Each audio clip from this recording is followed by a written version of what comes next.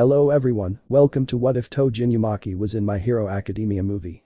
Before we start, please go support yaninarosana for writing that awesome fanfic. This is the translated version I made, there will be some mistake in character's gender, but of course Inumaki is a male. Basically this story will be about how in the Shibuya Incident, Toge Inumaki died and was reincarnated in the world of Boku no Hero Academia. A deity proposes that he start from scratch in a new world for his skill in combat, and because he always limited himself to not harming others with his cursed speech technique. What will happen next with our beloved Toge? Why don't you go in and find out? Prologue beginning. Shibuya. After Sukuna used his domain EXTENSION. Amidst the chaos and destruction, Inumaki lay gasping for air on the ground amidst the rubble, a pool of blood forming beneath him. Wow. He spits out blood while breathing with difficulty. Ugh, caviar.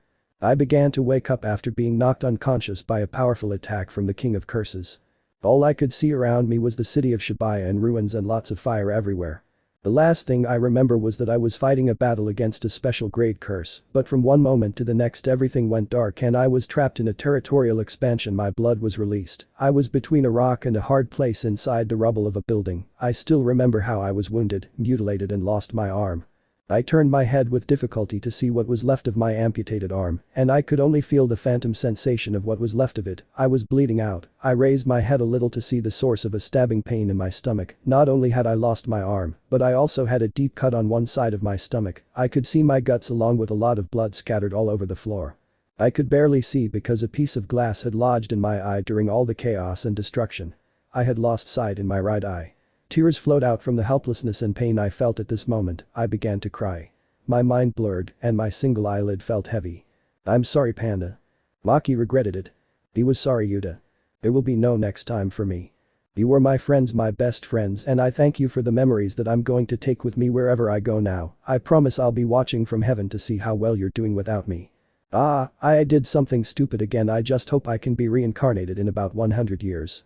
Inumaki closed his eyes, and then everything suddenly became much calmer and quieter. Everything was so calm that you couldn't even hear the fire around Inumaki spreading. The flames of the place embraced Inumaki's body, while all of Shibuya collapsed as a result of Sukuna's fight against Mahagara. Inumaki didn't feel anything from the death he suffered due to his bleeding and loss of his organs. He could only feel a warm sensation run through his flesh as his body slowly reduced to ashes. He wasn't a bad boy and always fought to defend those he valued. That's why. Just because of the boy's goodwill and the sacrifices he made since birth. He would be given a gift far greater than any other. Inumaki began to wake up after having fallen unconscious due to lack of blood. He slowly opened his eyes, and all he could see was black, along with nothingness itself. There was nothing around him, and this baffled the boy, who took at least 10 seconds to realize what was happening. He scratched the back of his neck with his left hand and was again in shock because the arm along with his hand that were supposed to have been amputated as a result of Sukuna's territorial expansion were back as if nothing had happened. Inumaki quickly stood up and opened his eyes wide as he looked at the ground. There was nothing visible where he could plant his feet on the ground, and this would have surprised him if it weren't for the fact that when he looked down, he noticed that his clothes along with a wound on his abdomen were like new. The boy touched every part of his body and realized that all his wounds had disappeared, along with the loss of his right eye. So many surprises made him rub his head due to everything that was happening. Am I in heaven? The boy asked himself, not caring, or rather, not paying attention to his cursed speech technique. However, a voice behind the boy caught his attention with his question. No, you're not in heaven, much less in hell, so don't get your hopes up. Inumaki quickly turned around and assumed his fighting stance. Who are you? What are you looking for? The boy's eyes widened as he realized there was no one around him, but he couldn't continue his surprise because that voice spoke to him again. Calm down, Inumaki. A voice cleared its throat in the air. I'll explain what's going on, but I don't want you to interrupt me or ask questions until I'm done explaining. Is that clear? The boy was so surprised and somewhat scared by so many unexpected surprises that he just nodded. Well, first let me introduce myself. I am a deity, or god, as you mortals call me. This place where you awoke is a place where souls are judged to see if their destiny is heaven or hell. I have been assigned to judge you at the moment of your death to decide where you will go. Inumaki blinked twice, and then a small drop of sweat ran down the side of his forehead. God exists. I've seen curses, demons, and even cursed spirits, but I've never known or touched on the subject of religion or gods. It wasn't even known, or I don't know if there was information about this in Jujutsu, although what he said about judging me came to mind. The boy shook his mind a little and then asked. What's going to happen to me? Her tone was serious but noticeably nervous. The deity responded, her voice echoing throughout every corner of the dark room, but Inumaki couldn't see where it was coming from. Well, you see there are two possible solutions to this type of case. The first. When a person dies and their soul has accumulated too much negative energy, they will most likely be sent to hell because their soul is not pure or isn't pure enough to enter through the gates of heaven. The second. If a soul is pure enough to enter heaven, they are given the option of entering heaven or being reincarnated in a new world where they could start over. He explained the deity calmly and seriously while waiting for the boy's response. He remained silent for several seconds, processing the information. What will happen to me now? Where will I go? I ask with some fear and curiosity.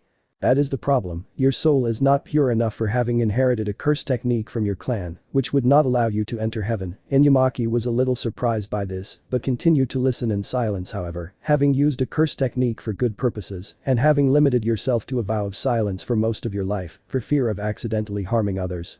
Makes your soul be in a middle point by not having enough impurities to not send you to hell, and not having enough purity to send you to the kingdom of heaven, the deity sighed. I cannot send you to your body either, since if I sent your soul to your emaciated body, it would be a waste of time along with a very bad option, since you would be missing an arm and an eye, also that you would be missing most of your organs, so if you manage to survive, it would be in vain, because you would be left in a vegetative state to be able to live. The boy was astonished by so much information about what awaited souls when they died. So I'm staying here? Inumaki looked sad, thinking that he would have to stay in a place with no one or nothing around him. The deity spoke again after a few seconds. Since I am the one in charge and responsible for what happens to you, I decided it would be best for you to be reincarnated for your good deeds, in a world where you could go unnoticed due to your ability to manipulate cursed energy, along with your cursed technique. The boy looked up with his eyes slightly open at the news he had just received. The world where I can go unnoticed? He asked in a confused and curious tone. That's right, since you are a Jujutsu sorcerer, and because your abilities are related to cursed energy, they are not considered common powers or abilities that are appropriate for the world where you will be reincarnated in this world. It is normal for people to develop exceptional gifts at an early age or in their development.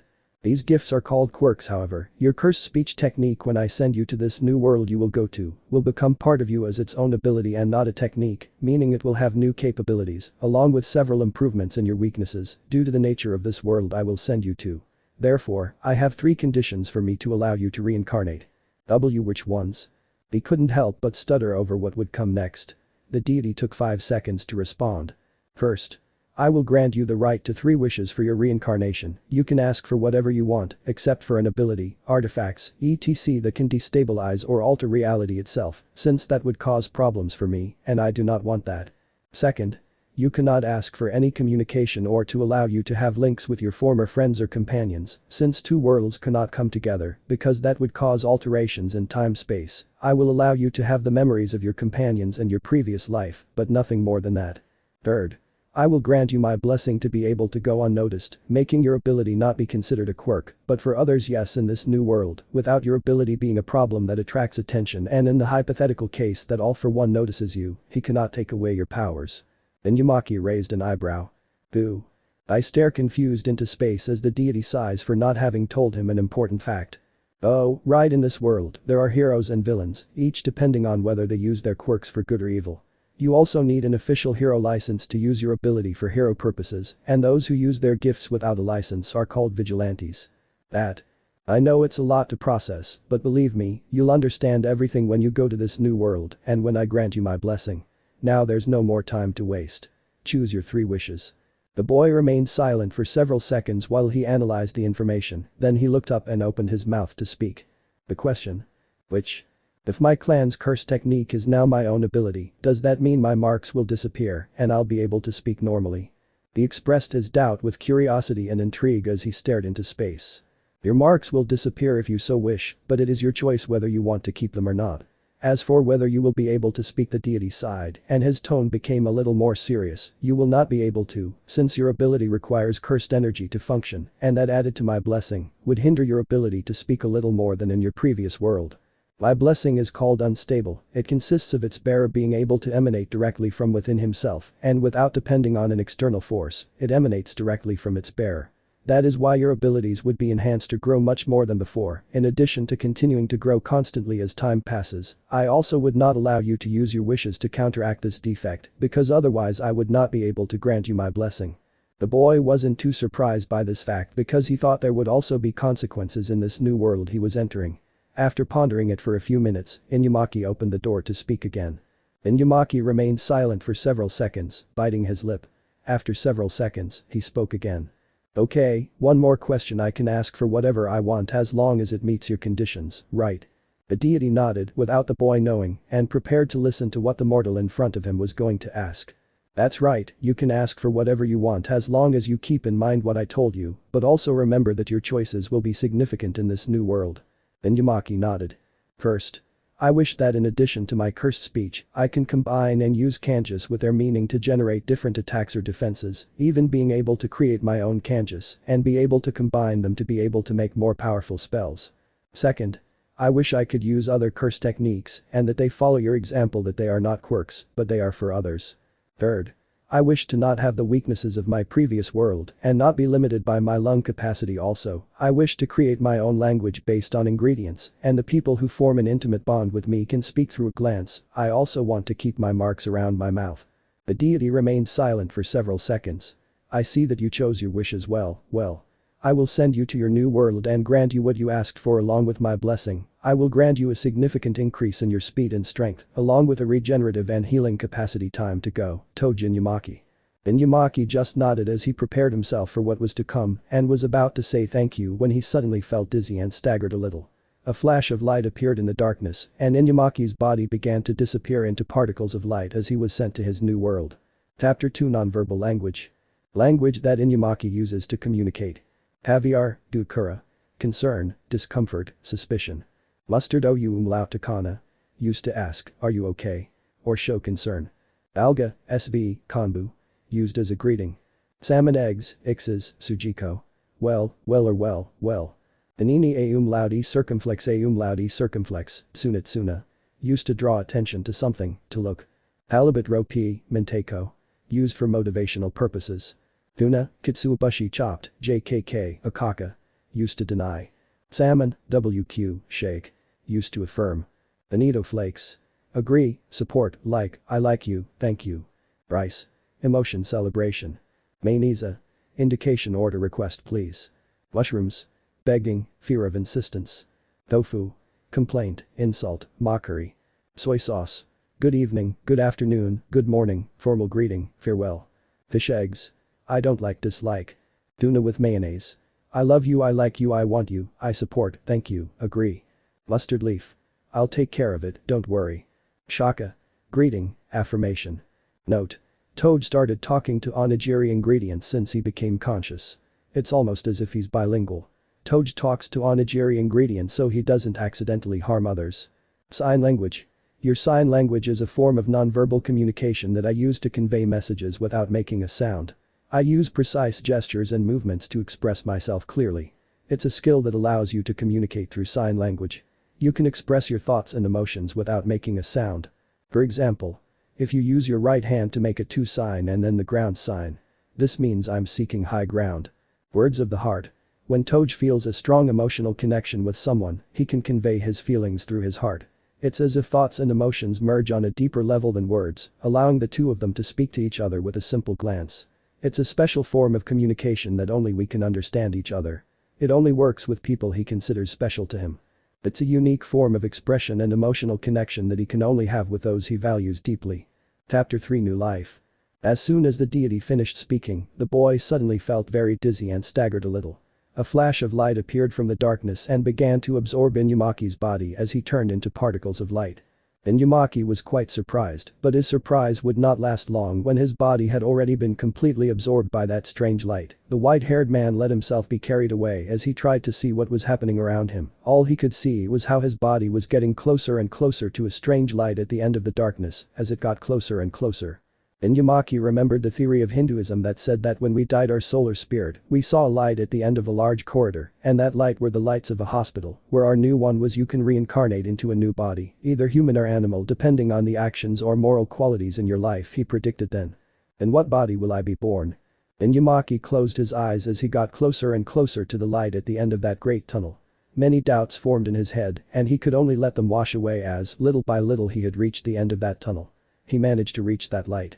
He couldn't see anything. Everything was so bright and it took Inumaki a few seconds to understand what had happened. And? Congratulations, it's a boy. A man with a white veil and a mask covering his face spoke. In his arms was a baby with some strange marks in the middle of his mouth. I want to see him. A woman sitting on a hospital bed stared at the doctor as she looked down at the baby in her arms. I want to see my son. The woman demanded while a man at her side asked her not to move so much as she had just given birth.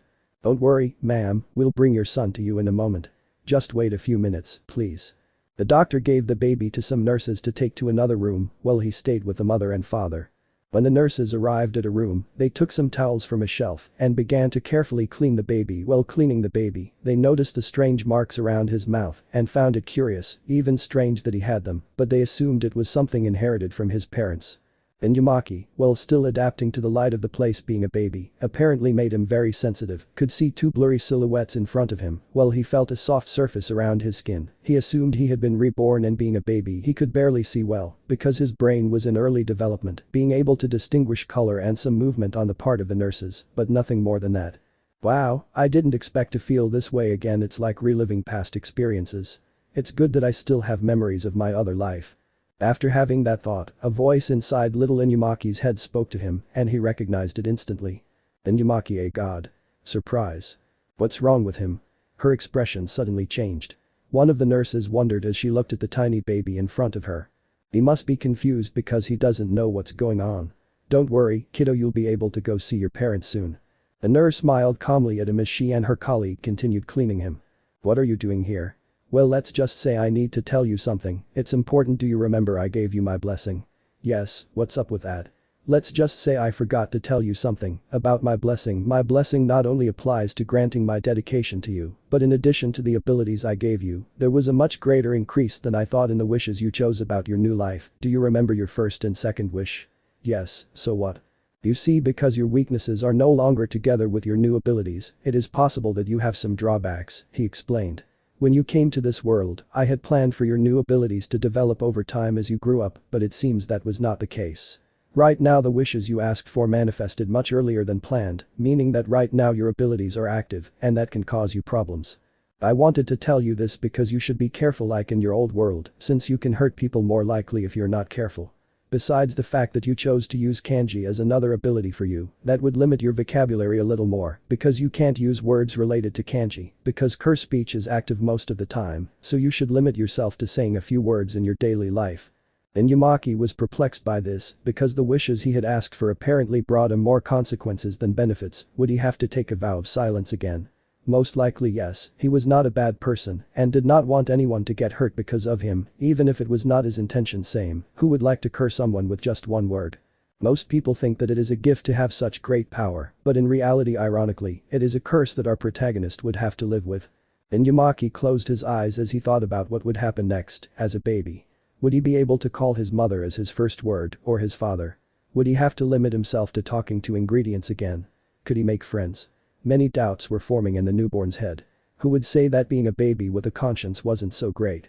Inumaki, I know this may be difficult for you, but I think it's your responsibility that this has happened to you now anyway. You hadn't planned it, so it's logical that you're the one responsible. A sigh was heard inside Inumaki's head. I'm going to help you be able to have or at least improve your life a little more in your sense of speech, but you'll also have to do your part. I won't go into details now. I just ask that you be patient while I try to solve this. Being a deity isn't easy, since I have to deal with many problems at once, and just because of that I'm going to help you. Just wait a bit, okay?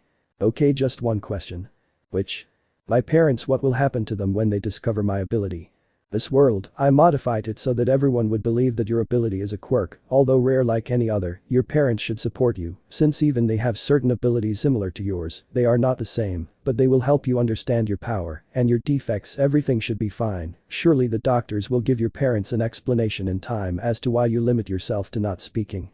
It's time for me to go back. I still have to solve this problem. Have my word that I will try to solve it the best I can. Until then I will prepare for what is to come. See you, Inumaki.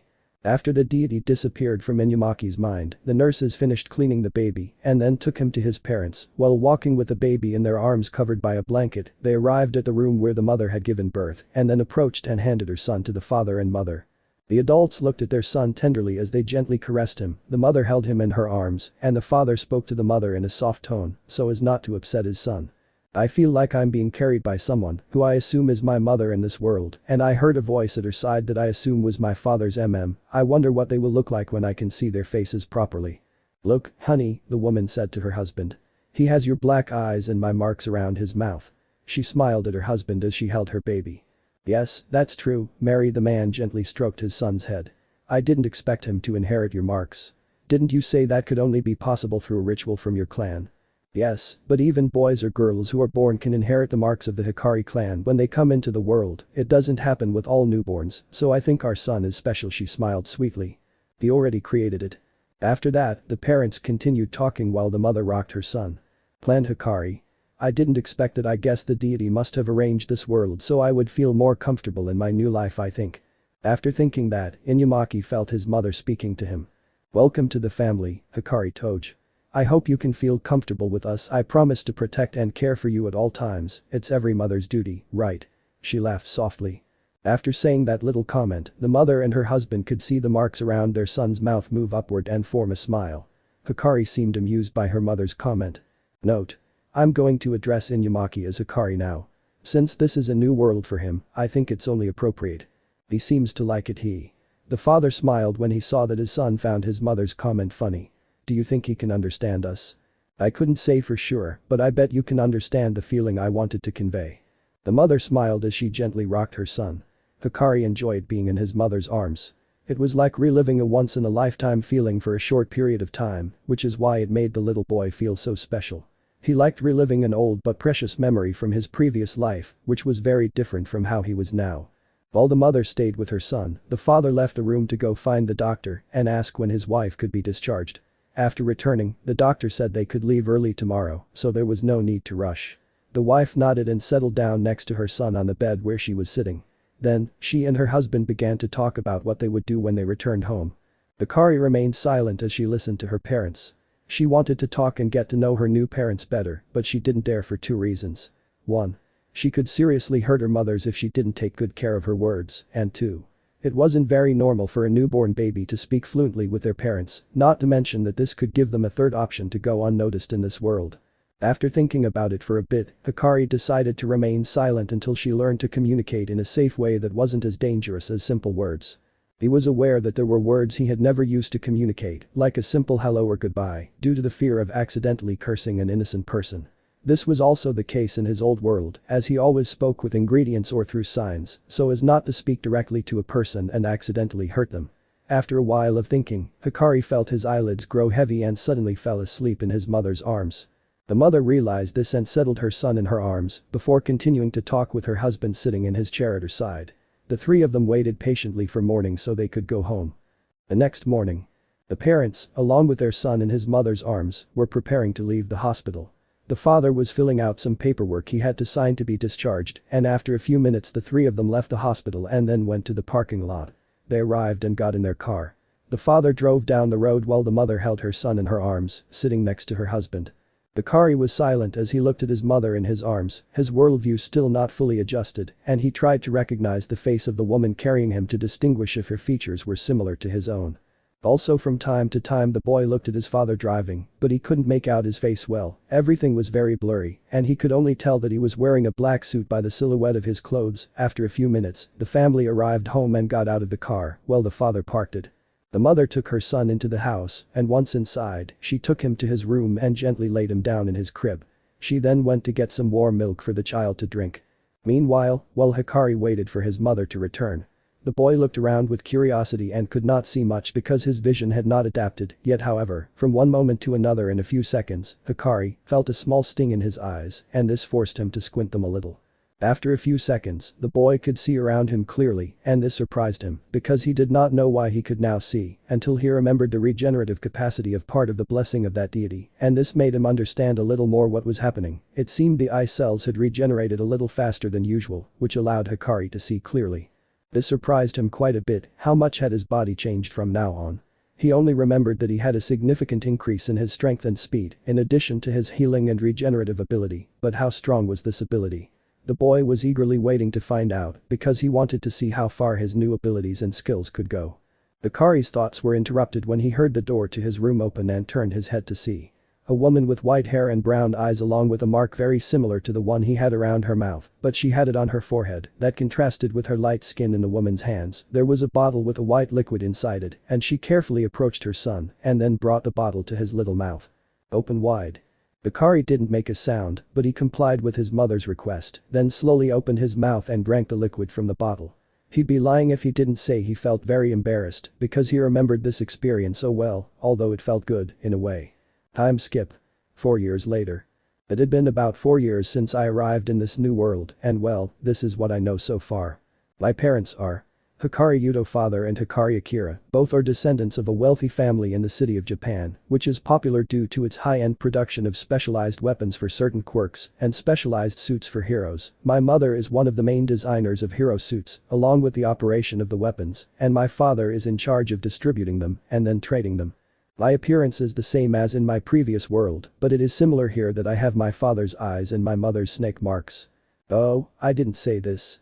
My mother has a peculiarity called her quirk voice stickers control, which allows her to manipulate words so that people do her bidding, and my father has a quirk called invocation kanjis, which allows him to draw kanjis on a sheet of paper and make the meaning of the kanji manifest. Apparently the deity was in charge of making my abilities similar to those of my parents so that I would go unnoticed, and I'm not complaining, since it saved me a lot of trouble.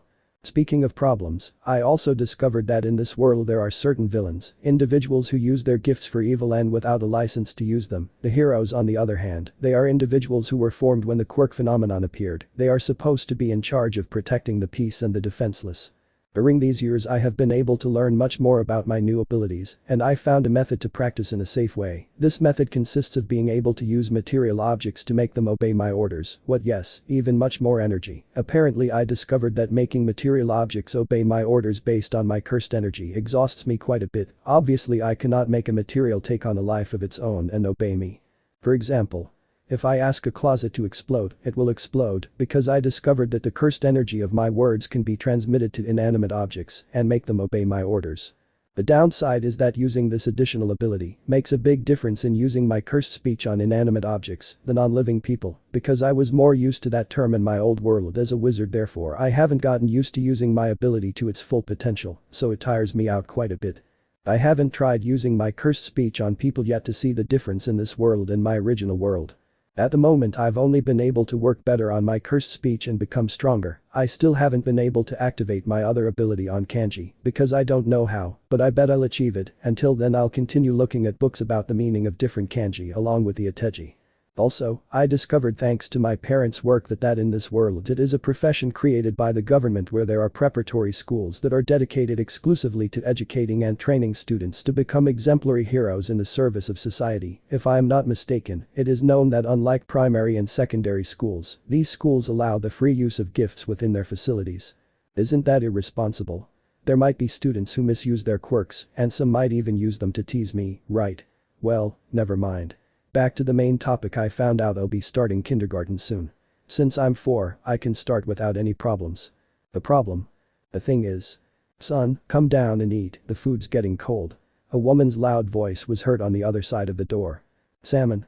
Hikari Toge got out of bed and put on her shoes before leaving her room and meeting her mother at the entrance. What are you doing in there? You've been playing for 5 minutes.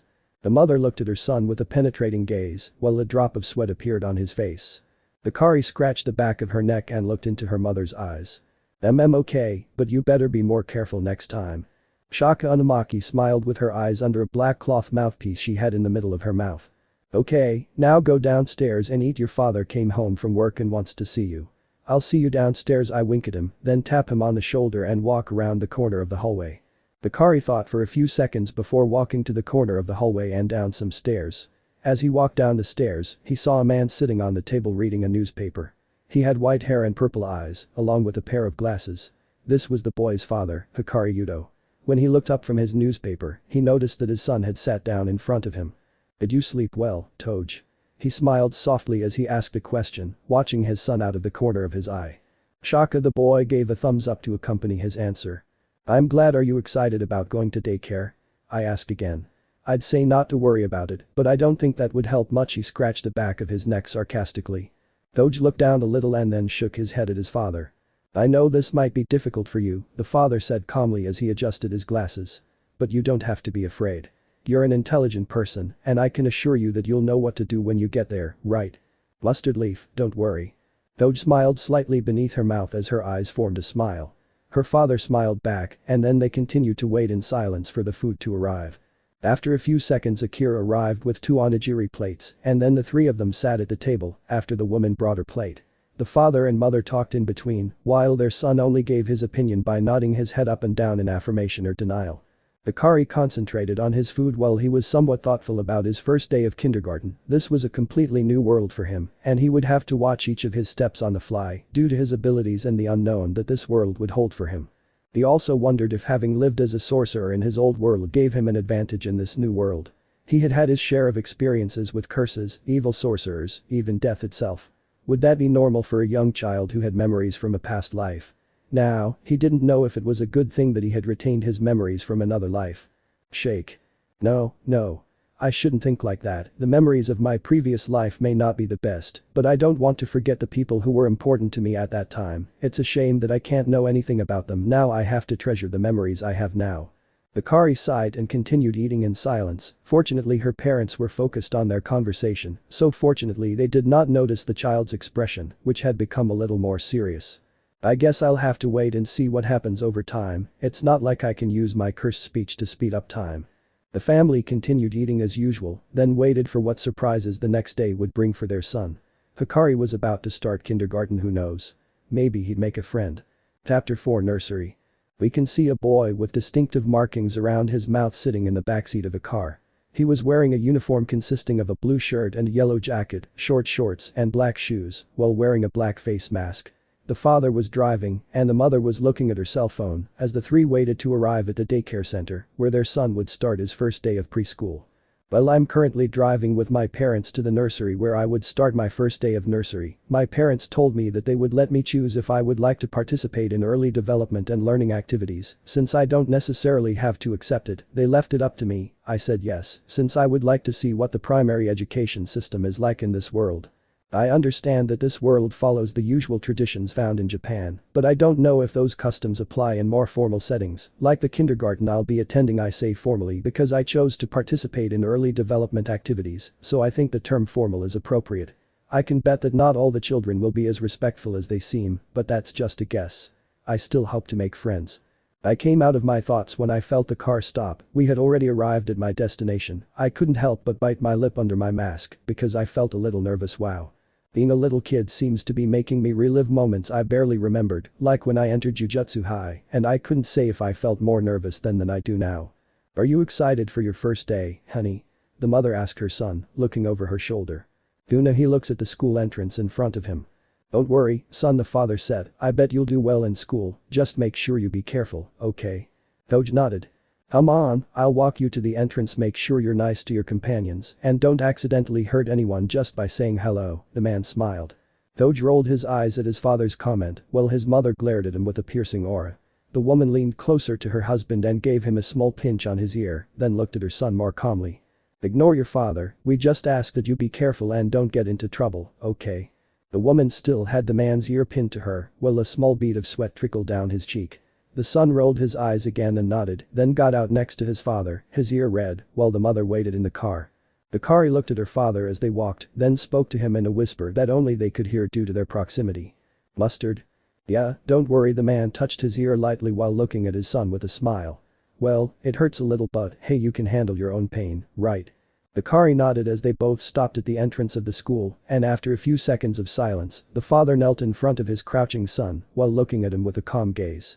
Hikari. The man's tone was serious but also relaxed, so his son in front of him paid attention. I want you to keep in mind what I told you before. I know well that you don't intend to harm anyone, and it's not that you want to either, but you must keep in mind that you possess a power dangerous. That's why you must be careful of what happens around you and know when is the right time to use it. I know you can do it, but also stay alert, okay? He smiled softly as he said the last thing. Salmon. Hikari looked at her father with determination as she nodded, she had no intention of hurting anyone unless necessary. The father stroked his son's head and then began walking toward the school, staring straight ahead. The father watched his son walk away, then turned around and went to his wife. He arrived and started the car. He then drove home and returned when his son got out of school. Inside the nursery, Hikari was looking for Class 3B, walking and observing the surroundings of the place, while looking at the numbers on the doors of each classroom he found. The boy felt a mixture of curiosity and excitement to see what his new life in this world had in store for him, because he had memories of the old world where he had seen before. This was a new experience in many ways.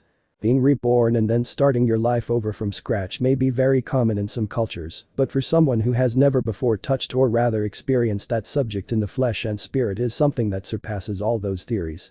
If I was able to reincarnate because my soul was at the midpoint where it hadn't decided whether it would go to heaven or hell, are there similar cases with other people? Having the opportunity to start over and be reborn in life is a gift that I shouldn't waste. I don't know why fate would want me to live again, maybe it was luck, maybe it was a coincidence, but I don't intend to waste this opportunity. After a few moments of walking, the little white-haired boy found his classroom. He slowly approached the door and knocked, waiting for someone to open it. A few seconds later, an older man with a mustache above his brown lip opened the door and looked down at the boy in front of him. "Oh, you must be Hikari Toge, right?" I asked, seeing the boy's ID pinned to his jacket. Hikari nodded in response. "Well, please come in and introduce yourself to your classmates, then I'll give you directions on where to sit." The teacher smiled kindly. "Duna." Hikari shook her head and then looked at her teacher to see if he could understand the situation. He, for his part, was somewhat confused by the boy's comment. He didn't quite understand what he meant by tuna. The child in front of his teacher took out a piece of paper and a pencil and then began to write. The adult looked at him curiously and after a few seconds the child handed him the paper with some words written on it. "I can't speak directly with my voice because my quirk activates if I talk and it's dangerous for the people around me. Could I skip the part where I introduce myself to the rest of the class?" The teacher looked up from his paper to look at the boy's calm face. He didn't really understand what or how dangerous the quirk of the boy in front of him was to forbid him from speaking, but, fortunately, the teacher nodded and gave his approval to the boy, telling him that he would introduce him on his behalf. Hikari nodded and then entered the class and stood next to her teacher in front of it. The white-haired boy was somewhat nervous due to the stares of his classmates, but he remained firm because he was not going to stop fear from controlling him. "Alright class, we have a new student today. His name is Hikari Toge. It might take him a while to adapt to this new environment, so please be nice to him." He looks at the boy next to him. "Hikari, please go sit next to Midoria-kun." The boy with fluffy green hair raised his hand as the teacher finished speaking. Hikari nodded and then went to sit down, passing between the other students' tables and then sitting next to the aforementioned teacher. "Okay, now let's start with the class." He takes out a piece of chalk and starts writing on the blackboard. Hikari took out his notebook and began to write, while some students looked at him curiously. Among them the boy next to the white-haired boy looked at him curiously because he was wearing a rather thick mask that prevented his breathing from being heard, but it also had a small air chamber that made it easier for the boy to breathe. He found it curious because it wasn't a very cold day to wear a mask and the boy didn't seem sick enough to wear it. I would ask him later, probably during the break when class was over. Hikari noticed the green-haired boy's gaze on her left but ignored it because she had no intention of talking to him, or rather, she thought he wouldn't understand her due to his limited vocabulary and it wouldn't be a good idea to see what would happen if she tried to speak normally to him or any other student in the class. Hikari closed her eyes for a moment, sighing internally, and then continued writing in silence, ignoring her classmates' stares. Classes continued as normal and the bell had already rung, signaling that the first hour of classes had ended. The children quickly got up and then ran outside with their friends, while others left more calmly or just stayed inside the classroom. Among those who stayed in the classroom, Hikari was one of them, and she took out a small bento packed in a lunchbox wrapped in a small tablecloth to put the food on. Izuku Midoria, who was next to him reading a comic about his favorite hero All Might, found it curious that his seat neighbor had not gone out to play with the other children, but he thought it would be something common because being new, it would be difficult for him to make friends or interact with other people. He thought about starting a conversation with him until Hikari lowered his mask a little so he could eat. When he did, Izuku could see two round-shaped marks in the middle of his mouth that were similar to the eyes of an animal, although Izuku couldn't say for sure, and when the white-haired man opened his mouth to eat, the broccoli could see a mark of a pair of fangs, similar to those of a snake in the middle of Hikari's tongue. Izuku was quite surprised since he didn't know the reason for those marks on the cheeks and tongue of the boy at his side. It wouldn't be normal even in this world for a child to have tattoos at such a young age, because it would be a very irresponsible act on the part of his parents. But what Izuku didn't know was that the matter had already been clarified with the school principal, to whom the parents had explained that their son didn't have tattoos, but rather birthmarks. Too bad Izuku didn't know that beforehand. Hikari looked to his side, rolling his eyes because he noticed that Izuku had been looking at him for several minutes. The green-haired man was a little startled by the penetrating yet calm look on his part, so he quickly apologized. Sorry, I didn't mean to make you uncomfortable. I found your marks curious. Sorry if I interrupted you while you were eating." He smiled slightly while scratching his cheek. Hikari looked at him for a moment before nodding and continuing to eat. Izuku was surprised by the very simple answer from his seatmate and wanted to ask him about his marks or why he was wearing such a thick mask, but he thought that he would first need to have a little more confidence with him to be able to ask him something like that, right? Hey. Hikari turned her head to look at the boy next to her while still having some food in her mouth. "I'm sorry to bother you, but could you tell me what those marks around your mouth are? I was just curious."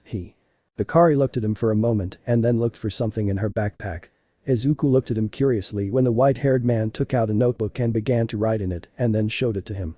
"They're my birthmarks, they represent my clan lineage and are part of my quirk, so to speak." Izuku opened his eyes slightly at what the boy showed him. It didn't surprise him much, since it was common for his quirk or for it to have been inherited by his parents, but he didn't know much more than what Hikari had just told him. That's why the green-haired boy opened his mouth again. "Wow, what kind of quirk do you have? It must be pretty special if you have those marks, right?" Hikari nodded slightly and went back to writing in her notebook. "One of the emitter type." Wow, Izuku smiled a little to know a little more about the boy's quirk. "Another question, why are you wearing a mask? You don't seem sick, you know." He lightly scratched his cheek because he didn't want to be so demanding to know more. Hikari looked down slightly, then took her notebook and wrote a little, then showed it to the boy next to her. "My quirk is dangerous to people, so I wear a mask to avoid raising my voice and making as little noise as possible. I have to limit my speech so I don't accidentally cause harm." The green-haired boy tilted his head a little, confused by what the boy told him. He didn't know much about the quirk of the boy on his side and was even more confused by what the boy told him.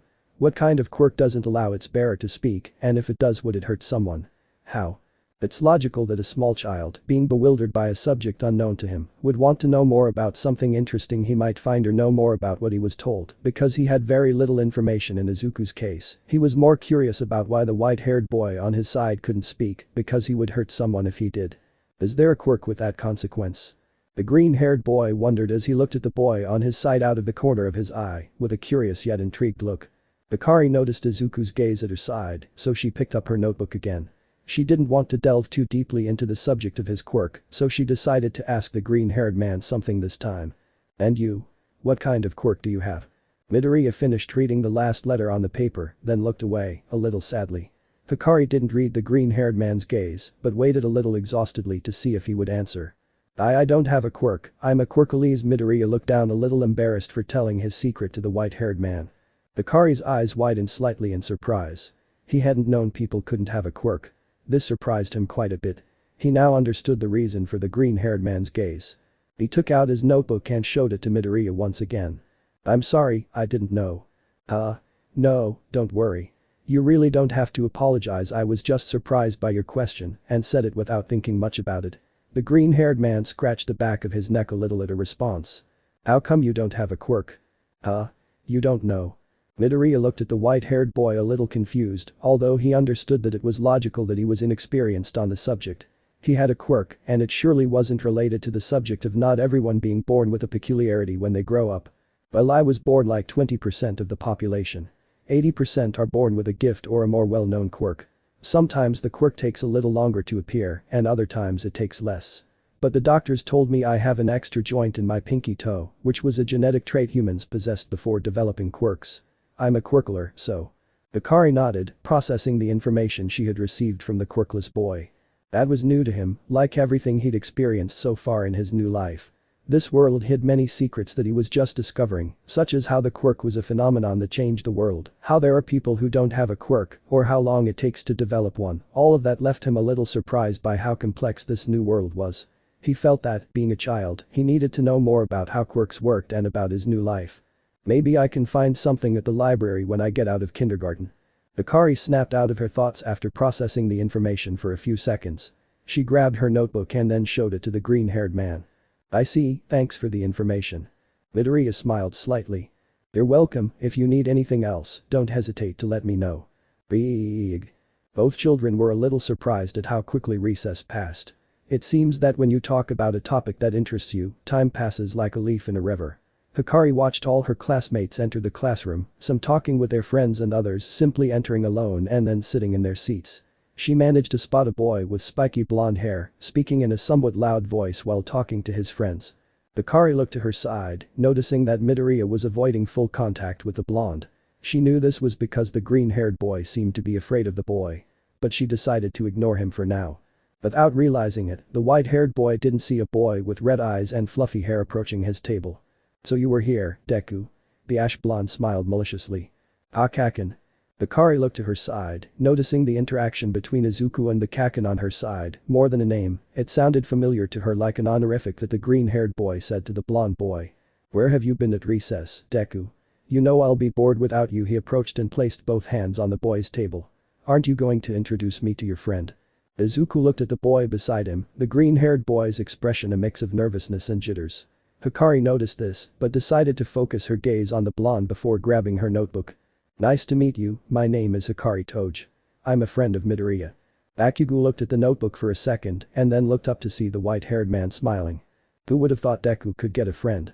He let out a light laugh. Deku? That's right, since he doesn't have a quirk, I took the trouble to call him loser and he doesn't seem to mind. Bakugo smiled widely. Don't be offended, Deku, it's a nickname between friends. Hikari looked at Izuku as he bit his lip and kept his gaze down. It was clear that he didn't agree with the nickname Bakugo gave him, so he was possibly repressing what he really wanted to say to that boy. The white-haired boy noticed this, so he decided to take his notebook, wrote something, and then showed it to Kaken. I don't think you should make fun of others, especially Midoriya-kun, for not having a quirk.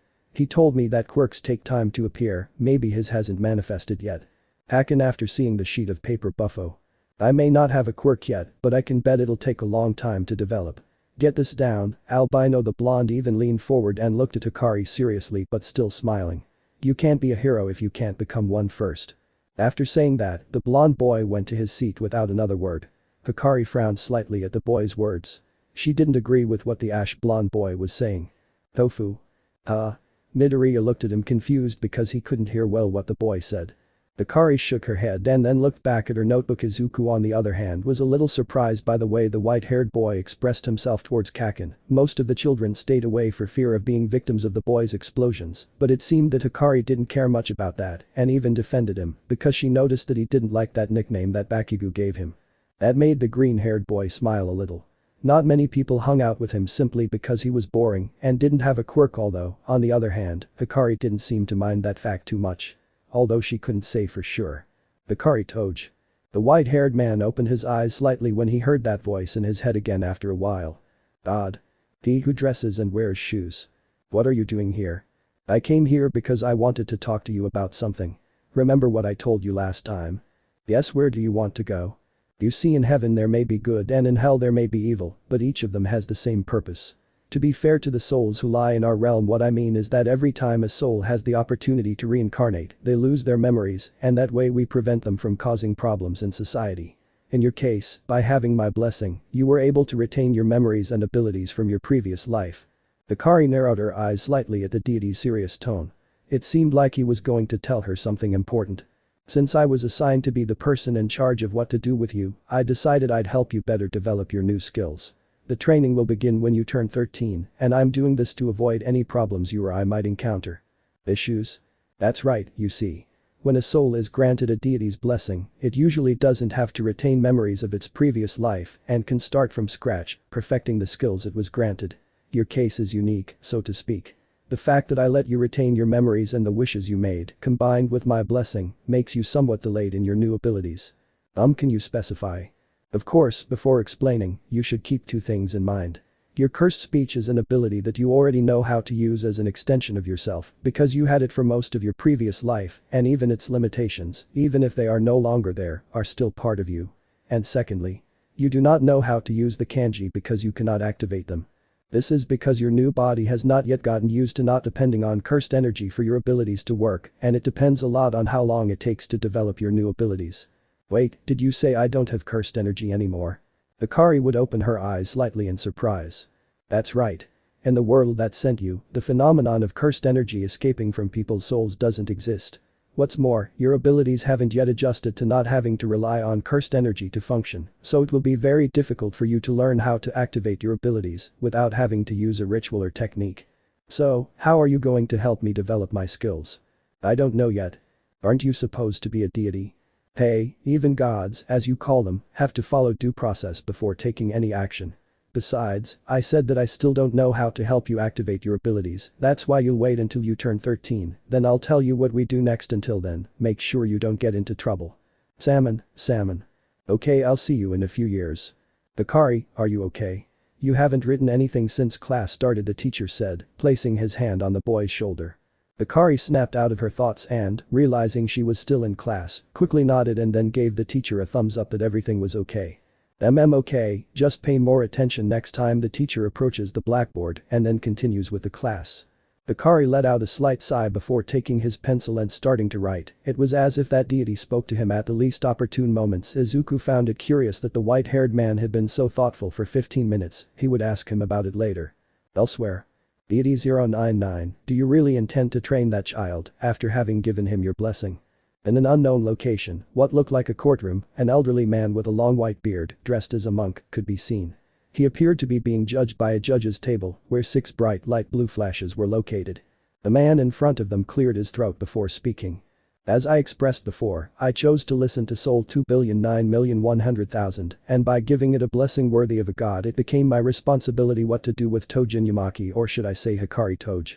I think training the boy to make good use of his power in the world I chose for him is the best option. The boy has talent, and it would be the most viable option in my point of view. The 6 bright flashes flooded the empty courtroom with an overwhelming silence. The deity who had given Toge the choice to reincarnate in a world, and by giving him the blessing of a god, therefore he would be responsible for what to do with it. In the world of the gods, when a soul is at a midpoint, it is always given the option to start a life by granting it 3 wishes, as long as they cannot destabilize reality. The funny thing is, all souls who come back to life have to refrain from losing their memories of their previous life. But in Hikari Toge's case it was special, because he had obtained the blessing of a god, and that had never happened before among the decisions of the High Command. The white-haired man would possibly develop abilities far superior to the world he was sent to, which is why the deity would make sure to train him, because unconsciously, that boy, over time, would have enough power to become a god in that world. And of course, having a god among mortals brings problems. The deity in charge of the white-haired boy was aware of this, so he decided to train the boy's power to see if he was worthy of his blessing, or if he should be stripped of it. Until then, all that remained was to pray that the boy wouldn't activate an ability that could cause problems for the world, more than what his voice already did. If he opened his mouth, the mere fact that he decided to let him keep his cursed speech was something that could already bring him problems in advance. Chapter 5 Letter of Recommendation. Time skip. 9 years. You can see a white-haired boy with violet eyes walking through the streets of a Japanese city while listening to music and looking straight ahead, aware of his surroundings. Hikari Toge was heading home after classes had ended at the high school he started attending when he turned 13. The white-haired boy was wearing a uniform with a dark gray jacket and a blue tie, long black pants and shoes of the same color. It should be noted that Hikari's uniform had undergone some modifications by orders of the principal and at the request of the boy's parents to avoid making as much noise as possible. Putting a turtleneck around his jaw that covered half of his face. Hikari didn't object to the idea of her uniform being different from the other students. In truth, it seemed much safer to her that way because it could save her a lot of trouble in the future, just in case she started a conversation with someone with a very high-pitched voice, although it probably wouldn't make it through due to her limited vocabulary. The white-haired man paused for a moment when he saw a message arrive on his phone. He checked it and noticed it was from his parents. Mom? Hi son, I wanted to let you know that your father and I will be arriving home late at night. You can eat something outside if you think it's okay, or come home. Okay, Mom. I'll see you in a few hours. Mom. Be careful, Toge, there are a lot of crazy people out there. I'll be careful, I'll be fine. Hikari put her phone in her pocket, looked at the horizon for a moment, and then continued walking to see if she could find a restaurant to eat at this time. The white-haired man noticed that his parents had a job that consumed most of their time and were home very late or when they finished early. Toge understood that and hoped to learn more about this world and at the same time relate to people who were not just her family or friends. This last term was complicated for Hikari. Well, it's been 9 years since I came to this world, I wouldn't know what to reiterate about my stay here. MMMO, I know.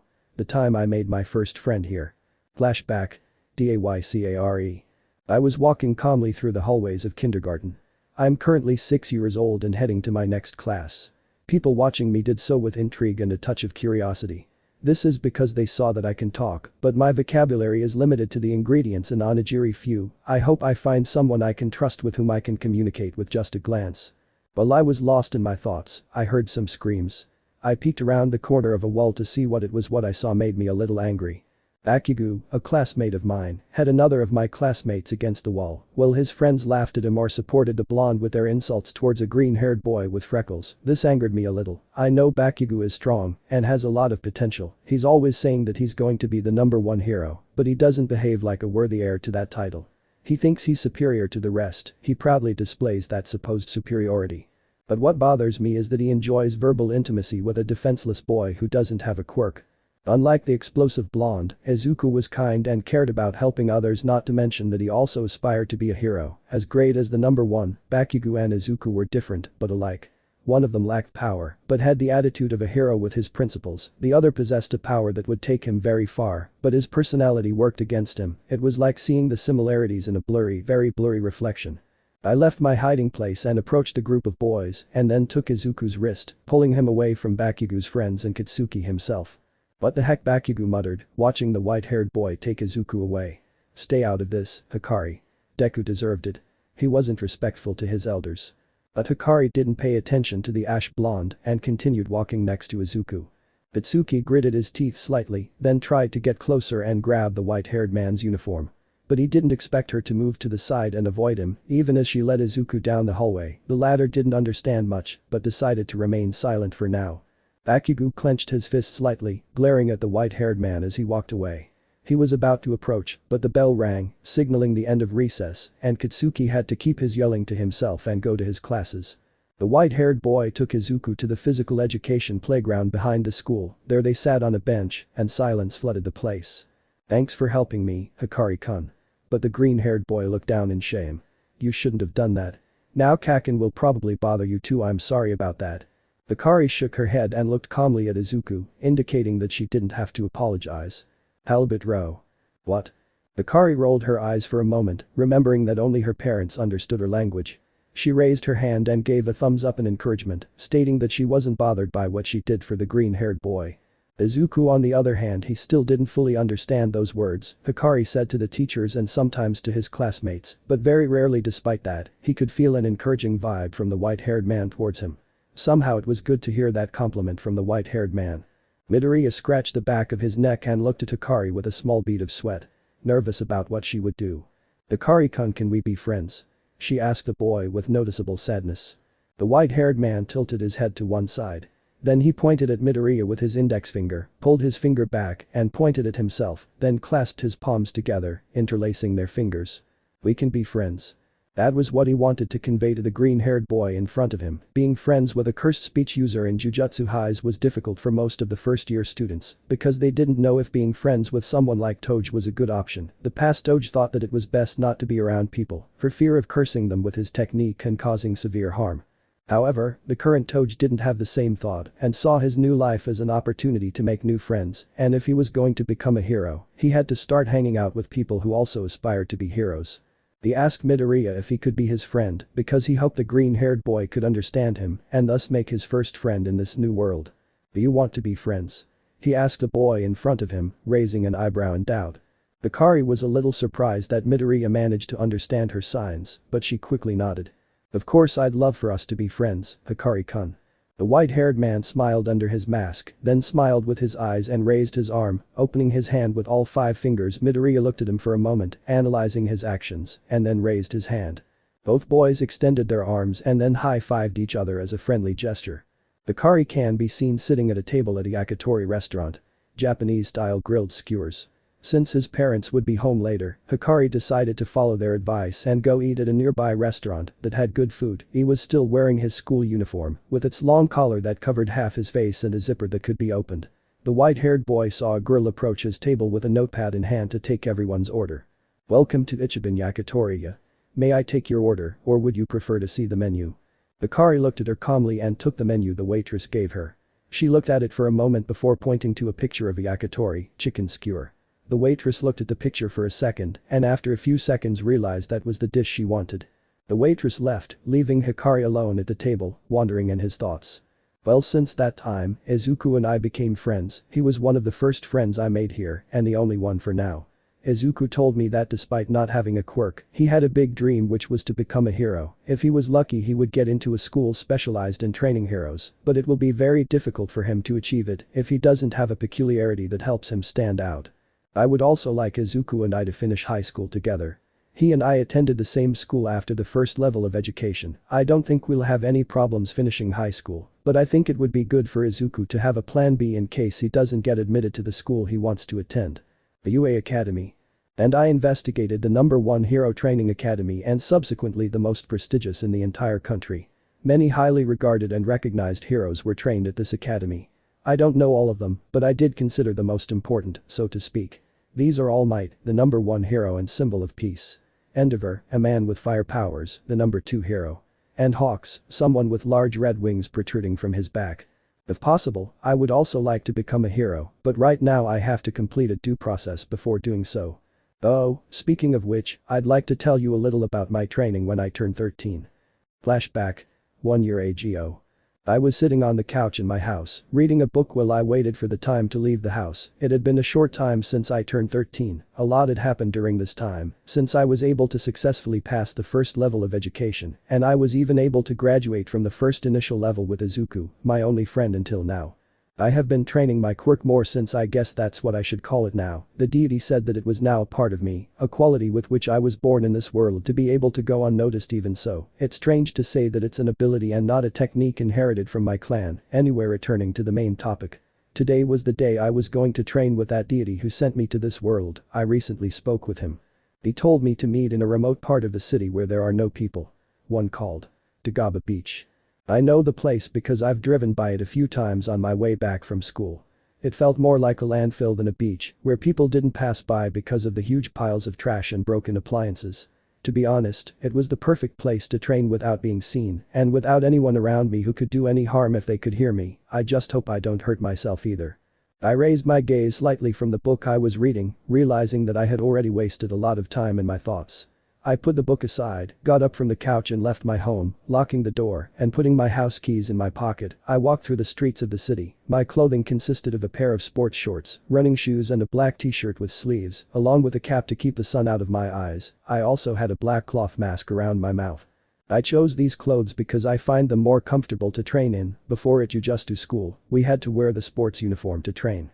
Anda and I were in charge of practicing emergency situations, while Maki trained Yuta. I wonder what happened to them, though after the incident with Suguro Jido, I noticed that the teachers started to reinforce security at school, and they seemed worried. I wonder if it was because of the events in Shibuya. Could it be that they knew that this would happen?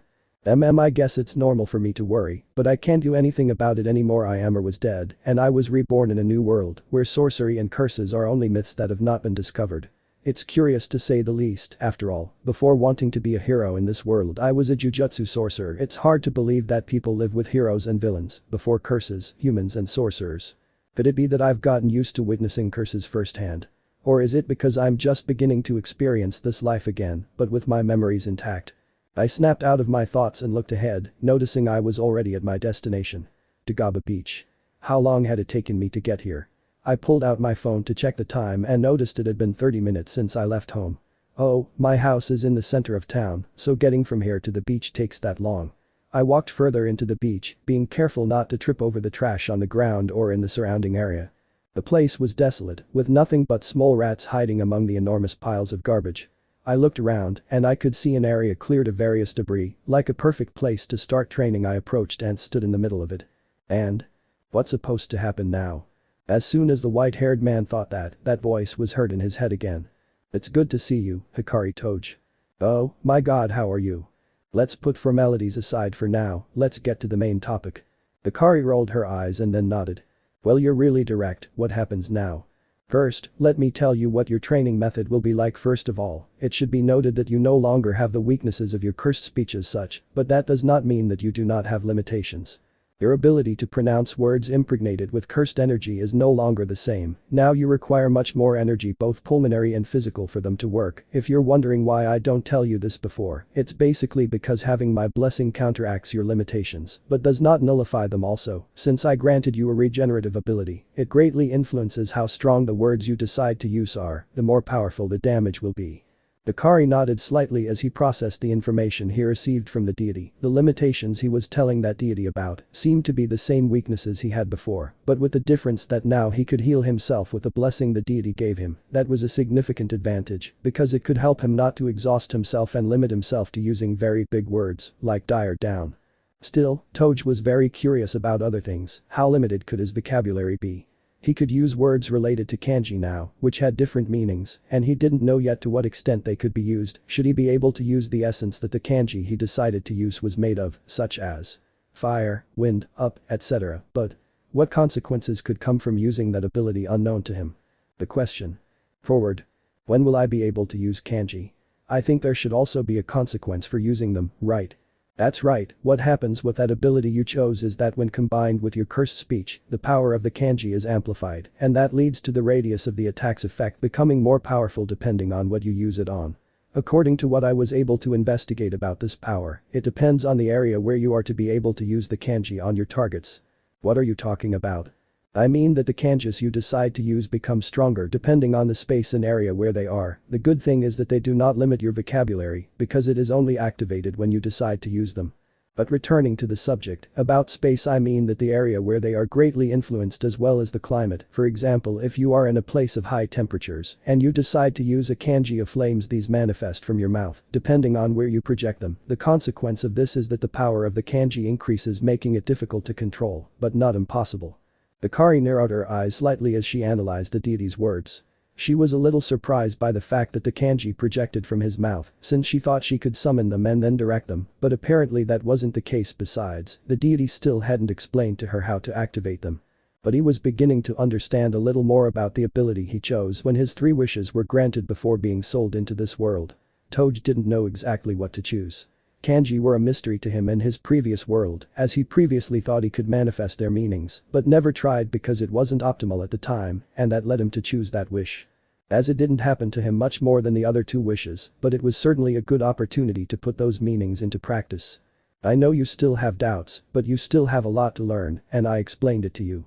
Now, I'm going to teach you how to channel the power of the kanji into your cursed speech and how to project them properly, but you must keep in mind that this has a limit and weakness, since the stronger the kanji is, the more wear anterior vocal cords will have to project them. The regenerative capacity will help you with that, but for now let's start with something basic. Do you see the pile of appliances on your left? Hikari looked to her side, turning half her body, noticing several broken EMFs piled up in a large vine of broken and damaged appliances. Hikari turned her gaze to the horizon, nodding, confirming what she saw. Position yourself in front of that trash, make sure you stand firm, and try to focus as much as possible on that rotting pile of metal. Hikari nodded once more and positioned himself about 30 meters away from that garbage. He didn't really know what effect trying the kanjis could have, so he remembered when Panda threw Kujisaki to a similar distance that he considered safe. That made him smile a little, but he quickly returned his concentration to that pile, waiting for the deity's instructions. I'm assuming you've been reading or studying the meaning of the kanji, correct? But now let's try something simple. You have to pronounce big and then fire. Say them in that order and see what happens. Make sure you don't use too much energy. This is just practice. The white-haired man affirmed, moving his head up and down, then lowering his mask a little, revealing the markings of the Inumaki clan, which could now be considered the Hikari clan in this world. Big fire, he said in a not very loud tone, as moderate as you could say. A few small embers began to emerge from the white-haired man's mouth. Hikari took a breath and aimed her line of sight at that pile of broken appliances. And the appliances were burned in a matter of seconds. That fire echoed throughout the beach, while Hikari himself had to recover from the surprise, while little by little the flame from his mouth diminished and little by little, the fire was extinguished from the pile of appliances. It seems that it deactivates when Hikari is no longer using it. Hikari looked at the pile of smoking devices in amazement. He had never done anything like blowing fire out of his mouth before. That made him quite happy. It felt like something unique coming from him. But DCH he leans forward a little and touches his neck. Hug cough cough. Hikari began to cough heavily while her eyes were closed and they were a little itchy. She knelt on one knee to continue coughing. The boy didn't know what was happening, he felt like his throat was burning, which made it difficult for him to think clearly. To try to think what was happening. After a few seconds the pain began to decrease along with the burning and itching in the white-haired boy's throat. The sensation he felt a few seconds ago was unbearable. He touched his throat, noticing that little by little it no longer hurt or burned, all he had left was the sensation of that strange effect of his new power. The white-haired man got up from the floor while trying to find the reason for that strange cough he suddenly had. The curious fact that I didn't mention is that the kanji you use will weaken, depending on how strong they are, your vocal cords will suffer the consequences, although the healing factor I gave you will nullify it. Remember that before launching any attack. The white-haired man frowned on the couch as he stared into space, annoyed, since he couldn't physically see that deity. It was as if he couldn't see beings that were invisible to the human eye, like curses or cursed spirits. You could have told me before, right? She reproached him with an annoyed and somewhat sarcastic tone in her mind. But if I did, I wouldn't have been able to see the effects that using the power you chose over the kanji might have. I wasn't entirely sure how your body would react to that spell, so to speak. I mean, you used me as an experiment knowing that it could hurt me, I clarified with my eyes rolled while still puckering my chest. Don't be unreasonable. I told you that regeneration would help counteract the negative effects of the spell through the kanji you decide to use. I wouldn't put your life in danger if I didn't know I'd come out alive. That's not proper for a deity. A loud sigh sounded in Hikari's head as the deity continued to explain. Now. Well, regeneration can heal wounds in a matter of seconds, larger wounds will take longer to heal. Be careful with the words and kanji you decide to use, otherwise you'll have to be taken to a hospital. Also remember that the regeneration I gave you isn't infinite, you have to wait a certain amount of time to be able to heal. How long? He muttered while holding his hand to his chin, analyzing the deity's words. It seems that Hikari was interested in what he said about that regeneration he had, but above all how far the limits of regeneration could go. The word would be depends. Keep in mind that healing a lost limb is not the same as healing your vocal cords, although the kanji does not do significant damage, you must keep in mind that you cannot overdo the use of spells. It may be serious if you keep your mouth closed when reciting the meaning of a kanji, and also if you use it for too long, although I can assure you that you will find a way to overcome that weakness. I understand all that, but what do you mean by the last part? Although it's not directed at me. Correct, but I'll just tell you that you learn quickly. You'll probably mature enough to break your limit, at least extend it, but keep in mind what I told you. See you Hikari Toge, don't get into trouble. What? Wait, I have more questions God. Ah. He sighed deeply and then looked at the pile of damaged, or rather, burned out appliances. After some thought, he decided to leave them there and go home, since his parents would surely have arrived by now. Tomorrow, he would return to try to practice his stamina and the kanji he could use. He would also do a little more research on their meanings. Besides, he had to hurry, since it was getting dark. His mother didn't like him leaving late. She thought he wouldn't be able to make it to dinner, although she wouldn't say it was dangerous, since her son knew how to take care of himself. Currently you can see Hikari, sitting on a bench in a nearby park while looking at the sky admiring the stars. The grilled food he ate was delicious, right now he should go home, but he couldn't do it yet, since there was a thought that was still on his head since this morning. And so was my training. Since then I started going to Dagaba Beach every week for a few months. I managed to clean all the garbage that was there. While training I was able to improve my physique a lot, along with it I was able to notice the notable increase that my strength and speed had. When that deity gave me his blessing, he asked me what his gender was. I always referred to him as male, but I couldn't say if an omnipotent being has a gender, since I've never seen one until now. Well, back to the topic. I've been able to learn more about my new abilities. The kanji I use depend a lot on how they affect my vocal cords. Since the first time I used them, my body wasn't ready to use the fire kanji. Now, I can hold out longer, and my body's regeneration acts instantly when it feels that my organism needs to heal. I manage to use other kanji, but I have to be careful that they don't mix with my words, because that increases the radius of effect in the spell I decide to use, which can be dangerous for the people around me. I was also able to improve my cursed speech, but I realized something. I can only use the same words, depending on how strong they are, to a limited extent. I discovered this because I noticed that it wears out my vocal cords when using cursed speech using the same words. The stronger they are, that's why I have to be careful not to overuse words that are too strong depending on the situation. But other than that, I've improved in terms of my cursed speech and my new skills. Although I still can't do anything but communicate with ingredients in my favorite food. That's frustrating. I know I chose to keep my cursed speech, and that was my wish. I feel like it's a part of me, but I'd be lying if I said I'd rather not have it sometimes. Being able to use words capable of cursing a living being to stop while running makes me feel bad, and I think that I haven't changed much since I came into this world. I died, and I reincarnated into a whole new world. I have parents and a new friend that I made. Been here, until there I'm still a boy without many friends. It doesn't bother me at all, but still I wonder what it would be like to be someone more, so to speak. I know I don't want to be someone normal, but if possible I would like to know how it feels because not everyone can always get what they want, maybe that's why I feel this way. I don't know if I changed or not by coming here, but Hikari searched and took out a yellow envelope from his coat. He looked at it for a moment and then opened it. Inside it, the white-haired man could see a golden seal with a blue border with the initials UA. The white-haired man read the contents of the envelope his father gave him this morning. When he finished reading it, he opened his eyes slightly and stood up from the bench. That envelope was the letter of recommendation his father had given him to the academy. He managed to get in, and it was up to him whether he wanted to take the entrance exam or not. To be honest, I think I can live like this because that's who I am, right? He smiled slightly under his mask and put the envelope in his pocket. Hikari started walking towards her house with a determined look on her face. Chapter 6. UA Academy. Place. Hikari House. It's been 2 weeks since Hikari received the letter of recommendation signed by her father and with the approval of the director. Since then Hikari went to Dagaba Beach to train because she still hadn't managed to clean the entire beach, but a large part of it.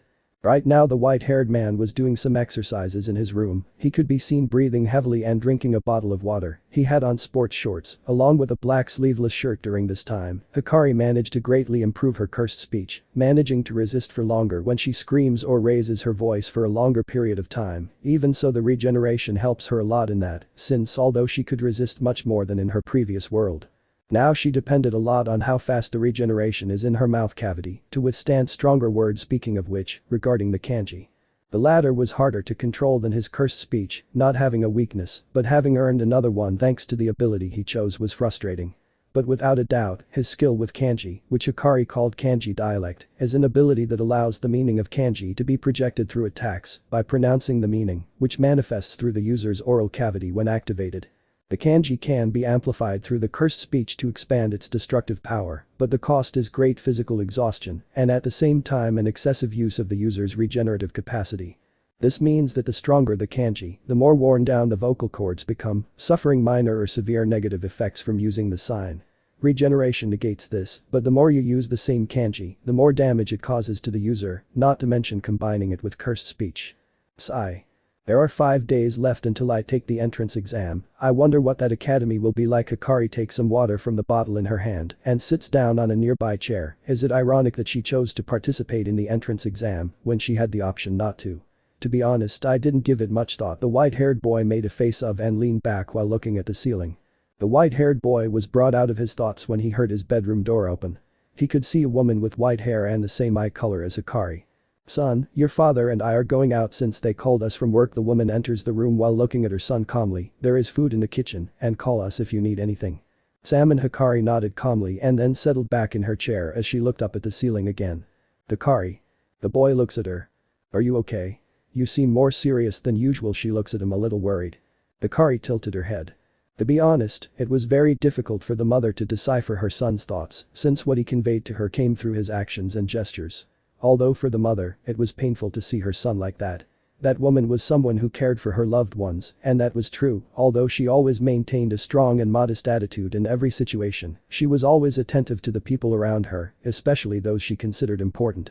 It was painful for the mother because when she was a child, she didn't know how to control her quirk, and that led her to stay isolated from the people around her because her gift was more than that of a hero, it seemed like a villain. People stayed away from her because she didn't talk much and didn't seem to be very interested in interacting with others, but what they didn't know was that she didn't talk to avoid hurting people with her gift, and this led to people staying away from people. His parents told him how dangerous his quirk was, since it was the Hikari family's lineage, a gift that increases the power and meaning of words and forces those who hear them to comply with them. It was a dangerous quirk, yes, but not impossible to control, since his own parents managed to control their peculiarity in order to be able to speak fluently, although this cost their son even more to achieve, almost as much as it did them. When Akira gave birth to her son, she felt like the happiest woman in the world, but at the same time, a little sad because she didn't know how difficult it would be for her little one not to be able to communicate with people normally. When she met her husband, she found someone with whom she could communicate in her own way with just a look, and she hoped her son would be able to do the same, but to this day, she didn't know when her son would be able to speak normally. Hikari looked at her mother, noticing that she had become very thoughtful. She read her gaze, sensing a hint of sadness and fear in it. She cleared her throat before answering. She had to think carefully about her response. Mustard? The white-haired man puts his hand on his chest and looks into his mother's eyes. Mustard Leaf, he smiles, his tone calm and gentle. Tuna with mayonnaise. Are you okay? Don't worry, I love you. If Hikari wanted to convey what she was thinking to someone, she could look at them to communicate without using onigiri ingredients. However, one thing that makes this dialect special is that when a person she deepens her trust with, Hikari can understand what she's saying, as long as she looks them in the eye. Although she has to establish a relationship with that person first, that's why Hikari spoke those ingredients, so that her mother would understand that there was nothing to worry about. She just hoped that she could understand what her eyes were telling her. As for the woman, her eyes widened slightly at her son's words.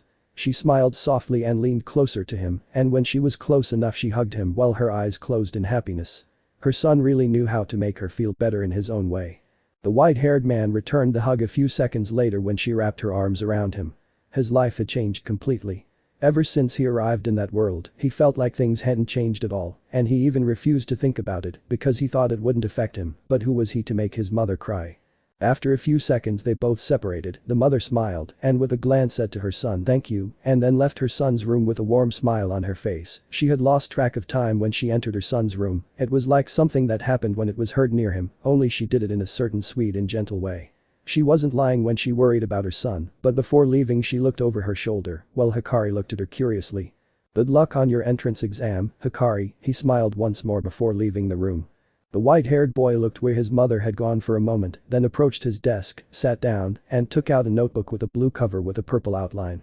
He arched his back a little in his desk chair before opening the notebook and beginning to write in that notebook. Hikari kept notes about her skills and how she was improving over time, and watched how her skills developed. But the curious thing was that the notebook was divided by two dividers, each with the letter H and D. Now, Hikari was writing in the section marked D, her gaze fixed on what she was writing. It was something related to her ability, but above all, to some advice given to her by that deity. Time skip. 3DAYS. The white-haired teenager with purple eyes was walking down the city street while listening to music and had one earbud out of his ear just in case. He had left his house as usual in the afternoon, 1:26, he had already told his parents in advance that he would go out so they wouldn't worry when they went to work. The day was cold, the cold breeze hit the boy's forehead, and he looked at the clear sky with the sun rising over the horizon. Walking down the street was something that brought back memories for the white-haired boy, as he remembered when he used to walk around the outskirts of the city they lived in before in his previous life, while exercising curses with Yuta. It was a nostalgic feeling every time he remembered it, he couldn't help but have those thoughts, and at the same time he wondered what would have become of them in the world where he died. That left him with a bittersweet feeling because he knew that the events in Shibuya could affect his friends and the other students of Jujutsu Height, but he also clung to the fact that they could get out of that situation alive. As the white-haired man walked, he noticed a crowd of people gathered watching as a hero made of wood. He was trying to defeat a villain with the appearance of a rat over 4 meters tall. Only for a few seconds later a woman over 15 meters tall managed to easily immobilize the criminal. The people throughout this began to applaud the heroes. Hikari wasn't too surprised when they defeated the villain, since she thought the wooden hero could have defeated him alone if he hadn't neglected so much in attacking and not in defending. But the good thing is that she was able to gather a little information about those heroes who looked strong. That information would surely later be put in a notebook she had for that, along with the details she could find about other heroes. But that didn't mean that Hikari didn't like heroes. It was an admirable act to dedicate his life to protecting those who couldn't, but it didn't surprise him that much, because it reminded me of what he did practically in his previous life. Hikari continued on her way to where she'd been going these past few days, Dagaba Beach, where she'd been going to enter.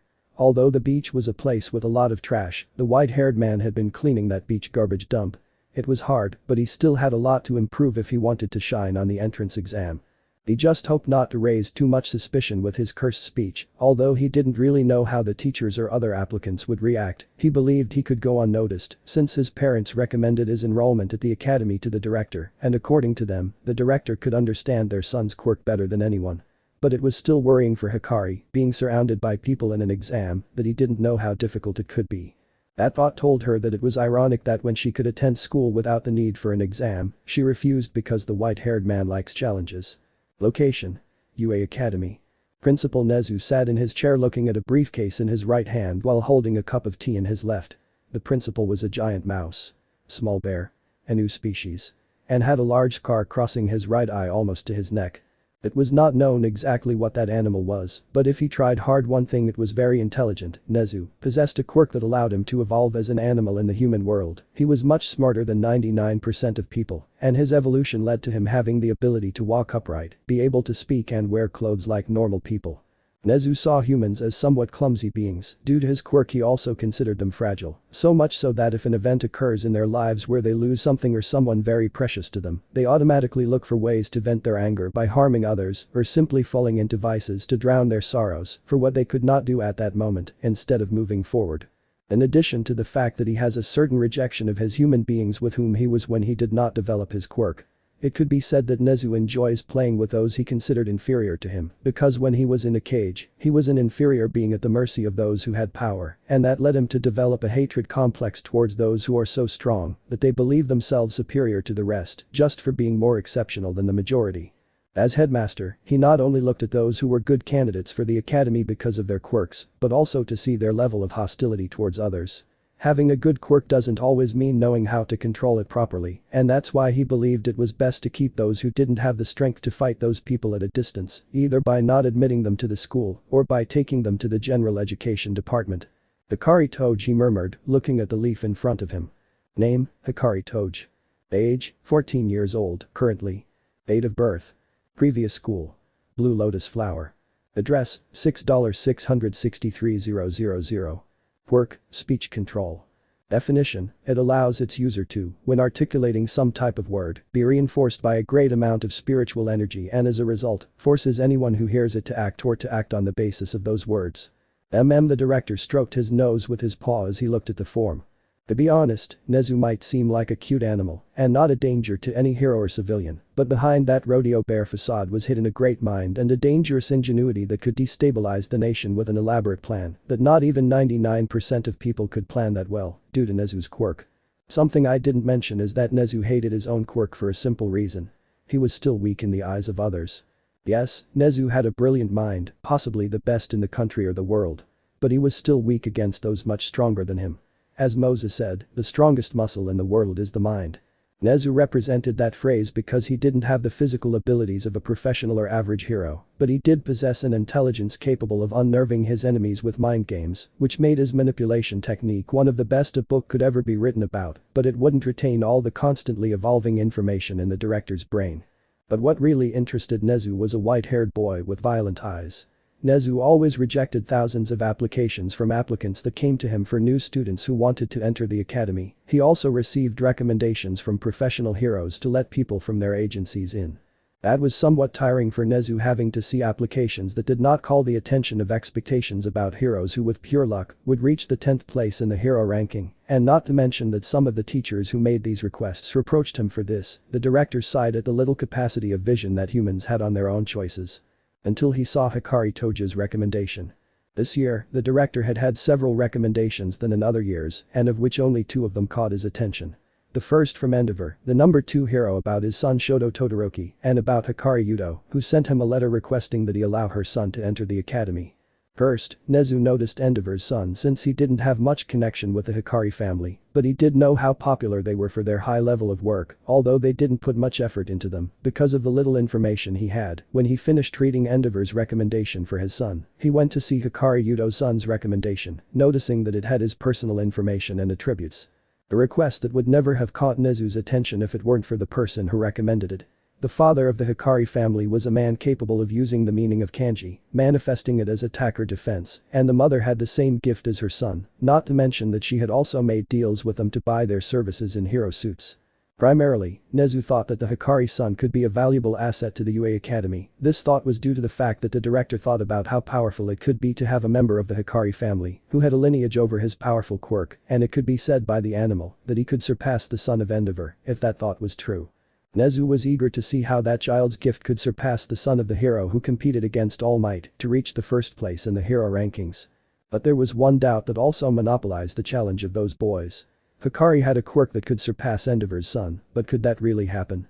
The animal with a quirk thought that the training Todoroki had with his father at an early age would usually benefit him in surpassing Hikari due to his lack of experience in combat, but it wasn't a good idea to underestimate the white-haired man. That boy had seen much more than anyone in his previous life. He was a quasi-first-grade shaman who was considered better than the rest and very dangerous due to the potential of his technique. But now, Hikari Toge could have reached the special class grade with his new abilities that he had acquired from that deity. Now he could end first grade curses with ease, and with some effort to those of special grade. But that did not say that Toge is invincible. The abilities he acquired have weaknesses that play against him in his cursed speech when he combines them, and he still has the weakness that the cursed speech is activated unconsciously when a word is spoken. That's why Hikari had to be careful not to hurt anyone as soon as he stepped into the academy. Something the director didn't know beforehand. However, the director thought that the white-haired boy was a valuable asset because of the potential he could have as a hero upon passing the heroic course, and if he managed to surpass Endeavor's son, he could be very valuable to the academy. There are better candidates than last year. The animal takes a sip from the teacup. How interesting. Nezu was eager to see how the only two students recommended to them performed and see what could happen between those two. For the animal with a quirk, young people who had great potential after analyzing their abilities are great tools for the world of heroes. Location: Dagaba Beach. Hikari was moving a large pile of trash with his bare hands. He looked somewhat sweaty and his torso was exposed due to the heat. He had been moving and gathering large amounts of garbage for several hours, forming a large pile of various waste. Not just one, but several piles, lined up side by side, which would later be used to inflict the cursed speech. Hikari had focused his efforts on Dagaba Beach on applying the cursed speech, using words that abstain from inanimate objects, so that they obey the meaning of said word. The white-haired man could not use his quirk on living beings, because he had no way to do it. Although he had improved a lot in how to use specific words for an object to perform an action, there was a problem. The meaning was limited only to inert objects. Yes, Hikari decides to use the word to prevent an object from moving or flying, but the word only works for one or a few specific objects and doesn't have the same effect on humans.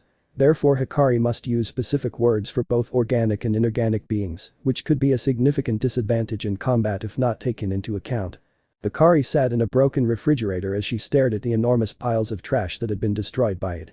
In addition to using specific words, Hikari's cursed speech still possessed a limitation of words that had a meaning to fulfill them, such as stop, escape, or fly, but all of these are limited to a specific meaning for inanimate objects, different synonyms, and for living beings, different types of words.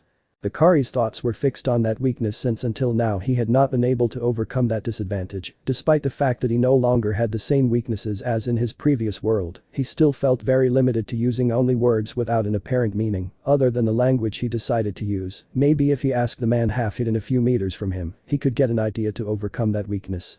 Hikari was tempted to talk to that mysterious man, who had a gaunt appearance and an extremely thin body. That man had already stayed for a while when Hikari arrived at the beach after a while, but the white-haired man limited himself to not looking at him, although he preferred to interrogate that man to tell him why he was spying on him. That blonde man with a skeletic body. Only watched that white-haired boy use his own voice to destroy large mountains of garbage that he himself stacked as if it were easy. Stop. Hikari, being in that new world, told him that he should be careful of his surroundings, but above all with the people he met. What man could seem to be not that great, but that facade did not convince the white-haired man. All Might did not feel himself the number one or greatest hero in the world since his fight against All for One. Now, with each passing day, his power faded and he only had between 3 or 4 hours to help civilians before being vulnerable to villains who, despite the hero's extreme care, did not discover his weakness. He had to inherit the greatest power of all to the next successor of One for All, and recently he had received a call from his friend Night Eye telling him about a boy Aoi Kazuki who had a very good command of his quirk as well as hand-to-hand combat. He had the ideals of a hero and seemed to be the best candidate in Japan now until a boy with marks around his mouth caught his attention when he saw what he was capable of. All Might, or Toshinori Yagi, watched as the boy entered Dagaba Beach despite it being full of garbage. He followed him out of curiosity, but also because the beach was going to be closed soon and he was going to warn him about it. Until he saw the boy moving a refrigerator with his bare hands as if it were a feather, then doing the same with large amounts of garbage that he accumulated in large columns. It was evident that the boy had a body-strengthening quirk and it seemed he could maintain a steady pace while moving large amounts of scrap metal without breaking a sweat. However, that thought was shattered when the boy removed the black mouthguard he had on his mouth, revealing a sort of markings around the corners of his mouth. All Might received an even bigger surprise when the boy uttered the word down, which caused one of the piles of garbage to crumble, creating a small crater in it. What kind of quirk is that? I've never seen anything like it. Ashinori thought that the boy must have an emitter-type quirk from what he could see him do, but he still couldn't explain what his quirk consisted of. The number one hero stayed hidden as much as he could to analyze the boy's peculiarity. It was seen that he had a very powerful quirk since what he pronounced a word directed to an object, and it fulfilled it as he had seen previously, but it was also curious to him that the boy did not seem to have a great physical build. But he was very strong to be able to move so much garbage. All Might always hid every time the white-haired man came to the beach and watched him move large amounts of scrap metal and then use his peculiar quirk on them. He didn't have any idea of how long the white-haired man took to be on the beach since he seemed to be training, but he didn't know exactly what for, but that didn't matter to him. Time flew by for the white-haired man since he only had the alarm on his phone to see how he had been more than 1 hour inside that beach, which soon would be a beach and not a garbage dump, although not everything was good since how that mysterious man always came to see him. Hikari had to force himself not to use words that could influence the man's actions since this could cost him his life or cause significant harm, although deep down he wanted to see how much their cursed speech had evolved in living beings and get rid of that man for not letting him train in peace. That boy could be a candidate to inherit my power, All Might thought as he watched the boy's training, hidden so he could see it. He didn't want him to think of him as a pervert due to his thin and battered appearance. He seems quite strong, and his quirk seems to be very powerful. Plus the fact that he's cleaning the beach makes him someone who cares about the environment, but he can't say that he's the ideal candidate. But that man didn't know, it's that Hikari had already noticed the sight of that skeletal hero some time ago, but to his misfortune and fortune, he couldn't hear well what he was saying between his teeth. Ashinori didn't know much or practically nothing of what he could deduce from that white-haired boy. He didn't even know if that boy aspired to be a hero or where he thought about going to become one. Whenever Hikari came to the beach, All Might would hid to watch him use his peculiar quirk on large columns of scrap that were destroyed every time he used his gift on them. He couldn't say that that boy had the intentions of a hero at first glance. The peaceful and deep gaze of the white-haired boy didn't allow his eyes to be red. But he didn't seem to have hostile or dangerous intentions towards ordinary people since he seemed to isolate himself so that no one would see him except for All Might. Thus, time passed and the day that the white-haired boy was waiting for arrived. February 26th was the day he headed to UA, accompanied by his friend Izuku Midoria, with whom he hadn't spoken much since he was also working hard to get into that prestigious academy. Both stood in front of the academy. They saw people with mutational quirks that gave them different features. Each boy or girl around wore casual but formal clothes that they would use to enter UA, and then they would be given their uniforms. The only ones who stayed admiring the entrance to the academy were Hikari and Midoria. Who watched one more excited than the other. The large building. Midoria was the first to take a deep breath and move forward a little, and then stand in front of the white-haired man, who looked at him. Come on, Hikari-kun, let's do our best and pass the entrance exam. He smiled as he extended his fist upward. Salmon. Hikari looked determinedly at Izuku and then at the academy. Both began to walk to go deeper into the UA to see how big the magnitude of the entrance exam would be until Izuku tripped. Chapter 7 Robot Murder. Location. UA Academy. Hello, all my dear listeners, welcome to the final exam to enter the UA, said a hero in such a loud voice that it left the audience in the front row half deaf. I want you to give me a loud yeah. He pricked up his ear to hear his listeners better. However, no one responded to the request of the hero present, Mick, the hero of the voice, and they just remained silent in an awkward silence that was highlighted by some crickets in the background from the students until it was heard at one of the tables in the distance. Yeah. Salmon. They said in a loud tone so that present Mick could hear them, a white-haired boy wearing a face mask and a green-haired boy resembling a broccoli. Those are my favorite students. Even though I didn't quite understand what the other guy said, it doesn't matter. They're still my star students. Present Mick gave a thumbs up to where those kids were who did support his shouts. It can't be, the green-haired boy murmured. He's the hero of the voice, present Mick. He heard him every week on the radio, and on top of that all the teachers here are heroes. Small golden stars formed in the eyes of the freckled teenager. Salmon answered the white-haired boy next to the green-haired boy.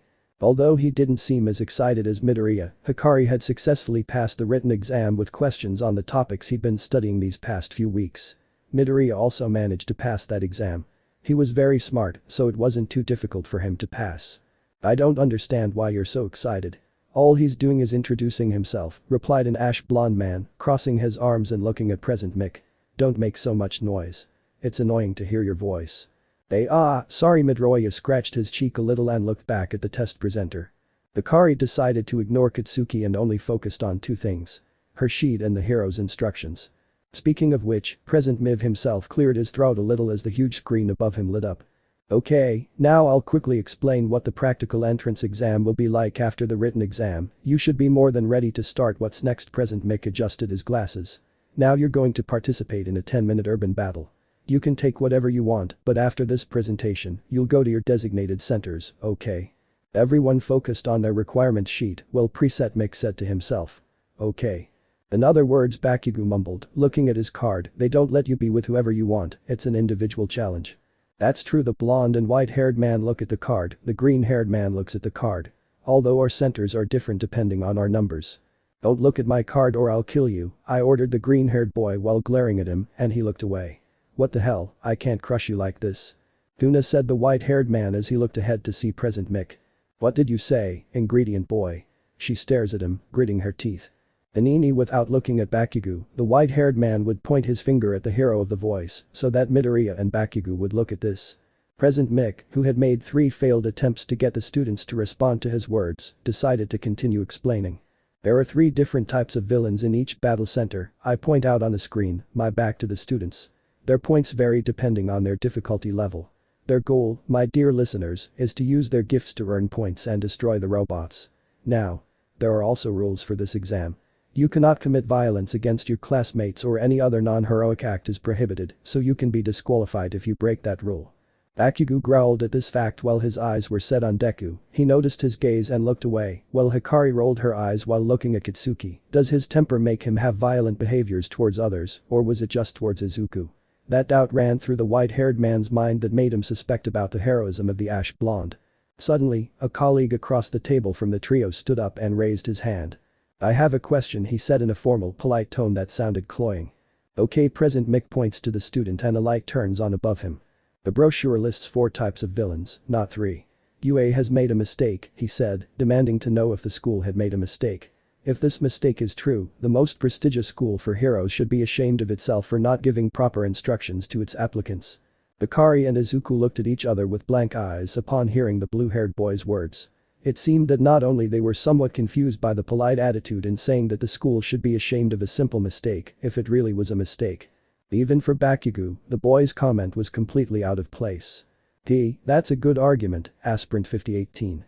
Present Mick let out a light laugh, apparently finding something in the blue-haired man's tone amusing. But it's not a mistake. The 4th villain is an obstacle that, as you can see, he points to the screen, offers no points, and it's up to you to decide whether to defeat him or not. You can run away from him or simply go find other robots. The hero of the voice smiled mysteriously. But I recommend you avoid villain 0, after all it won't give them any advantage. The student who raised his hand sat back down, but not before bowing in gratitude and returning to his seat. Behind him at the table, where Midoria, Bakugo and Hikari were sitting, they were saying that it was similar to a video game where you defeat enemies to earn points, and whoever scores the most wins. Hikari shared that thought, but something about what Present Mick said seemed curious to her. I recommend you avoid villain 0, it won't give you any points anyway. Anyone who heard that would have a vision of what would happen if they ran into the 0-point villain. Regarding whether he wasn't an important villain, seeing as how he didn't give merits to finish him off, the best option should be to ignore him and go to where there are robots that don't give points. At least that 0-point villain should be of a gigantic size to make it difficult to defeat him. The white-haired man speculated this when he heard the hero of the voice say that it wasn't impossible to defeat that robot, but if some student decided to defeat him, it must be very difficult to achieve that feat. But this was just speculation that would bear fruit in the simulated city. By then, everyone would have had to have arrived there and see what would happen to Villain 0. Location. Monitoring observation, ROOM. In this year's exam, students don't have a time limit to compile the number of villains or how many points they can accumulate. Instead, they have a time limit, while villains will continue to arrive at just the right time until the 10 minutes are up. The area is large, so they won't have to worry about getting stuck in a dead end, and they have to search for villains on their own. A perfect setting for gathering information on new applicants. The masters watch the aspirants run through the streets and search, destroy and repeat the process, while the teachers watch their skill and abilities.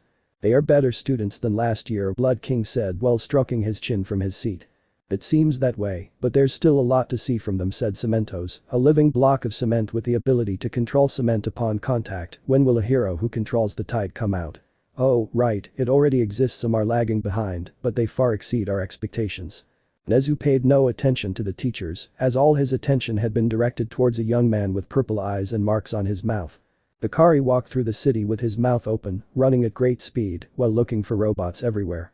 The white-haired man had been assigned with Bakugo in the same group, while Midoria was in another sector. Hikari wondered how his friend would earn points, since he didn't have a quirk. On the other hand, Bakugo wouldn't have any difficulty earning points, since the sound of the blonde's explosions could be perfectly distinguished a few meters away. When Hikari walked by chance, he saw dozens of robots destroyed by a strong explosion. The white-haired boy, on the other hand, had it easier than any other student.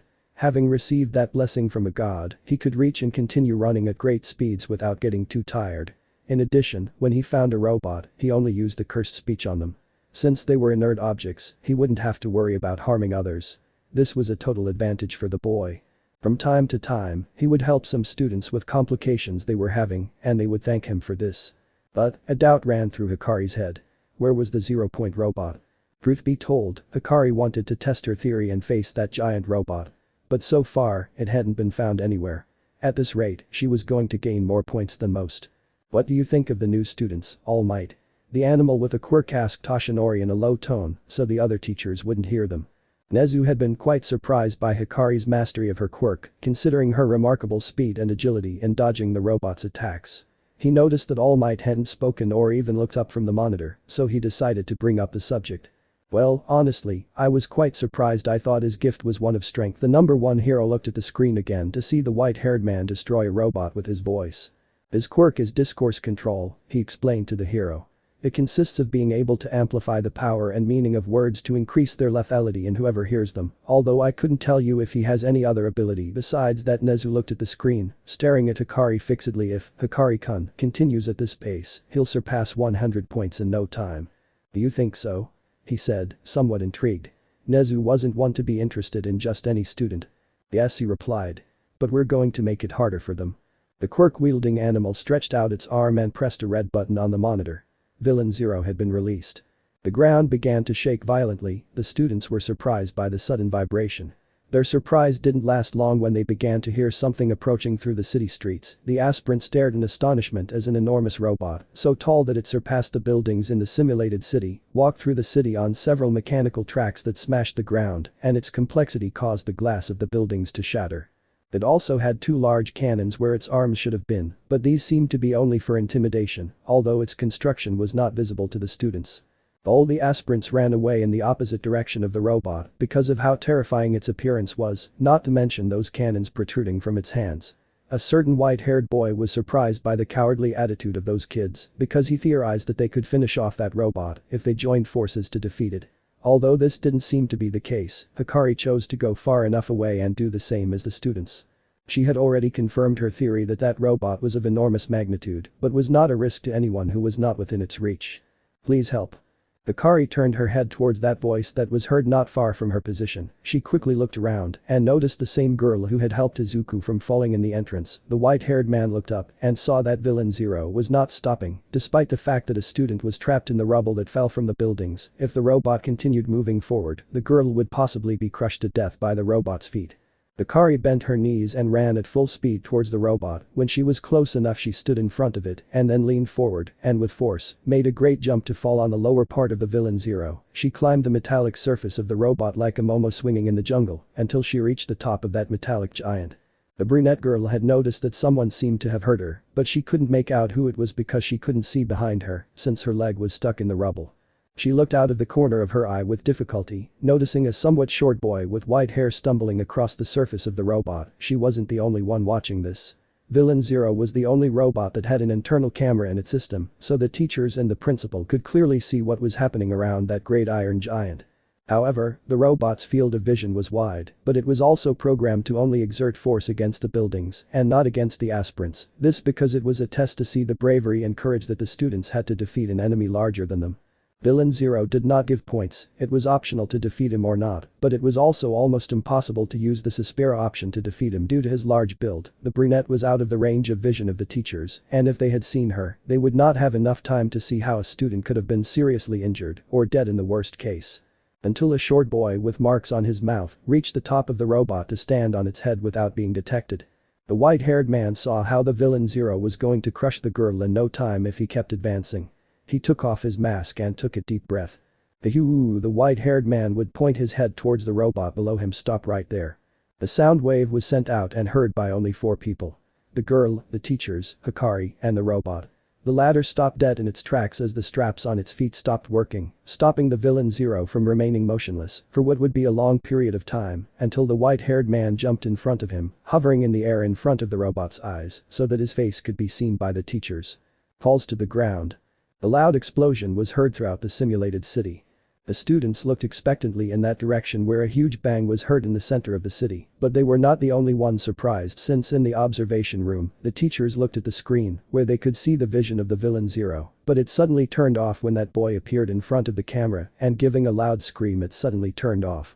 But, the most surprising of all this was Hechicero Uraka, the girl who had been saved by that white-haired boy, was still with her legs stuck in the rubble, while she didn't know what had happened in reality behind her. Hikari was on the ground kneeling on one knee while breathing heavily, and in front of him was the villain Zero torn to pieces or well. You could only make out what was left of the robot's body, since what could not be said among what was left of the robot because of a huge crater that had appeared where that simulated villain was standing. Next to the white-haired boy was a part of the villain Zero's head, where the teachers could see for a few seconds Hikari on her back, breathing heavily before the system shut down completely. He touches his throat in pain, while a small string of blood runs down his mouth. It seems that it went better than expected. It doesn't hurt me so much to use my cursed speech anymore, but I would have liked that robot to last a little longer, although Hikari looks at the girl stuck in the rubble over her shoulder. The white-haired man approached her and, taking her in his arms, made sure she was intact. She was very tired, though she didn't seem hurt, just a little dirty. He took her by the waist and carefully lifted her up, then began walking across the city to take her to a relatively safer place. In the observation room, everyone was shocked by what had happened before their eyes. Although they didn't know exactly what had happened to the Zero villain, they speculated that the white-haired man had something to do with it. Many murmurs gathered around the room, but there were undoubtedly only 2 people who shared the same thought. That quirk, it's much more powerful than I imagined, thought the director while smiling imperceptibly. What kind of quirk is that? It's much more powerful than I thought, Toshinori Yagi thought as he stood next to the director. Toshinori the animal with a quirk called him, in a very low tone, so that he couldn't be heard. Oh, really? He looks at him curiously and somewhat confused by their sudden interaction. Do you already know what that boy's potential is? All Might didn't respond immediately, taking a moment to open his mouth again. I was certainly quite impressed. The director smiled again imperceptibly. Nezu had already seen the power of Hikari Toge's quirk in action during the practical exam against low-level enemies, but who would have said that it was so powerful as to finish off the Zero villain? The director himself could swear that even an average hero would have had the same complications as an aspiring hero, but having programmed the Zero villain, it was a good decision so that he wouldn't see the students that way. Toge would show his potential without worrying about the damage, focusing on helping whoever needs it. What Uraka had was an unforeseen event that the director didn't see coming, but he still hoped that Hikari would save her, and so it was a plan worthy of a brilliant mind, willing to see how far the potential of a student and or a valuable asset to UA can go, but he wouldn't make the same mistakes twice. Let's just say he didn't want to have to lead with a problem in advance. The aspirants, who were so far away that they didn't know what had happened, could only see a male figure carrying a person as he emerged from the city dust.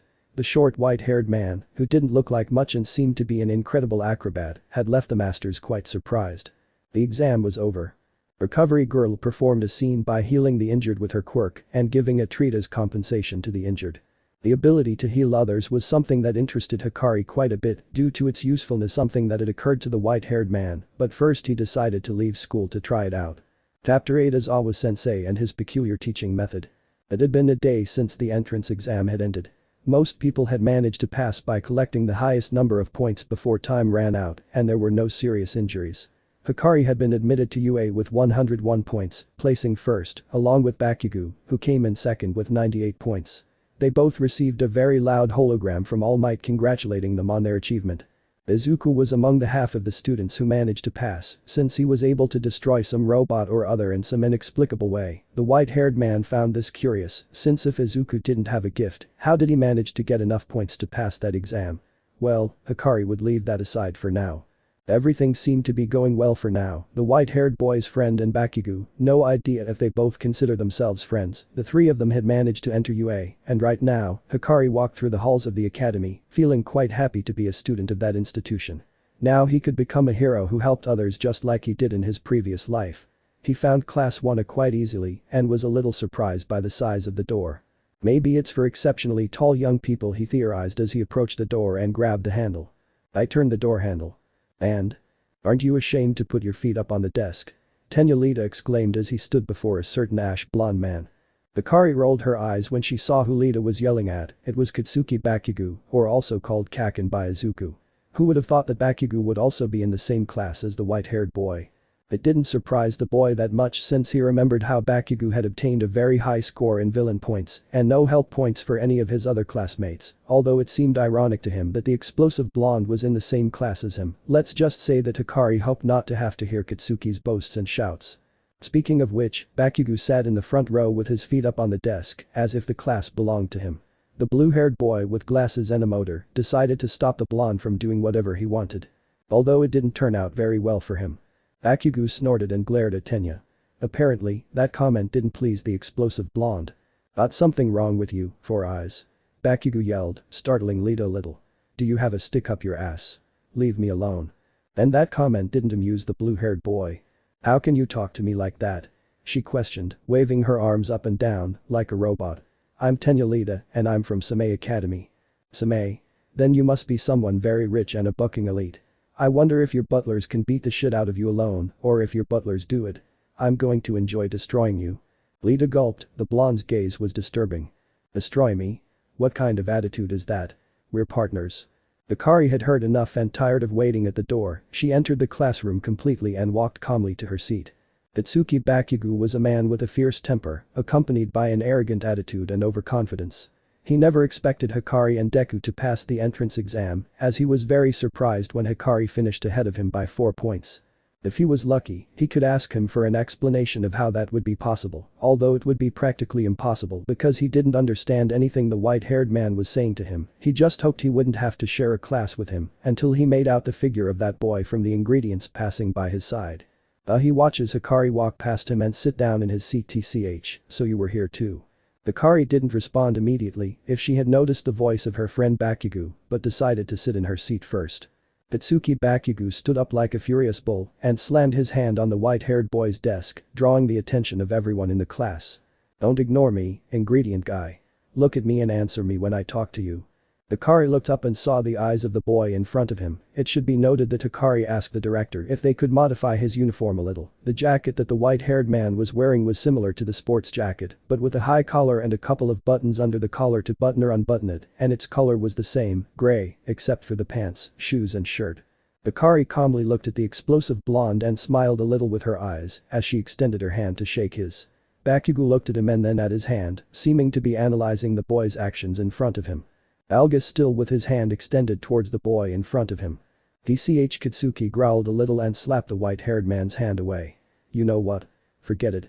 Bakugo went to his seat to sit down and settle in it with his feet up on the desk. He had an annoyed and irritated look on his face. It seemed like he didn't take it very well to Hikari, greeting him surely because of the surprise that Hikari didn't startle at his shouts. He just responded calmly in that strange language that he didn't fully understand that, for some reason, annoyed the ash blonde quite a bit. Hikari, for her part, just shrugged and continued waiting for class to start. She didn't seem to care much that Bakugo was upset like that, since she knew well what that boy was like in the years she was with him and Izuku. She had learned a lot about this world and about what it means to have power in this new world Hikari found herself in. Bakugo was strong and aspired to be number one. But his attitude worked against him, since he has too much confidence in himself and is arrogant with the people around him. His friend, if you could call him that, Izuku Midoria was a friend of Bakugo since kindergarten. The green-haired boy is a sweet boy and cared about others despite not having a gift. He helps others when they don't ask him to and always tries to get ahead when everything seems to be darkness around him. Even though he doesn't have a gift, that doesn't stop him from continuing to move forward despite the few chances he has of becoming the next number one. That seemed curious to the white-haired boy, two boys who are not similar, but alike in some ways. Both tend to get ahead even if the situation is against them, both seek to achieve greatness following their own strength, and both are rivals so to speak. Only they didn't seem to get along very well, although if they are rivals it's obvious they wouldn't get along. For example, Naruto and Sasuke, Izuku tried to avoid any conflict with Bakugo to avoid a possible fight with him, but besides that he seemed to have no problem talking to him. Bakugo on the other hand, tends to push Izuku away by repudiating him for not having a quirk and even making fun of him for it. Hikari didn't understand the hatred the blonde had towards Izuku. Could it be that he hates those who are inferior to him? Or could it be Bakugo who doesn't want to have competition from Izuku? Since they finished high school, that trio enlisted to join the UA, and when the explosive blonde found out that the broccoli was also going to want to attend that prestigious academy, he went straight to him to reproach him, telling him that a loser like him could never reach his level or be in an academy where heroes are formed. The white-haired boy could see a glimmer of envy in Bakugo's eyes towards the green-haired boy, which seemed strange to him. If the blonde boy said he was far superior to the green-haired boy, he would only have to face opponents stronger than him, and not a boy without a quirk. Could it be that he was envious of the green-haired boy? That seemed absurd in several ways. According to the odds of a boy with wings and an Olympic runner in a national race, who do you think would win? Obviously the wings, but why does Bakugo want to get rid of Izuku? Could it be that he is afraid that the green-haired boy will surpass him? That was very strange for the white-haired man. He almost went and asked Bakugo about that theory he had, but something caught his attention. The classroom door opened and out came a man with the appearance of a homeless person, wrapped in an orange sleeping bag, making everyone stare at him because of his haggard appearance. Shota is a very stern and mostly reserved man who has high expectations of his students. He is primarily driven by logic and doesn't believe in the need to maintain a clean appearance or filter his words or ideas to others. He often appears cold, apathetic and impatient, exerting very little energy in most situations and preferring to take naps in his sleeping bag. The white-haired man looked up and down as surreptitiously as he could, but going over every trace of information he could about the man who he assumed would be his teacher. He was a thin, tall man with pale skin and messy black hair down to his shoulders. It was as if he had been in that sleeping bag for too long, which seemed to have ruined his appearance, but he also wore a pair of bandages around his neck, a long-sleeved shirt, and matching pants that fit his boots. To be honest, Aizawa's appearance reminded him quite a bit of his teacher, a manga character he had seen in his previous world, someone with simple, baggy clothing who seemed to have never washed his hair. Aizawa ignored the stares of his students and completely got out of the sleeping bag to head to the front of the class, cleared his throat and then opened his mouth.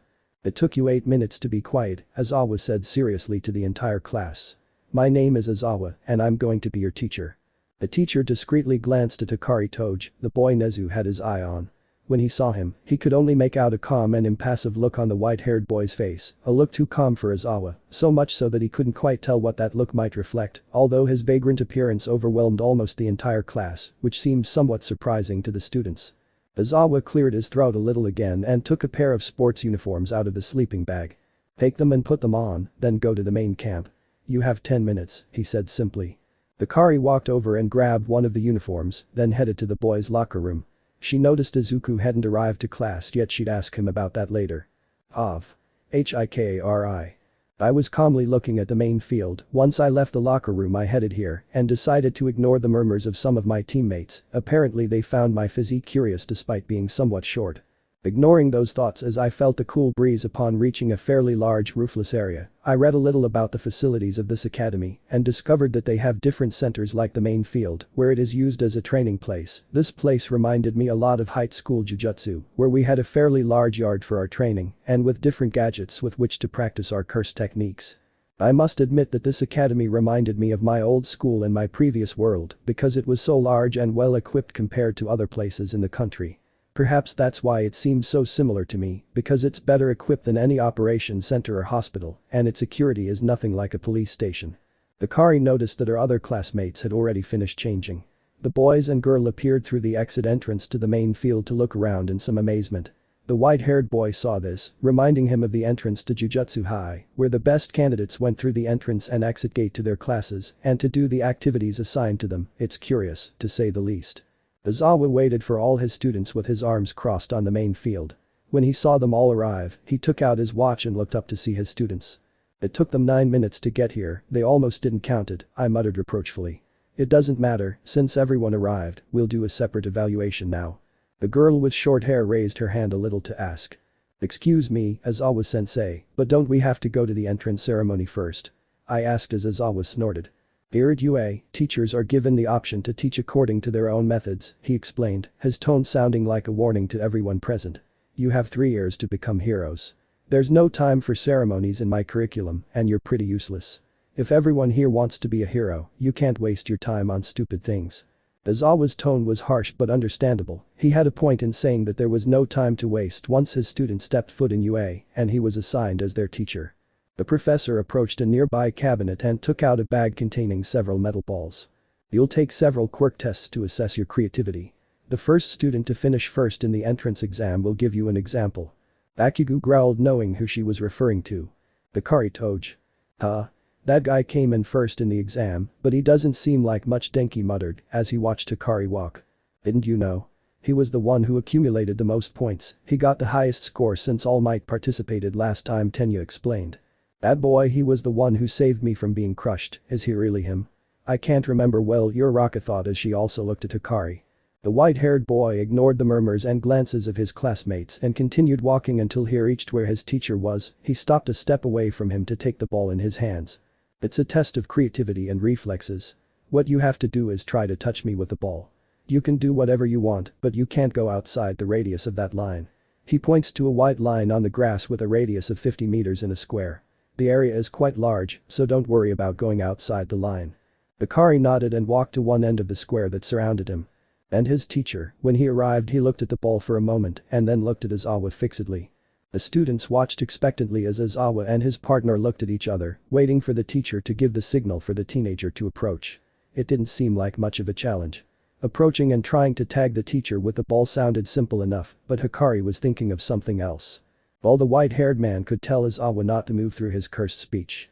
This could also affect his classmates, since they were close enough for the effect of his quirk to affect them as well. A rather complicated dilemma, maybe if he limited the effect of his voice to only his teacher hearing it. It could work, but the distance was against him, Aizawa was at the other end of the square that separated them from the main field. That would make it difficult for Hikari's voice to reach. If she amplified her tone, she could reach Aizawa without a problem, but that would also mean that everyone would hear it and therefore they would freeze in place. I have an idea, but I hope no one is too affected, thought Hikari while still staring at her teacher. And then.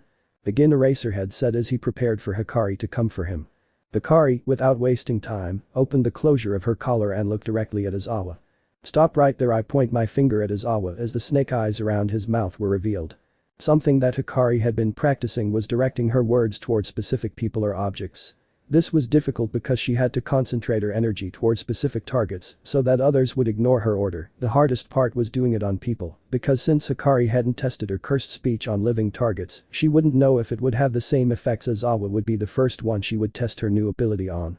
Fortunately, the result Hikari was hoping for seemed to have worked since his teacher was conscious and only he could move. The white-haired boy glanced at his classmates to see if they could move, and indeed some had surprised expressions and some leaned forward to get a better look at what had happened.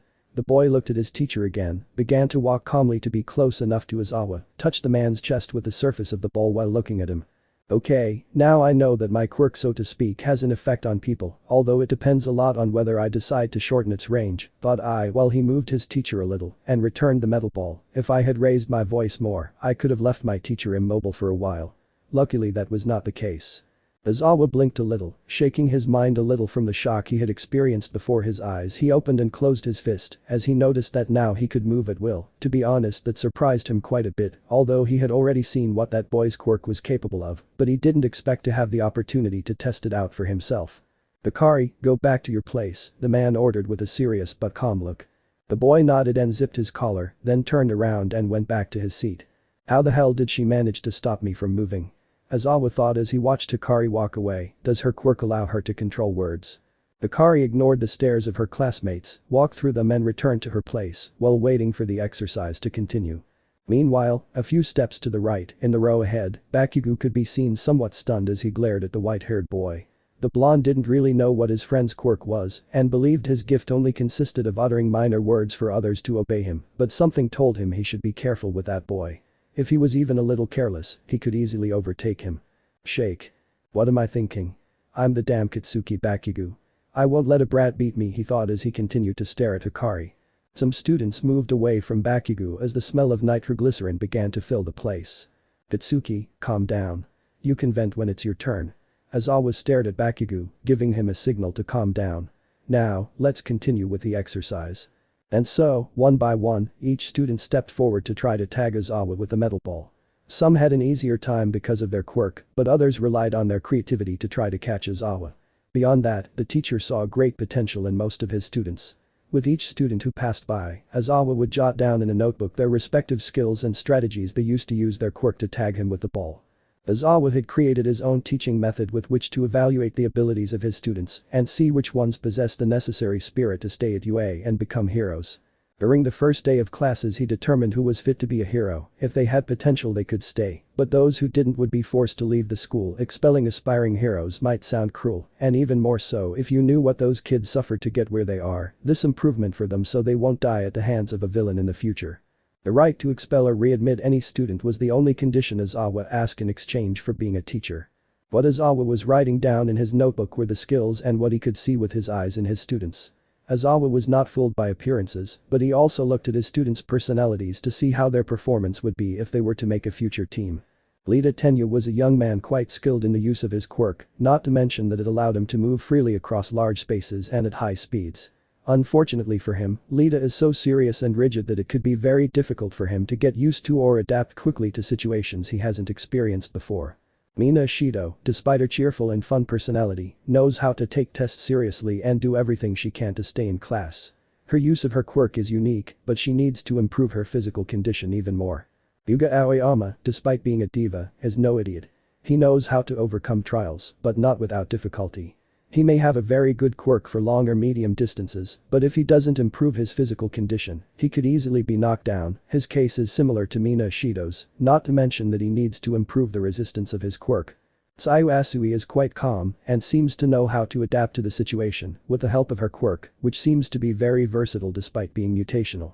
However, the problem is that she relies heavily on it, which made it difficult for her to use her creativity during the space test she was in. Itsuki Bakugo, it seems that he has a superiority complex, always wanting to be the best in everything and trying to prove it at all costs. But he knows how to adapt to situations where he is outmatched, and in the test Aizawa erased his quirk, but he discovered that he only had to get out of Aizawa's field of vision to then manage to touch him with the ball, although his personality continues to play against him. It would be a shame to have to expel someone like that just if he doesn't know how to control himself. Michiko Uraka is a very warm and lively person who thinks positively about everything, although she is objective enough to see flaws and virtues.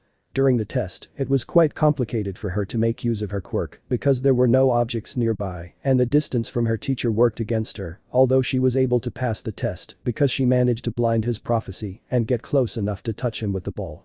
Lenore Mineta useless. An example of someone with no potential. His quirk could be very useful in some tests, but he doesn't even seem to be aware of it, plus he seemed to be more concerned with watching girls than his possibility of being expelled from UA. He didn't excel at anything other than side jumps, the rest came in last. Shoto Todoroki, the son of Endeavor, could prove he deserved the recommendation. He knows how to use his quirk in creative ways and demonstrates a strong training that surpasses the rest, although something notable is that he only uses his eyes. Hikari Toge nothing to say. The boy has shown great physical ability along with great mastery of his quirk. He managed to pass the entrance exam, being on par with All Might when he participated years ago, and also destroyed the villain Zero with only his voice. He seems to have great physical strength and speed, far superior to the rest, despite his short stature and relaxed personality.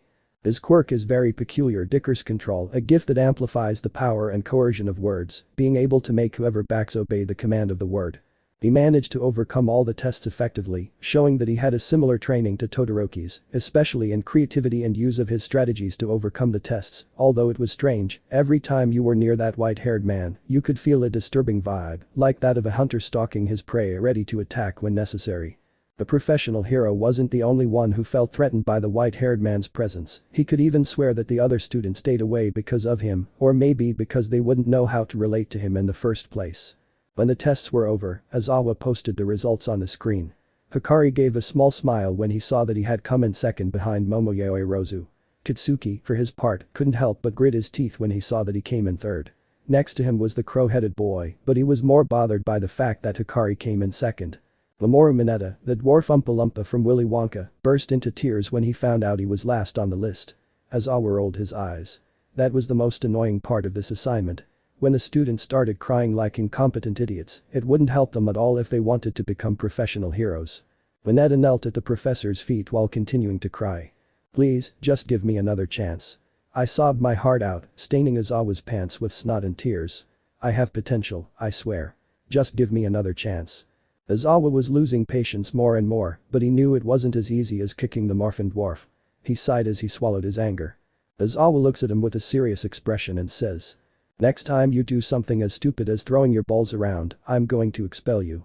I don't want to see a hero that weak. I'll let you continue on the heroic course, but you have to prove yourself to me in the next few days. He crossed his arms as he glared at Mineta.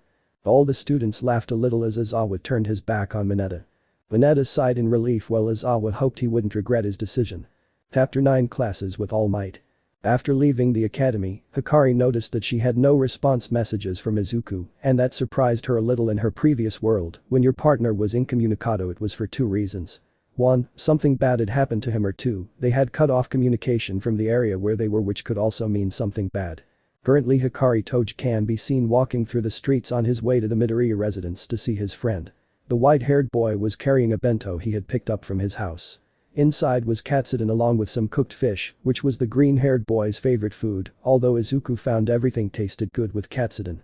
The Midoriya clan and the Hikari clan got along well. The green-haired boy's mother, Inko Midoriya, was a calm and kind woman who cared a lot for her son. Something worth noting is that Hikari never met Izuku's father, since he himself never mentioned him or spoke about him, although she knew thanks to his mother that he worked abroad. Izuku's mother described her husband as someone serious and respectable, although sweet and kind to those she cares about.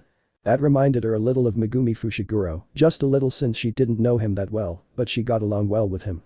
Hikari noticed that she had already arrived at the Midoriya residence. She stood in front of the door and knocked on it with her knuckles. Within a few seconds, the door opened and a woman with a good figure, green eyes and hair of the same color, became visible on the other side of the door. "Hikari-kun," Inko murmured. "What are you doing here?" the woman asked in a soft but curious tone. The white-haired man responded by pointing at the bento box containing the katsudon and then at the interior of the house. He told the woman he had come to see Izuku. "Hanini? Oh? Are you here to see Izuku?" The woman smiled kindly. "I'm sorry, but he's not here right now. If I'm not mistaken, he said he's going to Dagaba Beach to train. You can find him there if you hurry." Sam and the white-haired man gave a small bow in gratitude for the information. "See you, Hikari-kun." She waved goodbye as she closed the door to her home. Alga. Hikari left the apartment building and then walked through the streets towards Dagaba. The boy didn't understand why Izuku missed the first day of classes and, to be honest, he was very curious to know why he did it. He thought that maybe Izuku was too sick to go to UA, but it seemed that wasn't the case. He was sure that the green-haired boy, even if he was sick, wouldn't miss that prestigious academy. It was his friend's dream to go and enter there and become a hero, but he supposed he must have had some justification for why he was absent that day.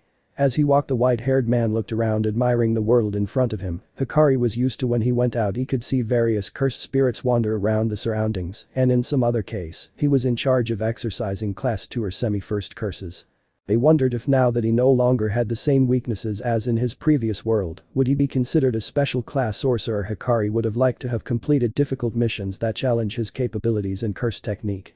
Now when he looked around he saw nothing but normal people without caring about what happens outside, although that was the job of heroes. According to the white-haired man, when people did not have control over their cursed energy, the curses are invisible to them, but they can also be attacked by them. In this world there are heroes and villains. The latter wanted to use their new gifts for their own benefit instead of helping others. Unlike heroes, these people wanted to use their gifts to commit crime and evil. But Hikari thought had similarities with those who made curses, which were born from hatred and bad human emotions. Something similar happened with villains, who let themselves be carried away by bad emotions and fall into greed, hatred, resentment, but as the saying goes, one is not born evil, they are made evil. Maybe the villains had the same mentality as the curses. To follow their own principles to change the world, humanity and make it better. I feel like I used to think curses only sought destruction and death, but sometimes I also thought they were looking to make the world a better place in their own way, but with questionable methods. In the world I'm in now, I only know that I don't know the stories behind each villain, but I think they themselves should justify their actions, whether good or bad." Hikari stopped as she felt a cool breeze hit her face. She looked ahead, and the rays of the sun illuminated her face in the afternoon that lay in the afternoon. The white-haired man noticed that his body had guided him to Dagaba unconscious. He didn't give much importance to it and then began to look around for his green-haired friend, and to be frank, Hikari, not knowing the beach she was on, was surprised when she saw the garbage that surrounded it around the sand. "Is this a beach? There's sand but it looks more like a garbage dump than anything," he thought as he walked through the waste. I hear something banging." Hikari followed the sound of some dry blows, murmurs, and it wasn't just a few blows, but several. When he arrived at the place coming from those noises, he peeked through a column of garbage to see what it was. You could see a green-haired boy with freckles moving large amounts of garbage with effort, while from time to time he stopped to throw some punches in the air and repeat the same process. Izuku Midoriya was not aware that his best friend would be watching him hidden among the piles of garbage, since he seemed to be very focused on his training. 10 months ago, Izuku had witnessed how a villain made of mud was about to swallow a certain ash blonde that the boy knew. It was there that by instinct, without knowing why his legs moved for mysterious reasons, he ran towards that dangerous villain. That emotional impulse, the desperation of thinking that being a boy without a quirk could do something against a villain like that. It seems that something unexpected happened. The boy's body began to burn in flames, and taking a great leap, he was able to finish off the villain once he hit him so that he would free his hostage. Then he began to beat that mud villain with his fire-made fists. Surely, Izuku had managed to awaken his quirk later than usual. Since he was 5 years old, he hadn't been able to know what his quirk was, or if he even had one, because he had a double joint in his pinky toe, a trait that humans had before developing their quirks. Maybe that impulse to want to do something about a life in danger made his quirk manifest. It may also have been latent inside him and activated by instinct, but anyway. The boy was happy. Finally he had been able to help someone, even if it was the least expected for him. He had managed to awaken his quirk, and finally he would be able to be a hero who helped others with a smile. Even when he fainted after having used his quirk to defeat the villain, a small smile formed on the green-haired man's face.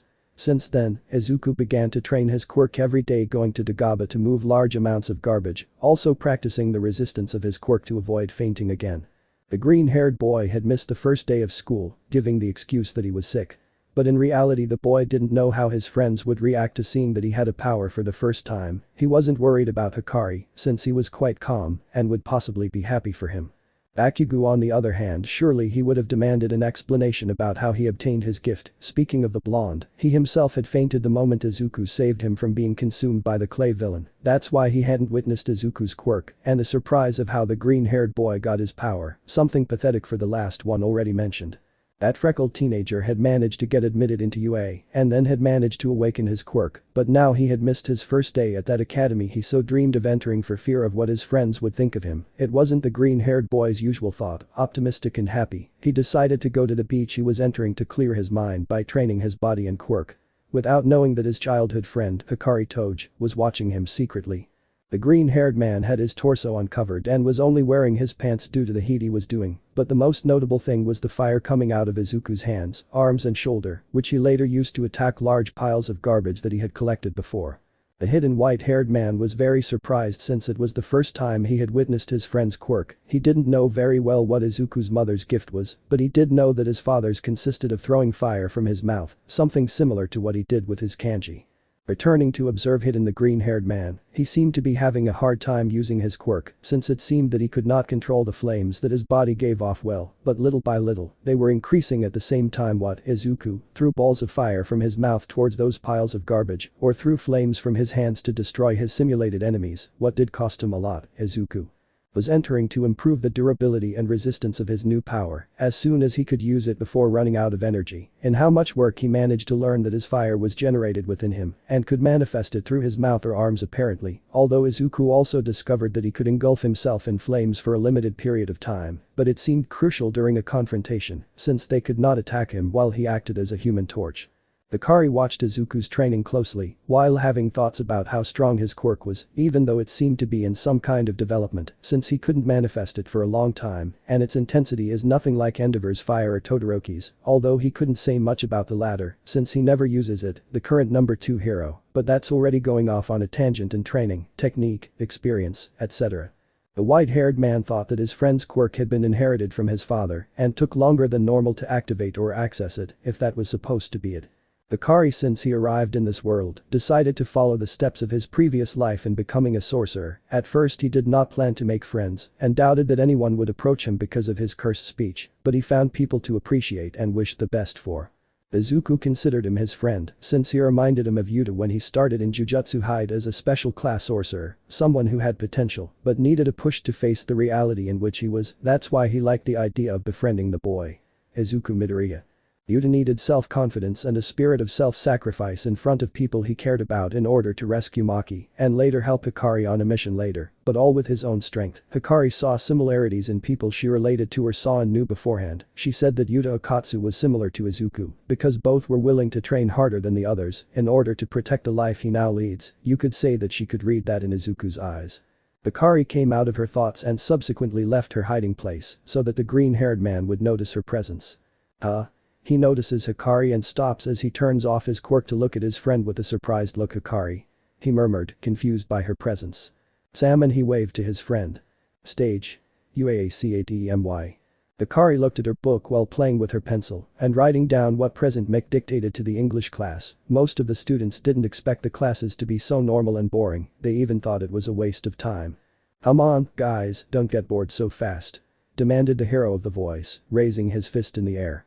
Hang on. Who can tell me which of these English sentences is incorrect? Most of them looked down thoughtfully at his answer. 3 students raised their hands. Izuku Midoria, Momo Yaoi Rozu and Hikari Toge. Go ahead, Miss Yaoi Rozu, I pointed the aforementioned with my finger.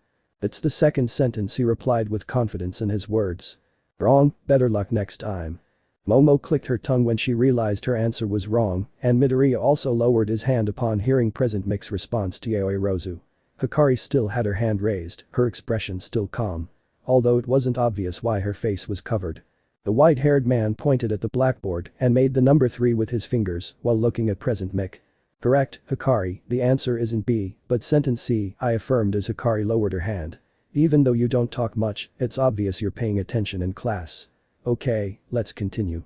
Hikari returned his attention to his notebook as the teacher continued teaching. The white-haired boy looked at his classmates out of curiosity, noticing their remarkable focus on understanding their lessons, but some had it easier than most. Like Izuku, Momo, Uraka, or Jirro, classes ran smoothly until lunchtime. Hikari had searched a menu for her favorite food and luckily found it. Izuku Midoriya was also at her side with his tray of food and a plate of katsudon. After buying their food, the 2 friends went to sit at an empty table. Izuku sat in front of the white-haired boy. Then, they both thanked each other for the food and began to eat. Hey, Hikari, I looked at him while eating. Do you know what we have after English? I asked him while continuing to eat and looking at the white-haired man. He stops eating for a moment and looks at the green-haired boy. Caviar, my dear. What he wanted to convey to the green-haired boy was. I admit it's a bit difficult, but don't worry, I'll get over it. Oh? He scratches his cheek a little, smiling a little. I'm sorry if I worried you that day. I just didn't feel ready to show my gift. Izuku lowered his head slightly while smiling apologetically. Mustard Leaf, the white-haired man, looked at his friend for a moment and then continued eating without saying anything else. Izuku smiled as he continued eating as well. He was surprised by how easily Hikari understood why he was missing the first day, although he couldn't quite tell if that was what the white-haired boy felt because his calm and impassive gaze was impossible to read. Even so, he was sure that Hikari wasn't bothered by the idea of him missing, even after he had explained it to her. After a while, classes resumed and now the students of Class 1 were waiting sitting in their seats, while some were surprisingly anxious for the class to start because they would have their base hero training, but they did not know who their teacher would be this time, although their expectations told them that it would be a teacher capable of dictating a training with which to train the students into heroes, or at least acclimatize them to the world they entered when they wanted to become heroes. Hikari was in his seat leaning on his hand while looking at the horizon waiting for the class to begin. He didn't seem as enthusiastic as the rest, but he was somewhat mentally nervous, although this was N''T noticeable in his eyes, since he didn't know what the training that the heroes have in this world would be like, even if it was a basic one. Previously, he had participated in the Jujutsu Height. An exchange events or group and individual combatants with his classmates, and he assumed that this would give him an advantage in this training that they were going to have. From a distance, a brunette girl was surreptitiously observing the white-haired boy's calm expression. Achako Uraka, the anti-gravity girl, had found out from her classmates that Hikari was the one who saved her in the entrance exam and felt that she should thank him for doing such a thing, but there was something that told her it was better to stay away from that violet-eyed boy. She thought it would be no problem to approach him. But she stopped in her tracks when she saw Hikari's quirk paralyze her teacher with just a word, so she deduced that her quirk allowed her to make people obey her orders. Hikari's quirk was certainly very strange, since it consisted of a very new power for the time that increased the power of words, forcing whoever heard them to obey them. If she could order someone not to move, could she also make them do other things like explode, ride, sleep? It sounded surprising and terrifying if you think about it. In his previous world he could make cursed spirits, humans or even special class curses, fulfill the order that Hikari gave them by having their words impregnated with cursed energy, but now. The white-haired man had lost his cursed energy after being reborn in a new world. Here there is no Jujutsu, and instead there are supernatural powers that grow according to each generation, but Hikari had received something in exchange for losing her cursed energy. The blessing of that deity not only enhanced her physical abilities and quirk, but also her vital energy was mixed with the source of power of that deity, turning her cursed speech into a spiritual speech. The difference is that the cursed speech depended on the energy of the user to produce it. Spiritual energy is native to the non-physical realm, and therefore almost impossible to control. But what Hikari does is act as a projector to transmit that energy through her two gifts. Speechbending in kanji dialect. If Uraka knew the truth behind the immense power that the white-haired man possessed, which she wasn't even aware of, she would have thought twice about wanting to thank him. Hikari Toge turned her head slightly, hearing loud footsteps on the other side of the classroom door. The entire class watched the door open and a muscle-bound hero with a signature smile, All Might, slide into the classroom. Entering like a normal person. The class was in an uproar when they saw the great number 1 hero enter and be the teacher who would teach the class. Several began to murmur, and some had stars in their eyes, as they watched the smiling hero walk to the center of the class and stand in front of it. Hikari looked at him while in turn looking from time to time at Izuku, who had a very excited look by the presence of the hero. "Greetings, Class 1A." He said, puffing out his chest and smiling at the class. "Today I'm going to be your teacher, teaching you the basics of how to be a hero. After you've changed into your hero suits, you'll have to go to Camp Beta." "Hero suits?" they all said in unison, except for Hikari, for obvious reasons, as they looked at All Might. "That's right," the hero pointed to a space on the wall, and a compartment containing several boxes with each student's assigned seat numbers opened. "The applications you submitted in advance for your hero costumes have already been adjusted to your gifts. Please go change, and we'll see you all when we're done." Each student approached to pick up their respective costumes, some deciding to hide their respective hero outfits to surprise the class. The boys looked at their outfits in amazement, while others first decided to take the entire box and then go to the locker room. Hikari calmly approached and slightly opened the box containing her outfit. After everyone left, she could take one last look before heading to the locker room as well. 3 weeks ago, Izuku and Hikari decided to register their quirks at the city hall again so that the company that had a deal with the school would have an idea of how their quirks worked. The green-haired boy was worried because he had previously registered that he did not have a quirk, but Hikari calmed him down by informing him that he could change it as long as he presented it before midnight. This calmed the green-haired boy, and since they still had time they decided to update Izuku's quirk report and also Hikari's, since she hadn't mentioned that she had 2 quirks. This surprised Izuku a little since he didn't know the fact that someone could have 2 quirks, but they both decided to focus on designing their hero suits. "It's incredible how a company can make us hero suits with just our physical measurements and how we want the suit to be," Izuku mentioned, while both discussed the design of their suits next to the white-haired man. "I'm surprised that the UA allowed us to give improvements to our hero clothing to improve our quirks. Did you ask for something in particles, Hikari?" He looked at his friend curiously. Sam and the white-haired boy pulled a notebook out of his backpack, searched for something in it, and handed it to the boy next to him so he could look at it. "Prepared tuna. It's not quite ready." "Wow," Izuku muttered as he looked at the notebook page. "Is this your hero outfit?" "Certainly, it reminds me a lot of Aizawa-sensei's attire. It seems you opted for something simple and practical." He smiled as he continued looking at the notebook. Hikari nodded. Sam and the white-haired man pointed with his finger at a part of his notebook. It was the upper part of the suit. It looked like he was wearing a metal mouthpiece. Hikari's outfit consisted of a long-sleeved white shirt along with a pair of fingerless gloves. She seemed to have some kind of cape similar to Tokoyami's that covered her body, and a pair of long pants, but without shoes, since they didn't seem necessary.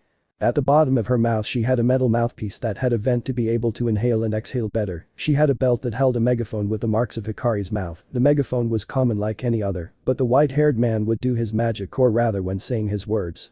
Hikari Toge in his previous world, it was never necessary for him or his companions to wear extravagant clothes like those of the comic book heroes because the curses could perceive those flashy outfits and they would be at a disadvantage or in a possible surprise attack. That's why they always wore comfortable and simple clothes like the school uniform, or other sorcerers used suits, kimonos, which facilitated their movement or were their own battle armor by using their cursed energy in their clothes. Now the white-haired man had to wear one of those suits, and it was hard for him to think of what he could wear until he read an article that said that the hero's clothes can be custom-made or adjusted to their gifts, in addition to being able to design how he wanted his hero suit to be. This made him remember Aizawa-sensei's suit, which inspired his own hero suit. Izuku analyzed his friend's hero costume. It was similar to Izawa's because he wore simple and not very extravagant clothes that allowed him to move more freely, but his appearance seemed more like that of a villain. No, rather it was similar to that of a vigilante because of what he was wearing, since these same people wore clothes that hid in the shadows or were not susceptible at first glance. Which would make him look like a vigilante because of his appearance, although it was not something to worry about. After all, Hikari was not a bad person. We would just have to wait for the people who see him to think the same. Although the same could be said for Izuku, his costume consisted of a red tight suit with a material resistant to the heat of his flames and had short black pants, black shoes and some green outlines around the clothes. The green-haired man asked that his hero suit be resistant to high temperatures so he could withstand more, but he also asked that his suit be with tight and flexible clothes to improve his movement in battle and the power of his quirk, because his suit had the chemical component of clay that allowed him to absorb heat, accumulate it, making it possible to release it as bursts of hot air that can suffocate his opponents, but enhances Midoriya's quirk. Quite ingenious if he is in terrains where there is a good battlefield. When the students finished changing, they went to the beta field, where All Might was waiting for them in his hero suit and was amazed by the student suits because they seemed to be very practical and adaptable to their gifts. The students formed a line in front of the number 1 hero to wait to see how he would teach this class. All Might looked at 4 of his students that caught his attention. These were Bakugo, Midoriya, Hikari and Todoroki, who seemed to be the strongest in terms of power and physical aptitude, but they would see that no, rather they would demonstrate next. Then Lita, in his futuristic knight suit, raised his hand and looked at his teacher. "Excuse me, this is the same center where you took the entrance exam. Urban combat sign again?" he asked, his helmet sounding metallic. "No, it won't be. Let me explain something. Most villains cause atrocities with their gifts outside in plain sight, but the worst villains know how to plan their actions and are under a roof that prevents us from seeing their movements," he explained while making a number 2 with his fingers. "Arrests, profit-making deals, hostage-taking. The hero society has to know how to identify and react to the worst villains who lurk in the shadows." The students listened attentively to All Might's words as they waited for him to finish speaking. "Now, you're going to do a hero-villain battle exercise to fight indoors. The pairs will be random," he explained to them while taking out an urn with several pieces of paper inside. "Aren't they going to give us basic hero training?" a raven-headed boy asked. "By the way, All Might Sensei, do the pairings have to be random?" Lita muttered, her gaze doubtful from beneath her helmet. "I'm thinking it would be better to work with someone who suits our skill set. In a battle exercise, we won't always have the opportunity to meet up with our friends or comrades. We have to be ready to work with whoever's next to us, even if it doesn't fully benefit us," Todoroki said, arms crossed, looking at the terrain where the exercise would take place. Lita wanted to say something else, but All Might got in first. "It's true. In many battles, the heroes had to fight at a disadvantage against people who outnumbered them, but they did their best to complement each other, whether with their companions or assistants," argued hero number 1. "That's why they must be ready for any circumstance. Any questions? Will there be expulsions like in Professor Aizawa's exercise? Can we hit our teammates? Will we fight with robots or simulated villains? Isn't this cape great?" All Might wrote in his personal notebook. "Don't ask if there are questions." "No, yes, no, and I don't know how to answer the last question," he replied while looking at his notebook. "Listen. This exercise will simulate a battle between heroes and villains to recover a weapon dangerous for the city. The heroes don't know where the villains are or on what floor the weapon is located. The heroes' main mission is to protect their base so the villains don't escape or to recover the weapon from the enemies to win the exercise. The villains must capture the heroes or stall them so they don't get the weapon until the 15-minute timer runs out. Okay, let's draw our teams."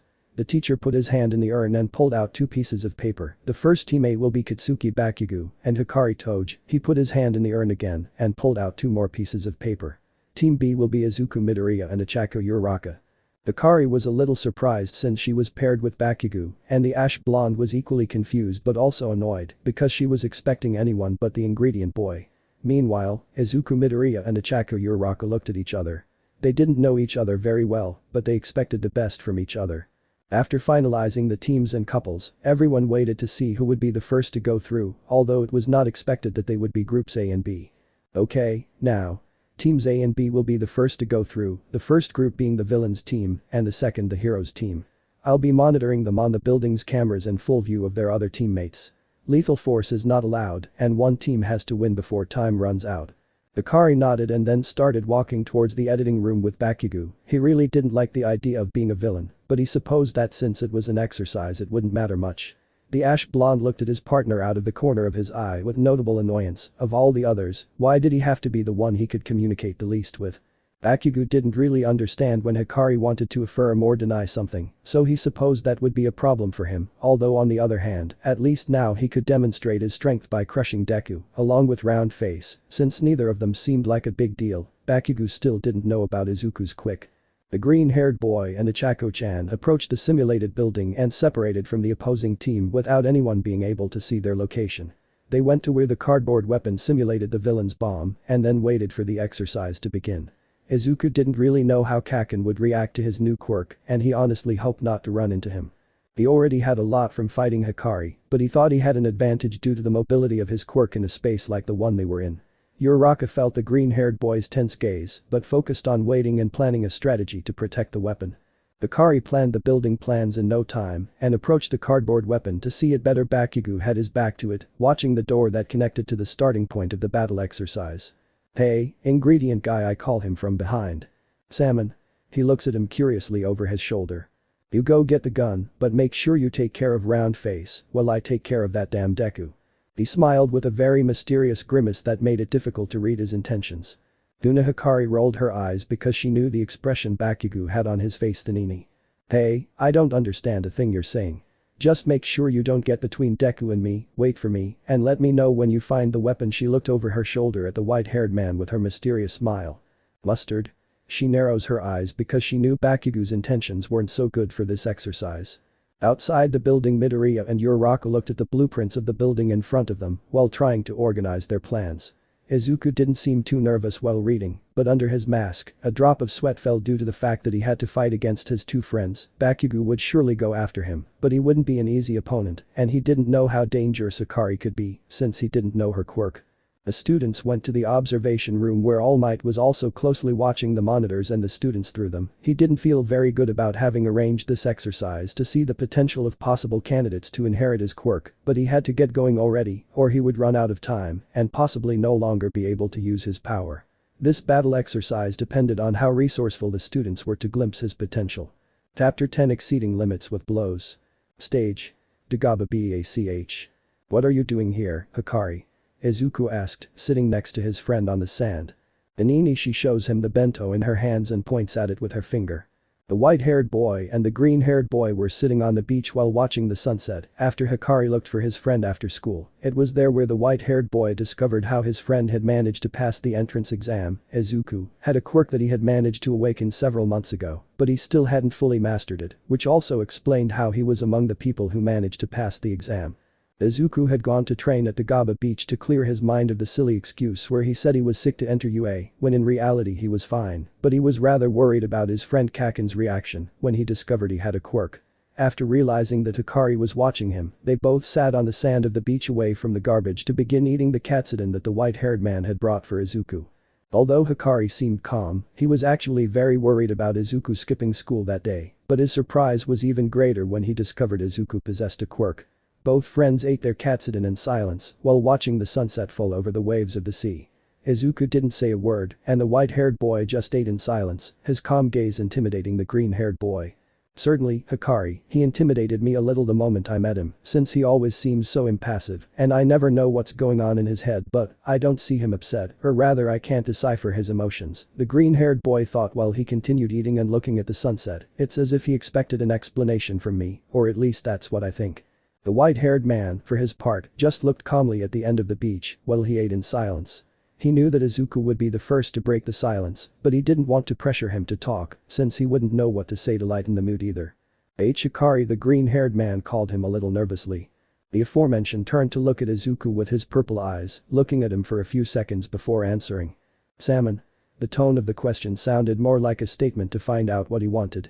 I guess you've already noticed, right?" He scratched the back of his neck a little as he revealed that fact. "About my gift?" Salmon, the white-haired man, rolled his eyes for a moment and then looked down. Tuna.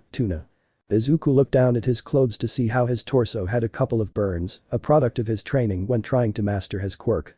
Izuku's quirk, unlike Todoroki's or Endeavor's, can only keep the flames in his body at a certain intensity to avoid burning his skin, but the green-haired boy was just finding out about that fact this morning. Hikari seemed to have noticed this and preferred to tell his friend to prevent him from continuing to train since he was overexerting himself.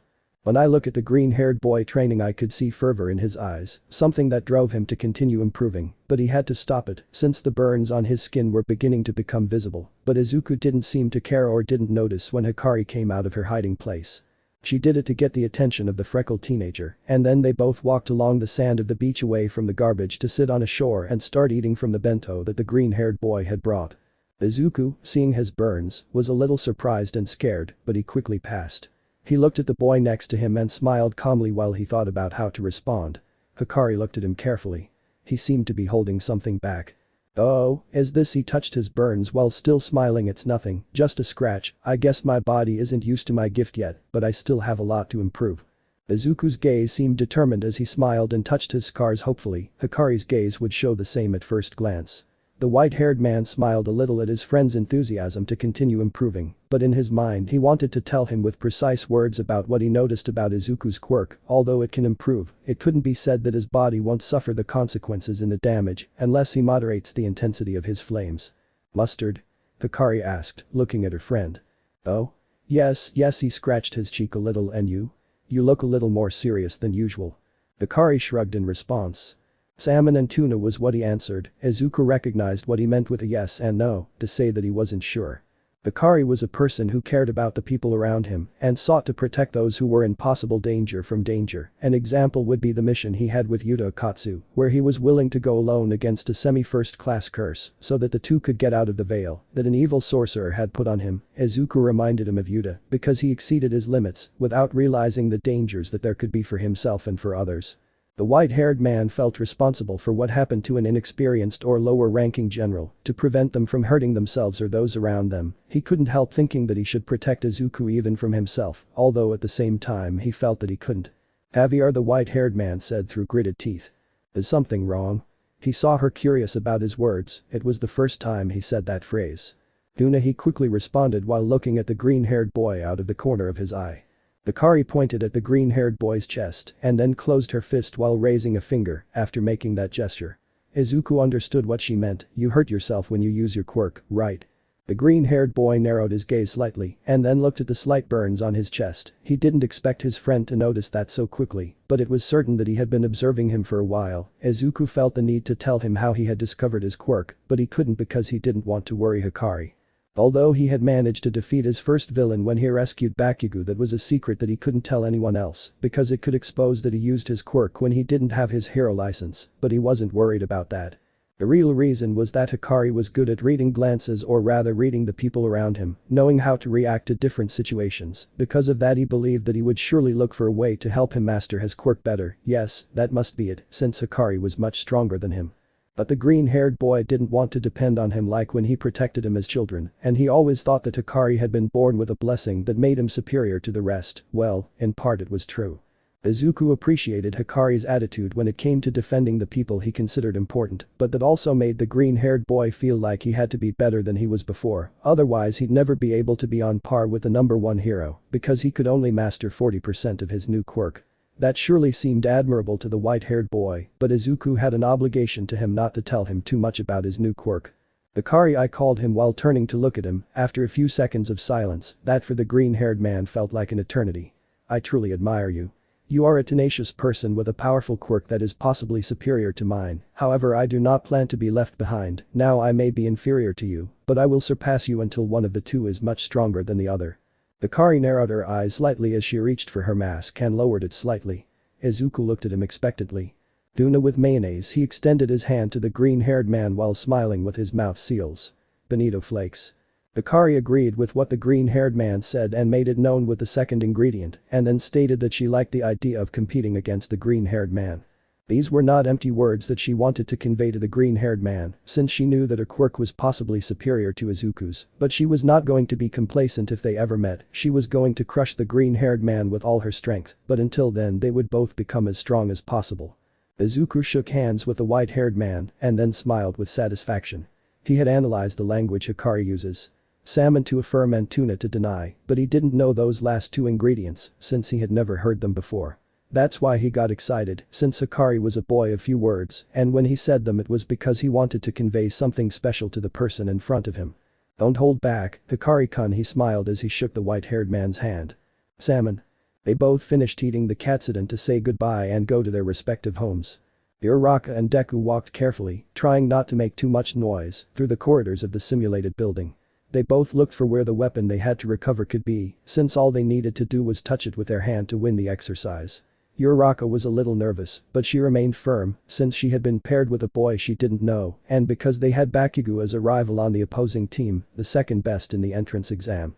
The anti-gravity girl was also a little surprised when she saw Deku's hero suit. It was similar to a villain's because of the red and green tones he was wearing, but she found the metallic mouthpiece that covered the lower part of his face more intimidating. Izuku was unaware of this and just kept walking while going in front of Uraka to watch his back. The green-haired boy had discovered that his quirk is enhanced when he is in high temperatures, which also increases his movement speed. His suit was equipped with a heating system to release that additional capacity of his quirk.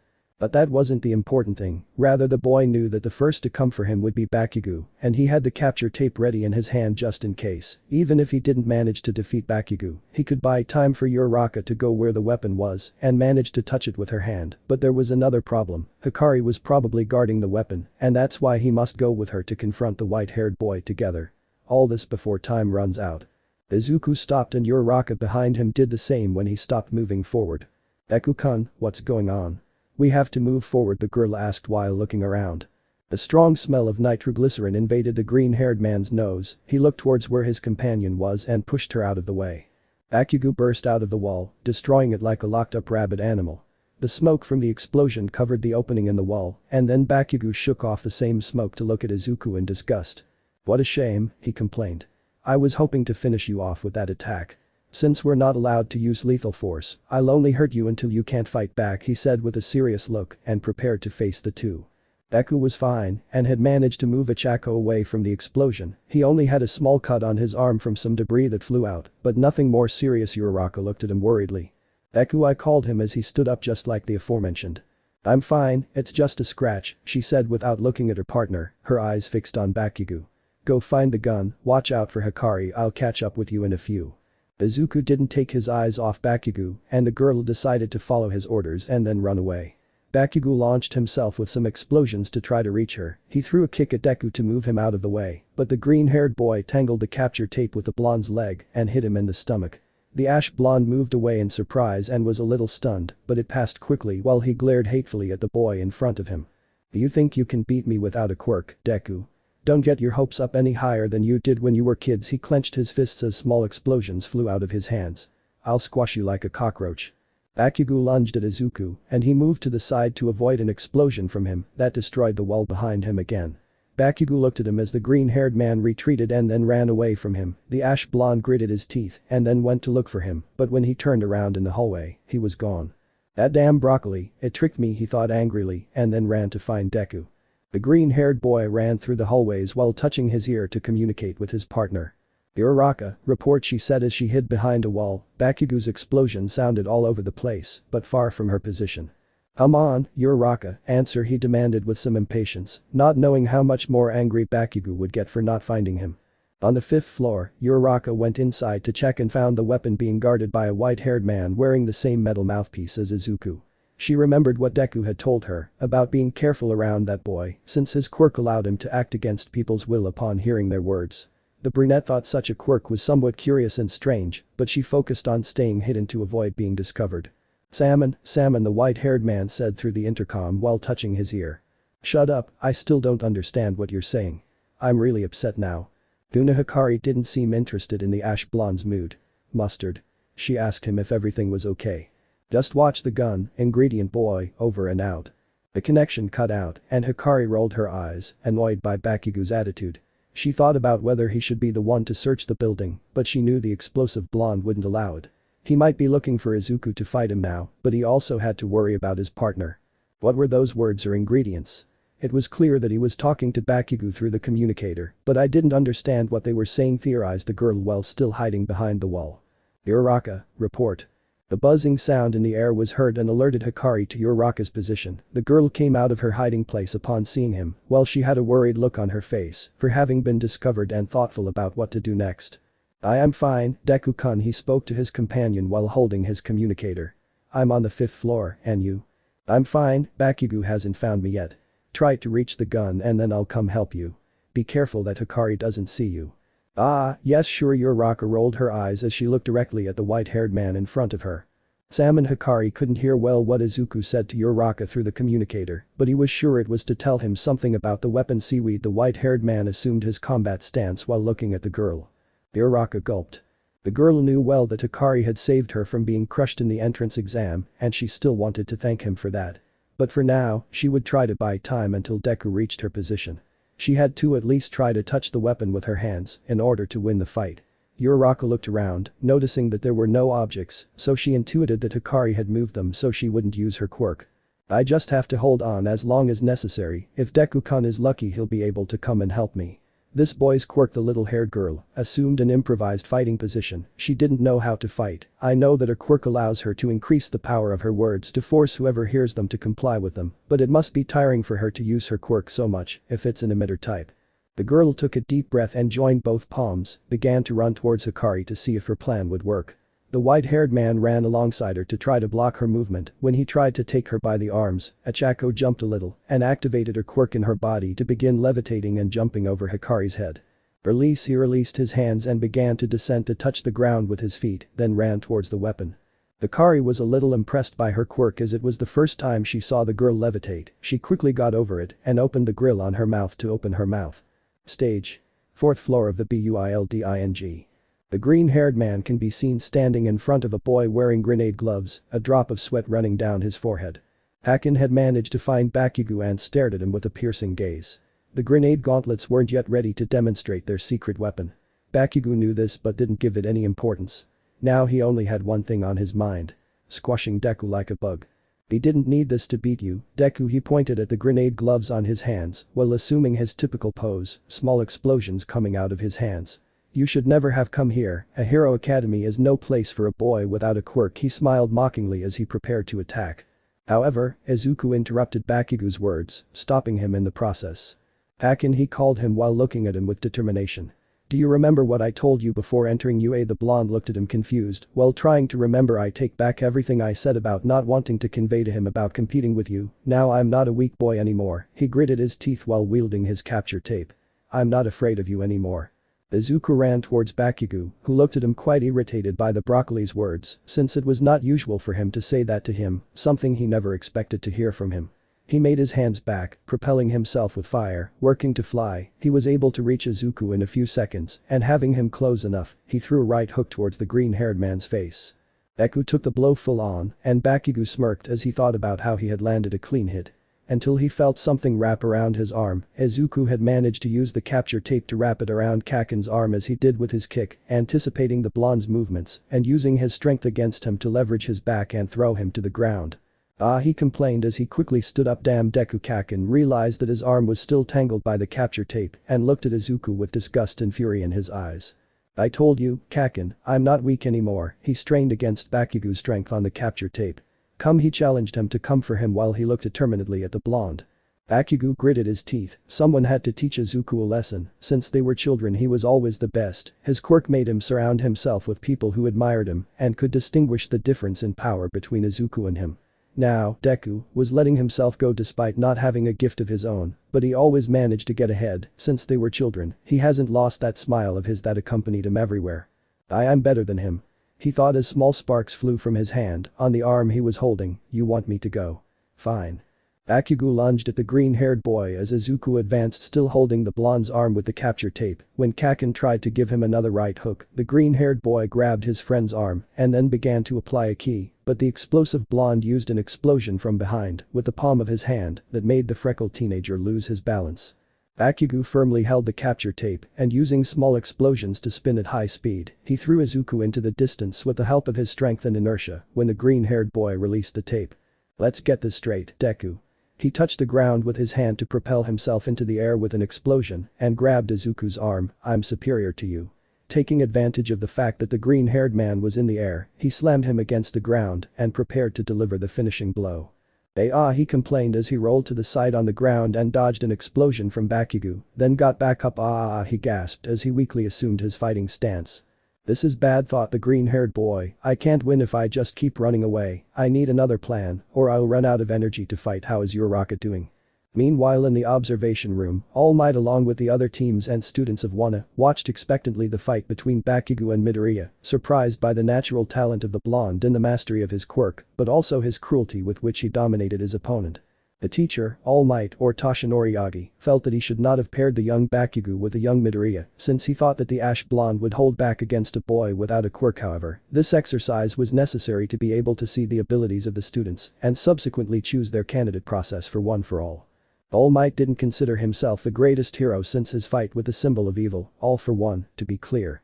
In that fight, he ended up too injured, losing part of his respiratory system and his entire stomach. This greatly affected his ability to use the quirk he inherited from his beloved teacher. Therefore, he only had a few hours to be the smiling hero that everyone knows, and at the same time, he must maintain the characteristic identity that he has when he's in his muscular form. Fortunately, society didn't seem to be aware that the number one hero was in decline, his power fading further and further, like a faint light in the darkness. Or maybe they just didn't want to accept that fact. His highest priority, besides keeping his power hidden, was to pass it on to a new successor, so he could pass it on to a new generation, and for that successor to grant it to another. His teacher hadn't told him the full story of One for All, but he knew it was a power that had been passed down from generation to generation to maintain peace as we know it. Now it was his turn to grant that power to another wielder. I know that as a teacher, it was not right to make selective pairs when I said that they would be chosen randomly, but I have no choice. I must try to choose the best candidate as soon as possible, he thought while looking at the monitors. If I see that the situation gets worse, I will stop the exercise and avoid the students getting hurt more, but now the only thing I can do is observe. Toshinori looked on the floor above young Bakugo and Midoria, where Uraka was tied head to toe by the capture tape, while Hikari tried to communicate with Bakugo. The teacher looked at the time and noticed that there were only 7 minutes left to finish the exercise. The team of heroes was at a clear disadvantage, but time hadn't run out yet and he had to do something to turn the game around, in theory. The green-haired boy sighed, looking at Bakugo with even less fervor in his gaze. Uraka, he put his hand on the communicator to see if his partner responded. How are you doing? Well, I'm tied from head to toe, I can't reach the gun like this. The girl responded with difficulty, trying to touch the communicator in her ear. Uraka, he clenched his fists as he removed the damaged portion of his mask and adjusted his metal mouthpiece. I have a plan, but you need to get as close to the window as you can. I'll give you a signal and try to get close to the gun. Hey, what signal? The green-haired boy cut the connection and then looked at Bakugo once more. You still don't get it, do you, Deku? I looked at him with disdain while leaning forward. You don't have a quirk, I don't know how the hell you passed the entrance exam. But, this doesn't change anything between you and me, I am better than you, I affirmed while grinning from ear to ear. If you don't have a quirk and until you accept it, you will never be able to beat me. Izuku gritted his teeth.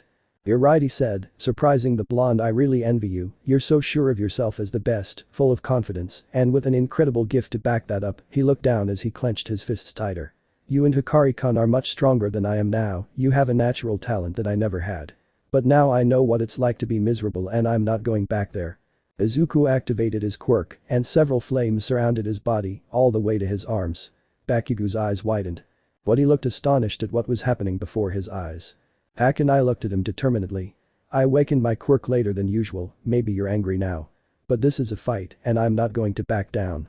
Izuku took a breath and opened the grill of his mouthpiece, then small embers came out from inside the metal. The green-haired man inflated his chest, taking a deep breath, then a large burning flame came out from the grills of the mouthpiece and covered the entire place.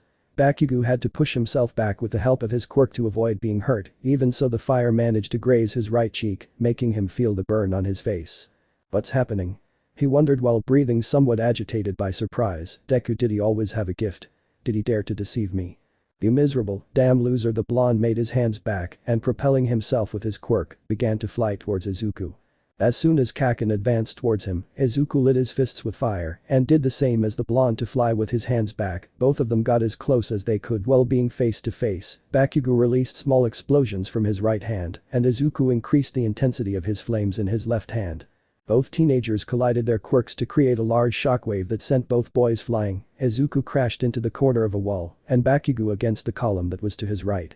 Bakugo's sweat is a type of nitroglycerin that can make him explode. Izuku's flames at the moment of impact with the blonde's explosion increased his destructive power due to the combustion of both powers. A large cloud of smoke was generated at the moment of impact, which came out just as Izuku expected. Well, I knew that Bakugo's sweat is volatile against incendiary substances. The smoke will give me the advantage to escape, he thought as he stood up with some effort. Time isn't up yet, but my plan has two parts. Izuku ran through the smoke, passing by the side of the fallen Bakugo, who seemed very stunned by the strong explosion that occurred when their powers collided. He supposed that there were only a few minutes left for All Might Sensei to end the exercise and declare the opposing team the winner. After a while, Izuku finally reached the 5th floor and without thinking twice he entered, opening the door, noticing Uraka tied from head to toe by the capture tape and Hikari looking directly at him next to her partner. Tuna, he stared at the green-haired boy as he prepared to face him. He noticed that Izuku had finally decided to use his quirk. Hikari-kun, I looked at him seriously while assuming my fighting stance. You're not content. The green-haired man lit his fists with fire, making him understand that he was serious. Sam and he removed the metal mouthpiece as he prepared for the green-haired man to come towards him. They both stared at each other while Uraka, behind the white-haired man, tried to free herself from the capture tape. Izuku was the first to advance. He had recovered from the blow he received a while ago from his fight with Bakugo. He could walk well and began to run towards the white-haired man with his fists lit up. The white-haired man raised his palms and began to dodge the fire blows coming from Midoria. He had to recognize that the green-haired man had achieved results from his training, since he hit him with a constant rhythm to prevent him from opening his mouth and exercising use of his quirk. There were only 3 minutes left in the exercise. The one students in the observation room and the teacher were impressed by the performance of the villain team more than the heroes, since they were able to hold out for a long time protecting the weapon while they managed to neutralize a participant from the opposing team. Now the second participant from the hero team was trying to recover the weapon while a member of the opposing team fought against him. It seemed that the advantage was still with the hero team, but the tables could turn. Uraka watched Izuku and Hikari fight while trying to free herself. The white-haired man had captured her hands with the capture tape to prevent her from using her quirk, and now her top priority was to get closer to the bomb. She assumed that the signal Deku asked for wouldn't be ready until she freed herself from those tapes. Izuku traded blows here and there with the white-haired man while counterattacking. Midoria had deduced that Hikari's quirk required a certain distance to work, but he realized that she would also need time to open her mouth and pronounce a word that would force him to comply. So he kept a constant rhythm to prevent Hikari from opening her mouth, since if she did she would surely lose. But just a little further, Uraka is almost at the window. He thought as a drop of sweat ran down his forehead. Uraka had managed to free one of her hands and began to crawl towards the place Deku had indicated. Now she just needed to get there. The green-haired boy seemed to be getting tired. Sweat running down his forehead was evident, but he kept up the same pace, so Hikari couldn't utter a word. Little by little, the little-haired girl got closer and closer to the window.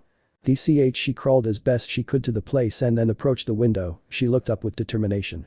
Deku. She called him while looking at him. Izuku looked over the white-haired man's shoulder, noticing that his partner was already in position. Now, all that was left was to implement their improvised plan. He jumped a step back, surprising his opponent. He began to inflate his chest with a lot of air, while small embers began to come out of his mouth. Hikari looked at him in confusion. She didn't know what Izuku was planning, but it was definitely a direct attack. Uraka didn't know what her partner was going to do either, but she just had to wait and see what happened. Dragon's roar. He opened his mouth, letting a flash of light come out of it. Hikari opened her eyes as wide as they could go, moving sideways and rolling on the ground to avoid the flare. The fire passed by the side of the weapon, and Uraka managed to pierce the wall next to the girl, creating a large crater. Hachiko got up as best she could while looking at Deku for a second. The green-haired boy nodded, and she understood. She activated her quirk by touching her opposite hand still tied. She jumped floating in the air to pass over the strong flare. The white-haired man saw this and quickly stood up to try to use his quirk against Uraka to stop her. But it was too late. Recovered, the girl said as she fell onto the top of the weapon and clutched it. The team of heroes had reached the last 1.5 minutes, almost. Deku's plan was to first stall the white-haired man so that Uraka would have time to break free and then get into position. Izuku speculated that Hikari wouldn't use her quirk if he didn't give her the opportunity to use it. Taking distance was a risky move for the green-haired man, since he could have been affected by Hikari's quirk. The flame that came out of his mouth after stopping generated great wear on the green-haired boy's body, forcing him to fall to the ground, apparently unconscious. His improvised plan had worked, but the best thing wasn't having won the exercise, but rather that he was no longer the boy he had been before. Now he had the confidence necessary to face Kaken and managed to obtain the ability against Hikari without him. Noticing the green-haired boy gave a small smile before falling completely exhausted. In the observation room, the students were surprised because they were witnesses of Izuku's quirk and its destructive power. All Might felt that he had already found several candidates but still had to continue observing their performance in the coming weeks. Until then. The hero team wins. All Might said through the building's loudspeaker, while a certain ash blonde who was dragging himself down the stairs with the strength he had left couldn't believe that fact. How could he let them beat him? Deku, he clenched his fists as he looked towards the end of the stairs, with a small wound on his head. This isn't over yet. Chapter 11 Point of Application. Of. Hikari Toge. When I was 5 years old I saw a black crow. Every time I went to sleep, it would peek through my window and just stand there staring at me. In the Inumaki clan, it was never necessary to speak to others since we communicate through our hearts. Simply by touching another person, we can form a binding pact that allows us to know what that person is thinking, whether good or bad. That crow was my only friend before entering sorcery high school. Being born with the Inumaki clan seals around my mouth, other children stayed away from me for fear of being cursed. Whenever my friend the crow came, I would give him some food I hid for him and not say anything to him, not for fear of upsetting him with my cursed speech, but because I wouldn't know what to say in the first place. I heard a saying that some people talk to their animals to express their problems instead of telling them to someone else to practice what they could say or simply to vent. But in my case, I could only utter harmless words because whatever came out of my mouth could psychologically or physically affect the people around me. The Inumaki clan always treated me with respect and trained me to become someone who could reach high positions, and that is precisely why I could never have a relatively normal life until I met Panda, Maki and the others. When the black crow stopped coming to my window, I waited for him every night when I went to sleep to see if he decided to come back, although I never saw him again since I was the one who passed sentence on him. One day, I went out with my father so he could see the outside and go beyond the walls of the clan. When I left, I saw that crow, who used to be my friend, standing on a branch in its nest, guarding some eggs. I didn't know the effects my technique could have on animals or living beings in general. I took off a talisman my father had made me to cover my words around my mouth, looked at the crow, and said the word come, but as soon as I said it, the crow plummeted down from the branch it was on. Right before my eyes, it had killed an innocent animal with just a simple word. I felt frustrated, angry, and resentful of myself and life for giving me this curse that made it impossible for me to relate to others. Once, Yuta told me his story of how he tried to get away from others and to the point of taking his own life so as not to harm others again with his curse of Rika Orimoto. Okatsu himself said that the curse was tortuous and prevented us from letting out our true potential with beliefs that would prevent us from going back out into the sunlight. I myself had those thoughts when tears came to my eyes when I saw how I had murdered an innocent animal. I ran terrified to my father in search of comfort and we returned to the clan, and then I locked myself in my room until the day was over. I continued crying and believed that the best thing was that just stay locked up to prevent anyone else from being in danger by being near me. However, I wasn't the one who chose to become a sorcerer. In fact, I never wanted to be one. My father assigned me to the Tokyo School of Sorcery so I could learn to improve my ritual technique and avoid hurting others. He told me there was no point in crying when you have the chance to resolve a situation. A child my age at that time didn't understand what he meant. I just believed my curse was something bad and nothing more. But over time I learned that curses can also be used for good. I limit my vocabulary to harmless words and avoid anything that might unwittingly harm anyone. My life was complicated in the loneliness I experienced, but I always managed to overcome them, and now, I am Hikari Toge, a boy reincarnated with the same curse as the Inumaki clan, but now I can handle it better than before. I will continue fighting until I improve and surpass myself. Stage. Observation ROOM.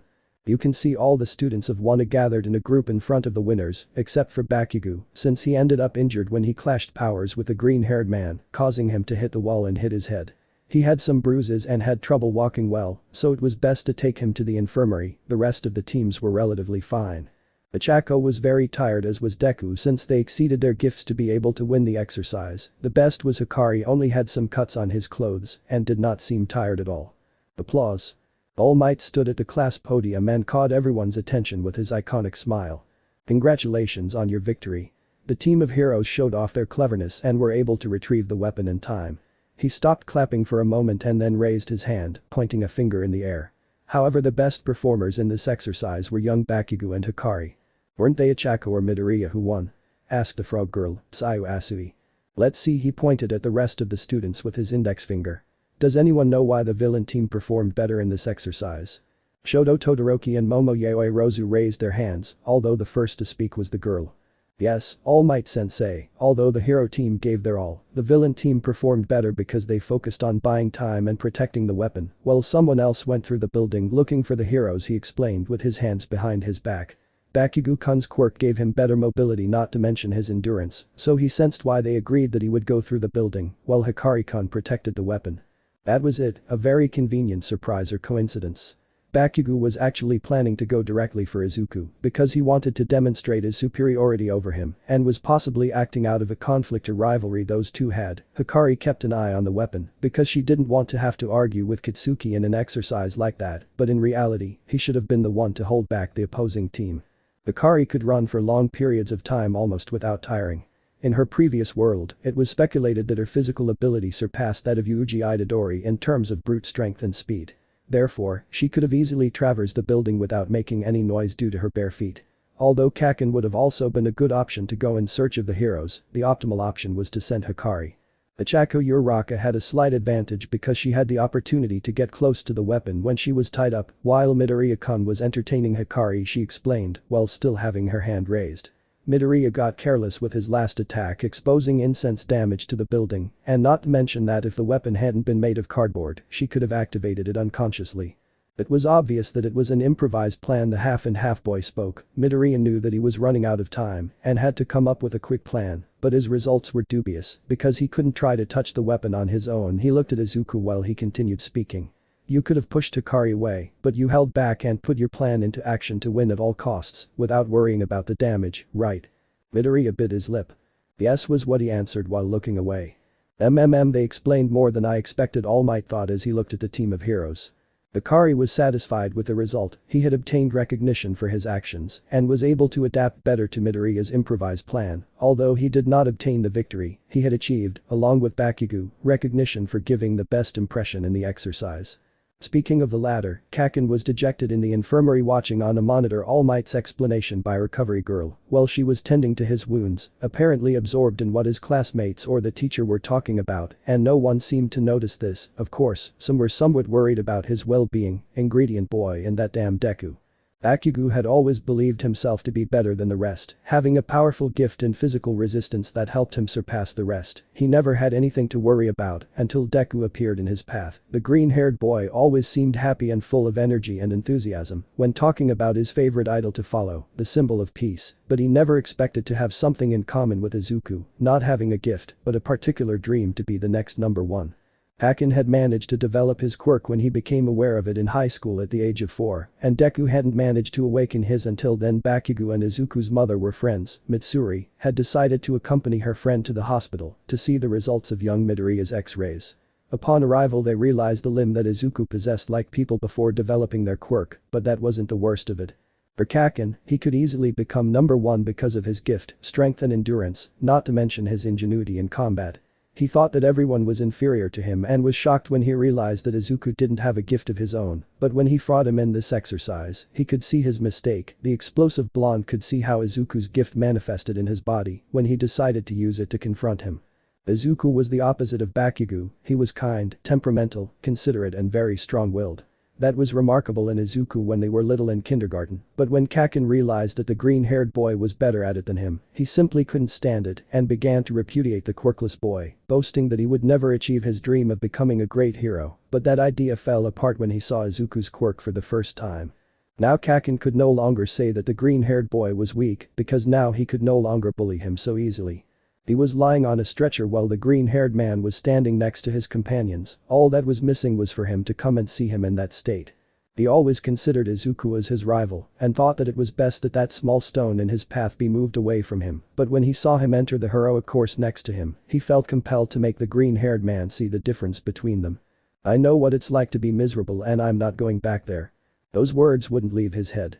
Every test Bakugo had to overcome was nothing compared to the hatred he felt when he saw how superior Deku was when he looked at him. Surely the ingredient boy had also been superior to him in many ways, but that was a secondary problem he'd deal with later. Until then, he'd rest to recover from those bruises. All Might cleared his throat a little and then turned to his students. Wonderful. That's right, Yaoi Rozu-san, a very good argument. He pointed at the girl and then at the other students. Very well, keep in mind what we discussed now and prepare for the next exercise. Teams D and I will be up next. Of. Hikari.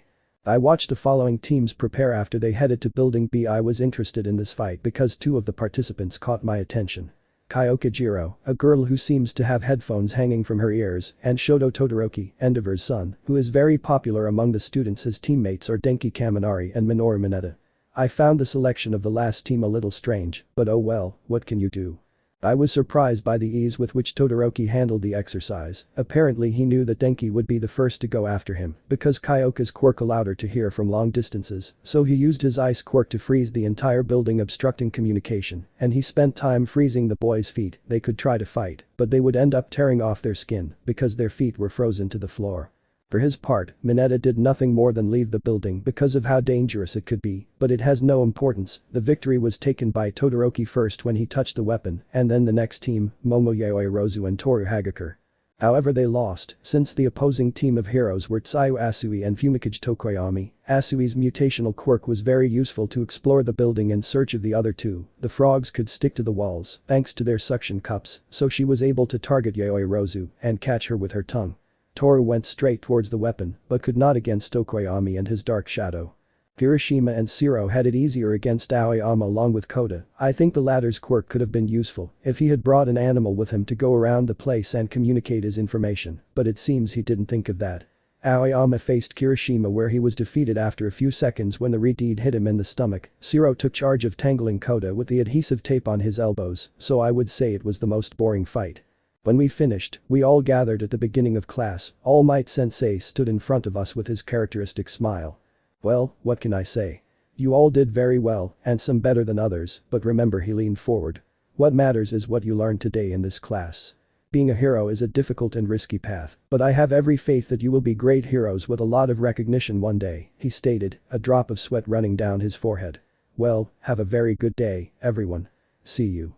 The professor then ran out the door at full speed, leaving a bit of dust in the air.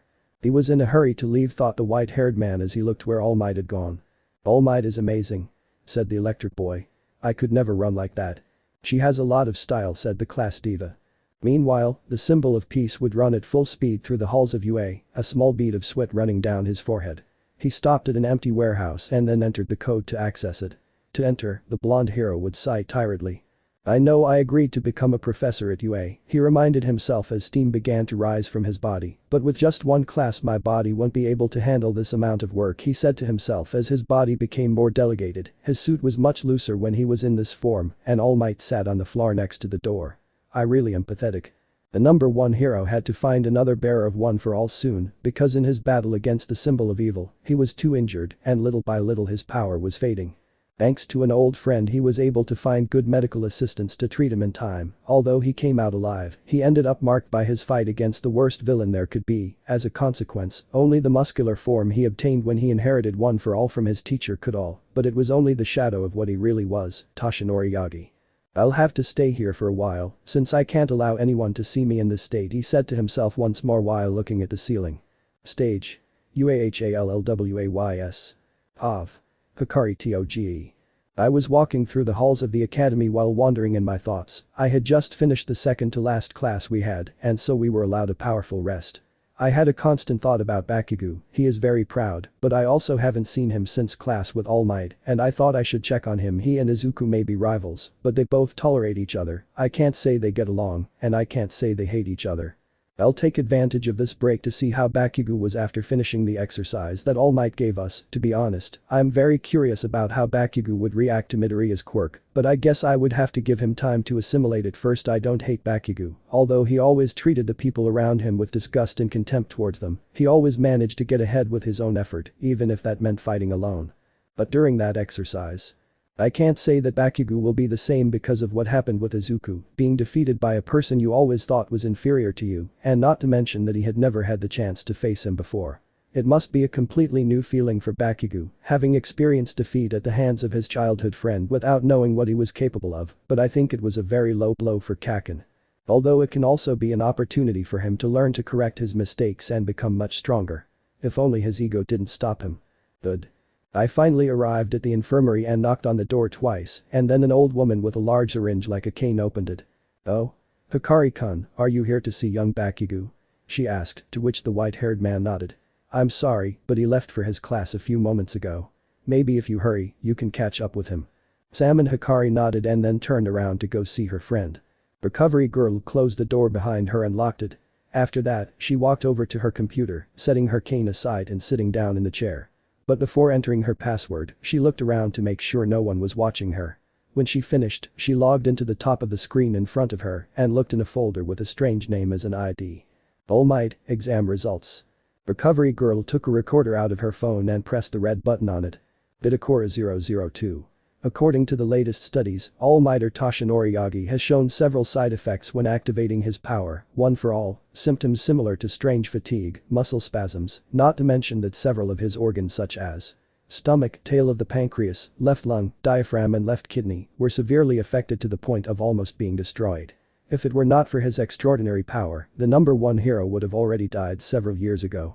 I understand that in exchange for not dying, he had to sacrifice a large part of his respiratory system and his entire stomach to avoid dying in the battle against All for One. He paused before continuing, but he did not explain how he managed to survive so much damage. This is just my theory, but Toshinori had to sacrifice a large part of his power at the cost of his life, causing it to become weaker over the years, although not useless, since it can be passed on to another carrier.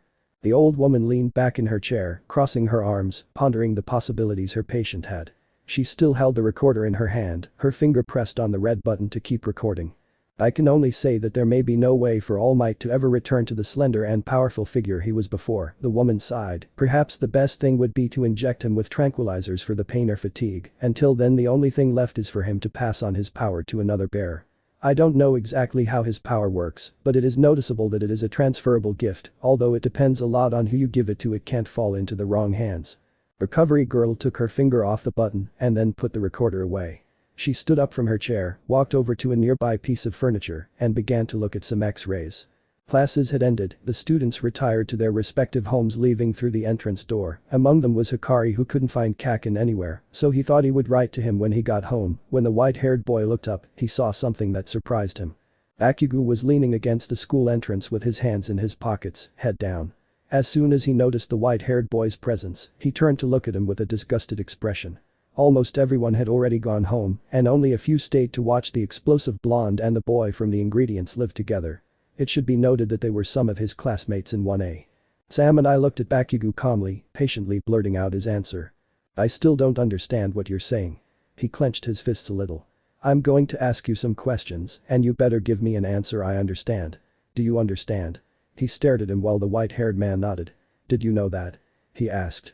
Hikari wished Bakugo understood her limited language. She would have answered tuna, since she didn't know what he meant. But seeing his annoyed, desperate look for an answer, she knew. She wanted to know if he knew about Deku's quirk. Then she nodded. "Since when did you know?" he asked, his face darkening slightly. Hikari would have signed back that she hadn't since yesterday morning, but she knew Bakugo wouldn't understand. She just nodded. She had to be careful with her words, though she hoped she wouldn't say anything that would upset the ash blonde more than she already was. Speaking of him, Bakugo was throwing sparks from his hands with every argument that came out of his mouth. His eyes were filled with rage, no, with anger, and anger coming from that broccoli who dared to deceive him for having lied to him about his quirk, and even if he had told him just in that combat exercise, he would surely have lost due to the surprise he felt when he knew that the boy he always called a damn quirkless did have one. But the worst was the humiliation he felt seeing how he ended up in the infirmary and not Deku like the slug he is. Why, he clenched his fists even tighter, containing his explosions. Why did I lose to him? Bakugo punched the wall on his side, creating a huge explosion in it, destroying part of the concentrate. Hikari didn't let herself be scared and simply looked at Bakugo calmly, waiting for him to continue talking. He didn't tell me he had a quirk. He was probably planning on revealing it to me during the cooldown to get an advantage. Right? She demanded to know as smoke rose from her hands. All this time he had a quirk, me believing himself superior when in reality he always had a bucking quirk. She clenched her fists tighter. Why now, when I already get into UA? Bakugo didn't just believe himself superior to the rest. He had to prove he was better than all those extras. Now he'd experienced defeat at the hands of a boy who, whenever he saw him, was superior to him because no matter how many times he fell, he always got up. He didn't want to accept that he was better. He simply couldn't. When he discovered he didn't have a quirk, he thought he could completely surpass him because finally, he wouldn't have that damn thorn in his side anymore. But apparently that wasn't the case. Bakugo lifted his fist off the wall while breathing heavily, he looked at the white-haired man again, and his gaze was cold. I'm going to be number one, I will be. I won't let anyone, not you or that damn Deku, surpass me. He stated while turning around and looking at Hikari over his shoulder. I'm better than you all. Bakugo put his hands in his pockets and walked home, gritting his teeth. Hikari was impressed by the confidence in the ash blonde's words, she had never seen him so determined, and he seemed to be in competition with her, and Izuku that reminded the latter of the white-haired man, someone who cannot accept defeat, no matter what it says while he continues moving forward, making sure he is better than yesterday. Bakugo probably thought the same as Izuku, he doesn't want to lose against those who give their all to face him, and now he couldn't wait to see how things played out between those two, but he shouldn't be left behind either. Mustard Leaf he clenched his fist slightly and then continued on his way home. I hope they don't punish Bakugo for damaging school property, the white-haired man thought as he continued walking. Chapter 12 Controversy and Effort. Several days had passed since the UA students entered their respective classes, everything should have gone normally without any problems at UA, right? Well no. The news that All Might was a teacher at the Hero Academy spread like hotcakes, several reporters and practically all the media stood at the school gates, waiting for someone to tell them the truth about whether the number one hero was a teacher at UA. This bothered Professor Aizawa quite a bit since he couldn't believe that All Might could be both a hero and a teacher at the same time with so many media outlets chasing him. If he had so much attention, how would he not know what he would do? When reporters saw an academy student in their uniform, they quickly approached and began asking them questions to give them a chance to breathe. Some, like Izuku, got nervous because they didn't know how to respond. In Lita's case, they gave detailed answers about the importance of the greatest hero being a teacher, along with the principles that should be followed. Finally, the media left the blue-haired boy aside to address a UA teacher, asking if he could bring them the symbol of peace himself. The reporter brought the microphone closer to the disheveled, dry-eyed man to ask him that question. Aizawa just looked at her indifferently, then raised his hand to signal that this wouldn't happen. All Might isn't here right now, and if he were, he'd know better than to waste his time answering questions during office hours, he argued, rubbing the back of his neck with his hand. Please leave. You're disrupting classes. He turned around to head inside the school, passing through the door. Was All Might always so popular? He must be bothered by all the attention before becoming a UA professor, right? He thought, his eyes on the horizon. Hey. We'd just like to speak with All Might to ask him a few questions, the woman exclaimed. Please, just a few minutes. The reporter tried to follow Aizawa, but as soon as she set foot inside the white line separating the school's exterior from the city, the UA barrier activated, causing several metal gates to emerge from the ground, surrounding the entrance and the grounds of the academy. The reporter was so scared she fell backward. What is this? The woman asked as her companion helped her up. Don't you know about the school barrier? He said as he finished helping her. It prevents anyone from entering without an academy ID. If you're not registered with the school system, you won't be able to pass, he explained, then looked at the walls that had been raised around the entrance.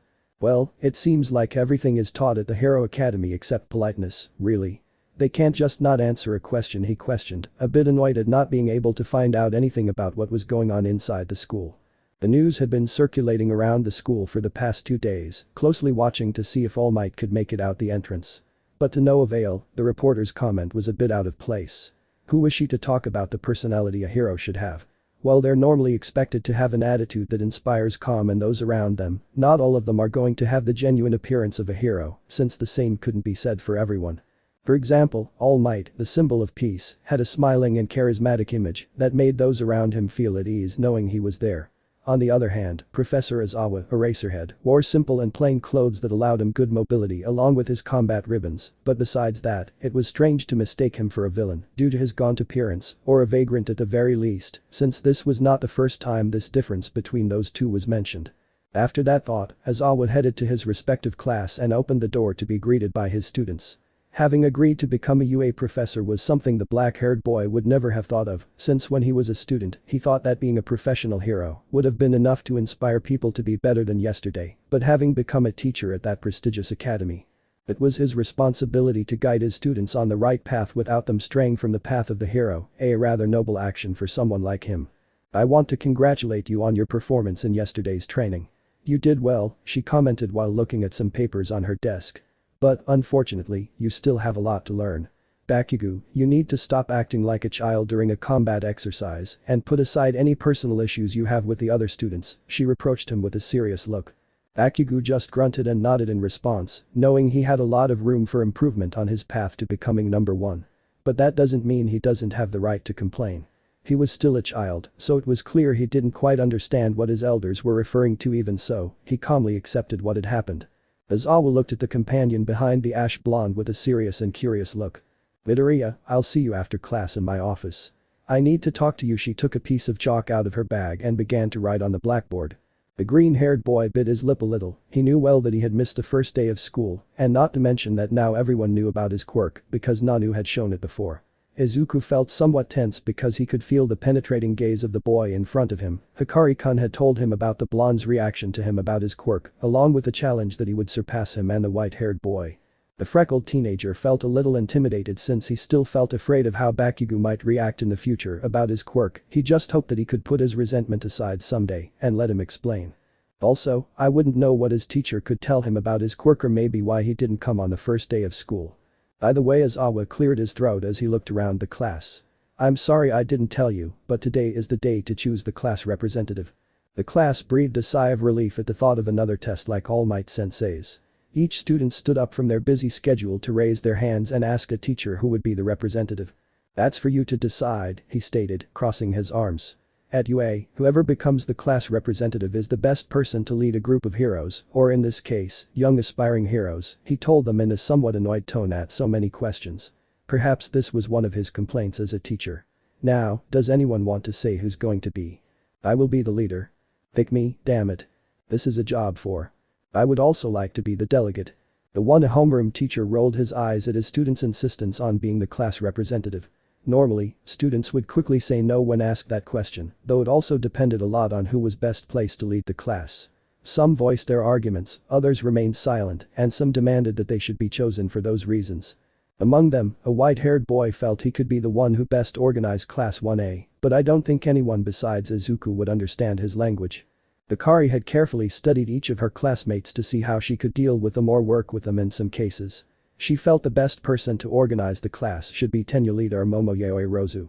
Both of them know how to adapt to a given situation, not to mention their high level of responsibility, coming from powerful families.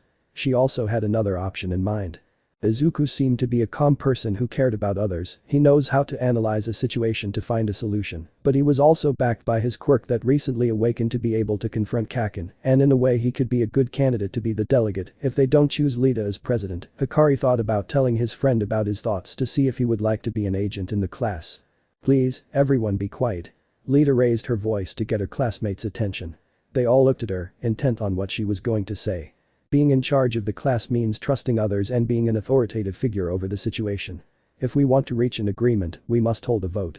Tenya crossed his arms as everyone noticed that he also wanted to be class president, although he hid it well. The next to speak was a girl with a ponytail. I think it's fine, after all we can't decide it by chance, and the option Lita proposes seems fair to me, he responded with a calm smile. I don't think it's such a good idea, thought the white-haired man. Most of the three are here and are just getting to know each other, although the vote would be more of a formality to see who would vote for themselves. The most times it could work, but it depends on who decided. Besides, I wouldn't like them to vote for me. The class agreed and decided to follow the blue-haired boy's option. Now they would vote on who could be the best candidate to lead the class. When they finished, the results were Izuku with 3 votes, along with Yaoyorozu with the same amount. A certain white-haired boy was surprised because he was the one who received 4 votes from his classmates, which surprised him. Why did you choose him and not me? Kaken demanded as he stood up from his seat. Tuna and mayonnaise. Hikari rolled her eyes as she felt the answer itself. Don't talk to me, I don't understand what you're saying. Can't you talk like a normal person? Hikari shook her head. Truth be told, Bakugo wasn't the only one in the class who didn't understand her vocabulary. The others were also somewhat surprised that the white-haired boy had received so many votes, and all that remained was to choose who would be the vice principal. Yaoyorozu or Midoria. They all looked at the aforementioned, their gaze fixed on what they were about to say. The green-haired boy got a little nervous because he didn't expect them to vote for him, and that's why he tried to say something, but Momo got ahead of him. If possible, I think Hikari-kun should be the one to choose who should accompany him in leading the class, she said with confidence. Anyway, he received the most voting points, so it shouldn't be difficult for him to choose. The girl looked at the white-haired man who had a look of what makes you come to that conclusion. But he was partly right, if he was going to be the delegate anyway, there shouldn't be a problem with who he chooses, right? Well, while Lita was lamenting about not being chosen, it would be the least of it. Hikari analyzed her two possible options. Yaoyorozu, who showed great intellect along with her quirk that allowed her to create objects, that could be useful. Midoria, who was almost or equally intelligent as the girl but still lacked the self-confidence to be a sub-delegate, something that was visible to the white-haired man now she just had to say and or point out who her partner was going to be. Anini he pointed at Yaoyorozu with his finger to see how she would react. The girl smiled a little, and then they both stood in front of the class, everyone seemed to be in agreement and there were no complaints from Bakugo, only grunts. Hikari could be said to be happy to have been chosen, since it encouraged that he had made a good impression during yesterday's exercise, and he had also done well in choosing Yaoyorozu, since both could easily complement each other of course. As long as Hikari explained to him what her language consists of and why she limits herself to speaking with ingredients. Classes had ended, as Aizawa requested, the one representative and sub-representative had been elected before the break, and everything seemed to be going well so far. Stage. Cafeteria. When the recess bell rang, Hikari and her green-haired friend headed to the cafeteria to sit at a table. They were also accompanied by Ichako and Lita because Midoria had established a friendship with the girl and Tenya wanted to discuss some matters with Hikari. The group sat down at a random table with their trays of food in hand. The green-haired boy sat next to the girl and Hikari sat next to Lita. The four began to talk about trivial matters while they ate well, except for a certain white-haired boy who only offered his opinion when Izuku spoke to him. Ichako watched Hikari's interaction with Midoria and couldn't help but notice how well they understood each other, even though the boy's words seemed to be meaningless, Midoria seemed to be able to understand them perfectly. "I see you've known each other for a long time, right?" he asked with a small smile. "Salmon?" "Yeah," he scratched his cheek. "It's just that we've known each other since we were kids and we don't live that far away, so." "Even so, I was impressed by how well you two understand each other." I narrowed my eyes at the white-haired man. "Hikari-kun, do the words you use really have meaning?" Hikari nodded. She'd noticed that her peculiar language had caught the attention of some of her classmates and Uraka was apparently no exception. He had no problem explaining it, but it seems Izuku got ahead of him. "You see, Hikari-kun and I have known each other since we were children." It was there that he told me a little more about his quirk. Apparently, it allows him to have very high control over specific words that increase their power, forcing those who hear them to obey them, he explained while taking out his notebook. Hikari-kun limits his vocabulary to avoid harming others unconsciously because his quirk is always active, that's why his uniform is also modified to prevent his quirk from being activated accidentally. The girl looked surprised while Lita also listened attentively, both of them hadn't realized how complex such a quirk could be besides, the existence of such a quirk was unknown in the first place. "Wow," he murmured, still in amazement. "So you can kill me if you tell me to die. You're invincible." Small, strange expressions formed in his eyes. Lita thought Uraka's comment was a little out of place, but she was partly right, that white-haired boy had obtained a very powerful gift from his parents of course, every power must have its weakness or weak point, right? That was it when Hikari wished to not have the same weaknesses of her curse technique when she decided to reincarnate, that deity made sure that these no longer affected or were not directly in her new body, such as her words returning to her, her throat wearing out, etc. But it did have consequences if she decided to use her second quirk. The white-haired man's kanjis were a double-edged sword, since depending on how great the meaning of these was. It could wear down the boy's body to the point of killing him in return. Toge was granted great regenerative capacity, but the effect depended on how powerful the kanji and or its manifestation was to see how long the regeneration took to overcome the adverse effects. Hikari was perfectly aware of this dysfunctionality of her new abilities and had to work as soon as possible to improve that aspect, but she still couldn't find a way to improve it without depending solely on the regeneration that the deity had granted her until then. She had to focus on becoming stronger. Well, I guess Midoria was interrupted when something alarmed him, not only him, but all the students in the cafeteria. Ring. An alarm sounded throughout UA, announcing a level 3 alert at the school, where students were to evacuate immediately to the evacuation room. Hikari and Midoria narrowed their eyes, not knowing what level 3 security at the academy meant, so the group decided to follow the other students to wait for the professionals to take care of the problem. Everything was a commotion in the hallways, since in the 3 years that had passed, they would never have expected something like this. Hikari would have liked to use her quirk to restore order among the students, but she chose not to for 2 reasons. 1, it was against the rules, and 2, something caught her attention. She looked out a window that led to the outside, noticing how the media hadn't taken any care with the school security measures, as hundreds of them stood at the entrance of UA, while President Mick and Izawa-sensei tried to contain the commotion. "We just want All Might to come here for a moment. He's here, right?" A brunette girl with a ponytail demanded. "I already told you All Might isn't working today, didn't you hear?" Eraserhead reminded them with an annoyed sigh. "Hey, technically they entered illegally, so they're villains," Mick whispered to his Izawa. "So we beat them up to get them out of here." Izawa rolled his eyes. He would have liked to implement that idea, but they would start to slander the violent behavior of the teachers at school. The best thing was to wait for the police and entertain the media to make sure they don't enter the institution.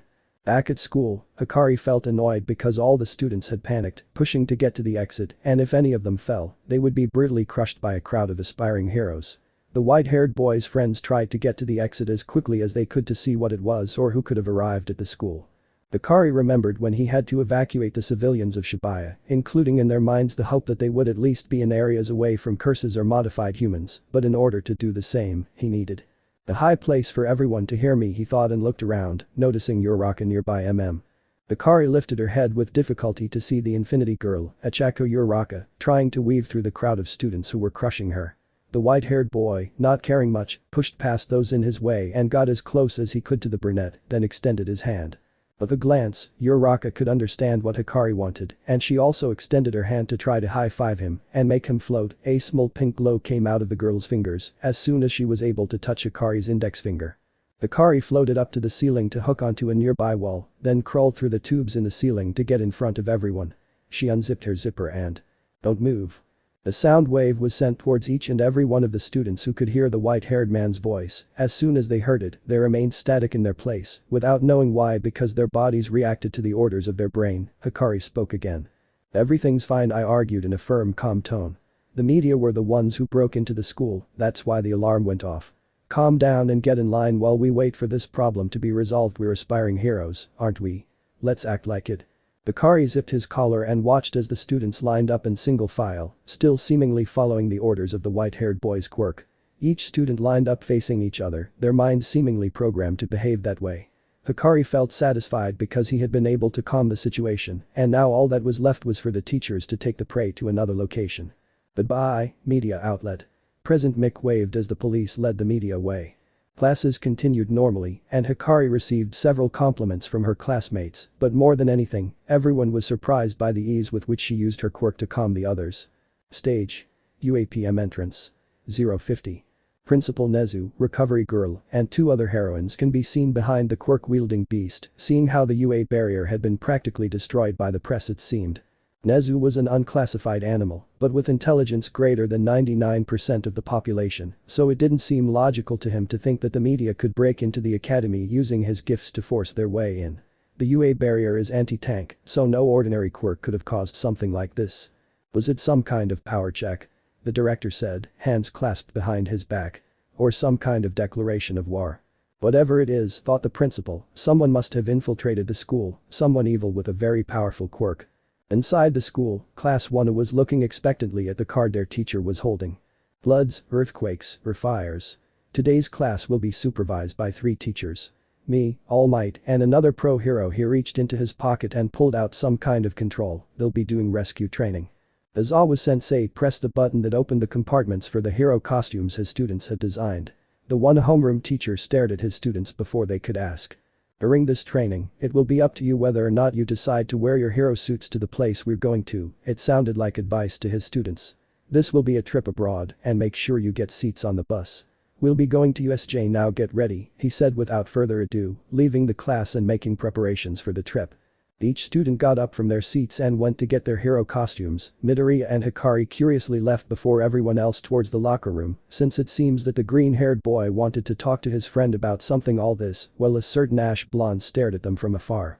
When they were all dressed in their hero costumes, they rushed to get on the bus. Lita tried to convince Yaoyorozu or Hikari to make them all line up in the car because of its number of seats, but both denied the idea because they had little time to go, and then they all got on to begin the trip.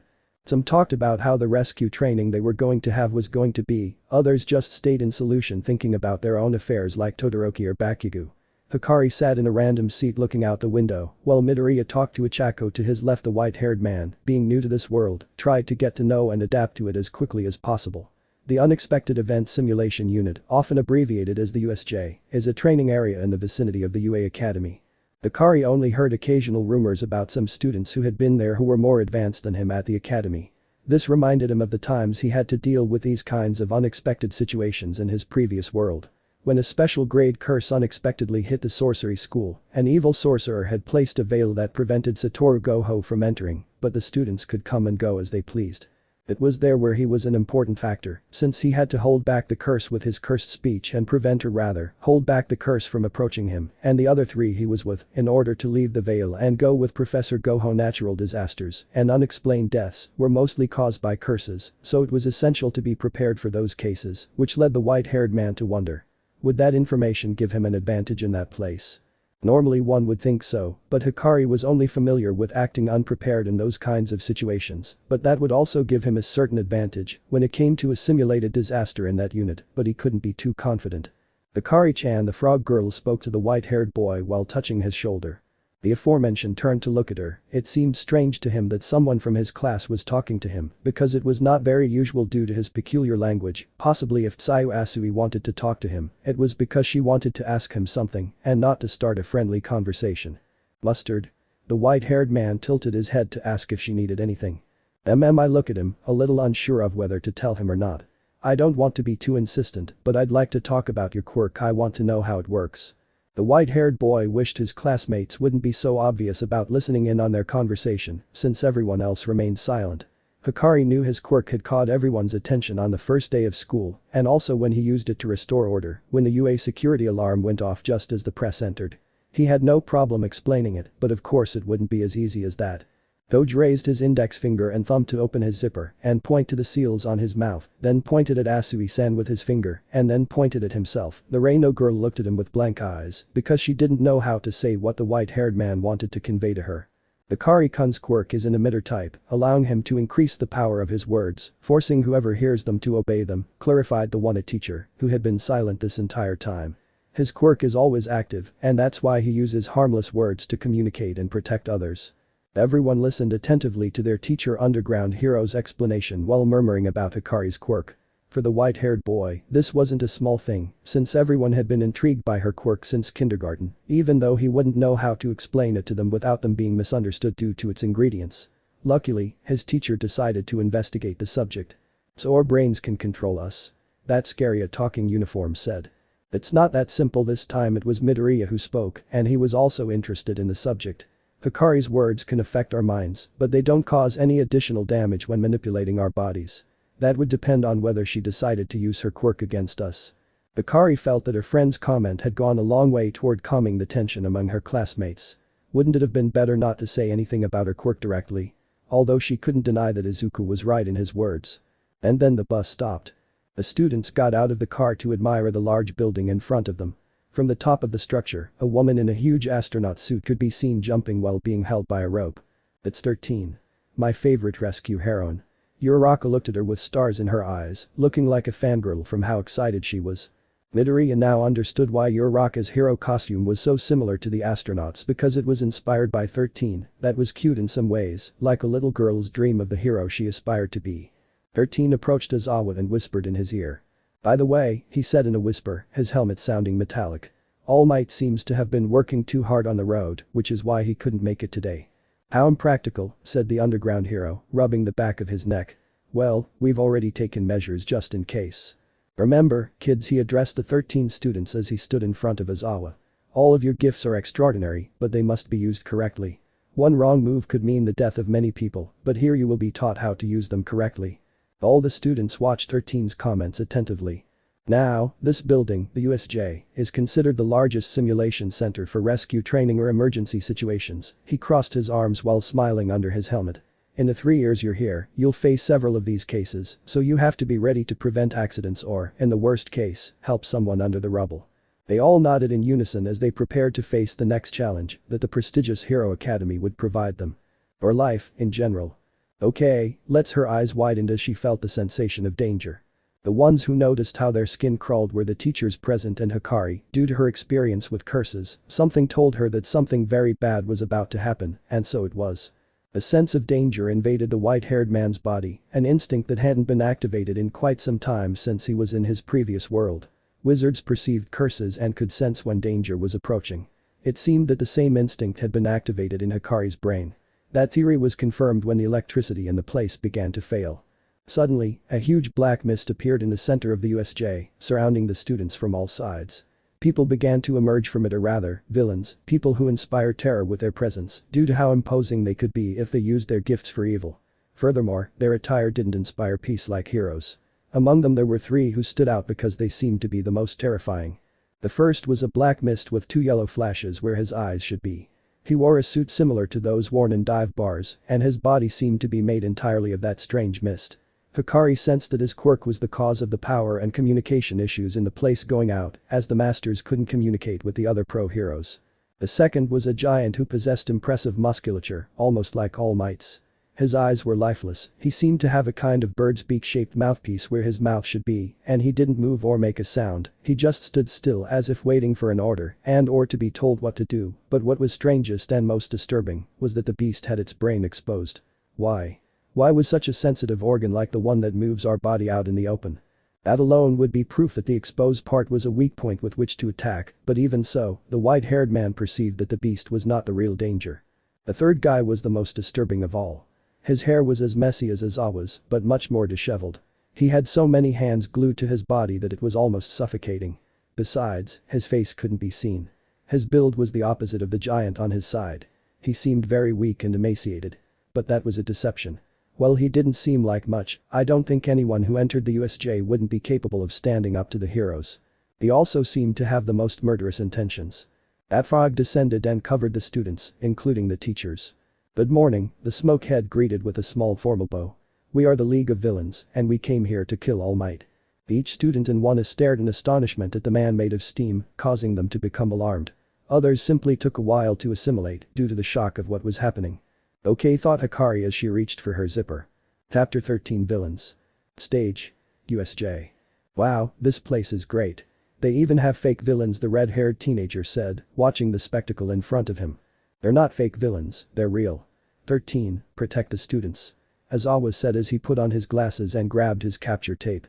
Hikari saw how her teacher launched himself against the villains to protect him and his other classmates. The white-haired man was able to admit the very slow movements of his teacher. He compared his speed with that of the evil sorcerer Suguro Jido because of what the latter was able to move without him being able to react, and instead, his teacher could clearly see his movements or even anticipate them. Even so, he had to admit that he moved quite well.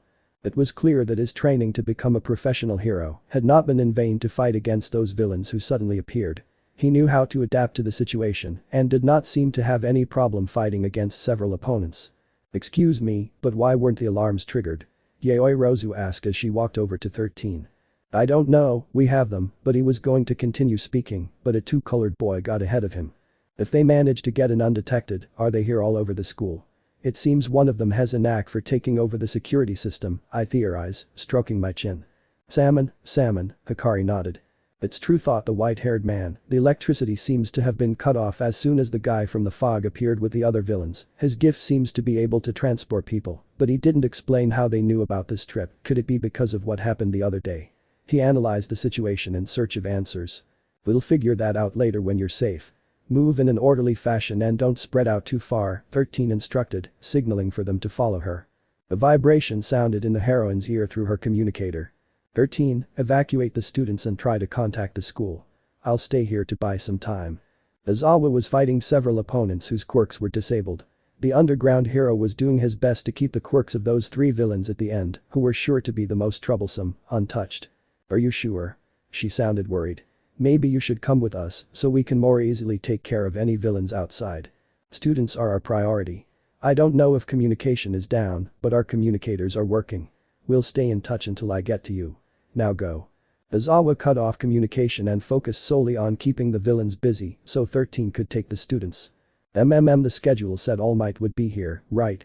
How boring, the villain with the hands complained. "I even went to the trouble of weapons for this whole circus. Kurogiri, do you think if we kill some children All Might will come?" he asked the man from the fog. So these scumbags are behind the intrusion the other day. He wondered as he looked at the villains around him who had him surrounded. "I'm counting on you, 13, go and get everyone out of here." However, a single blink would be enough for that smoke villain to disappear from his place. A blackish-purple portal opened in front of the students who were near the exit, but just in time, Kurogiri managed to intercept them. The UA students watched expectantly as the black mist surrounded them, forming a dome of black smoke around them. The heroine 13 acted quickly using her quirk to get the students away from danger, followed by Kirishima and Bakugo, who managed to get out and hit the guy's steamy body, without success, since their quirks didn't even tickle him. Damn, how the hell do you hit something made of gas? Bakugo wondered as he prepared to attack again. My apologies, we are the League of Villains, and our objective here is All Might alone. He spread that smoke around the students as they stared at him.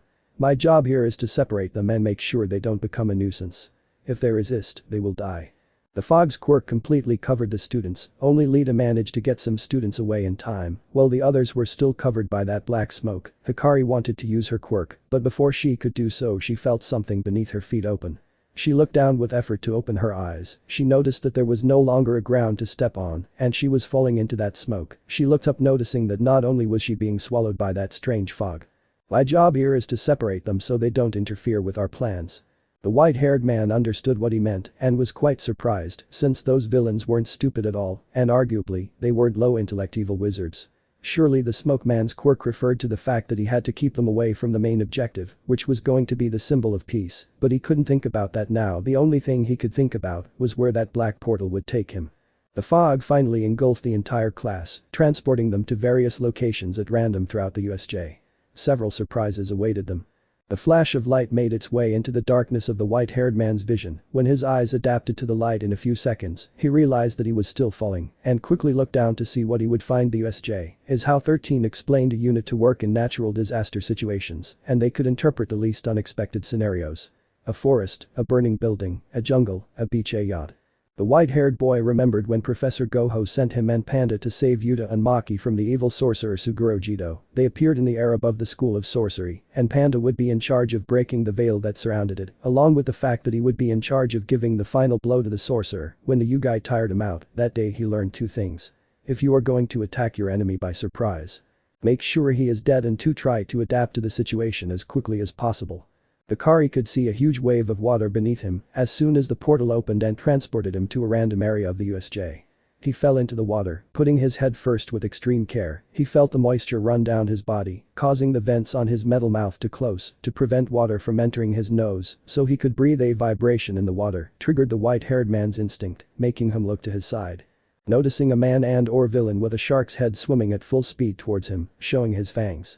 Before Hikari could react, the shark-headed villain was surprised by a kick from a girl with the abilities of a frog. Sayu Asui looked at the white-haired boy with joy, since she was able to meet another of her companions and rescue him at the same time. She pushed the villain to the side and grabbed the boy a few words with her tongue and then lifted him up and took him out of the water. Hikari-chan, hold on tight. He extended his tongue to the far side, leaving the white-haired boy on the floor of a large ship. Hikari barely touched the floor under the grates of her mouth and approached the ship's railing to look at the water. She noticed that Asui-san was still in the water holding another of her companions. That was Mineta, who seemed very comfortable about the girl's proportions. This caused Sayu to start to feel him up. Seaweed. I looked at them while signaling them to come. Danini. Asui would grab the dwarf he was carrying out of the water, stretching and hooking his tongue with the ship's railing to climb up to where Hikari was. The boy examined his surroundings without noticing any villains near the ship, but couldn't be sure that they weren't there after having encountered one in the water. Sayu seemed to be aware of the situation they were in and decided to be the first to speak. As Todoroki, it seems they waited for the right moment to come here, and if what the villain from the fog said. They came to kill All Might. She touched her cheek while looking down thoughtfully. Sam, and he nodded while not making full contact with the frog girl. He also seemed thoughtful. If they waited for the right moment to attack, it means they must have a plan to kill All Might, and I guess they don't want us to interfere, he thought as he looked around again. Hey, you can't kill All Might. I bet when he gets here he'll start kicking and punching until the villains give up. He threw a few fists in the air, apparently trying to imitate All Might. Dunai shook my head. Salmon roe and caviar. If Mineta remembered what the fog villain said, his job was to separate us and make sure we didn't interfere with his plans. I don't know how they'd accomplish that, but it certainly isn't good, he thought as he looked at the two he was with. Plus, I can think of several who could stand up to All Might. He thought and or told them the last thing while he remembered Suguro Jito with whom he fought, who had a power capable of facing a semi-first grade sorcerer or higher. He would also bet that All Might could not even tickle Professor Goho or Sukuna, but that did not matter now. The important thing was to meet with the others and wait for the professionals to arrive.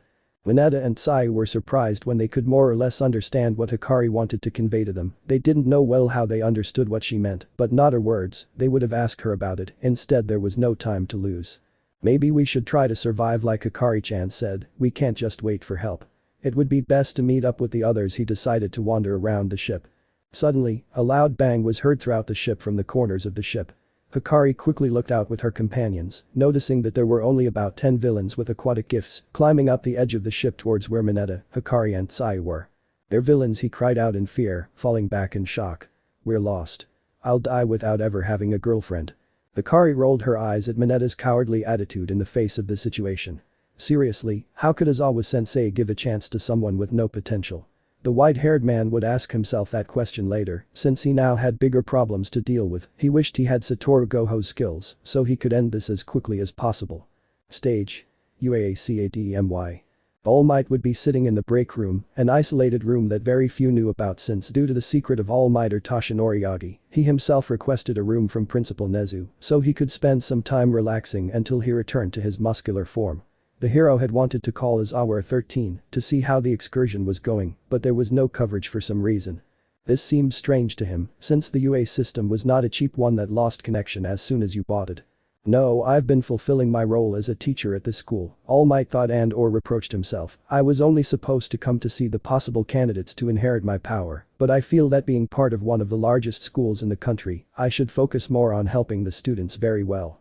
The number 1 hero got up from the couch and his muscles began to enlarge until they took on their characteristic shape, but as soon as he got up, the door to the break room opened and made Toshinori spit out a little blood in surprise. He greeted with his paw, a bear. A giant mouse. A hybrid. Definitely a creature of the animal kingdom. "Forgive me if I'm interrupting something, All Might, but I wanted to check if everything was okay."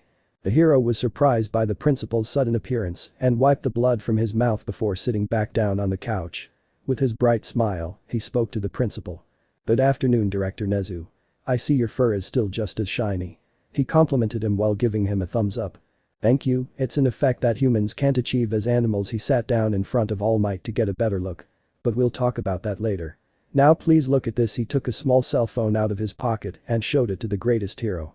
"The symbol of peace, All Might, resolves 3 incidents in just 1 day. Is that a good cover?" The symbol of peace trembled a little, knowing that sooner or later the director would find out about this news. He couldn't help but scratch the back of his neck, somewhat embarrassed.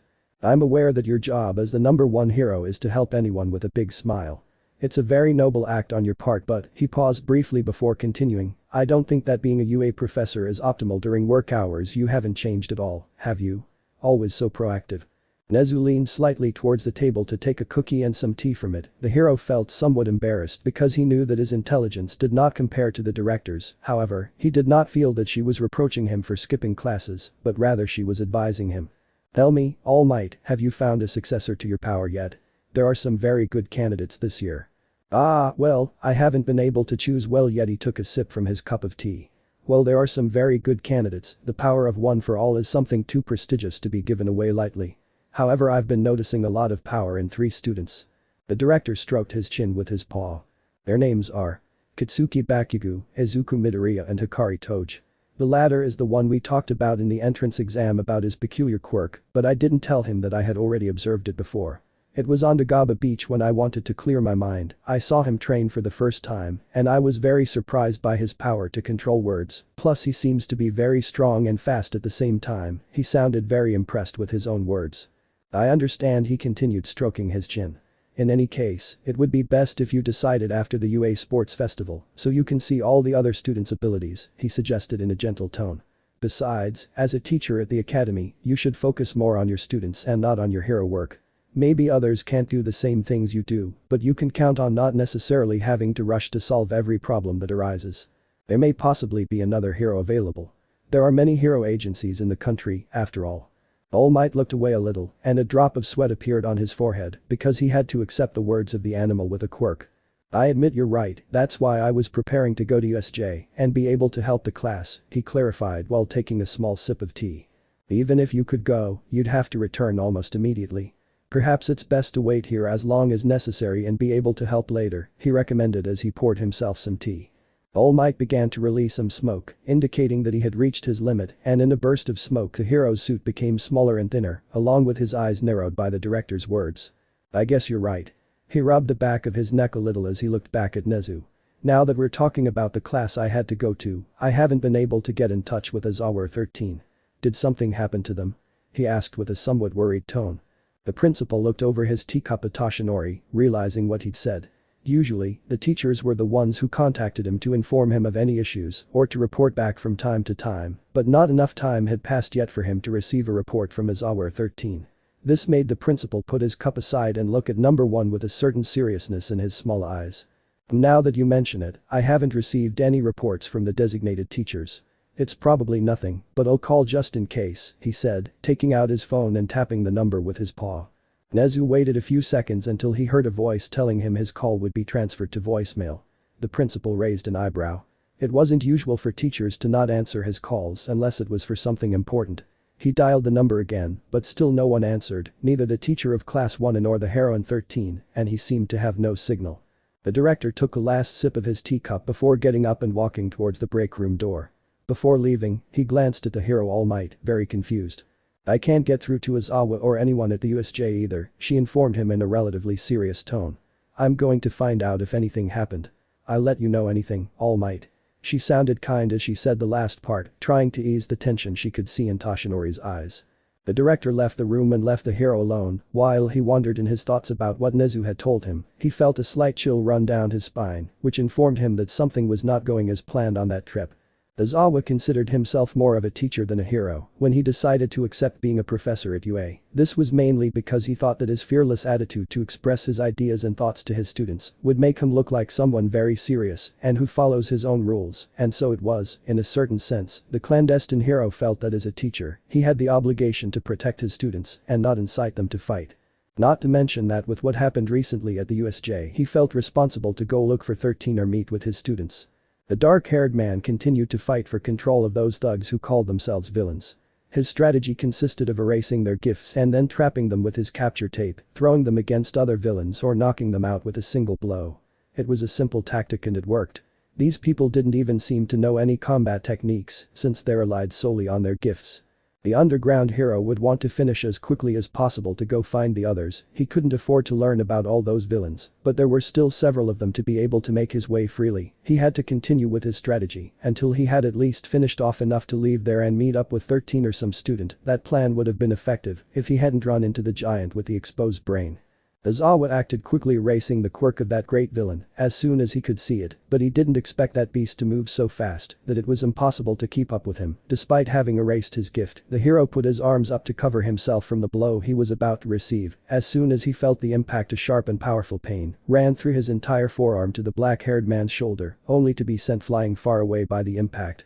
Is this guy this strong without his quirk? He thought and cursed at the same time.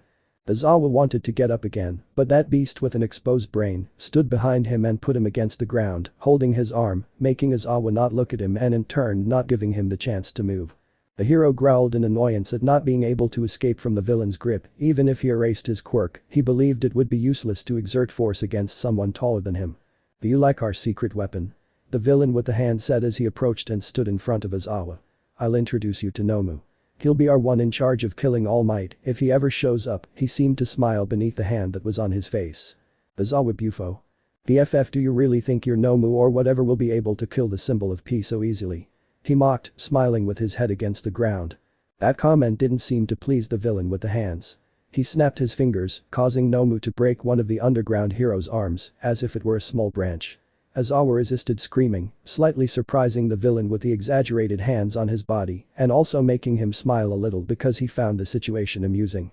From the bushes of the forest area, Mineta, Asui and Hikari watched the spectacle that those villains were giving with their teacher as a participant. Asui and Mineta looked terrified at the treatment of those villains towards a hero. It was not a nice act to see, since their teacher seemed to be dying internally, but they did not dare to say anything for fear of what could happen to them if any of those villains discovered them. On the other hand, Hikari Toge had an annoyed and hateful look towards those guys. They did not seem like people, but curses that killed for pleasure or fun, enjoying people's pain.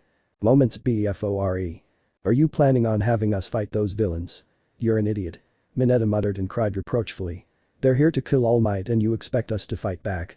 We have to wait for help, he continued to cry as he spoke to Hikari and Asui. Hikari didn't even pay a glance to Lai's crying and leaned over the edge of the boat, noticing that most of the villains were still in the water and others were climbing onto the boat. The white-haired man stroked his chin, trying to come up with a plan to get them out of there. In the distance, an island could be seen not too far from the boat. Hikari could reach it if she swam with all her might, but that plan wasn't viable because she couldn't leave those who came with her to their fate. If I focus too much on a way out of here, we'll be at a disadvantage. We must first neutralize the enemies surrounding the ship, he thought as he looked back at the villains in the water. They must assume we'll fight in the water, right? Sayu said as she stood next to the white-haired man. That's why some are watching from below, while others come up to see if we try to escape. Hikari nodded without looking at Asui. She noticed that she had also deduced the possible plan those guys might have. To enter the ship and ensure we couldn't escape by covering the edges of the ship. The most practical thing would be to eliminate the villains who boarded the ship if the others weren't coming, but she couldn't overlook the fact that the number of villains might be against them. Here they come, shouted the dwarf with balls on his head, pointing at 4 villains who had boarded the ship while still crying. Hikari reacted quickly and wanted to use her quirk, but Mineta got there first. He seemed to be acting out of fear as he started throwing his balls at them, which just fell around without affecting the villains, which seemed useless. The white-haired man wanted to go stop him, but when he looked at the villains, he noticed that they had some of those sticky balls stuck to their bodies or were avoiding them out of worry. Toge already had a plan in mind. The white-haired man approached Mineta and placed his hand on his shoulder. "Panini, rice with mayonnaise," he signaled while looking into his eyes. "I need you to throw as many of those balls into the water and the villains as you can." Aoyama widened his eyes, seeming somewhat incredulous at the white-haired man's request. "What? If I do that, I'll bleed a lot," she complained. "We girls bleed more when Andres comes." I looked at Mineta with annoyance while reproaching him. Hikari put all her willpower into ignoring Asui's comment, took a deep breath, and turned back to Mineta with a more serious look. "You throw the damn balls, Mineta-kun," he ordered with a withering look, "or else I'll throw you." The Oompa gulped in fear and looked back at the villains to throw his balls at them as the white-haired man ordered. The latter looked over the side, took Asui's arm, and turned her over to where he was. "Anini," he pointed at the green-haired girl and then at the water where the villains were, then he intertwined his fingers. "I need you to catch the villains with your tongue and catch the ones in the water, bring them closer to where there are more Mineta-kun balls," was what he wanted to convey to her. Fortunately, the girl was able to understand what the white-haired man wanted to tell her. She approached the edge of the boat, leaning on the railing and using her tongue to catch the villains who were in the water, to bring them closer to where there were more of those sticky balls, causing some villains to stick together, and she repeated the same procedure with the guys who remained on the boat. Hikari hurried to search the boat, managed to find a large fishing net. Held it firmly and then approached the pile of villains grouped in the water, wrapping them with that net. To finish, the white-haired man jumped from the boat until he landed where that pile of villains was in the water, standing still while they floated. He signaled to the 2 who were still on the boat to do the same, although they hesitated. In the end they did it, and then Hikari gave way to the second step of her plan. Toge looked down, took a breath. Haifu and Kumori. Wind and clouds. Toge opened his mouth after activating his second quirk. A small white smoke came out of the edge of the white-haired man's mouth. He pointed it at the sun and opened his mouth, releasing a huge ray of white steam that propelled the pile of villains, as if they were a boat that swam to the shore of that simulated island. Mienta and Asui were surprised and had to hold on firmly to Hikari's torso until they reached a piece of land. It should be noted that those who suffered the most were the villains who used it as a boat, but since their gifts were aquatic, there is no problem. The human boat stopped when Hikari stopped producing wind-driven steam from her mouth. The inertia carried the villains to the edge of the sand, and then the students got off of them. As soon as they got off, they looked around trying to locate a possible danger nearby, and there didn't seem to be any risk nearby. Cautiously they walked along the land of the simulated beach until they found the exit. When they managed to get out, they could see how their teacher in the distance was face down against the ground, while a giant beast with its brain out had him prisoner. The white-haired man acted quickly, taking the arm of both boy and girl so they could hide in the bushes near a simulation of the forest. While hiding, they were able to witness the extraordinary strength of the villain Nomu, which far surpassed Aizawa's, almost like All Might's, but of colossal evil. They couldn't spot any other students or teachers around them, so they instructed them to be separated to more distant areas. Hikari was brought out of her thoughts when she realized her teacher was in danger. Toge remembered his previous life, reliving memories in which he saw a lot of curses that killed innocent civilians, just because that seemed to be their purpose for existing, causing havoc, chaos and disorder around them for simple pleasure and satisfaction. But the most dangerous were not common curses, but those that could speak and interact with other human beings, or those created from cursed energy. Those villains reminded him of those beings, which inspired terror with every step they took, or wherever they went nothing good could come out. Hikari stood up, which surprised her classmates. "Hikari-chan, what are you going to do?" she asked him as she watched him walk. "The hero," he said with his back to his partner Asui as he approached those villains. The white-haired boy, as soon as he emerged from his hiding place, noticed that the first to notice his presence was the giant villain who had his teacher imprisoned, and then the villain holding his hands. A terrifying silence fell over the room, the only thing that broke it was the worried and angry voice of the teacher of Class 1A. "Hikari. Get out of here." She tried to free herself from Nomu's grip but only managed to hurt herself more. The white-haired man ignored his teacher and focused his gaze on the villain with the hands, who was staring at him intently, as if analyzing him. The leader of the operation ordered Aizawa to shut up, making Nomu cover his mouth, then he walked arrogantly towards Hikari. "Thank you, now we don't have to bother going to look for you, and now you're stuck here with us," he mocked while putting his hands behind his neck. The white-haired man put on a more serious look than usual, lowering his neck zipper, ready to defend his teacher and put a stop to those villains. Chapter 14 Villains Part 2. Stage. USJ. "What are you saying?" the villain with his hands muttered as he looked at the boy in front of him. "Are you stupid, or don't you see the situation you're in?" Hikari remained silent in front of that villain, keeping her gaze fixed on him. He didn't seem to care about his comment since he himself had analyzed the situation as soon as he saw it in his previous world. He sometimes got trapped in scenarios where he was forced to fight at a disadvantage, so calculating a plan to face bad guys in strange suits was something unnecessary. "I don't see any more villains like the ones that were there at the beginning. They probably spread out across the other areas of the USJ. Aizawa-sensei already finished off most of them, but that doesn't matter." The white-haired man narrowed his eyes. "I have two villains in front of me, one of them seems to be the most dangerous, and the other doesn't seem like much. In fact, he seems very gaunt too, with a weird fetish for his hands, but that's a deception." Shigaraki was not a person who stood out for his strength or combat prowess. Unlike an average person, he was physically inferior to others that was before, but now to compensate for that difference, his speed was masterful, and his disintegration quirk allowed him to reach an overwhelming force, capable of destroying molecules in a matter of seconds. That boy in front of him was naive when he stood in front of him, being so arrogant about the situation he decided to put that brat in his place. The blue-haired boy moved in a blink towards Hikari, with his hand extended with all 5 fingers. When he was close enough, he grabbed the boy's forearm, and a few seconds later it began to disintegrate and his flesh fell off his arm. "Hikari." I struggled against that giant, not caring about the pain in my arm. You could see the desperation and anger in my eyes because of the helplessness I felt. The teacher's expression was the icing on the cake for the villain with the hands. He turned around for only a few seconds to see his teacher trying to free himself, but without success. A perfect scene for Shigaraki. Now maybe the boy can understand his stupidity for coming to confront him. Or maybe not. Sam and Ro. I looked at the villain with the hands with a look that would be disturbing to anyone while I repeated those words to him. Shigaraki was brought out of his thoughts when he saw the boy with the same serious expression as before. The villain with the hands took 5 seconds to react to what was happening in front of his eyes. The brat wasn't writhing in pain or even looking uncomfortable despite his arm being red hot. Causing him such an injury was pointless if it didn't have any effect on the boy. The villain took several steps back when he saw that his attack was ineffective, dropping the boy in the process. Hikari looked at her arm as soon as the villain walked away. It had flesh sticking out, which made it possible to see her muscle fibers including her veins. Then she looked at Shigaraki. "Were you trying to ask me out? No offense, but I'm not into men, and I think all those hands are a weird fetish," he told her in a dry, mocking voice, with a small harmless smile on his face. "I see you gave me a minor scratch, I'll have to treat it." Hikari would raise his opposite hand, and in a few seconds a white aura would come out of the tips of his fingers. He placed them on his wound, causing the skin to begin to heal little by little, until not a single mark remained as if he had never been injured. The white-haired man, after finishing healing his wound, smiled with satisfaction at his achievement. "I have to thank Larry-san, she explained a lot about the reverse ritual to me, but I never thought I would be able to use it. 2 negative rituals create 1 positive, although it is not perfect it is more than enough for now." He thought and looked back at the villain with the hands. "Do you want to keep playing?" he asked with the same harmless smile, but this time a little more sinister. Shigaraki wasn't the only one surprised by the white-haired boy's action. Lai, Asui, and Arizer had watched expectantly as Hikari healed that wound that seemed fatal for any person or hero if they didn't have a healing or self-regenerative quirk. The most surprised was Izawa, since he had no information about that new ability that he witnessed before his eyes. That boy was able to heal himself from the wounds inflicted by that villain, but he couldn't explain where that power came from.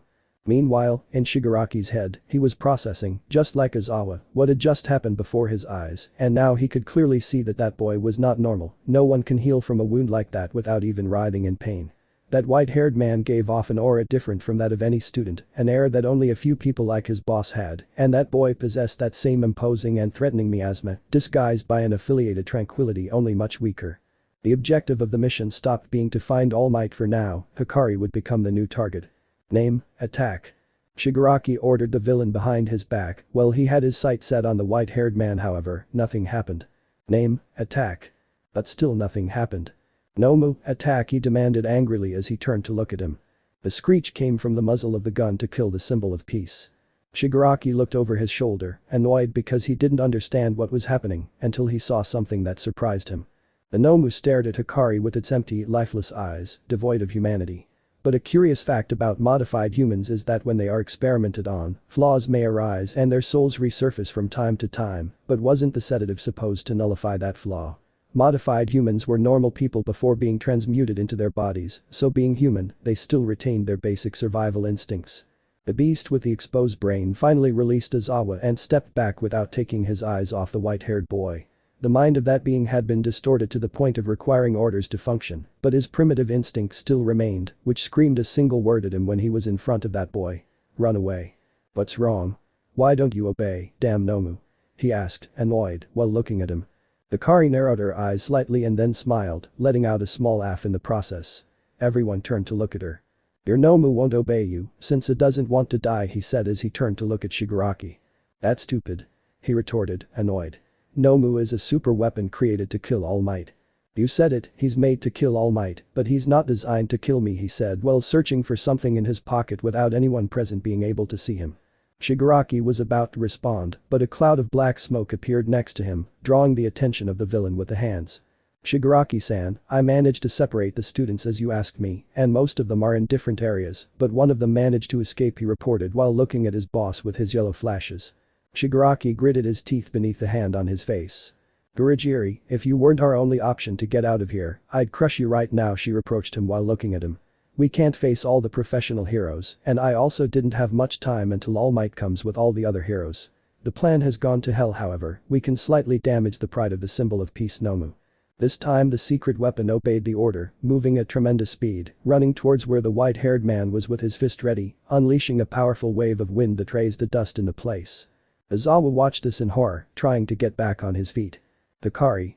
He shouted with what strength he had left, looking where the white-haired man must be. Salmon. I call from his side. The brains of Izawa, Asui, Mineta and Shigaraki suffered a short circuit, where Hikari was supposed to be crushed by the blow of that modified beast was no longer there, now he was next to his teacher in perfect condition, while he had his eyes set on Nomu. The latter was the only one to notice when the white-haired man moved and ran straight towards him again. The boy moved to the side avoiding that blow, but the inertia led the Nomu to hit the underground hero, sending him flying far away, knocking him out.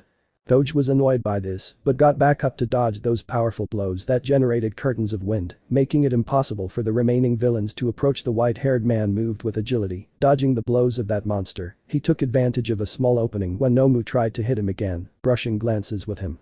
Stop right there. The white-haired man ordered with his quirk activated. The sound waves sent by Hikari made the biological weapon stop in its tracks, unable to move. The boy ran towards it until he was close enough. Fly away, he ordered again.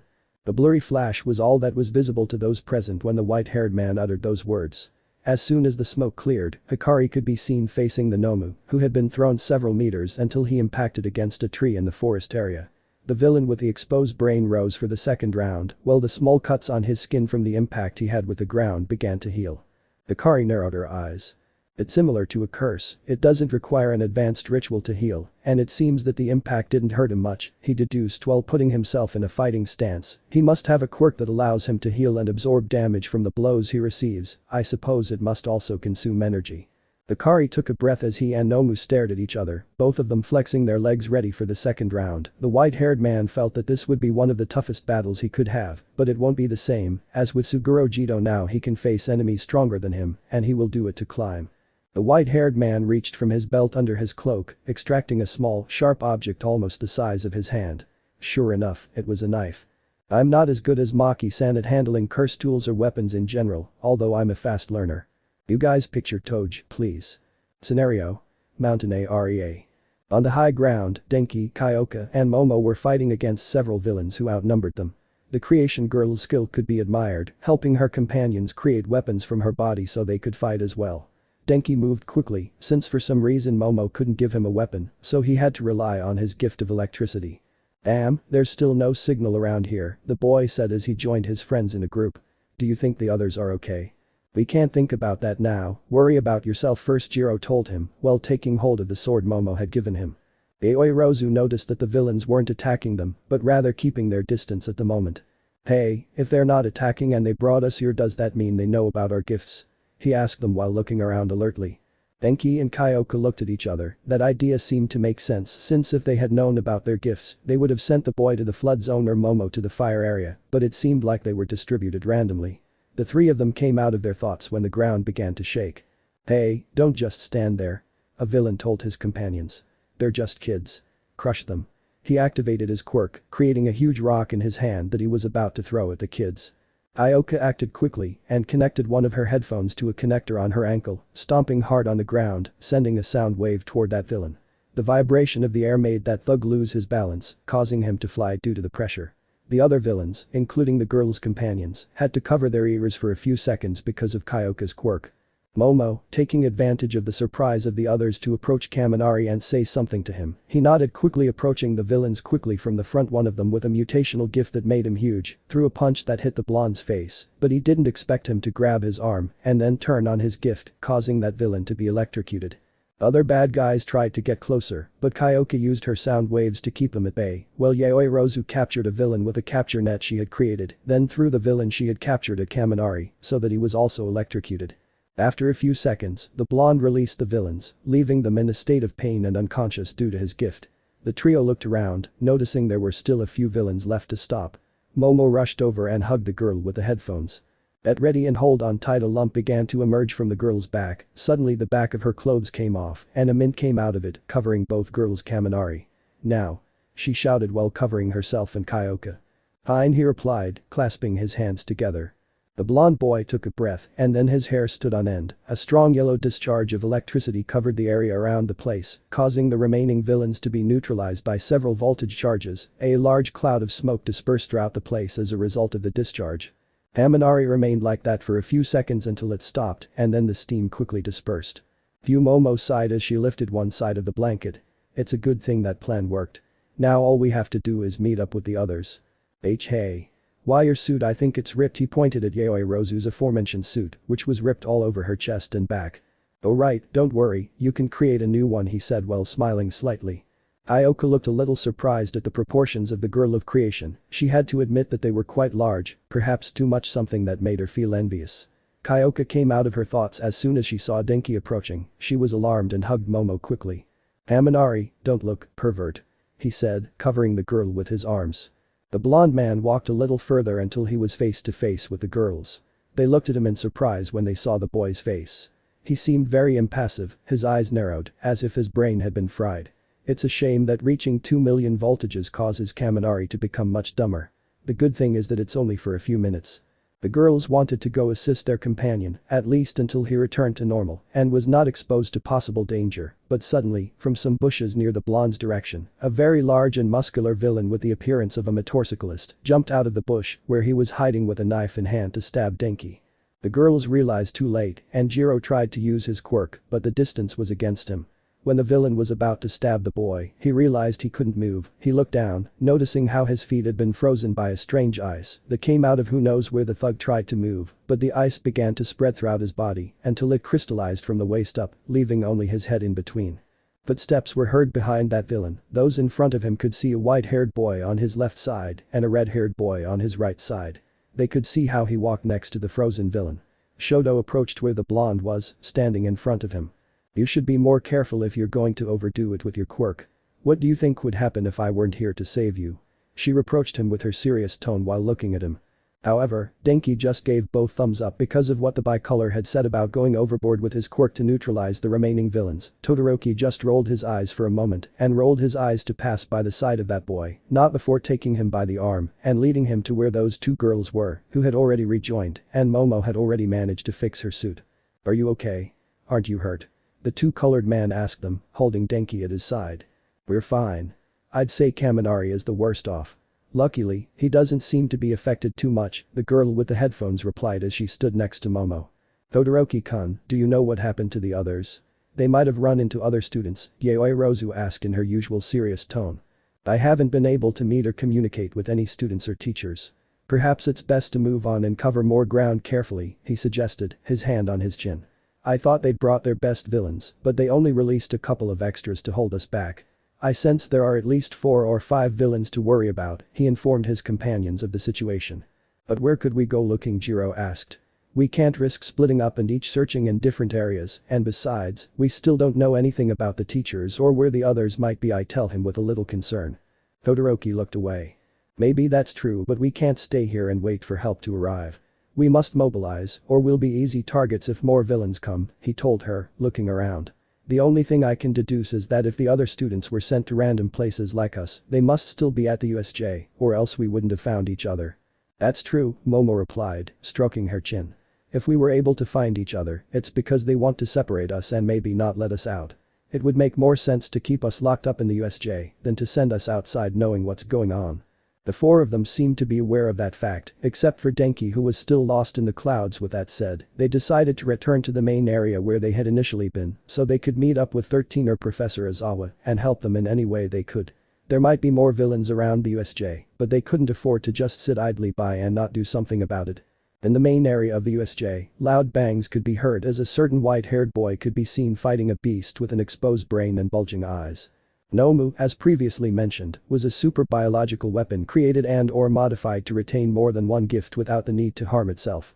In addition to not having a very high battle IQ, he was similar to a puppet that could be controlled by commands to carry out the orders of those programmed to follow those orders. The Nomu possessed 2 specific gifts which were very versatile. The first was shock absorption, a gift that allowed him to absorb the damage from any blow, impact or attack that collides with his hard body, which also gave him powerful strength and speed, as well as inhuman reflexes that were enough or more capable of facing any reckless person who dared to confront him. That added to his second quirk that granted him an incredible ability to regenerate each cut that the white-haired man inflicted on him, with that knife regenerated in a few seconds at the same speed as how he was injured. The impact that made him fly a few moments ago by the boy's quirk had not affected him in the least, since he was able to quickly re-enter, thanks to his first quirk that absorbed much of the damage that weapon, if it were not so dangerous, that having it in the wrong hand like Shigaraki's made it even more deadly. Maybe All Might could take him on with his extraordinary strength, but Hikari Toge had another opinion on the matter. Your Nomu is weak. The white-haired man moved with agility, dodging those powerful blows from the biological weapon. He noticed that the strength of that being was not even comparable to that of the modified humans. It seemed like a mix between the configuration of those same modified humans, combined with the body of that curse that called itself Hanami, and Hikari was not lying when she said that her power was comparable to that of that cursed entity, in brute strength of course. The Nomu's speed was his strongest point. It seems that his quirk, which gave him superhuman physical abilities, also greatly reduced his defenses, since the white-haired man could see several openings that he managed to cut with his knife, releasing some of the monster's blood. When he was damaged, the cut in his skin exceeded the same speed at which he was wounded. With a little ingenuity he could be defeated, since he didn't even seem to be aware of the damage his body was suffering. Just like modified humans, they seemed to be able to continue fighting without feeling the slightest damage. However, the Nomu's strength far surpassed the white-haired man. Each blow that the beast threw generated powerful air waves that avoided the other villains or students to go and help his companion. Hikari was forced to dodge any blow that the Nomu threw, since he couldn't afford to hit with any of those blows, which would probably cause his death. If he didn't start acting soon, the white-haired man would start to tire, and his reverse ritual didn't eliminate the effects of fatigue completely within his body. So Hikari was forced to repeat the same process, holding the knife firmly. Duck, jump, dodge, stab and move away, duck, jump, dodge, stab and move away, duck, jump, dodge, stab and move away. Duck, jump, dodge, stab and move away. Duck, jump, dodge, stab and move away.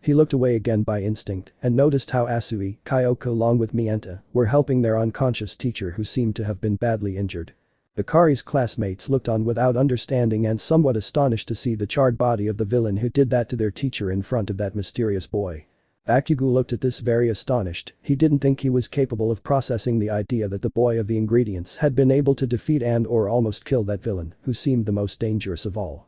He looked at the white-haired man feeling a chill run down his spine, he wasn't afraid of him, or was he? But he couldn't deny that having defeated that villain, plus the aura that Hikari already had before made him look very threatening.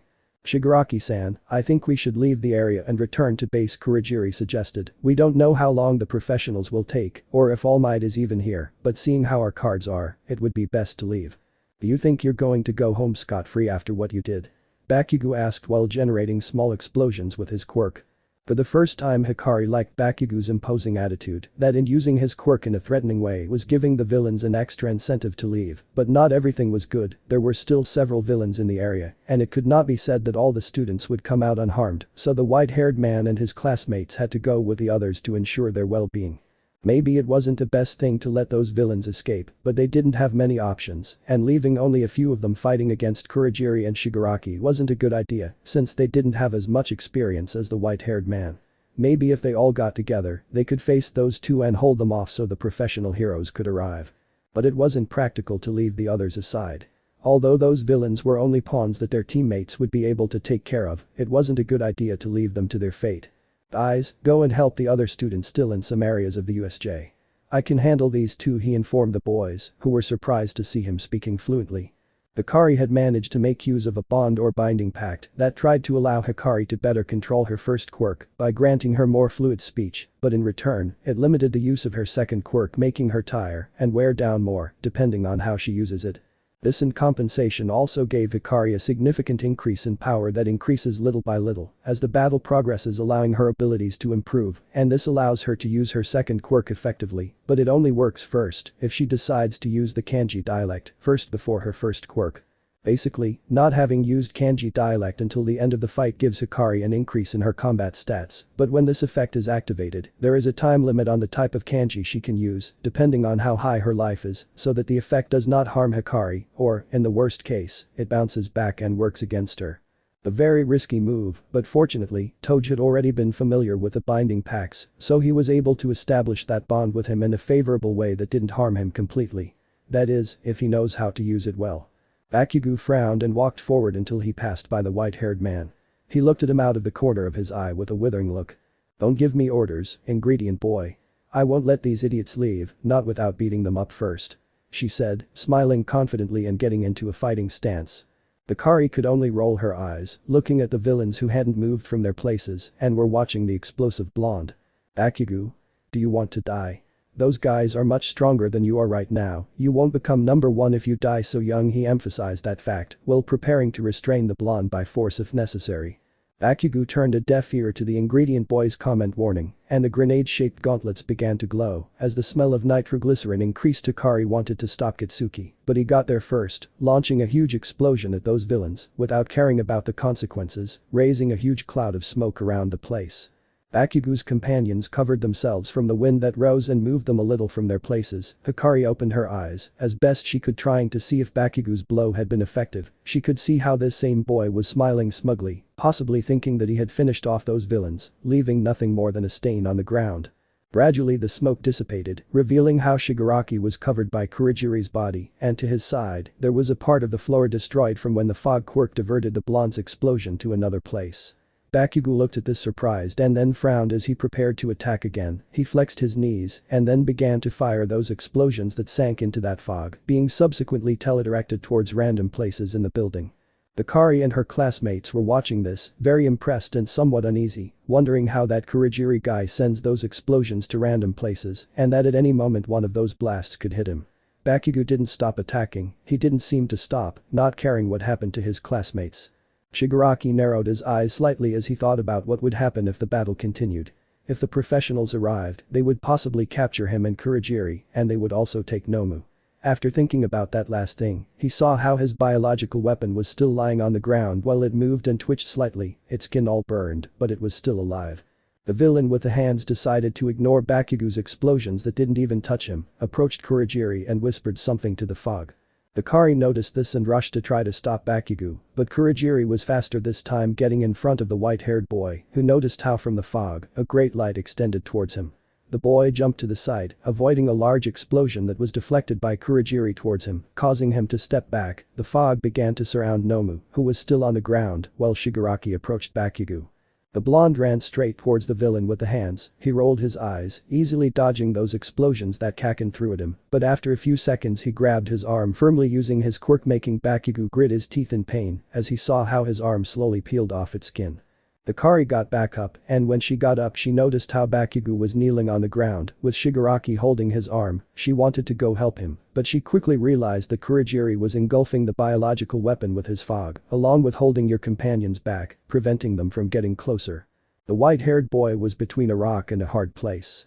If he didn't help Bakugo, he'd surely lose his arm when Kurogiri finished exerting pressure on him.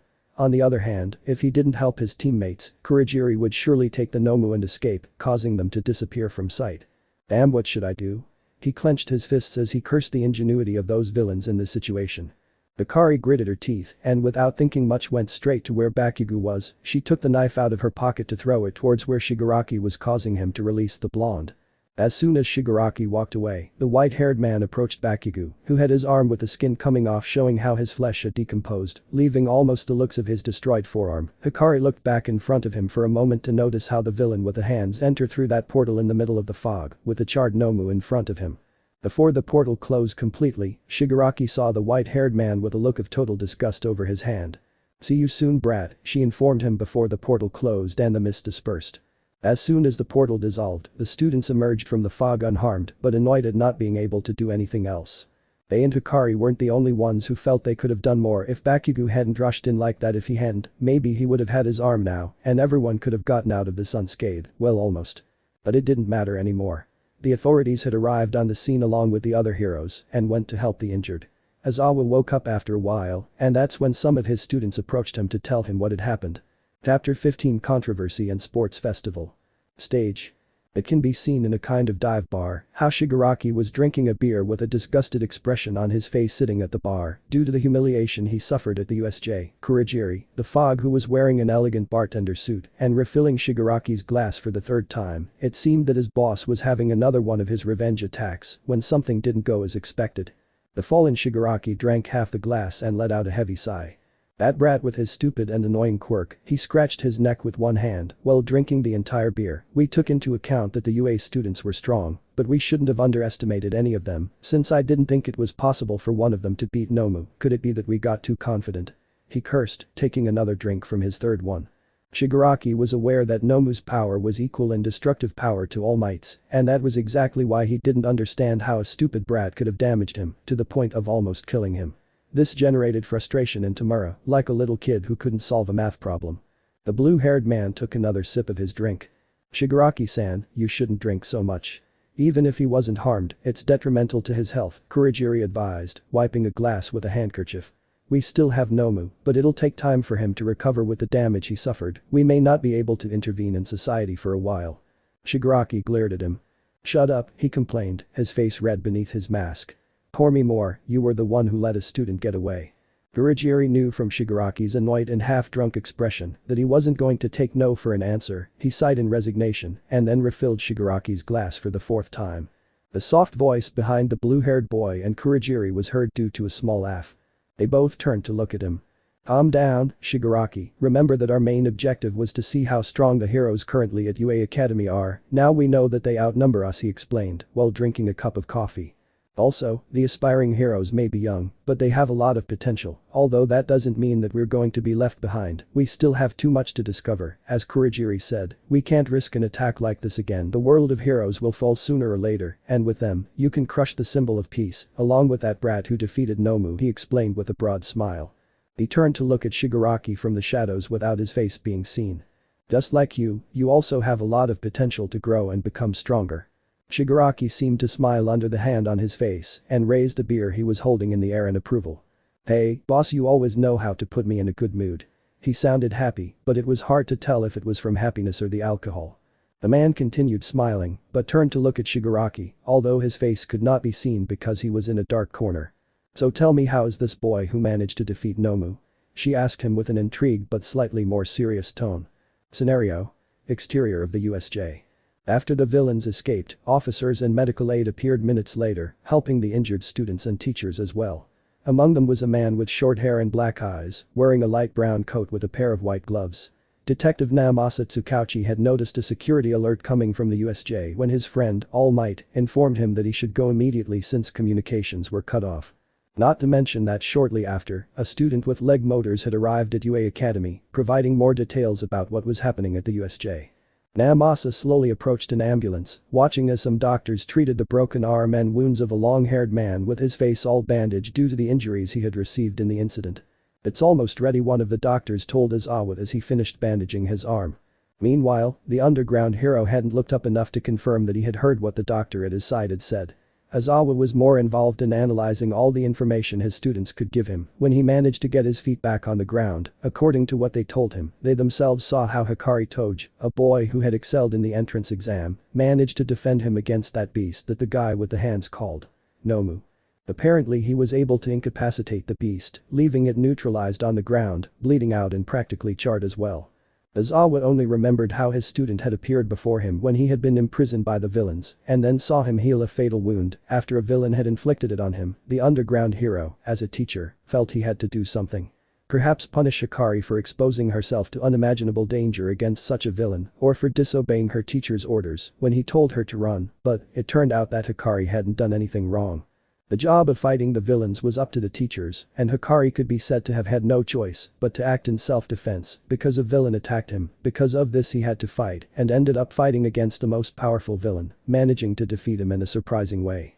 Eraserhead would have to interrogate that boy to find out once and for all what his blessed quirk was, since no ordinary person could heal from a wound like that, not being able to speak and then do so fluently, in addition to being able to breathe fire from his mouth, all this from what his students told him.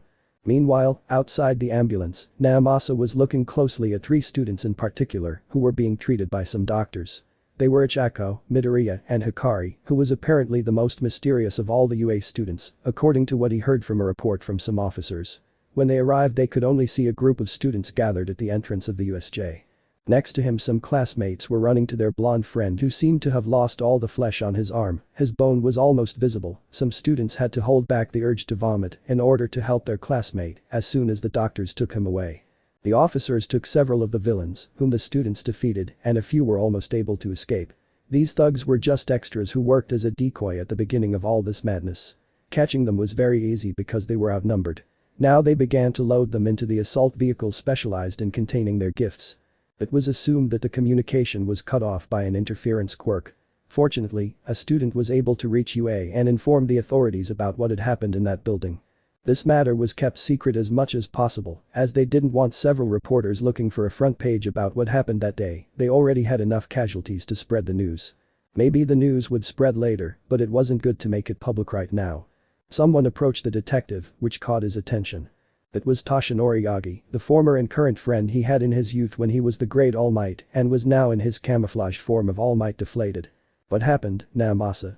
His tone sounded serious, and he was very intrigued to know what had happened while he was away. Tsukauchi looked at him for a moment and closed his eyes for a moment. That was the part he hated most about his job, having to tell the bad news about what they couldn't do at that moment. "There was an attack, a very well-planned one, in which some villains came here to kill you," he explained, looking around. "It seems they brought a handful of henchmen with them to keep the students busy. They didn't manage to capture everyone, and one of them escaped to warn the authorities about what was happening." He scratched the back of his neck slightly. "Perhaps the wounded are the biggest problem right now, and we can't afford to tell the press what's happening." Toshinori clenched his fists as he listened to his friend's words. "This is my fault," he reproached himself. "If I hadn't spent so much time outside, helping whoever saw this wouldn't have happened, and I could have been here to save them. It's like the director said I should have concentrated more on my work." Toshinori's thoughts were interrupted as soon as he remembered the teachers and students who were on the field trip. What happened to the students? Are 13 and Aizawa okay? He asked Namasa, somewhat alarmed about their well-being. The detective sighed a little and looked away, nodding toward an ambulance. That was the part of his job he hated most. Having to deliver bad news to people who deserved to know the painful truth. Heroine 13 is arguably the one in the best condition. She suffered serious but treatable injuries for recovery girl, he stated, still holding his hand on the back of her neck. The students only had minor scrapes and bruises, but one of them had it worse also. He looked in a certain direction again so his friend would do the same. All Might turned his gaze towards the ambulance and quickly noticed an Izawa covered in bandages and who also appeared to have a broken arm. To his right, another ambulance was treating young Bakugo's arm as best they could, having lost it for a reason unknown to All Might but most likely inflicted by a villain. The damage Bakugo had on his arm was practically fatal, perhaps recovery girl could heal the skin and cure as much as her quirk allowed since it only stimulated a person's healing ability and the rest depended on how long it took them to recover, but a wound of that size, he couldn't cure it so easily without another quirk in between. The frustration and anger that ran through All Might's body, it felt like this hadn't happened, maybe if he didn't spend his time helping every passerby he saw on the street, he would have arrived at the USJ on time, and if he had been there at that moment, he could have managed to lessen the damage to the students and teachers alone, those villains were there to kill him. Maybe their objective with the others was intimidation and not death, but he couldn't be sure of anything knowing how those thugs thought although practically, Toshinori wasn't to blame because this would have happened anyway with or without him, but that didn't leave the hero of peace alone. The 71 villains they managed to arrest were simply extras they brought with them. They could have seriously hurt the students even if they didn't plan to kill them, and in the worst case scenario, there would be a higher number of victims affected by the incident. Naomasa saw his friend's expression and gently placed his hand on his shoulder. Even if you had gotten there in time, those villains seemed to be ready for your arrival and would have probably killed you as soon as they had the chance, he explained as he reached into his coat and pulled out a notebook. Look, these are the questions I asked some students, and they said they had some kind of biological weapon created specifically to kill you. Toshinori looked at the notebook for a moment and then at his friend, somewhat confused. But if it was designed to kill me, how come it didn't kill the students, or a teacher if it could? He asked, very intrigued. Naomasa stroked his chin. I don't know that. I still need to ask everyone who saw the scene a few questions, he explained, also looking intrigued. But from what I heard, that weapon seemed to lack consciousness and needed orders to operate. He stroked his chin and thought. Either one of those villains he was with didn't want to kill them yet, or something got in their way. Naomasa's deduction surprised Toshinori, since it was clear that he had greatly improved his skills when he decided to become a detective, not to mention his great gift for detecting lies, but that didn't matter right now. All Might, deflated, looked around carefully, seeing all the students, heroes, and teachers who were at the scene, possibly analyzing everyone present to see who could be responsible for ending that weapon. From among all of them he directed his gaze to a white-haired young man sitting in an ambulance next to him, where the young Midoria and Uraka, who were talking to each other about what had happened. The number one hero had noticed that in the last exercise they did during his class, it seemed that young Hikari was containing his strength to avoid standing out too much, as if he had much more potential than he was showing, but he never dared to ask him about it. One, because he didn't understand when he spoke, and two, since that student emanated a somewhat intimidating aura. No doubt that boy held several mysteries, which would possibly be revealed during the approaching sports festival. Stage. UACADEMY. All the UA teachers can be seen gathered in the meeting room. Nezu was sitting in the middle of the table, carefully analyzing all the information they had been able to glean from the police reports and investigation. According to the students, there were only 3 villains to worry about: Shigaraki, Kurogiri, and Nomu. Nezu sighed since no record had been found in the database about those 3, no personal information, and it was only known that one possessed a disintegration gift. In addition to the fact that the Kurogiri could create portals, they practically did not exist or used false names. One of those villains, according to the students, had a knack for creating portals and knew about the trip to the USJ, said the whip-wielding heroine, Midnight, who decided to break the ice. It's weird enough, but it's really bad that a villain has such a power. King Blood narrowed his eyes slightly. According to reports, this Shigaraki was supposedly the leader of that dangerous attack. He stroked his chin as he spoke. The other villains seemed to obey him, and he had a powerful ally called Nomu at his disposal. The heroes remained silent for a few seconds until the director spoke. According to the police, no information has been recorded on 3 villains with those names. He pointed with his paw at the reports on the table.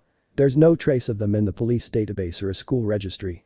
It seems they hid their information very well. Midnight let out a sigh as she looked at the daughter in front of her.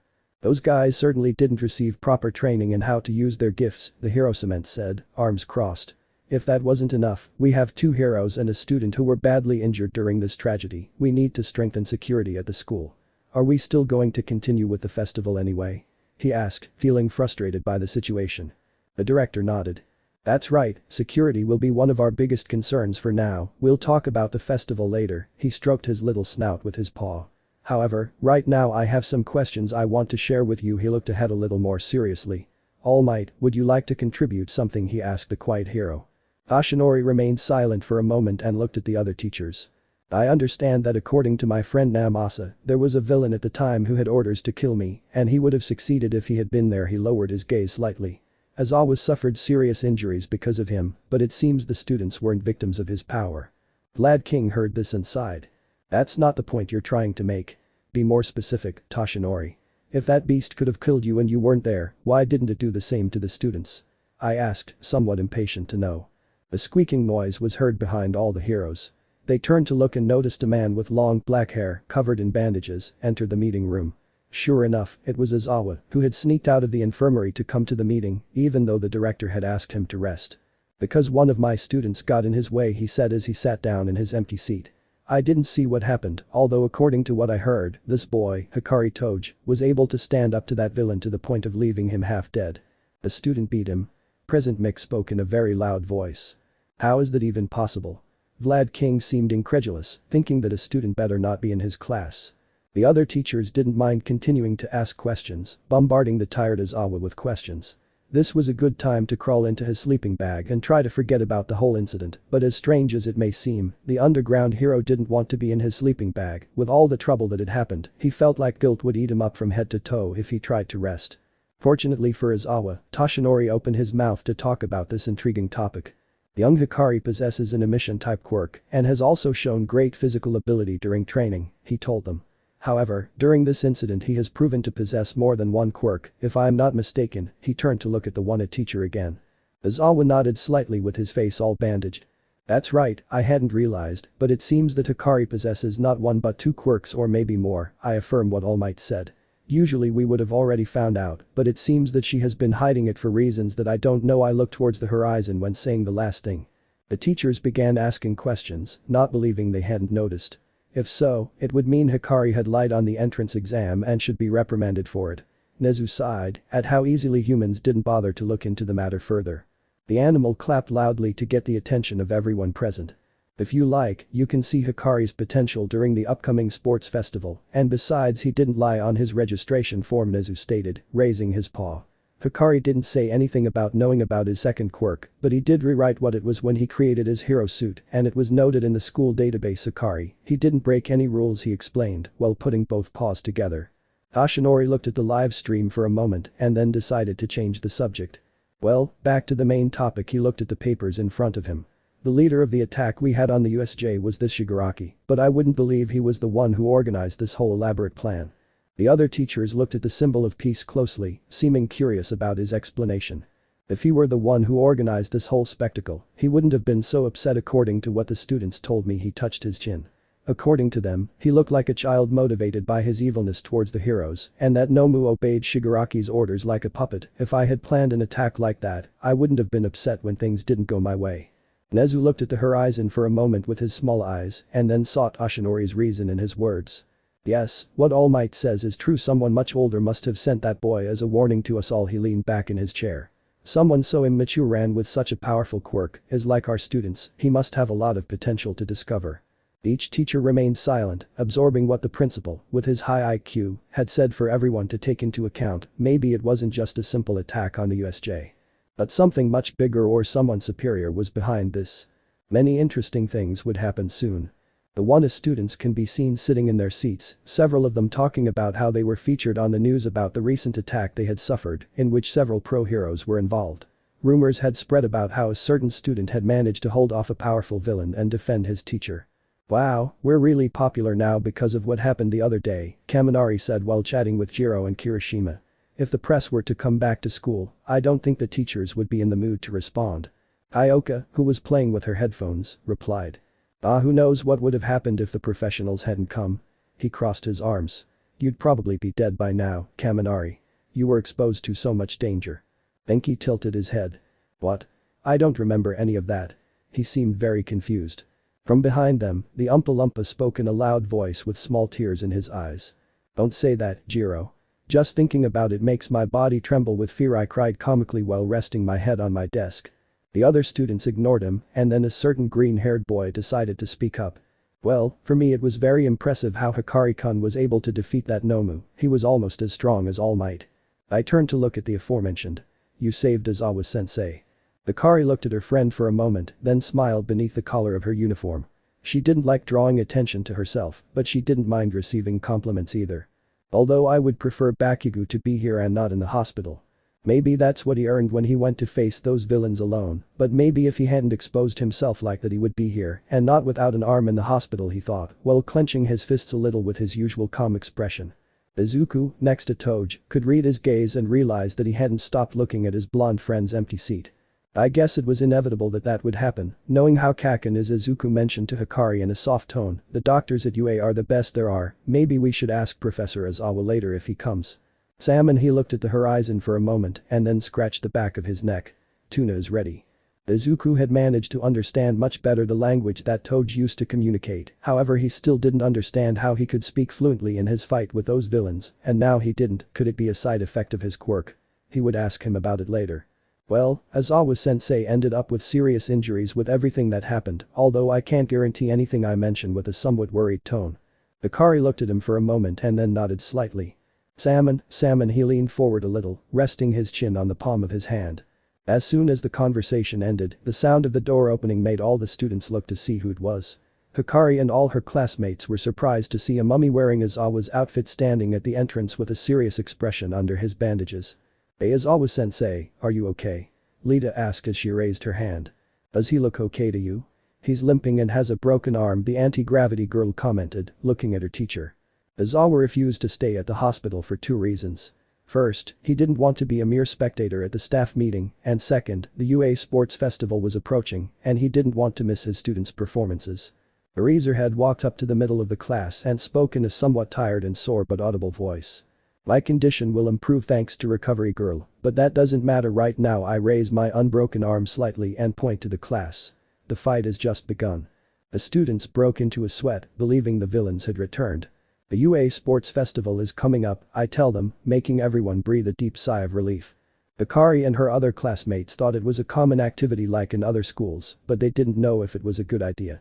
Isn't it a bit sudden to hold an event like this after having suffered a stroke? Sayu asked, touching her cheek. Aizawa thought the same, but the principal told him and the other teachers a different idea. The principal speculated that organizing such an event would demonstrate that the UA system is excellent during a crisis, he confirmed.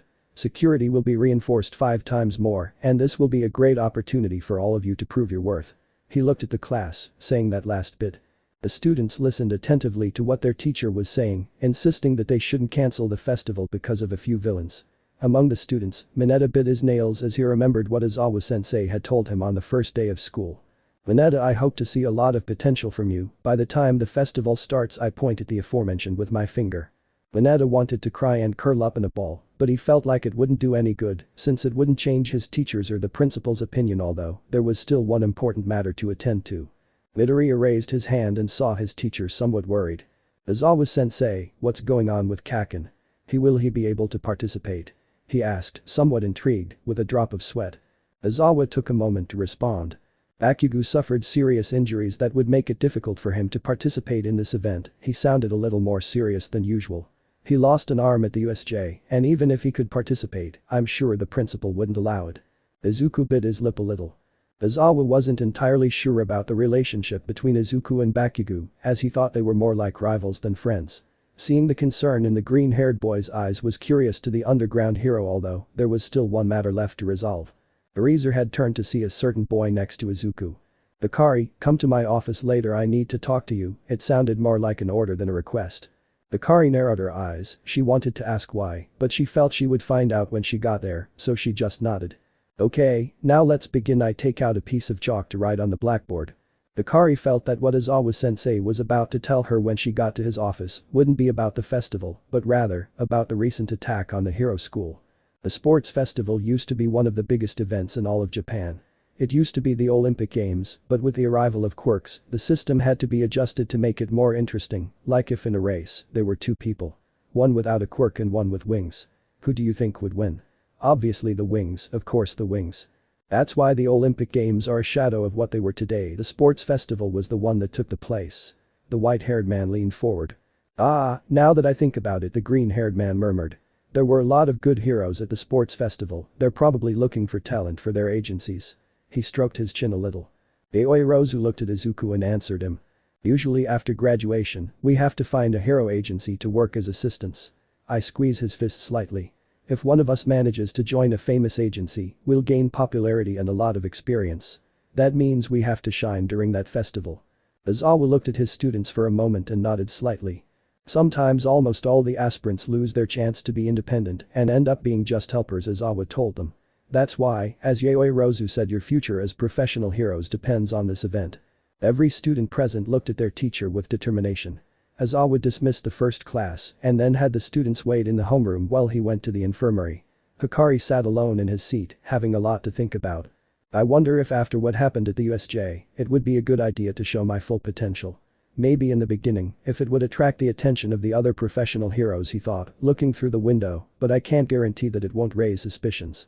Toge felt the same way he felt when he had to choose between rescuing his teammates or Bakugo, as he prioritized the safety of more people than just one individual. The difference is that the explosive blonde might not be able to participate in the sports festival, and perhaps if the damage to his arm can be recovered, he could continue on the heroic course. Sigh. Javier, he leaned back as he leaned back against his chair. The white-haired boy was so deep in his thoughts that he didn't notice someone had approached him. He turned his eyes and saw a certain bi-colored boy standing next to him. Todoroki. What are you doing here? I tilt my head slightly, looking at the boy. Hikari, I just wanted to tell you that I'll surpass you at the sports festival. He expressed his thoughts that he had had for a long time very clearly. Todoroki was a weapon finely created and trained by his father. Since he was little, he did not have a good childhood, dedicating his life to being better than everyone else to reach the top of the heroes. That was his thought, but when he saw Hikari's skill in combat with that villain, he felt that he had to surpass him. The training he'd had with his father since he was little gave him a huge advantage over his other classmates. However, he felt that Hikari was limiting herself from giving her all, and that raised a question in the half-half's mind: could her potential be greater than his? The thought made him shudder a little. There was no way anyone in that class could be better than him, and that would have been true. But when he saw Hikari defend her teacher at USJ, he believed otherwise. Todoroki had to know, he was forced to surpass Hikari. Toge using only his eyes, his mother's side. Hikari caught a glimpse of Todoroki and unzipped his uniform. I see, in that case you will never be able to defeat me if you limit yourself to using your left side and not your fire. He spoke fluently, surprising everyone present. Shoto was surprised by the words of the boy in front of him. If you were giving it your all, you'd be using both elements at your disposal, not just your left side. He leaned on his hand. On the other hand, your right side emits some heat, and since you never use it, I suppose you're limiting yourself for reasons I don't understand. Could it be some childhood trauma? Todoroki took a step back. I don't know if I'll show my full potential during the sports festival either, but he stood up from his seat and looked Todoroki in the eyes. I don't plan on losing to anyone, and I don't think you can oppose me either. Shoto gritted his teeth, feeling a rage he had never felt before, and was about to respond, but the sound of the door opening stopped the two boys. Aizawa entered the classroom again and saw Todoroki in front of Hikari. What are you? It doesn't matter, I pointed Toge. Hikari, come here, come with me to my office.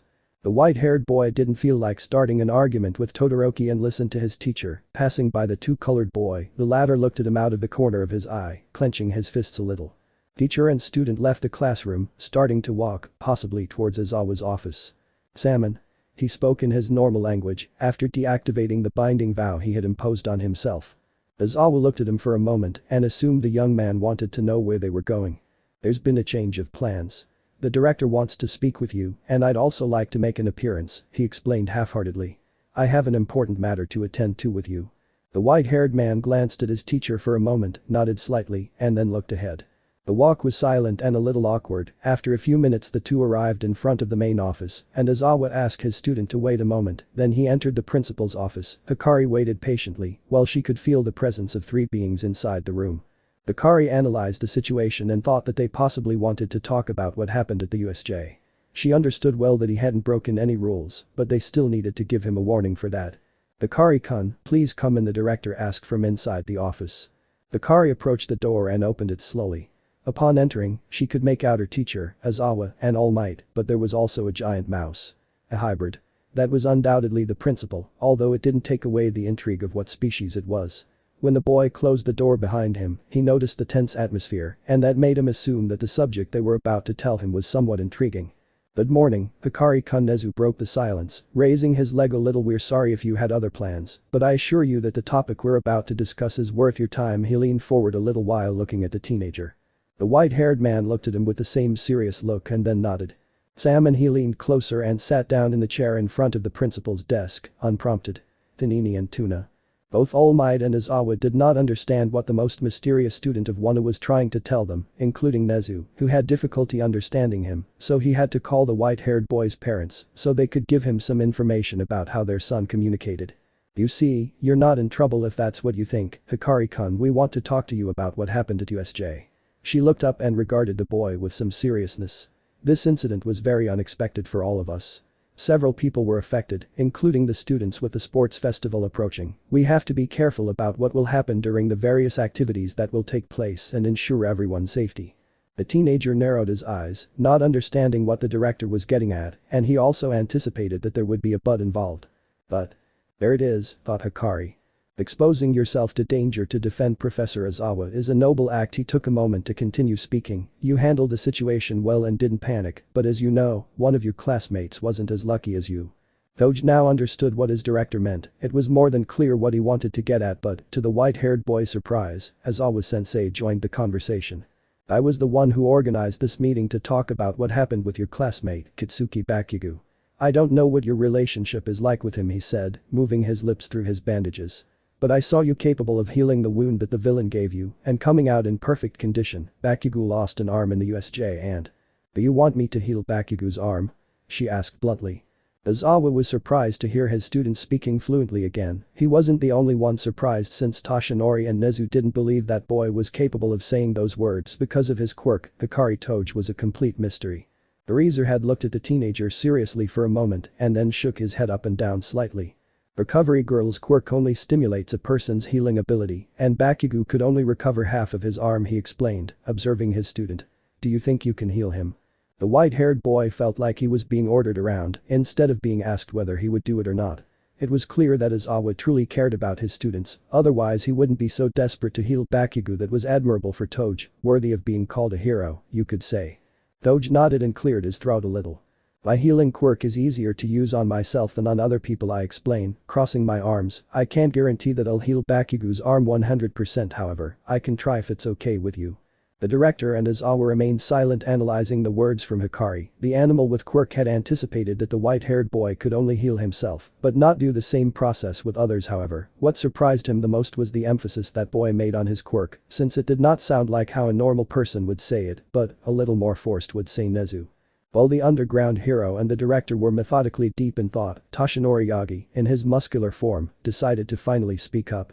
Young Hikari, I'm glad you're willing to help your partner, he spoke with his usual smile. You'll undoubtedly become a great hero someday. Tomorrow we'll send you an address so you can go to see young Bakugo and get him cured, he explained. If possible, we'd like it to be as soon as possible so he can start preparing properly for the tournament. Hikari looked at the symbol of peace for a moment and then stood up to head towards the exit door. Sounds good to me. I'll do my best to try to heal Bakugo, she commented, looking at her teachers and principal out of the corner of her eye. After all, taking away a boy's opportunity to participate in an event like that would be unforgivable, especially if it affects his future. The white-haired man turned around completely and left the office, leaving those three to their thoughts. Do you think it was a good idea to entrust this task to a mere student? Aizawa asked, looking at the principal. Nezu let out a soft sigh. No, but I don't think we have much of a choice with the little time we have left before the festival. He leaned back. But I guess we'll have to put our faith in that kid's talent. Nezu, deep down he hoped to see many more surprises that the boy could give him through the various tests of the sports festival. Chapter 16 Advance. Scenario. Musatafu Hospital. The UA Academy had several facilities where it could operate. For example, one of them was the Academy's transfer hospital. Patients who couldn't be treated before others within the school were taken there because it wasn't the most favorable environment. However, that hospital was almost as sophisticated as the devices the UA had at its disposal. It was staffed with people capable of performing acts of healing with their gifts and, above all, prepared for any medical emergency. Although, of course, there were only 2 people capable of healing the wounded in a single moment. Those were Recovery Girl along with a white-haired young man, Hikari Toge, although the latter only demonstrated the ability to heal himself. Right now, that boy along with Izawa-sensei and the UA doctor were heading towards the hospital entrance so that young Toge could try to heal the arm of an explosive blonde boy.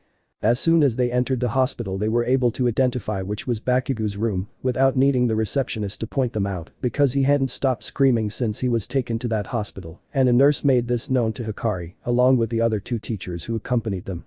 They showed their identifications to pass, then they walked towards the room of the aforementioned. The white-haired man looked at the surroundings of the hospital curious since walking through the white corridors made him remember when he went to Larry-san to heal him along with his other friends, also about how she taught him more or less how the reverse ritual worked. He would have concentrated on that memory, but instead Kaken's screams brought him back to reality. Doesn't Bakugo know that silence is required in a hospital? That seems obvious to me, sighed hospitalization. Hikari Izawa called to his side. I know you don't like Bakugo, but I really appreciate you doing this for him. If he doesn't make it to the tournament, it could affect his future. You always put others first. I didn't know Izawa-sensei was the sensitive type. She looked at him for a moment out of the corner of her eye and nodded. Salmon, Mustard Leaf. The three stopped in front of the blonde's door. Izawa stood in front of it and then slowly opened it. When Bakugo regained consciousness from the morphine he had been given for the pain, he was very surprised to notice how his right arm was no longer there and instead there was a stump that complemented it up to the elbow. The blonde felt worse than bad since he was aware that they would not let him continue attending the heroic course. Perhaps if he used a prosthesis he could attend the general education course because he could not use his full potential. Shake. No. I'd rather die than go where all those extras are. I said I'd become number one, and that's what I'm doing. He clenched his left fist. How the hell do I plan on being number one if I don't have both arms? Maybe Recovery Girl can heal me. No, otherwise she would have done it already and I wouldn't be sitting here. Small sparks jumped from Bakugo's left hand, scaring the nurse who had come to check on the blonde. However, the penetrating look Itsuki was giving made her run away. A squeak was heard around the place, pulling Bakugo out of his thoughts to turn around to see who had entered where he was again. During what happened at the USJ, the ash blonde couldn't believe Hikari had taken down the villain who imprisoned his teacher before he and the others showed up. The ingredient boy at first glance seemed a little intimidating because of how serious and calm he always was, and he also showed that he had more than one gift, and that made Bakugo boil with anger. Since that boy wasn't showing his full potential like Deku, it was as if he was hiding things about his quirks that he didn't know about. But what really bothered him was not knowing how strong they would be if they faced each other 100% during training. The last thing Bakugo wanted was to see the ingredient boy or Deku in such a deplorable state. Until his worst nightmare came true when he saw Toge walk in with his bandaged up teacher and recovery girl. What's the ingredient boy doing here? He demanded. Did you come here to gloat over your victory against that villain you defeated, or are you just here to mock me for my condition? Right. He shouted, causing the comatose patients in the hospital to wake up. Hikari felt she should answer, but she didn't want to have to deal with the yelling or misinterpretations if she answered Bakugo. The white-haired boy felt that the boy should go to therapy or get anger management for his temper. However, she only looked at Izawa-sensei to speak more patiently to the explosive blonde. Bakugo, I'm glad to know that you're okay now and that you've regained consciousness. I looked at him while he was still standing at the door. Itsuki gritted his teeth. Do you think I'm okay? Look at how I feel. She reproached him. If I don't recover, I won't be able to continue attending the hero course, right? She asked, suddenly changing the subject. Izawa narrowed his eyes for a moment and then sighed. If you decide to use a prosthesis, I don't think it would be easy for you to complete the heroic course tests, he replied, maintaining his composure despite being fully bandaged. But we won't deny you the opportunity to become a hero, and perhaps you could continue attending UA if you enter the general education course, he suggested, raising his hand slightly. Bakugo's eyes widened. Never. I'm not going in there with all those extras, and if I did, I'd never make it to number one. He clenched his left fist again. I'd rather be expelled than never be able to fulfill my dream. Izawa's head hurt from Bakugo's shouting so much. Hikari would have liked to leave Bakugo to his fate, but she felt that two things would happen. He would never forgive him or his teacher would stop him, so she decided to wait. Without a doubt, Kaken had too much confidence in himself and could not tolerate the idea of defeat before his eyes. It was something admirable in the white-haired man's opinion. Not 150 at least. The three boys turned to look at Recovery Girl when she coughed twice to get their attention. Bakugo-kun, I want you to know that there isn't much I can do to heal the arm you lost, since my quirk isn't capable of such a feat, he explained as he extended his hand to Hikari. However, please understand that Hikari-kun possesses a healing quirk, which allowed him to heal from a fatal wound, and I think I could do the same for you. Bakugo turned to look at the ingredient boy, somewhat intrigued and very surprised. Self-healing and healing gifts weren't very common in society. Toge lowered the zipper on his collar a little to reveal his snake-like eyes. My gift allows me to heal people or myself, although it's much more difficult to do so on others. It's not impossible, as it only requires concentration, he explained as he approached the ash-blonde man. I could help you recover the arm you lost. The teenager looked at Hikari for a moment and then at his severed arm. He remained silent for several seconds, analyzing everything that was happening in front of him. The white-haired man claimed to be able to heal his arms so that they would return to normal, however, he didn't like the idea of asking someone else for help after everything he'd been through. He was willing to help him. I don't need a reason to help someone in need, do I? She smiled a little, lifting her cheeks. Bakugo gritted his teeth harder than before, resigned to the kindness and few options he had to face the harsh reality before his eyes. Hikari had both hands on the stump of Bakugo's right arm, a transparent white aura enveloped the blonde's arm as he felt a strange warmth embrace his skin at the same time, watching how it regenerated little by little. In the room, recovery girl, Chiyoshu Zenji, who was walking around the place holding several X-rays amazed by Toge's healing ability, saying things like, "It's an incredible quirk, Bakugo seems to have not been hurt." The healing process in the reverse ritual seemed very complex and somewhat exhausting to the white-haired man, so he asked his professor or doctor at UA to remain silent so that nothing could distract him, something that a certain person forgot, causing Hikari to sigh heavily. The healing procedure is completely new to me on other people and I need silence to complete it. I look at recovery girl, still holding both hands on Katsuki's half of the arm. Please don't make so much noise. The old woman apologized and then lowered her voice a little, however she was still very euphoric, since this was an opportunity to see what Hikari's quirk could do in the field of healing. Bakugo hadn't spoken a word since Hikari began to heal him. He saw how the skin on his arm began to slowly rebuild itself, giving it the original shape it had before being damaged. He didn't feel any pain, only a strange tingling from that white aura that surrounded his arm began to slowly recover its natural state, as if the cells were rebuilding themselves. It seemed very incredible to him. This certainly greatly surpassed the healing quirk coming from Chiyoshu Zenji, although it had a flaw in which Hikari would run out pretty quickly.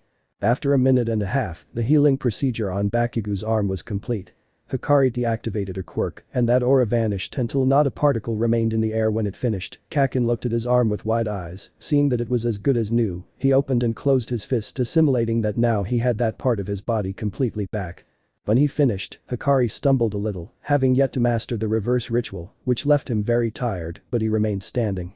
He looked back to see a surprised Bakugo staring at his arm. He then leaned against a nearby wall and spoke to him. Bakugo, try using your quirk with your right arm, she said while looking at him. The blonde looked at Hikari for a moment and then at his now healed arm. He'd be lying if he didn't feel a little nervous about what was going to happen. A buzzing sound came through Bakugo's hand as it gave off smoke. The white-haired man noticed that Kaken could still use his quirk, but there was probably still time before his sweat gland secreted enough nitroglycerin. Toge half reincorporated himself, then saw Aizawa-sensei, who was very surprised, as was recovery girl, although she had some stars in her eyes, which were still closed. Okay, as promised, I've healed Bakugo's arm, and now he'll be able to participate in the sports festival. He scratched the back of his neck, looking toward the horizon. Now, if you'll excuse me, I'd like to go home. I need to rest. Hikari proceeded to leave the room, leaving Bakugo dejected with his thoughts. That was, until he heard the blonde's voice behind him. Why, he continued to look downcast as he clenched both fists this time. The white-haired man turned to look at him. Why, what? She saw him out of the corner of her eye, a firm voice to hide her tiredness. The helplessness and the vast difference between Hikari and Bakugo made him feel like an idiot for letting himself be overtaken. Why are you helping me? He clenched his fists even tighter as the smell of nitroglycerin intensified. We don't even get along well enough for you to worry about me. Not only that, but I'm also disowning you along with that damn Deku. I'm sure you would have preferred not to help me. Bakugo still had his head down after saying that, and the white-haired boy stared at him in complete silence for a few seconds. The teachers, who saw how Katsuki, despite having been helped, was still as proud as ever and refused to thank the boy. Aizawa wanted to let him know, but instead. If possible, I wouldn't have helped you because you're too selfish to see your own flaws. He turned half his body to face Bakugo. However, just like a student, you still have the potential to grow and mature. I imagine that if I didn't help you, I'd never be able to see how far you could go. A memory of Panda, Maki, and Yuta flashed through the white-haired man's mind. I can't tolerate seeing someone lose their future when I can do something about it. He zipped up his zipper and gave a small smile with his eyes. We're aspiring heroes, aren't we? That should be enough to make me want to help you. Hikari turned around to leave the room, leaving Bakugo behind, who just gritted his teeth, feeling a strange knot in his stomach. Aizawa decided to follow Hikari before he left to talk to him for a moment, and Recovery Girl went to run some more tests on the blonde. Outside the hospital, Hikari had stayed right in the entrance door on the outside, remembering the reason why he decided to become a sorcerer.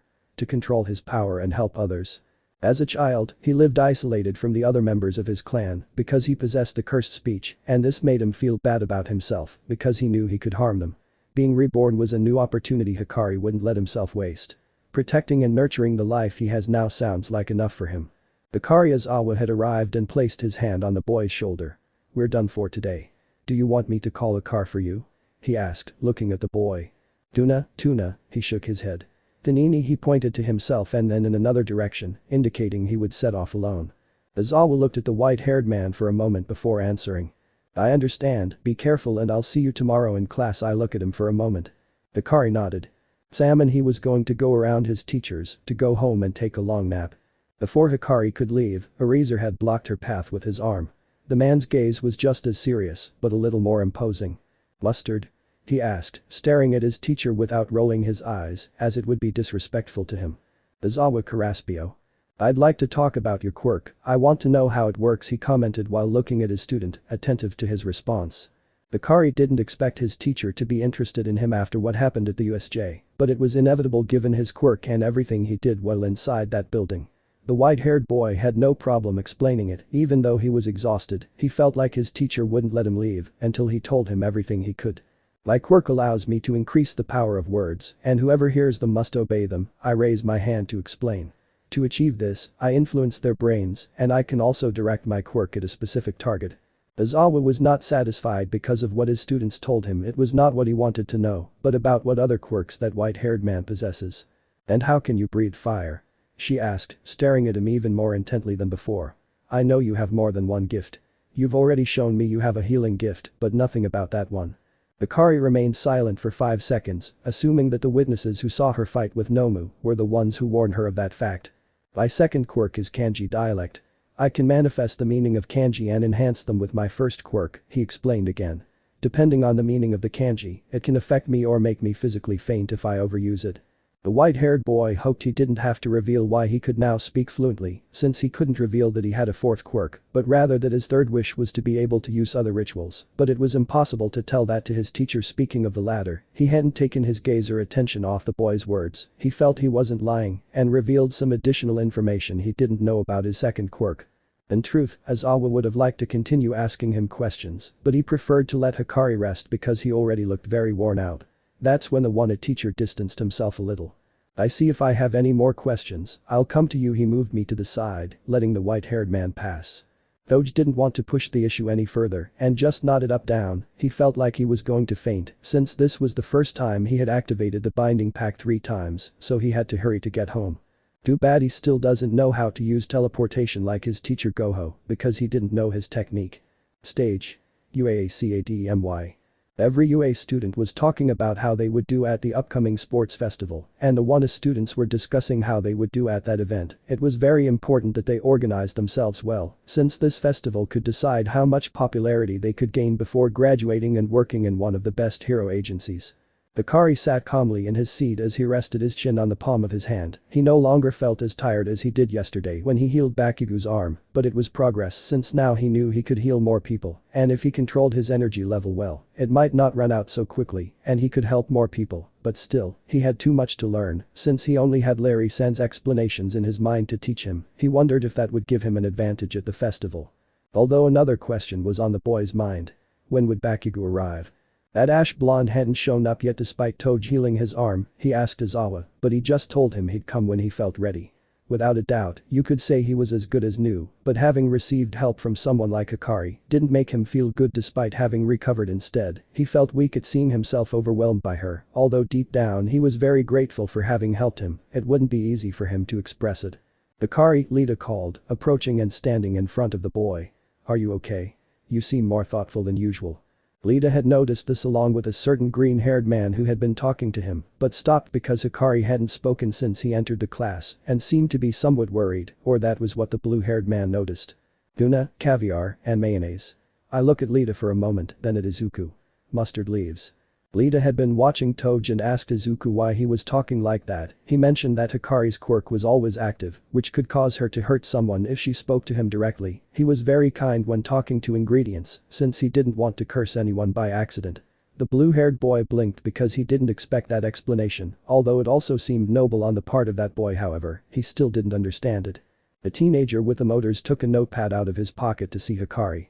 Caviar is what you use to deny, based on your facial expressions, I understand, and mustard leaf is deny, right?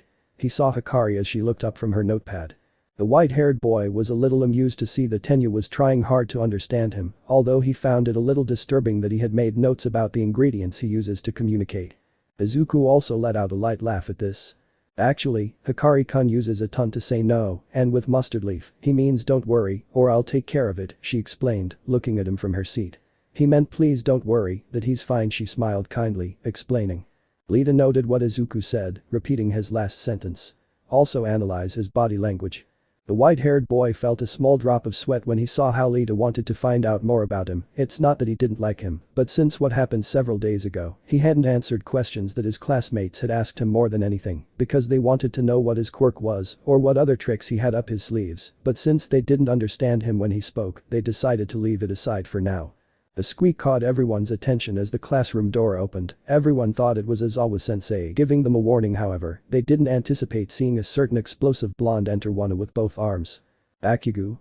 Several of the students approached to see their classmate up close. Kirishima jumped to hug him while she pushed him away with her hand.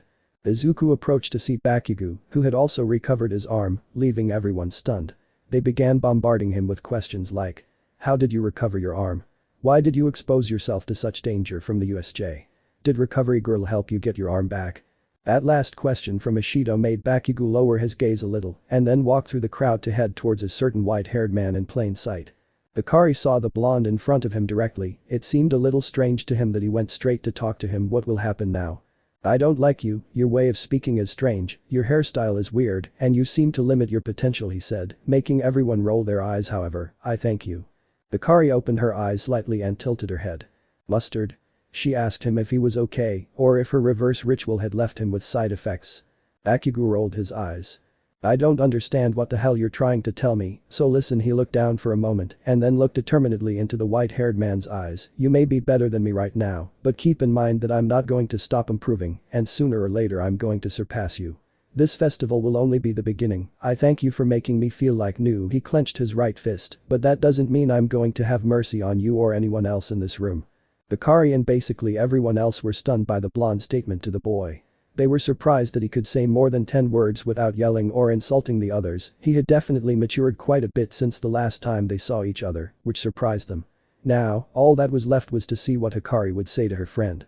The boy stood up and then slightly unzipped his uniform, smiling softly after a few seconds. Good, because I don't plan on losing to anyone either, she smiled as she looked at Bakugo with confidence. Bakugo looked at him for a moment and then smiled slightly too, this time with his typical penetrating gaze. All this in full view of a two-colored boy who hadn't stopped seeing the stamps on the white-haired boy's mouth. Hikari Toge thought Todoroki. Stage. UACADEMY. Support, Administration, General Studies, and the Hero Department join forces for a year and compete in preliminary battle games, Carlos, etc. The students who successfully pass each test advance to the finals.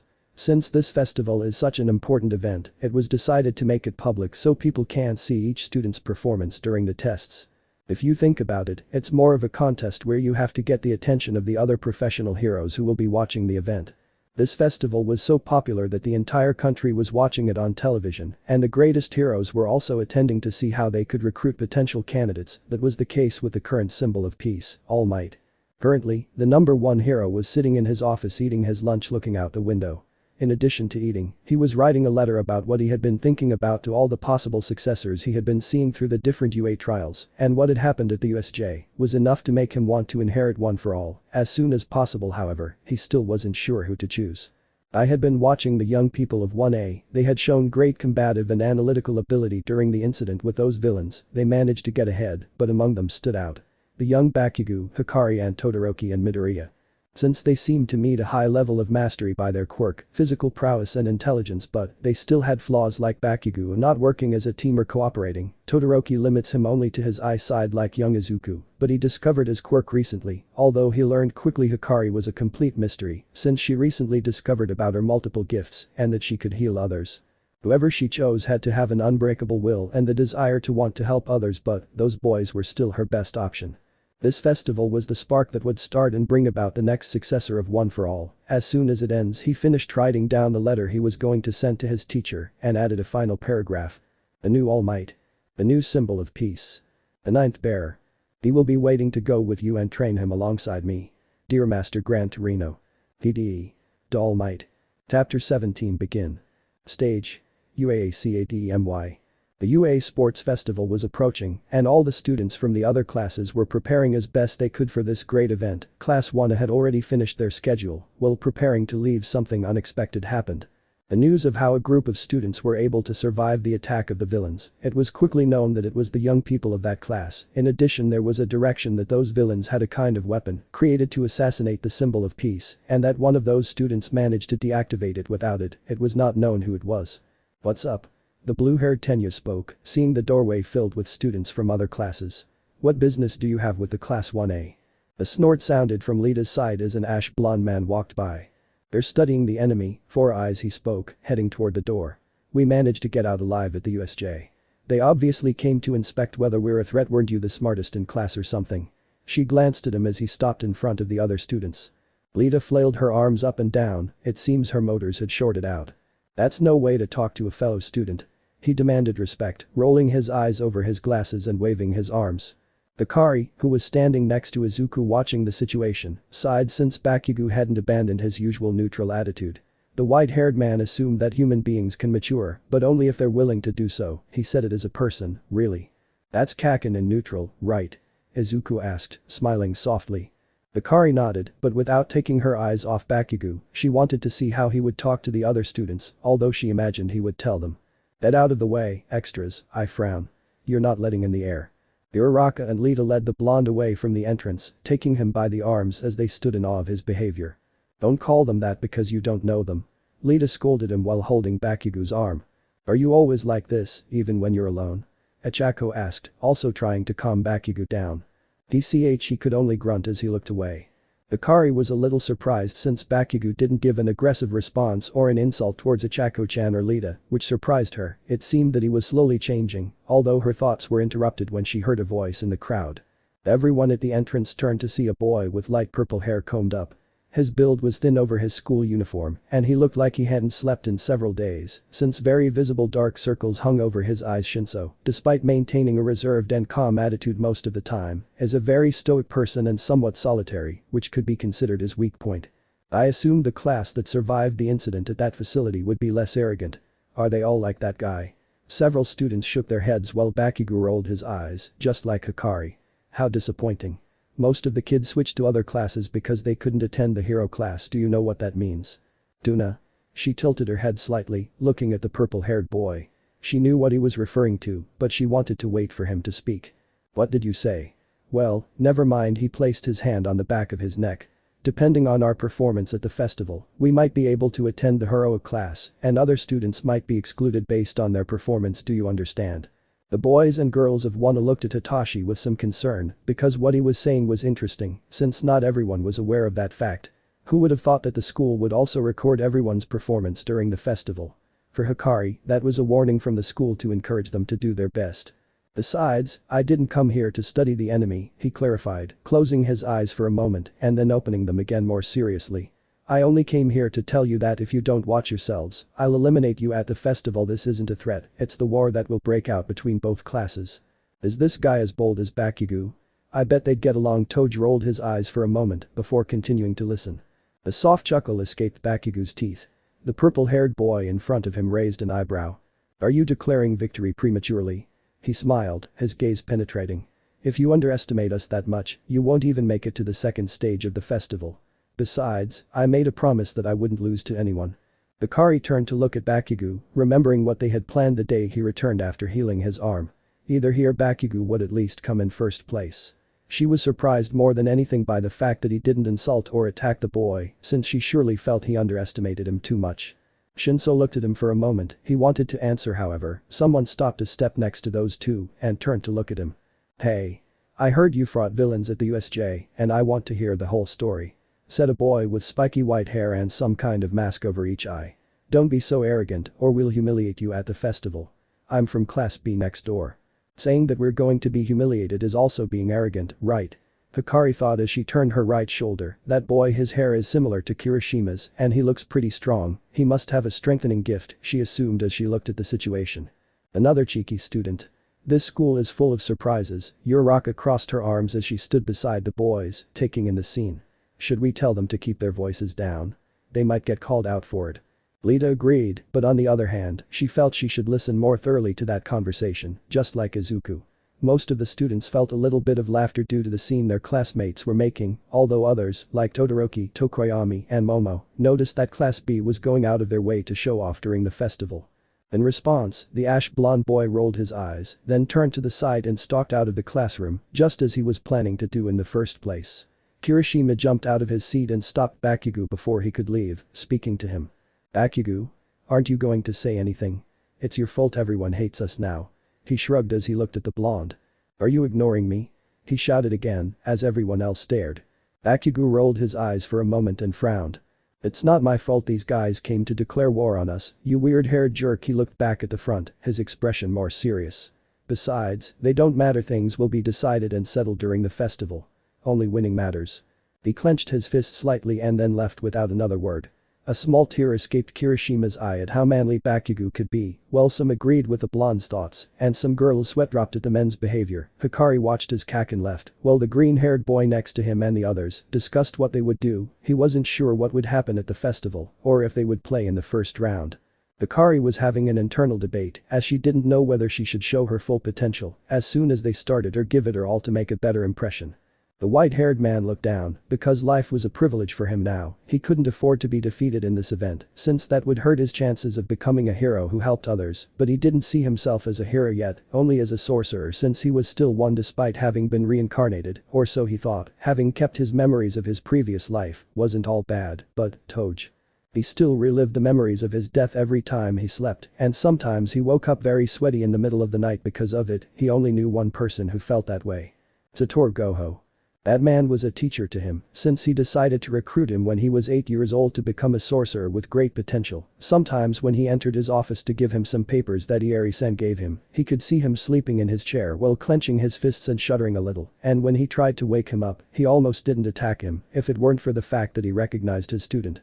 Hikari felt an instability in her teacher's heart, like something that had been bothering him and hadn't let him sleep for a long time. She never dared to ask him, since it was obvious that it was a very delicate subject. But fortunately for Toge, at that moment Ieri-san noticed this doubt in the boy's gaze and took him to her office to talk about it. She told him that Satoru Gojo had managed to feel the brink of death in front of his eyes, and after what happened to Yuta, he had to kill his best friend, his rival, but he also had to move on. Despite being the most powerful sorcerer currently, he still retained his human side that unconsciously made him cry.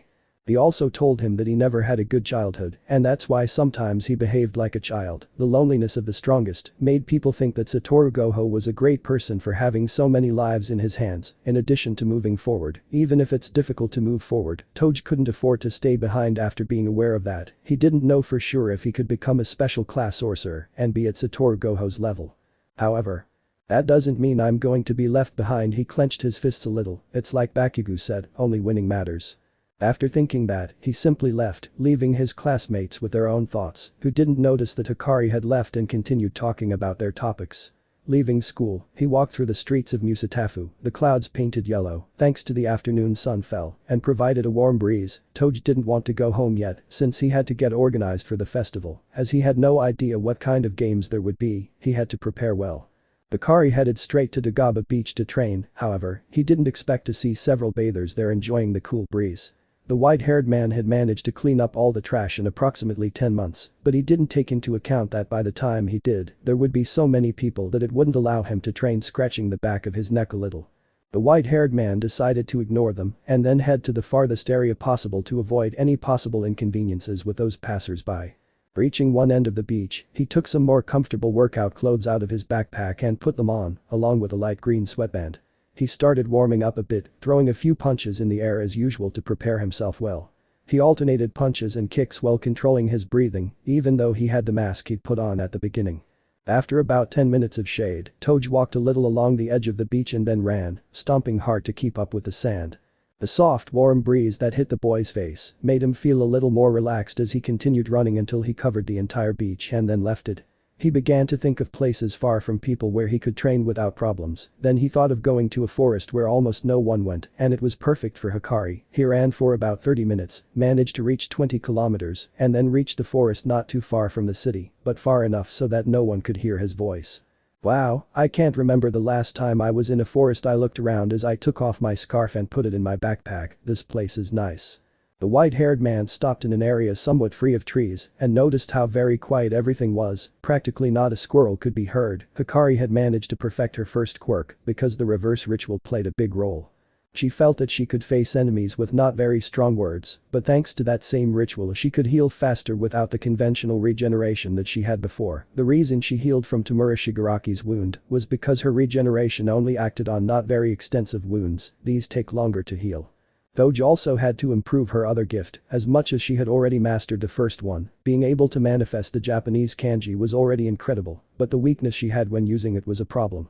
If only I could master the reverse ritual better, I could heal faster and thus use my second quirk better, or at least at 80%. He turned his right shoulder slightly as he prepared himself. Will I have to rely on my stamina? No, of course not. Defeat is not an option. Hikari would take a more solid stance, with 1 foot shoulder width apart. Taking a deep breath, she looked straight ahead with seriousness. He looked at a large tree in front of him twist. The sound wave was activated as well as the binding vow by Hikari. A creaking sound was heard in the distance as the lower part of the trunk of a gigantic oak tree began to twist in an abnormal position, as if it had a life of its own, and the trunk began to detach itself from the root and then come out upwards, as if a screw were being unscrewed at high speed. As the boy had asked, a loud bang was heard as the tree fell down the hill to one side of the white-haired man. He looked around noticing that no other target had been affected by his speech, and that meant that his accuracy had improved. Well, he smiled a little and approached the tree and decided to use his second quirk kanji dialect. Life. Hikari would take a breath and then sigh. A kind of purple trail came out of his mouth surrounding that fallen tree until it completely enveloped it. The kanji life was one of the most difficult for the white-haired boy to use, more than anything, because its use only affected objectives that are seriously damaged and rewinds them to their natural state. The boy had planned several ideas regarding the different kanjis that he had in his possession, asking himself questions like, could he rewind the state of a person to bring them back to life?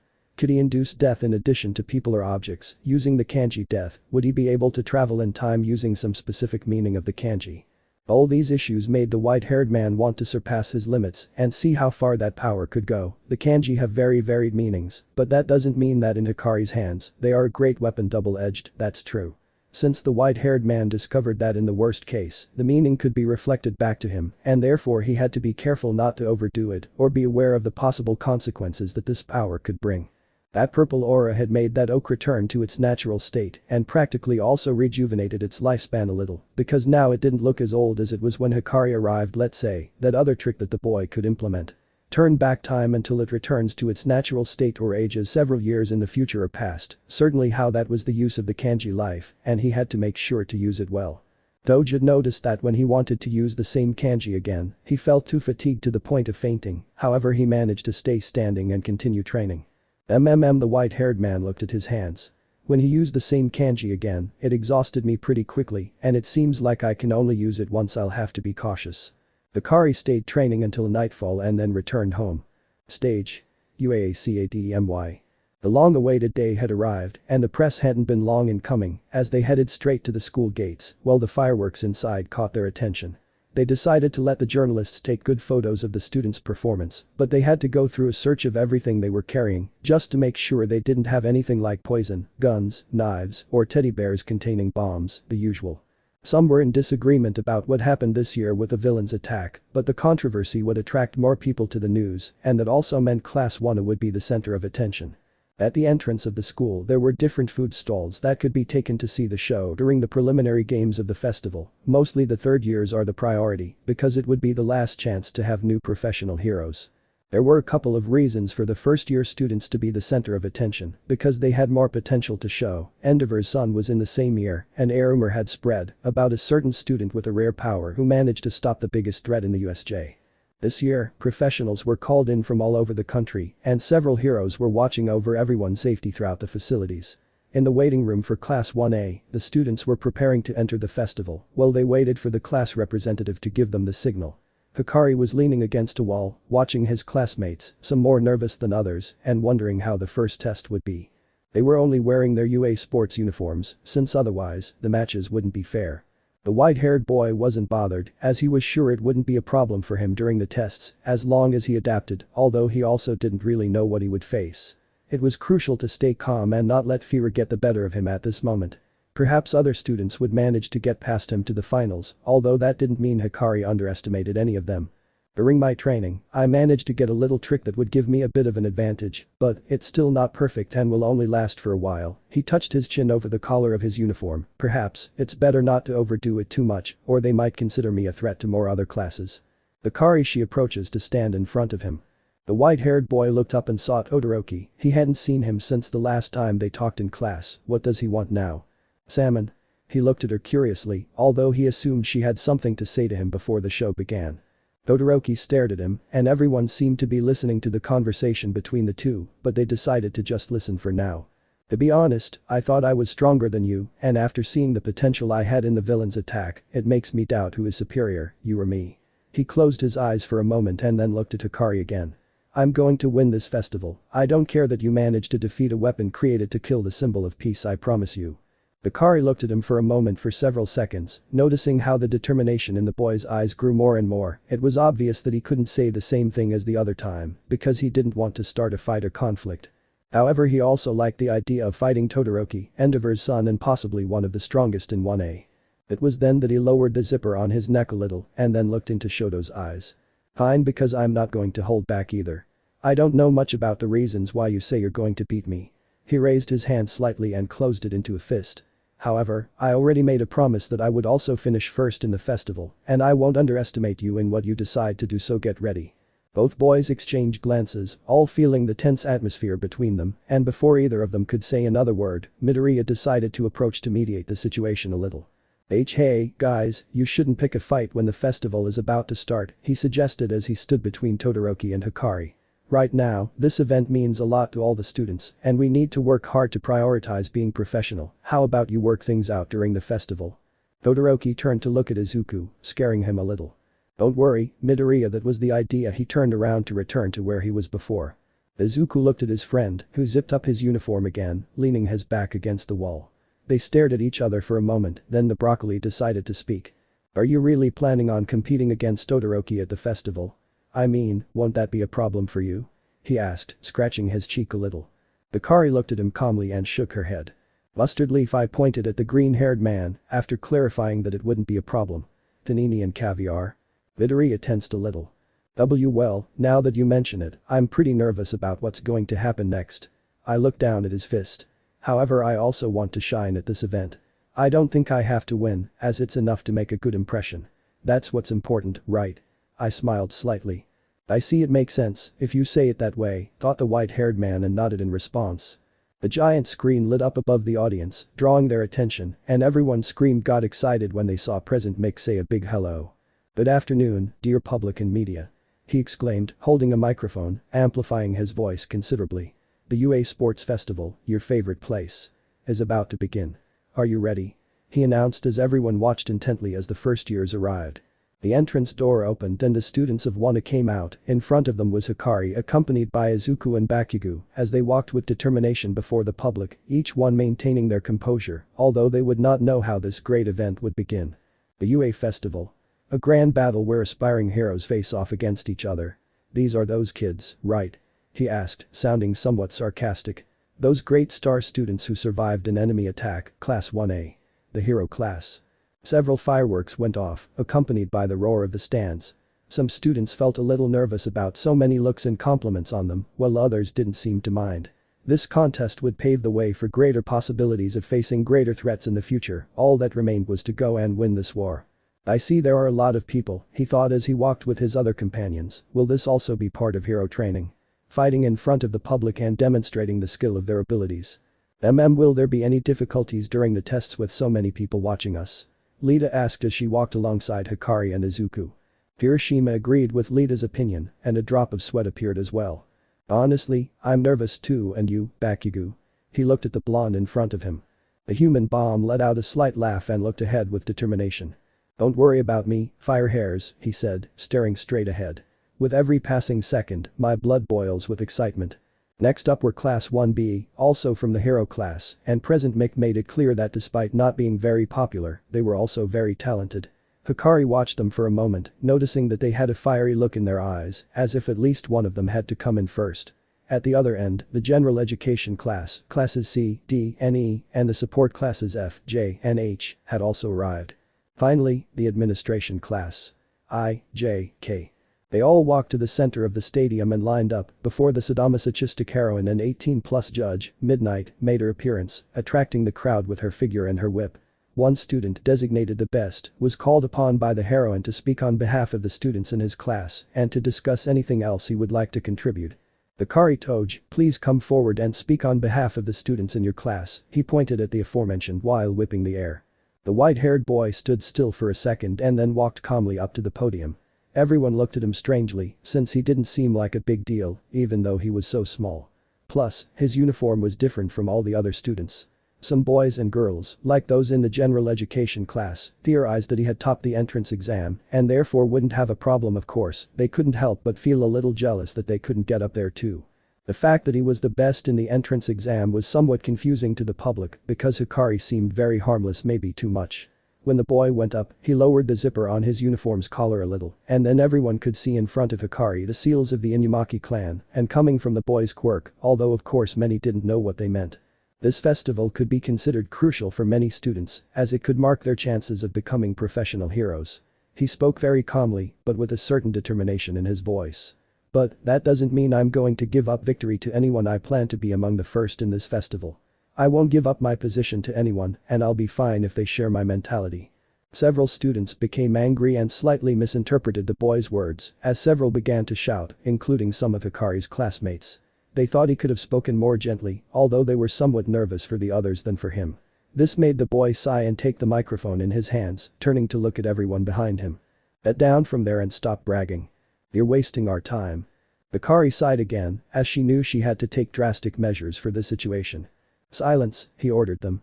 Nobody knew how to react when the students remained silent as the white-haired man asked them to, although no matter how hard they tried, they couldn't utter a word obviously, because the targeting effect had been precise. When Hikari used her quirk, the same man observed the other students and affirmed one thing to them. Tell me, does everyone here aspire to the same thing? To be number one, to be a great professional hero, to make money and help their families? None of that is my concern in achieving my goals, I clarified, while giving them a much more penetrating look.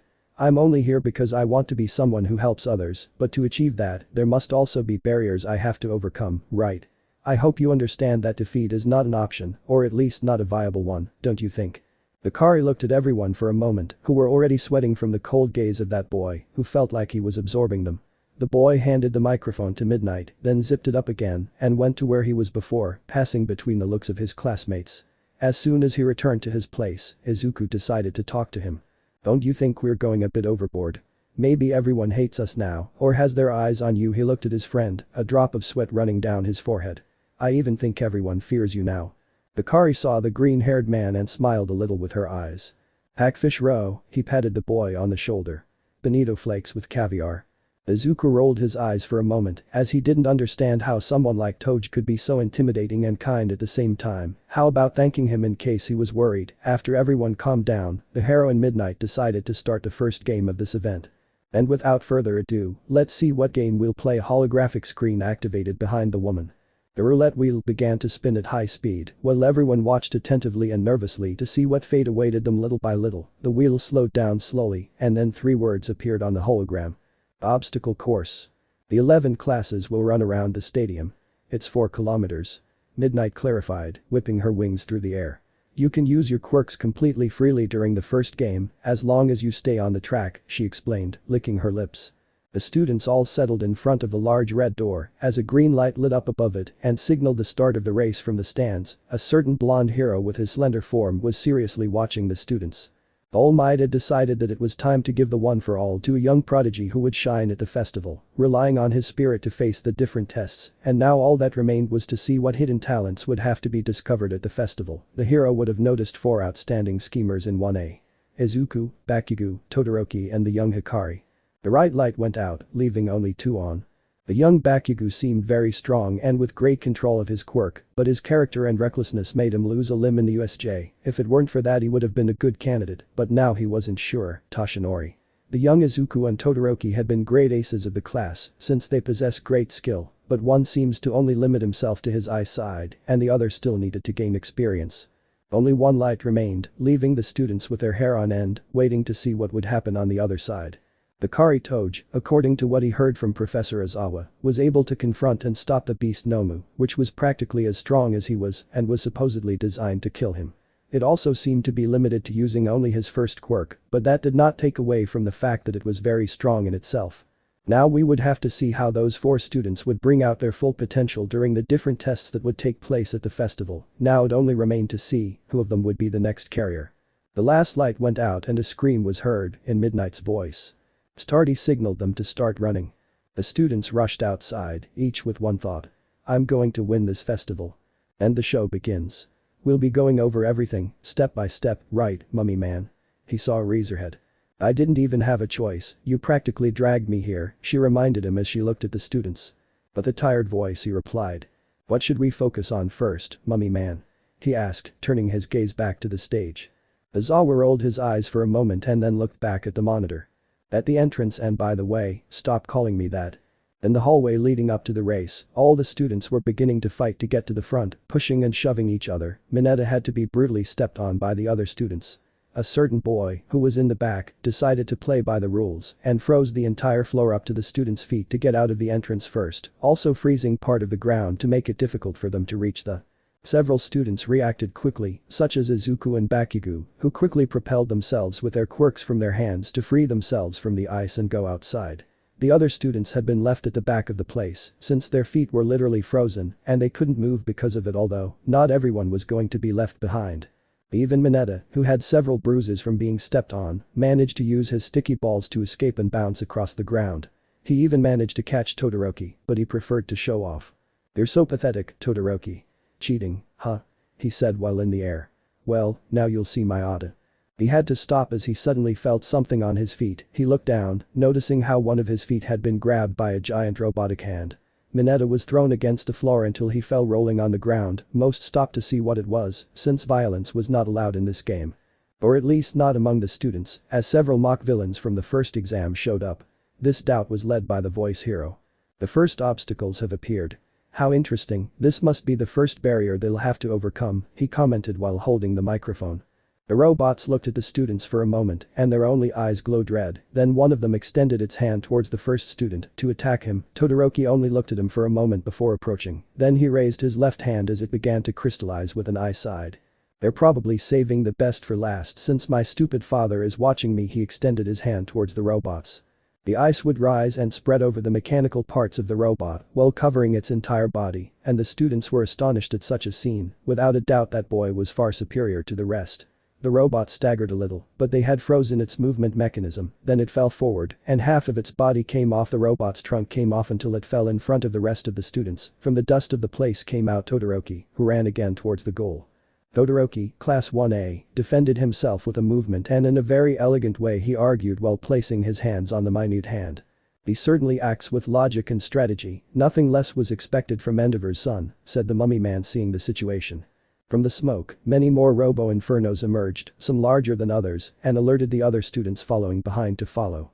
They had to hurry, since at this moment Todoroki could win if they didn't hurry. The ice had frozen the engines of the largest robots, causing them to fall down. Some students who tried to pass underneath them. Some were somewhat stunned because they thought those students had been crushed to death, but that thought was interrupted when a loud bang was heard from the rubble, and then a fist emerged from the metal. Kirishima completely emerged from the robotic body and looked towards where the two-colored man had gone. Damn, Todoroki. Someone really could have died. A screech sounded from the retreat side, causing him to turn to see how the metal seemed to dent, and then a silver fist emerged from it, accompanied by the body of the same daring boy from Class B, Tetsu. His gift was similar to Kirishima's, since it allowed him to turn his body into steel, but in a way it was better because it could withstand high temperatures of heat. They both looked at each other for a moment and then began to run along the metal walls of the robot. And to think we had the same gift. Was it hard enough to stand out? He continued running. Tetsu followed him while frowning.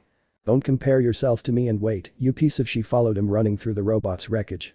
The other classmates envied those kids since they were very lucky not to be crushed, and there were still several robots blocking the way. Some decided to work as a team, but a shockwave surprised them when a fluffy-haired boy flew across the ground, propelling himself with small explosions from his hands. I'm not going to let them get the better of me. He shot up to the top, dodging a few blows and overtaking the robots. I think I'll play along, Bakugo said, the hero of the ribbon, while swinging through his elbows. I also support the idea, Dark Shadow. Land. He ordered the shadow and then it obeyed the command. These three students continued down the hill, over the robot as they fell and continued toward the finish line. Spine, the professional hero, claimed that Class 1 was not beating around the bush and was focused on moving forward, but Class B wasn't doing too badly either. Toshinori, who was sitting next to Treese and Spine, had noticed that everything was moving quite fast, but he still couldn't spot a certain white-haired student. Class 1 had been through a tough time at the USJ, facing those villains, as Awa clarified, looking behind the monitor and commenting. They faced reality and tried hard to put their doubts aside. Little by little, Class 1 will advance to the second stage of the festival. However, they must first cross those 4 kilometers. Chapter 18, Second Stage. Stage. UACADMY. The sports festival continued, the students managed to pass through those simulated villains, and others were left behind, but the majority managed to continue forward. People looked at them in amazement, especially by the skill of the young prodigies of UA such as Shoto Todoroki, who froze the heaviest villains, or Yaoi Rozu, who with her gift riddled several robots, clearing the way for some, along with young Bakugo, who managed to free himself through the air and continue forward to catch up with the bicolor, or as he called him, unfortunate Ice Hot. All Might was observing each student's performance. He had to admit there was a good selection of hero candidates this year, and Class 1 stood out in that regard. However, he still couldn't find a certain white-haired boy with purple eyes who had disappeared from the monitors. Little by little, the students advanced to the second obstacle and came across a large pit with several columns of earth with small mountains that served as support, not to mention that there were ropes that connected their path to the others. Uraka and Mina watched as Asui, the frog girl, climbed the thin rope, taking advantage of the versatility of her quirk, but above all they couldn't stay behind. Before they prepared to pass, they heard a slight laugh behind them, and when they turned around they saw big yellow eyes looking back at them. It was a girl with pink hair and glasses with yellow lenses. She was wearing a strange backpack around her waist and a pair of thick brown gloves, along with white shoes resembling those of an astronaut. Hatsume was a student in the support course who went out of her way to show off her greatest creations, or as she called her babies. This track, called The Fall, was the perfect stage for everyone to see her. Hey, I saw you at the class presentation. Are you from the support course? He asked, to which the girl nodded. What are you wearing? Are you allowed to use artifacts? The pink-haired woman spoke to the girl.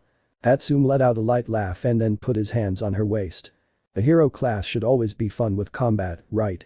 I explained, looking at the girls over my glasses. As long as everything is built by us, we can use artifacts or special suits to make things more fair. The girl pressed a button and then a harpoon shot out from the end of the backpack and attached itself to one of the columns of earth. The girl's shoes began to give off a kind of air, which then began to lift her slightly into the air. In other words, we support officers are taking this opportunity to show off our ingenuity and gadgets to the companies. He shouted before pressing a button on his glove. The harpoon retracted and then Hatsume stepped out. Here I go. Businessmen, and especially millionaires, had better take a good look at my babies, he thought as he fell into the void. The girl pressed another button and then the backpack on her back that contained the harpoon cable retracted with great speed, and using the propelling shoes she had made, she slid along the edge of the column and began to climb it. Mina and Uraka were annoyed, since they did not know about that rule that May explained to them, but they put their thoughts aside and went straight towards the goal like everyone else. All this, while a certain student, Shinszo, looked at the scene with a smile. Every student looks for an opportunity, right, Eraserhead? He asked, turning to look at the aforementioned. And you see it on the screen, or are you blind? He continued looking at the students. Each student would go through the fall in their own way. Shoto decided to slide by freezing the ropes and thus take advantage of the rest, and others decided to use the columns to propel themselves like Bakugo, who used his explosions to land on top of the same mountains, then descend through the air until he touched down again, and then took flight again, falling again, but several meters closer to the exit of that runway. Lita decided to embarrass herself by sliding down the rope through her engines, but her position was somewhat funny to watch, thanks to the giant screens. On the other hand, Izuku propelled himself with his flames and managed to reach the starting line on the fall, to then try to reach Kaken and Todoroki, who had gone far ahead. The audience was amazed by Todoroki's talent, since he had practically passed first from the start, but it could be said that Bakugo and he were on par. Deku was also strong, but first he had to catch up to those two. Some thought that being Endeavor's son had its advantages, since it made him much more athletic or strategic than the rest. When Bicolor arrived at the final obstacle, there was a sign that caught his attention. Danger. Mines. Shoto wanted to think it was a joke, since he didn't expect the school to even prepare them for something more unthinkable, although they were certainly not lethal and could be distinguished by sharpening one's eyesight. The final obstacle. A minefield. I clarified while explaining. Mines obviously aren't as powerful as a grenade, but they can stun them and make them wet their pants. He smiled at his joke. Really? Aizawa asked, already tired and wanting to go to sleep. Izuku had managed to get closer and saw from a distance how Todoroki had already started walking carefully on the floor with mines, but he still didn't see Kaken. He was probably among the crowd of students. I see, this obstacle is to put those in front at a disadvantage, Todoroki theorized, walking carefully as people flew out behind him. Shoto heard several explosions behind him, but they weren't from the mines. Rather, they were from a certain explosive boy who had managed to fly through the minefield. Bakugo locked eyes with ice hot. Don't think you'll win, you half-and-half bastard. He leaned forward to throw one of his blasts at the ground near Todoroki. The teenager stepped back due to the pink smoke that had come out of the explosion when Bakugo hit the ground, jumping over a mine, and by the time the smoke cleared, that blonde boy had already taken the lead. Todoroki felt like a fool for not having thought to slide earlier when he started, since that would give a safe path for the majority, but it was not time to worry about that. When he was about to react, a greenish blur quickly passed by his side, and then he could make out a certain teenager with freckles. I'm sorry, Todoroki-san. But I don't plan on losing, he advanced while extending his hands back and propelling himself with his fire. Damn, Todoroki thought as he began to use his eyesight to slide. The bicolor's ice path gave them an advantage over a safe path to the others, but that didn't mean he would finish before everyone else if he managed to overtake Bakugo and Midoria. The three boys pushed each other a little as they advanced and/or propelled themselves with their quirks to reach the finish line. The blonde tried to get away from the damn Deku, but he matched his pace with his quirk, and that made Bakugo's blood boil with rage. Todoroki focused solely on the goal, but couldn't help but feel the heat of Midoriya's fire on his face and the dizziness coming from Kaken's explosions. The three of them approached the finish line with all their might. They were evenly matched in speed, and if they continued, they would have to use their wits to overtake the others. The finish line was only 40 meters away. Deku, don't you dare overtake me. Come back. He stood up further. 30 meters. I'm sorry, Kaken, but I can't lose either. Midoriya's body was with the arms of his uniform, somewhat torn by its heat. 20 meters. Damn, I can't get away from them, he thought as he saw the goal getting closer and closer. 10 meters. 5 meters. 1 meter. The trio used all their momentum to jump and lean towards the goal. They passed through the entrance running or pushing each other, while the world seemed to stop and everything was silent for a few seconds before they crossed the entrance into the stadium, again hearing the noise of the stands. Eraserhead, your class is amazing. How do you train them? He asked, watching the students through the monitor. Aizawa replied without taking his eyes off the screen. You're wrong, they seem to have motivated each other in order to beat the other. I narrow my eyes a little. Izuku, Todoroki and Bakugo left the stadium entrance, falling together because they had pushed themselves too much. When they got back up while still on the ground, they looked towards the observation booth so that President Mick could tell them the result. The winner is Hikari Toge, from Class 1A. Those three boys stood there blankly for a few seconds and then heard footsteps in front of them. They turned to see that white-haired man who was watching them in the distance. What, Midoriya murmurs. Mumbled Todoroki. What the buck, Bakugo demanded with a roll of his eyes. The boys watched in front of them as a white-haired boy with his uniform unscratched stood in front of her and raised his first two fingers, saying his characteristic phrase. Salmon, he saw the boys very surprised. Izuku, Bakugo and Todoroki quickly stood up and looked at Hikari very confused. How the hell did he manage to get there so fast? He couldn't see him at any point, Shoto wondered. Midoriya scratched his cheek a little. I know, it's weird, isn't it? Hikari-kun is full of surprises. He saw his friend much more confused now. How the hell did you manage to do that, you reckless guy? Tell me now. Bakugo approached Hikari, causing small explosions with his hands. Suddenly, Bakugo's quirk stopped working as he got closer to Hikari, and a voice coming from the same speaker that gave the verdict to the winner spoke to him. You better calm down, Bakugo. Toge won fair and square, and violence is not allowed after the race is over. He spoke with red eyes and hair standing on end, then turned off his quirk and sat back down. Bakugo looked at Hikari for a moment before growling and moving away from the white-haired man. Toge hadn't cheated, but rather had used his first trick to be able to pass that obstacle course without problems. To Bakugo's misfortune, along with the others, he decided to keep his little trick a secret for a little longer.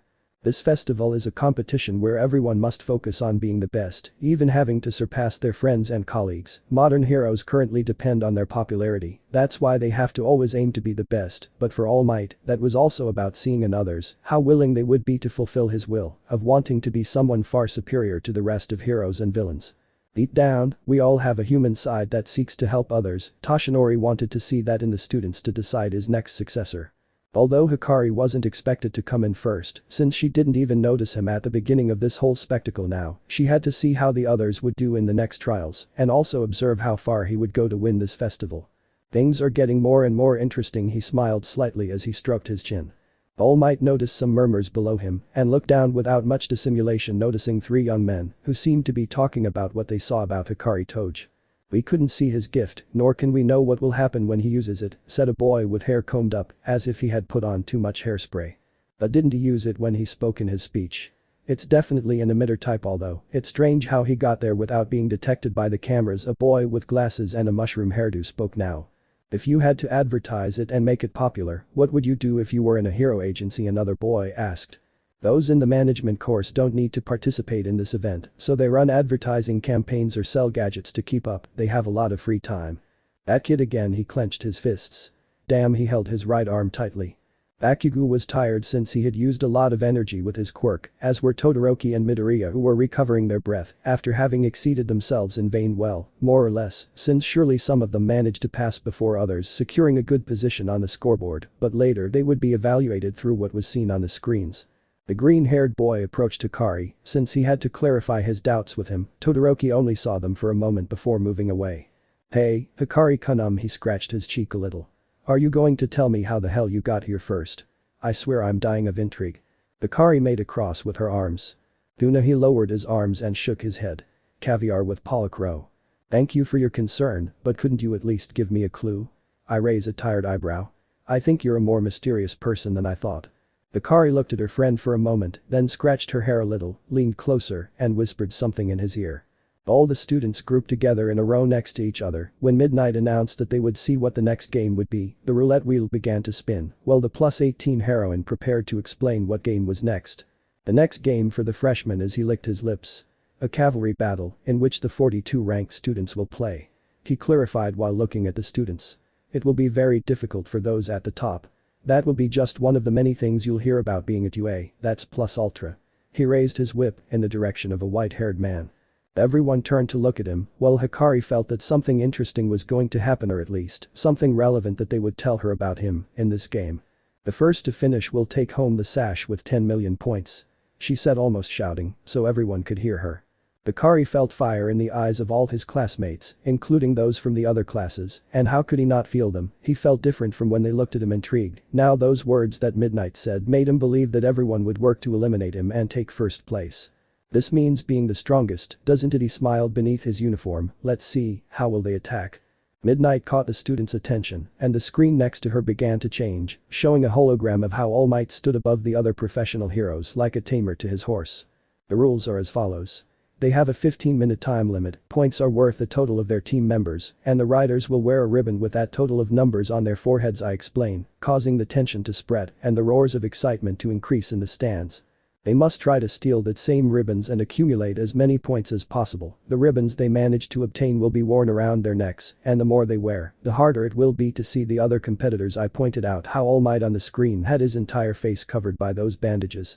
Each student understood what the heroine was referring to with this game, since he or she would not provide strength, but rather intelligence and tactics that they employ to be able to steal and obtain as many ribbons with the highest points as possible. Hikari, from the moment her teacher mentioned what the first target would be, knew that she would be in everyone's sights.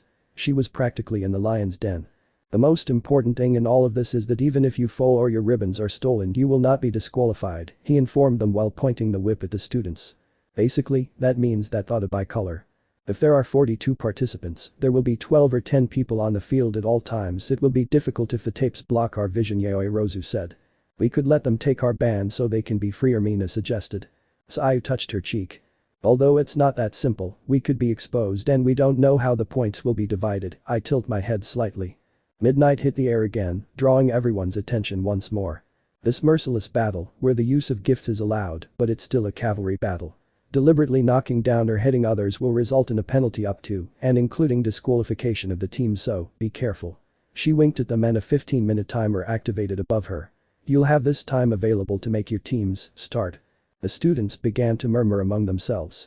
Some had already approached to try to recruit capable individuals for their teams, while others looked around to see who they could deal with.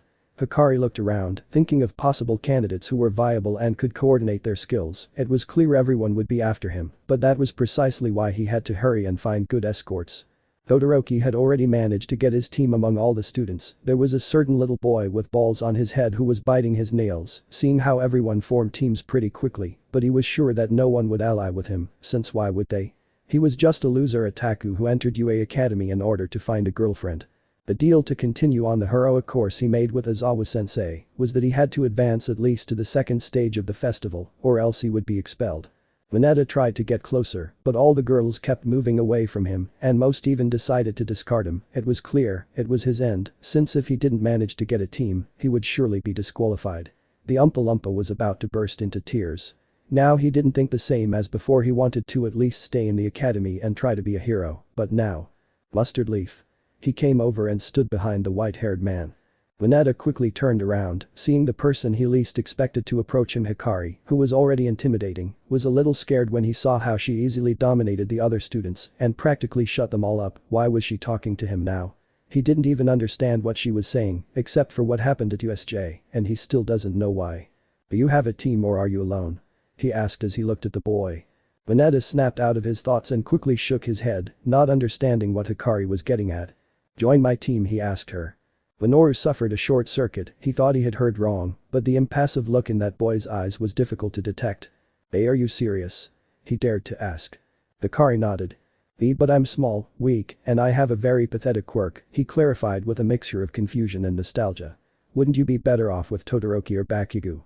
I don't think Bakugo wants to team up with me, and we won't agree on who would go in front, he thought while shaking his head at Mineta's answer. No, you're a good option. You're small and I can easily carry you on my back, he explained. Your quirk could be useful, believe it or not. If you're willing, you can come in. Stitches aren't a problem in my case.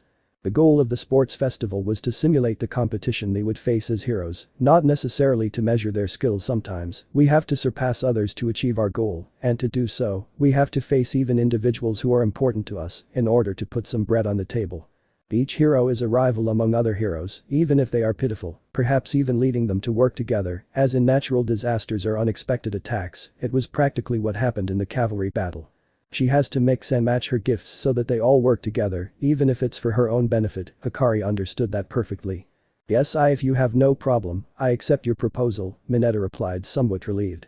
Before Minoru could continue speaking, he felt himself being pushed and thrown to the left, falling to the ground on the floor. He looked up to see who pushed him, noticing that it was Mina along with Satu, Zero, and the tentacle hero. They all crowded around Hikari. He didn't know they would go after him because of the first factor. They would practically be in the sights of all the other participants. Some began to ask him to be part of their team, although it was strange to see how Aoyama's stomach seemed to hurt. Hikari, join my team. The sweetbread hero said, pointing at himself. What?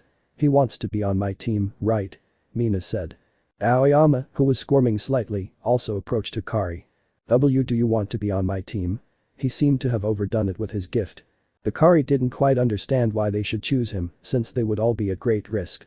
It's just that Shoji spoke through one of his multiple tentacle mouths. Your quirk is very practical for this type of game.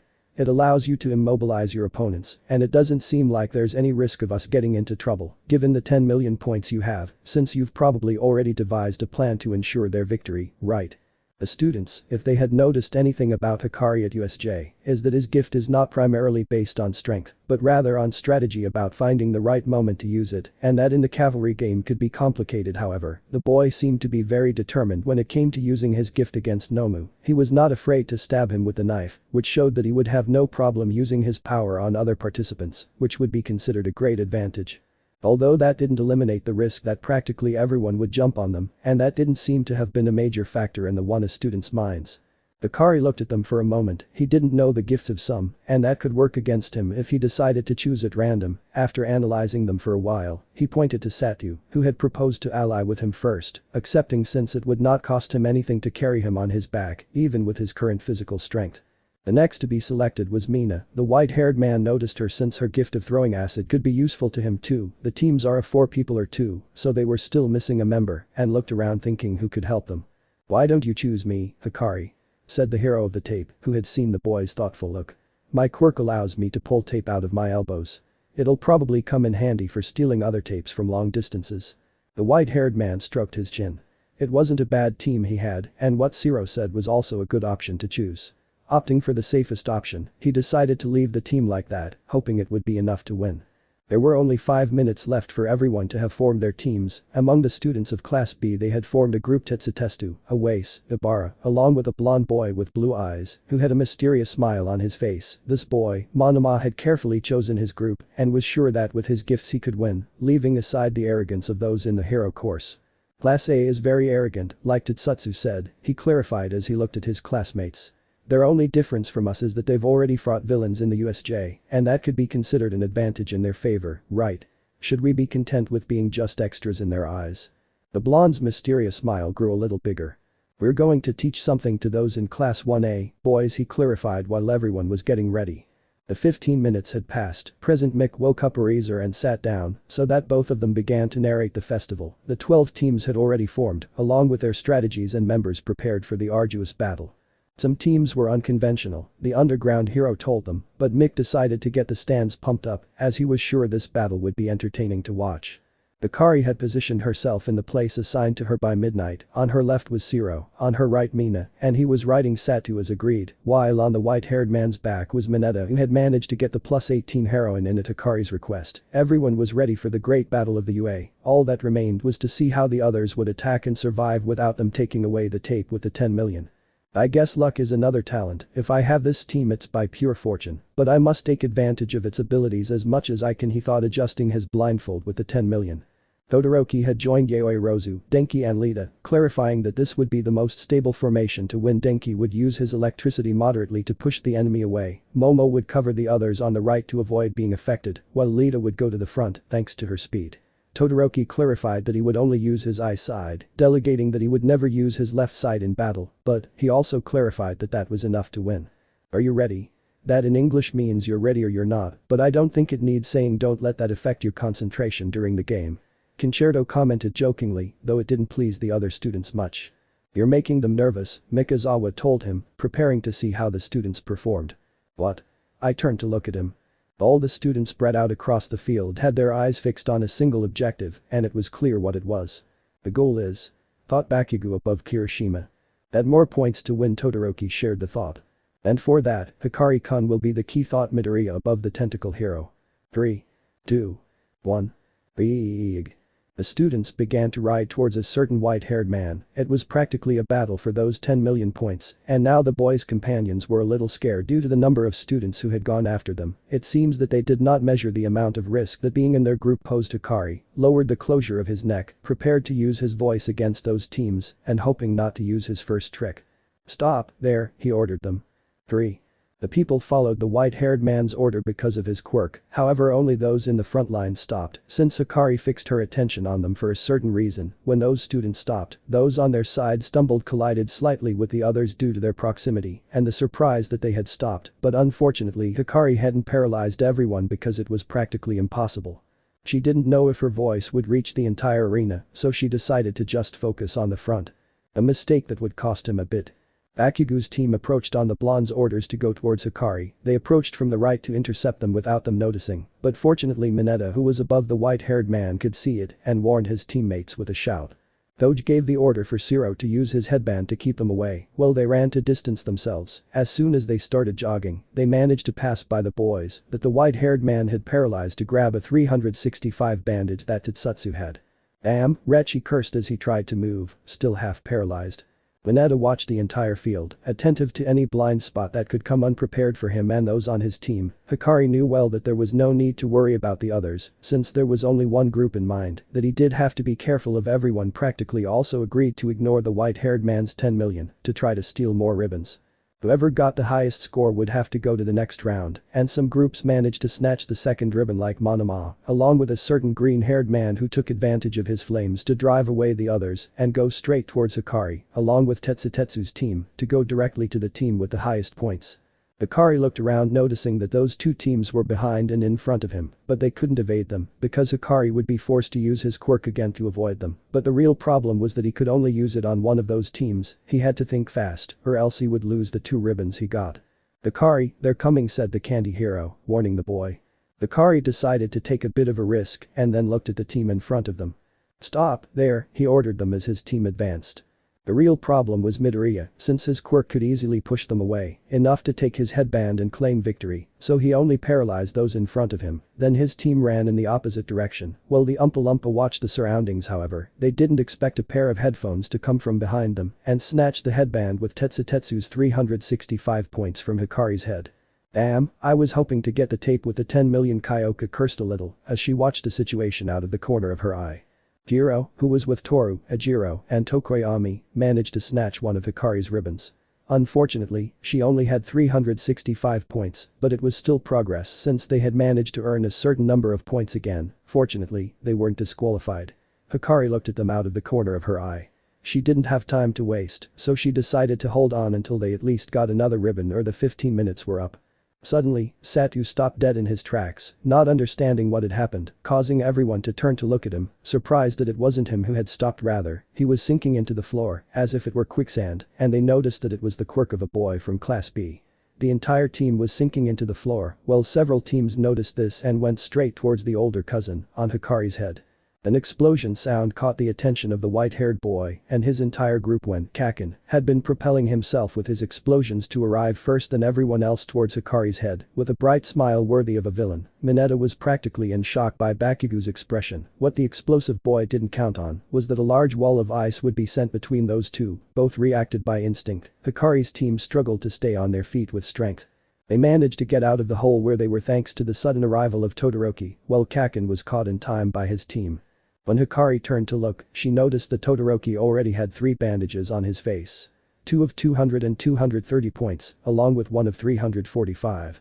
Without a doubt, having chosen his participants carefully was not a bad strategy, and they seemed to complement each other very well with the bicolor as the leader. Hikari ordered her companions to move away, since they had to look for a larger area, or they would be at the mercy of everyone. They just had to resist these last 10 minutes to win. The stands were alight with the fervor of the battle. It was fun just to watch, even for the reporters, who managed to get some good shots. Some heroes in the break room watched Class A's strategy and coordination performance on the monitors. However, not everything was going their way. President Mick gave the positions on the table, seeing how Class A had been left at an apparent disadvantage against those of Class 1B, and that seemed curious at most, but without a doubt, the most surprised were Bakugo's team, who had 0 points. "Give it back to me, you bastard, or I'll kill you," Bakugo shouted, glaring hostilely at the person who stole his headband. Nito exchanged glances with the blonde and then smiled mockingly. He had removed the tape. Midnight said it wouldn't even make sense to eliminate so many candidates in the first game. He narrowed his eyes. "Assuming around 40 people would make it through to the next round, we only focused on the ones who were a risk. Their gifts and personalities were another thing to analyze. Would it make sense to worry about making it through to the preliminary round?" He adjusted the bandage he'd gotten on his forehead. Bakugo growled and narrowed his eyes. "Was it a group decision?" he asked, somewhat annoyed. "It wasn't initially supported, but it wasn't a bad idea, was it?" he replied. "Did they always plan to lose from the first event?" Hikari thought as his group moved. "It's getting interesting," he said to himself with a serious look. "Doge, look ahead," Ishido warned him as she pointed ahead. The white-haired team looked ahead, stopping as they now faced the team, possibly with the best chance of winning this game. Todoroki, Lita, Momo, and Kaminari exchanged glances with their opponents, not before watching the tape with the 10 million that would ensure victory. Hikari and Shoto exchanged glances, noticing the tension surrounding the two. Toge's power seems to be focused on transmitting words to function, but I'm not sure what happened at USJ. Todoroki thought above Lita. It seems that he is analyzing several factors. Knowing Todoroki, he must have already devised a plan. He lowers his gaze a little. I must be careful. Lita's speed is against us, and I don't think Satu or the others will be able to coordinate their steps well with our adversaries. If Hikari decided to use her first quirk against those four, they would surely be able to snatch the headband from the bicolor, but something didn't smell right, since they were all too smart not to see that the white-haired man could paralyze them at any moment or make them explode, although that would be very sadistic and would get him disqualified. What would Todoroki have thought to contrast his quirk? Don't stop moving, don't take your eyes off them, and we won't let them get close. Either he told his companions what to do while they were getting ready. Todoroki hoped that at least his idea would have an assertive effect against Hikari. Lita, it's time, move forward, he ordered as everyone got ready. Understood. He activated his motor engines and ran towards Hikari. Todoroki's team headed straight for the white-haired boys group, but accompanied by several other teams who were no longer worried about being affected by the boy's quirk, since they knew well that sooner or later they would manage to take that precious ribbon from him, although they had to do it within 7 minutes. Momo and Kaminari glided across the sand using skates that the girl had created to adapt to Tenyu's speed. A pink glow began to come out of Yaoi Rozu's hand, and Denki prepared to put Todoroki's plan into action. Discharge. 1.2 million volts. His body began to emit electricity, pushing away several groups standing at his side. Momo created an insulating layer that protected them against the Pikachu's electricity, while the arena was illuminated by yellow lightning. Momo created a kind of metallic staff resistant to the cold and passed it to Todoroki-san so that he would freeze the floor, transmitting his gift through the staff. The boy's ice had stopped the feet of practically all the other groups that were going after Hikari. Present Mick was surprised by the tactical way of thinking, although Izawa had an opinion. Delegating that he would be exposed to Toge, paralyzing him and his group since now they were an easier target. But comment, Ari's head, I give a thumbs up. Tenya walked past the other teams he'd frozen, including the students from Class B, while the two-colored team froze the feet of those students again and stole the ribbon from two members of two groups. The team then detoured, heading back toward the main objective. Hikari and the others tried to get away, but it was difficult to keep up with Lita and keep up. Zero, try to hold Lita's legs back with your tape, he ordered as they watched a group walk away. Why yes. He hurried to look back and point his elbow where Hikari ordered. The boy's tape went straight to where Tenyu's feet were to try to catch him, but he didn't expect that Kaminari would take care of that. Using his electricity to abrade the adhesive tape, it fell to the ground half burned without causing any problem to Lita to continue running. Hikari noticed that they had a fairly solid formation. Momo protected them from the discharges. Tenya made sure not to let them escape thanks to his speed, while Kaminari provided them with defense. The real problem was Yaoi Rozu. This girl was very versatile with her creative talent. Without her, Todoroki's team would surely be finished if she hadn't served as a protective insulator and hadn't created those skates to keep up with Lita. The white-haired man and his team had to get rid of that girl first, or at least hold out until the last 5 minutes were up to win. We can't let our guard down. Let's keep our distance as much as possible and try to survive. He leaned forward on his companion's shoulders. No, let your guard down. Oh, you're scary when you get that serious, Ashido said while looking slightly at Hikari. Hikari and her group prepared themselves, facing Todoroki's team. Both riders faced each other before the tension in the air began to feel like a cowboy duel. On the other hand, Bakugo was fighting against Nido Monama's team, who had inadvertently unleashed the blonde's fury and that made them start chasing them. Bakugo's team was Kirishima, Sayu along with Aoyama, who followed Bakugo's orders, although they doubted if his strategy would work. While they were chasing them, the blonde came up with an idea that would only be effective if the frog girl at his side caught him, which she let him know. I'm going to use my quirk to try to get back the ribbon they stole from us, he explained as they ran. Make sure you catch me with your tongue if I fall, or else I'll kill you, he smiled sinisterly, wondering how his plan would work. Can't you put it any nicer? Ribbity nodded in affirmation. Okay 3-2, he made his hands back and boom. Bakugo went straight towards Monama's team, surprising them like a raging bull. If there was something that the blonde hated was seeing how they mocked him, believing themselves to be better than him. Nobody was better than him, and this festival was where he would rise above everyone so they could see his victory against Hikari, who surely also expected it. One of the members of Monama's group tried to get Bakugo away with his quirk, but he would launch a small explosion, confusing the rival, putting himself on top of the main rider's head, extending his arm trying to reach that ribbon. "You're mine," he smiled victoriously. However, Monama, with a simple movement of his hand, would deflect Bakugo's attack. Sayu extended her tongue to catch Bakugo, and after he was back on Kirishima, the group approached again to try to help their partner. They managed to stand firm, and then the blue-eyed blonde extended his hand to Bakugo, along with the other members of his group, making a small explosion come out of it. The ash blonde was surprised since that was practically his gift, which also bothered him, and attacked Momona again. However, he did something else unexpected. The moment Bakugo's hand collided with Nito's forearm, he felt more than anything an incredible hardness in Nito's arm, and when the smoke dissipated, it was seen that his skin was hardened just like Kirishima's quirk. But the Retid murmured. "That's my gift." Bakugo understood what was happening, since it was logical to think that. This boy's quirk must allow him to copy our gifts, Kaken theorized while looking at Monoma with annoyance. "Right on target," he spoke haughtily as his skin returned to normal. "I'm glad to see you're a fast learner, but I'm afraid our talk will have to wait for later," he said, and then his team ran off in another direction. The vein on Bakugo's forehead popped out. "Come back, unhappy." He stood on Kirishima's shoulders. "We're not done yet." Bakugo, without thinking twice, propelled himself with his quirk to where Monoma was reaching him again, but this time much faster. One of his companions, Kasei Tsuburaba, with a gift that allowed him to solidify the air in his lungs, managed to create a shield that protected Minimo and stopped Bakugo in the air, although the blonde used his quirk again, breaking the barrier in a few seconds, and stretching his arm, managed to steal 2 ribbons from Monoma's neck. Sayu acted again, stretching out her tongue to catch Bakugo, and he was once again on top of Kirishima. The score changed again. Now Bakugo was behind Tetsutetsu's team in 3rd place, who had managed to get 1,342 points on their ribbons, and that made the boys on Bakugo's team feel somewhat relieved since they qualified by the minimum. "No," he leaned forward and hit Kirishima's head as if it would make him go faster. "We have to finish first, do you understand? I won't settle for just qualifying," he said, going after Monoma again. Bakugo and his team headed straight for those kids, but they were still far away from them. "He can't attack properly alone. Help me, and then we'll go for the 10 million. He told his companions. "It's all or nothing."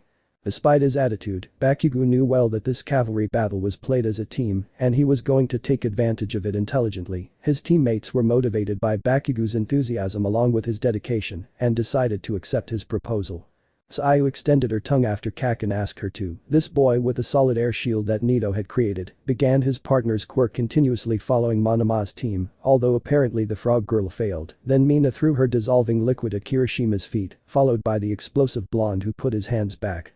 All Might appreciated Bakugo's tenacity and quickness in agreeing to work as a team to go for victory, without anyone having to tell him to. Aizawa thought to himself that Class B's strategy was sound, but they didn't count on everyone's determination to be the best in his class. Bakugo imposed his team with a great explosion, breaking Kasei's shield with a blow and stealing the last ribbon that the blue-eyed blonde had on his head. The team distanced themselves, moving away from Nito's team and heading towards the large wall of ice that separated Ice Hot and the ingredient boy from the other teams, but they had to hurry. There were only 2.5 minutes left for the cavalry battle to end. Hikari had managed with the others by keeping her distance and preventing Todoroki's team from cornering them. Despite having frozen the floor, creating a large wall of ice, she was able to destroy it using her voice and warn her teammates not to touch the ice, because if not they would slip and fall, then they would lose. Shoto didn't have it that easy either. Hikari had surrounded the floor with those sticky orbs of Mineta, preventing him from getting close or they would stick to the floor, and they kept a safe distance thanks to Jirro. The white-haired man had already exercised his quirk a lot, but he handled it well, using his reverse ritual to heal faster, although his energy was gradually depleting, so he acted intelligently, moving to the right keeping a safe distance. Todoroki can only freeze with his left, so rushing to attack him would also freeze Lita by having him in front of him, and would harm himself and those on his team by freezing the floor. "That jerk," thought Todoroki, looking at Hikari, "he's smarter than I thought. Guys, we only have a minute left. I know what I'm about to say is a bit hasty," but he leaned forward. "Come on, all or nothing." He activated the motors in his calves. Lita Todoroki looked at him along with the others. The blue-haired boy bit his lip. "Make sure you take it, Todoroki, I warned them to get ready," while staring at Hikari. The white-haired man looked at him strangely. There were still many of Mineta's orbs on the floor, and that could slow Lita down, making her chances impossible. "Do you want to attack head-on? There's only 1 minute left, you're taking too many risks," thought Hikari, attentive to the movements of Lita and his group. Lita leaned forward further, asking her companions to hold on tight. She started her engines, causing fire to come out of the tips of them, but soon a blue flame came out from her legs as the blue-haired man accelerated at full speed directly towards Hikari, leaving behind those sticky orbs that affected him, thanks to him using his maximum power so that Todoroki could steal the ribbon from that boy who had given them so much trouble. He couldn't finish speaking since the tape had been taken from his head. Lita slowed down in a second when she saw that Todoroki had taken that boy's ribbon. Lita's torque over technique consisted of increasing the speed of her engines to the highest point and then suddenly releasing it with an explosion, granting her much greater speed than before. The disadvantage is that it can only be used once and makes it impossible for Lita to use the power to run for a while, so they had to hurry because surely Hikari would soon try to recover her ribbon. Little by little they closed the distance against them and tried to get closer, but Kaminari obviously pushed them away with a faint but strong enough discharge to prevent them from getting closer. It was clear that the blonde was at his limit since his shuttered expression said it all, and that was undoubtedly an advantage for Hikari's team. They went to where they were. The white-haired man put himself on Satu's shoulders to jump directly to where Todoroki's team was, which surprised both groups since Hikari did not have the gift to return on air. Mineta had to be caught by Mina, since otherwise he would have fallen to the ground. However, that boy was full of surprises. Hanji dialect. Wind moon, he puffed out his chest taking a breath, moonburst.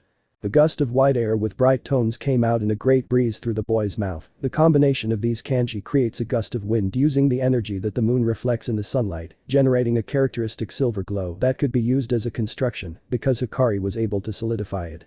The white-haired boy created a silver floor with bright white tones that illuminated the area, leaving those in the audience astonished. The teenager ran across the surface, creating more ground to support himself, until he got close enough to where Todoroki was. The bicolor, due to the great brightness generated by that strange power, could not react in time. How Hikari snatched 2 ribbons from him. Damn, I took 2 tapes, he thought as he regained his sight and felt Hikari walking away.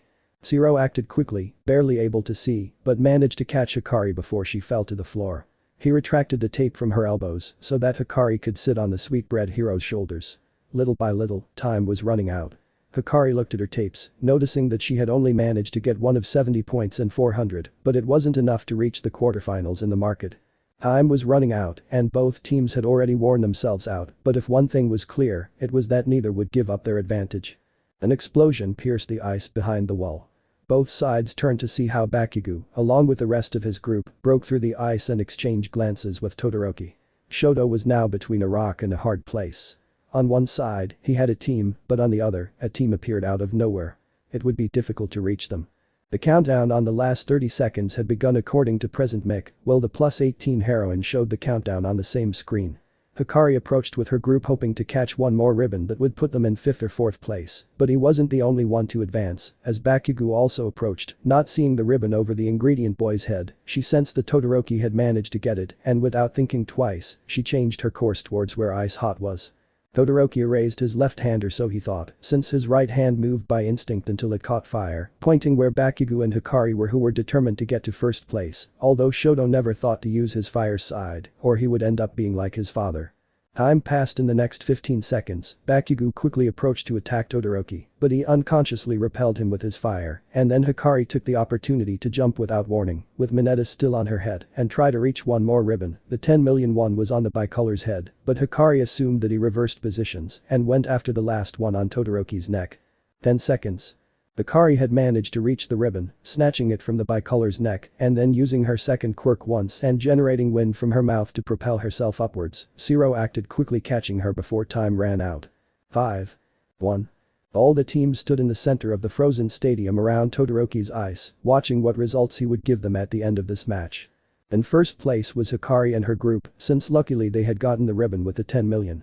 Bakugo came in 2nd with his group being satisfied, except for Kaken, who screamed, making the birds fly from outside the stadium. Todoroki's team came in 3rd, thanks to their last 2 ribbons, and in the end, the 4th place went to Shinszo's team, who surprisingly won, leaving Tetsutetsu's team behind.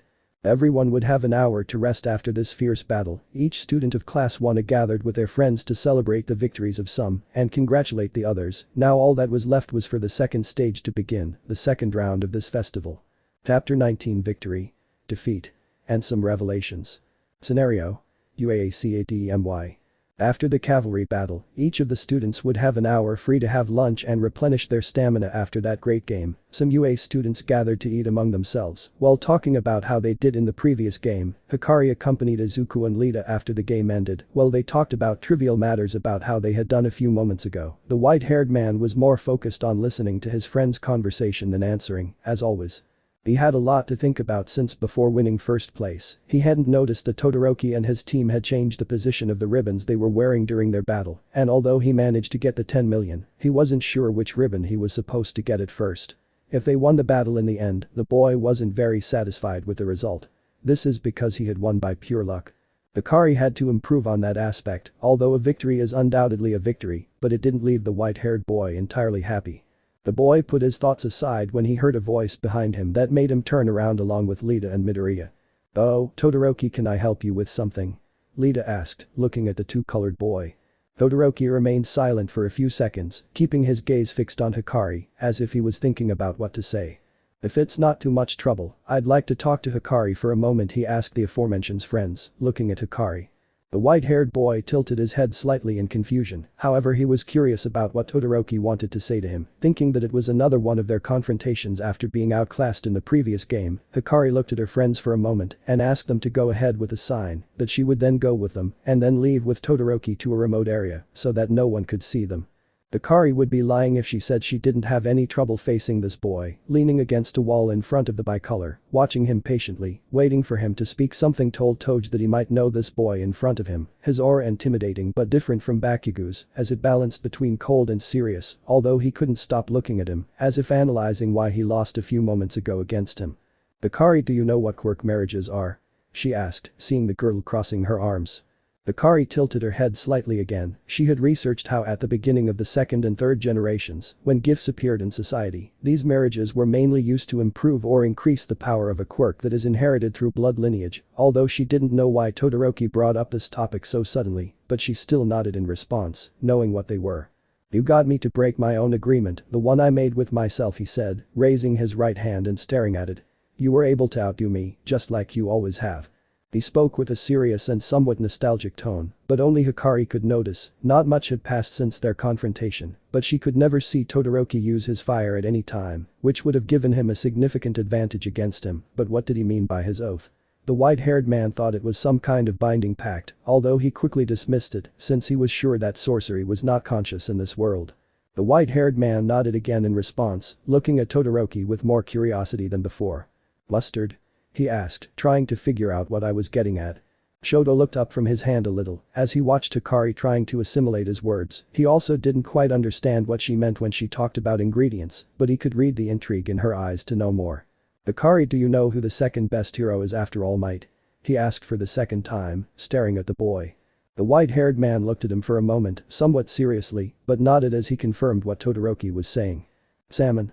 Endeavor, he's my father, as you probably already know," said Gio in disgust as he clenched his fists.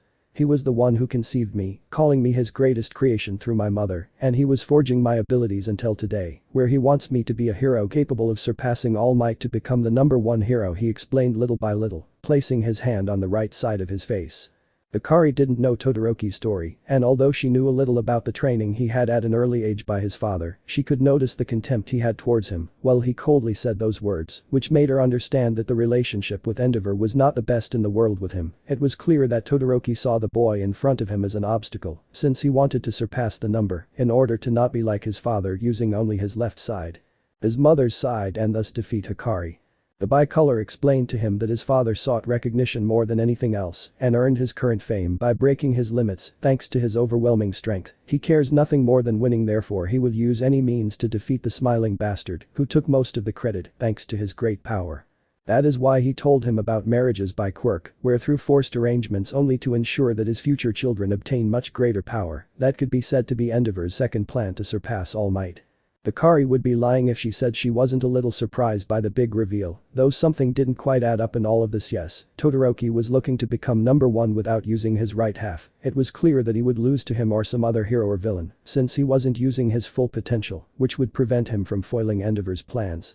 Could it be that that's also Todoroki's goal? Doge didn't quite understand the relationship that boy had with his family, but without a doubt this would harm him more than his father. My father is someone rich and famous, but he's also someone very self-centered and ambitious, who was able to buy my mother's family, also taking over her gift. I lowered my gaze slightly and then looked at Hikari fixedly again. They made legal arrangements to have me. As I grew up I had to go through rigorous training so that my father could achieve his great goal. I wasn't allowed. I looked directly at Hikari with a determined but somewhat dark look. In order to fulfill her desire of not ending up like her father, she will do everything within her reach to ruin her plans. The white-haired man made that clear to her. All I have in my mind are painful memories of my childhood and the tears falling down my cheeks from my mother, he said, somewhat annoyed, clenching his fists. Right now, my mother is in a psychiatric ward after what she did to me. When I have the courage, I'll go find her to get her out of that prison and we can continue our lives away from my father. Little by little, Hikari was beginning to understand why Todoroki had declared that he would come first in this tournament. He had a reason to fight for those who were important in his life, and he didn't seem to feel the slightest bit of pity for defeating those who crossed his path, believing himself to be better than them. The white-haired boy changed his expression a little to a slightly more serious one, but now he was determined to accept only one thing. Not to let himself be defeated by that boy. In a way, he had understood that Todoroki was limited to using his right half to avoid becoming what his father was, even if it cost him to win, knowing the consequences that would happen if he did not use his full potential. He understood that Todoroki's quirk also wears him down physically, but this effect is neutralized by using his fire side, which obviously he would not use for reasons that Hikari now understood. I have nothing against you, Hikari. He spoke with his typical cold tone, although somewhat more serious. However, your power represents the inevitable obstacle that I have to overcome to rise to the top and not become like Endeavor. I will defeat you, using only my left half as well as everyone in this event, he affirmed while taking his back off the wall. Todoroki left, but not before giving a small bow as a thank you to Hikari for coming. He began to leave, his eyes fixed on the horizon while he wandered through his thoughts, and the white-haired man behind him watched him walk away. Hikari sighed a little as Todoroki walked away until she couldn't see him anymore and unzipped his uniform to look to the side, toward the corner of the break room.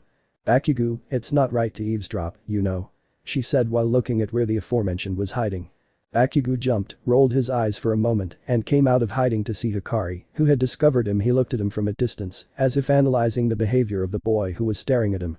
The explosive blonde had noticed Ice Hot and the ingredients boy moving away from the rest, and out of intrigue, he decided to go around the break room to listen to their conversation while hidden. Both of them stared at each other in silence while Hikari waited for Kaken to speak, although she rather wanted to ask him why he was there. Is what Todoroki told you true? He asked while looking a little more serious than usual. Hikari closed her eyes for a moment and nodded, then opened her eyelids again. I don't think he has any reason to lie about something like that, though I don't know if he told his whole story or just what he wanted to say. He ran his hand through his hair. Now, why are you here? Are you secretly gathering information now? Bakugo grunted a little, frowning, and then shook his head, moving a little closer.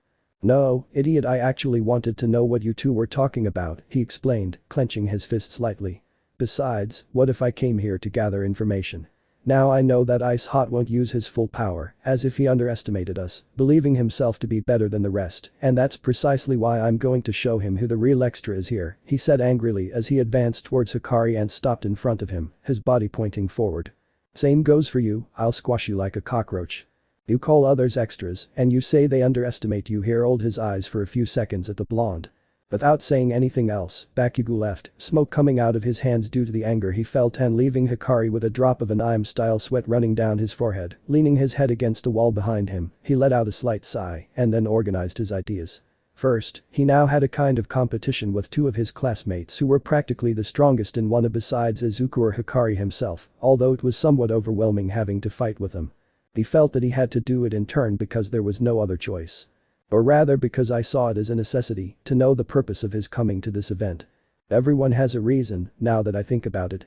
Todoroki fights for his mother, Bakugo for wanting to be number one, and Izuku I know wants to earn money for his family. Just like a Chako-chan, he rubbed his hair a little, trying to find a good answer. But what do I want in this world? Even when I was a sorcerer, I didn't really know what I wanted, besides being able to control my power.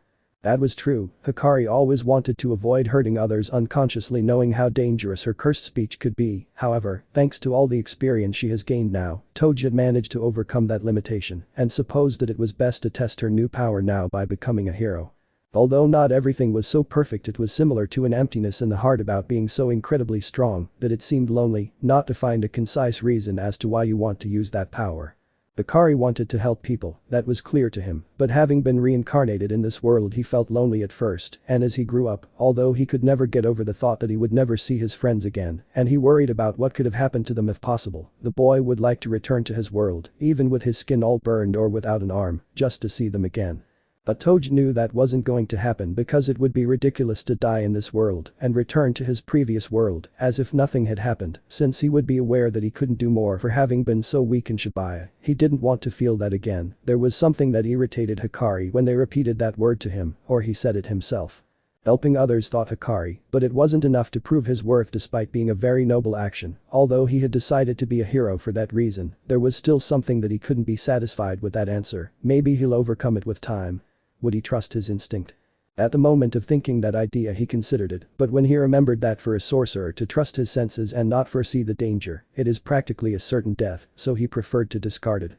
But the fixed gaze on the horizon, analyzing his thoughts, Hikari simply stared at the horizon, wandering among the resources he had from his previous life, trying to find a comforting answer. Maybe if he overcame this tournament he would find it, thinking that gave the white-haired man some encouragement for wanting to be optimistic. The audience in the stands was euphoric because the last event was approaching and several of the best students had made it to the final stage. There was a lot of noise, so much so that it generated some nervousness in the hearts about those who had been eliminated. However, to dispel the tension of having lost, Preset Mick dedicated some good news to the contestants that served as words of support. This was a sports festival, so they had organized games so that you wouldn't feel excluded from the rest. Some of the students from both Class 1 and Class B were a little surprised because cheerleaders had been brought from the United States for this event, and they did a good job of fervently encouraging the audience to cheer on the disqualified participants. However, surprisingly, some of the girls from Class 1 had put on the same outfits as the cheerleaders, but their expressions were not pleased when they saw how they had fallen for a vile deception. A certain white-haired man looked around out of curiosity and saw Denki and Mineta celebrating because their plan had gone just as they predicted, which also made Hikari sigh because none of them had stopped their silly and perverted behavior. Surely Jirro would hit Kaminari or Momo would hit the Oompa Loompa in the head with a baseball bat, one with nails, possibly.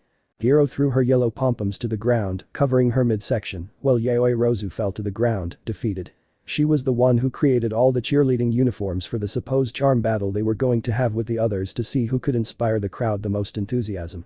A certain talking uniform waved its hands in the air, saying it didn't feel that bad in the clothes it was wearing. Hey, girls, the crowd will get discouraged if we don't encourage them, right? At least before the finals start, the invisible girl questioned, looking at her friends with enthusiasm, or so it seemed, since her eyes were invisible. Come on. Let's do it and show them what we're made of. Huh? Jirro squealed in disbelief at his words. Are you serious, Toru? You really like this kind of thing, don't you? Ribbit the frog girl tilted her head a little. Jirro was very red, so much so that she was coming out some smoke from her head, and they were about to leave if it weren't for Mick Presence, who made an announcement. Alright, let's have fun with the arcade games. She expressed enthusiastically as the screen in the center of the stadium lit up and showed a diagram of the 16 finalists who managed to win the previous game. Some students like Izuku tensed up knowing what was about to happen. It was going to be a one-on-one individual combat in this approaching tournament. The students who had managed to pass were Shinszo, Kabara, Ejiro, Hikari, Mina, Kirishima, Tenya, Denki, Momo, Todoroki, Siro, Tokoyami, along with Hatsume-san and Ibara Shiozaki, Bakugo and Monoma. Upon hearing this last name, a certain ash blonde went to look to the side, meeting again with Copy Quirk, who noticed Bakugo's gaze and smiled widely with some mystery.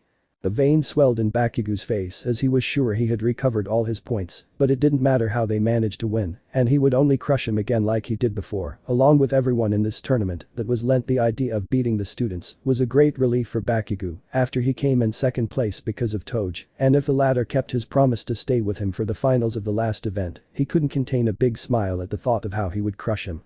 As for Hikari, a drop of an anime-style sweat came out of him when he felt Bakugo's murderous gaze on him, and he could only sigh and then focus on his thoughts. The entire audience was shouting, and some of his classmates were talking to each other, but Toge just remained silent since he had a lot to think about. For example, will he be recognized due to the impression he made in the first game? Will he receive any praise from a professional hero? Would it be okay to compete with Bakugo or Todoroki knowing that he would win? That last thought left the boy clenching his fists a little. He didn't feel upset with anyone but himself, and his gaze changed a little, which made some students at his side get scared and move away a little. Hikari didn't notice it, so she just continued in her mind. It was clear, she had to give it her all in this last game or else she wouldn't win. The last time she faced each other during the exchange event against the curse called Hanami, she suffered serious injuries that left her out of combat, but this time it would be different, now she was stronger, almost as much as Satoru Gojo were thinking that brought motivation to Toge. Hopefully it's as easy to find an answer as Professor Gojo had. He was carrying a lot more than Hikari, and the white-haired man clearly knew that, but he tried to avoid remembering anything else to focus on the rules of the individual combat that would be presented. Midnight would say that the battles would be random, so that they would be on equal terms, since they didn't know who they would face, and stated in passing that the battles would be after the recreational games. It was optional for the finalists to participate in the games if they wanted to, but she also warned them to save their strength, although after the +18 heroine was about to announce who the first team would be, a prehensile-tailed student raised his hand in a somewhat nervous but firm voice, so that it could be heard. Excuse me, he interrupted her, looking away, but I would like to withdraw from the tournament. Several students from Class 1 including Hikari were surprised since Jirro was undoubtedly very good at fighting and even practiced martial arts, therefore it was rare that he distrusted his abilities, but before they could say anything else the blonde boy spoke calmly but with some depth to explain the situation. I know very well that this could be a unique opportunity for you to be recognized and for my skills to be seen, he said, raising his hand and looking at his fist. I have no memory of what happened after the cavalry battle, it's as if my mind was in a dream and then I woke up here, he explained while looking at his companions. You all got here thanks to your efforts, but that's precisely why I want to retire, I don't want to compete without knowing what happened. Jirro, you worry too much, shouldn't you just work hard until the finals? She said, waving her pom-poms in a sign of concern and encouragement. I didn't do much either, Hikari-kun was the one who managed to get me here, Mina commented, looking at her friend, somewhat worried but sounding kind. Before Jirro could say anything, another student raised his hand to get Midnight's attention. This boy was from Class B and was named Shota. I'm going to withdraw too, if possible. It's just that he lowered his gaze slightly. I'm also not able to remember what happened after the cavalry battle ended. I feel like competing at this point, without having done anything, goes against the principle of this festival. He scratched the back of his neck a little. Damn, how manly these boys are. The fire-haired boy shed a couple of tears, while Mina comforted him at his side. Someone coughed twice to get attention, and then some people looked down, seeing a dwarf with purple balls on his head. If it's not too much trouble, I'd also like to withdraw from this part of the festival, he asked the teacher, looking to the side. I don't think I'm as good at fighting as other students. Some students looked at each other, though they agreed with Minetta's decision, because it was clear they would kill the little boy if he were to fight someone like Bakugo, Uraka, or Hikari. Hearing this, Minoru felt small, much smaller than he was, and he cried a little while rolling his eyes. Hikari looked around and tried to remember who the main leader was on Jirro's team, along with that other boy. As the white-haired boy thought, it was the same boy who came to declare war on his entire class, but he hadn't noticed until this point in the festival. Now, the fact that Jirro and Shota didn't remember what happened left Hikari with doubts about whether Shinszo was the culprit. Midnight's opinion was the most important thing, as it would be up to her to decide whether or not to accept the boy's request. Something that made her blush slightly, though no one noticed except Hikari. Jirro's decision, along with young Shota, he raised his whip in the air and pointed at the other students. It's very encouraging. Request accepted, you will be excluded from the individual combat that will take place after the recreational games, he told them with a strange smile. Did she just say that her decision encouraged her? All the students thought in unison. Hikari looked at Jirro out of curiosity. She wanted to offer him a few words of support, but she knew he didn't understand her ingredient language either, and she didn't feel they knew each other well enough to talk. Until she saw Aoyama approach and place his hand on the boy's shoulder. I'll participate in Jirro's place, if it's not a problem, of course, he replied with a slight but also mysterious smile. Midnight stroked her chin. Then we'll have to give the spot to another participant, just to ask. I looked at the others curiously. Would anyone like to volunteer? The next one to participate should be Tetsu. His team put in quite a bit of effort in the cavalry battle, said a girl with orange hair, pointing at the aforementioned. The man of steel turned to look at Kendo with surprise and some intrigue at his decision. Kendo? Why did you? He looked at her confused. It's only fair, isn't it? I'm not feeling sorry for you or anything. You looked really disappointed when you lost, she clarified, turning to look at him with a kind smile. Besides, if we were talking about which of you wanted to fight, I'm sure you're the most suitable. He winked at him, making Tetsu blush very slightly, and then simply nodded in response. If possible, I would also like to participate. I feel like this will be a good opportunity to show off, asked Shiji through one of his tentacles, who had won with Izuku. Once all was said, Midnight caught everyone's attention with his figure and including some people from the audience in the stands and then pointed at the big screen with his whip. Everyone turned to look with intrigue. The random matches that will be presented are, he said as the names appeared on the screen and made the stadium roar. The first fight was Kirishima against Tetsutetsu, causing them to see each other. Momo would fight against Ishido, which made them a little strange, Tokoyami against the diva of Class 1, which caused the latter to sweat cold, and Shiro would fight against Todoroki. Curiously, Bakugo would be Lita's opponent. "Why do they always pair me with 4 eyes?" he asked with a sigh. "My name is Lita," she reminded him, rolling her eyes at him beneath her glasses. Shaiji would fight Shiozaki, whoever wins would fight Momo or Tokoyami, and then if Tetsutetsu or Kirishima wins, he would fight Bakugo or Lita. Midoria would be Shinszo's fighter, something that surprised the green-haired boy a lot as that boy approached him possibly to talk to him, but Jirro held his arm to Midoria to take him away to the locker room. Hikari looked at the standings to see who was hers, but was very surprised to see that it was Uraka. He turned to look to the side and found Uraka, who turned to look at Hikari slowly with blank eyes and was a little scared when she noticed that he was also dying on her. The white-haired man got along well with the girl. They didn't talk much when the 4 of them were together with Tenya and Midoriya, but he didn't understand the reason for her fear in the girl's eyes, although he understood that she had a gift that required touching her target with her hands to take effect, and instead, Toge could attack from a distance thanks to her voice. Things would get interesting when these two faced each other. If either of them managed to emerge victorious, they would surely face Bakugo or Lita, depending on who wins. And so, trying to dissipate the tension between all the recreational games began, the girls of Class 1 began to encourage the competitors of the first game, which was find and request the object, including students from other classes, how the classifieds could optionally participate in all the games that will take place. Hikari, seeing the first game quite easy although her object to find was a cat, used her quirk to order the audience to give her a cat. Curiously, Detective Namasa's assistant, who was a cat with a human body, jumped from between the stands to land in Toge's arms. Some students planned their strategies with their classmates in the locker room or sought to use the free time to relax or train for combat.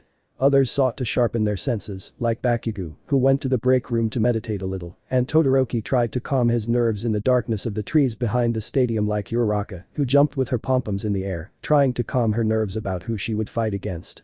Hikari wandered toward the food section, searching for an onigiri stand, and found it after a few minutes. She didn't want to ask for directions, as she felt people wouldn't understand her talk of ingredients. After arriving, she sat down to eat quietly, ignoring the surprised looks of many children with their families. Stage. Girls' locker room. Uraka could be seen sitting on a bench next to the lockers, changing clothes once she took off the cheerleader uniform that Momo had created. The girl's expression was serious, which was unusual considering how she looked at the beginning of the tournament, full of spirit and determination to win. The brunette was thoughtful about her fight, trying to analyze all her chances of winning against a boy like Toge Hikari, and before letting out a new sigh. She heard the locker room door open and the following people came out. Jirro, Momo, Sayu along with Ishido, who were still wearing the cheerleader uniforms and apparently came to change. Mina was the first to see Hechicero and smiled kindly as she approached her. "Hey Hechicero. What are you doing here all alone?" she asked, somewhat curious, as she sat down next to the girl. "Are you worried about your fight?" Momo asked, hand on her hip, looking at her friend. Hechicero smiled softly and raised her hands. She looked somewhat serious, but appreciated the girl's concern. Thanks for your concern, girl." She lowered her head, somewhat thoughtful. "Maybe I'm worried, it's just that you already know who my opponent will be." Her friends looked at Hechicero sympathetically, and Mina patted her in support, while Yayoi Rozu stroked her chin thoughtfully. They admitted that Hikari-san is somewhat intimidating when he gets serious about fighting. She looked at her friend, giving her opinion on the boy. During the cavalry battle, even with the formation Todoroki-san had planned, he was very careful to avoid us, and his equipment wasn't bad at all. Maybe he received training at an early age, although she couldn't say for sure. She touched her cheek with her hand. Hechicero rolled her eyes for a moment. What he'd just told her about Hikari-kun was enough to confirm that, despite his calm appearance and being somewhat smaller, he was very powerful and possessed great skill in battle. Hikari's abilities were very difficult to decipher, although it was clear that the decisive moment for her would be if the white-haired man decided to use his quirk from the beginning. Maybe if she managed to evade or distract him, she could touch him to try to win. How would she do that in the first place? Uraka's power was hard to make objects or people she touched float, but Hikari immediately paralyzed her in midair, making it impossible to move, a feeling that reminded her of when a game pauses when the player is jumping. Ishido noticed her friend's worried expression and placed her hand on her shoulder as a sign of support. "I know you're worried. I have no doubt that Hikari is a very strong and unpredictable person. He stroked his chin, looking at Hechicero. But, everyone has a weakness, right? What do you think hers is? He asked, looking at everyone in general. The girls looked at each other, some trying to remember Hikari and all the times she had used her power, which seemed to have matured over time. Tsuyu touched her cheek, tilted her head, and remembered what Hikari had said at the USJ. At the most critical moment they had to analyze her abilities. His gift is speechbending, it increases the power of words for whoever hears them, obeys him. She told them about what she remembered from the USJ. It is clear that he is a very good fighter, because I could see when he threw himself into combat against that beast with an exposed brain, and he did not explain to me how he managed to breathe fire from his mouth. Ribbit, I looked up curious about Hikari's abilities. Jirro looked at Tsuyu very surprised. So he kills you, if he says. Die, he's invincible. He scratched the back of his neck a little upon hearing what his friend said. Jirro and the frog girl exchanged glances, but Momo shook her head, her brows slightly furrowed, thinking of a chance Hechicero had of winning or some possible advantage for her. It shouldn't be that easy. If his power is based on words, it must require sound or someone listening to it to have a precise effect, he theorized as he looked at Asui again. Asui-san, is there anything else you've seen at the USJ? He asked, waiting for her answer. Tsuyu looked up at the ceiling for a moment before looking back at her friend. Well, like I said, he didn't explain how he managed to generate fire from his mouth and use it to incapacitate his opponent as a final attack. He looked down at the floor, touching his cheek. Although, also when we were in the island zone, I saw him produce some kind of clouds through his mouth to propel us out of the ship we were on, he explained, while remembering what had happened. Momo was very surprised, since the end of the obstacle course, she couldn't even imagine how Hikari came in first place, since she hadn't seen him the entire game. Something didn't add up there. It was clear that he possessed more than one quirk, if his power only consisted of using words as a weapon, and now it turns out that he can generate elements from his mouth. Although it wasn't explained if he possessed any other quirk, since she had never met any other boy who had more than one gift. Are you saying he's holding back at this festival? That he's not showing his full potential? Uraka asked, looking at her friends, somewhat incredulous at what they were saying. Momo placed her palm on her cheek and tried to sound as kind as possible. Uraka was already feeling too nervous to deny her that possibility. He's probably been holding back, otherwise he wouldn't have explained why he didn't win this event. He scratched the back of his neck slightly.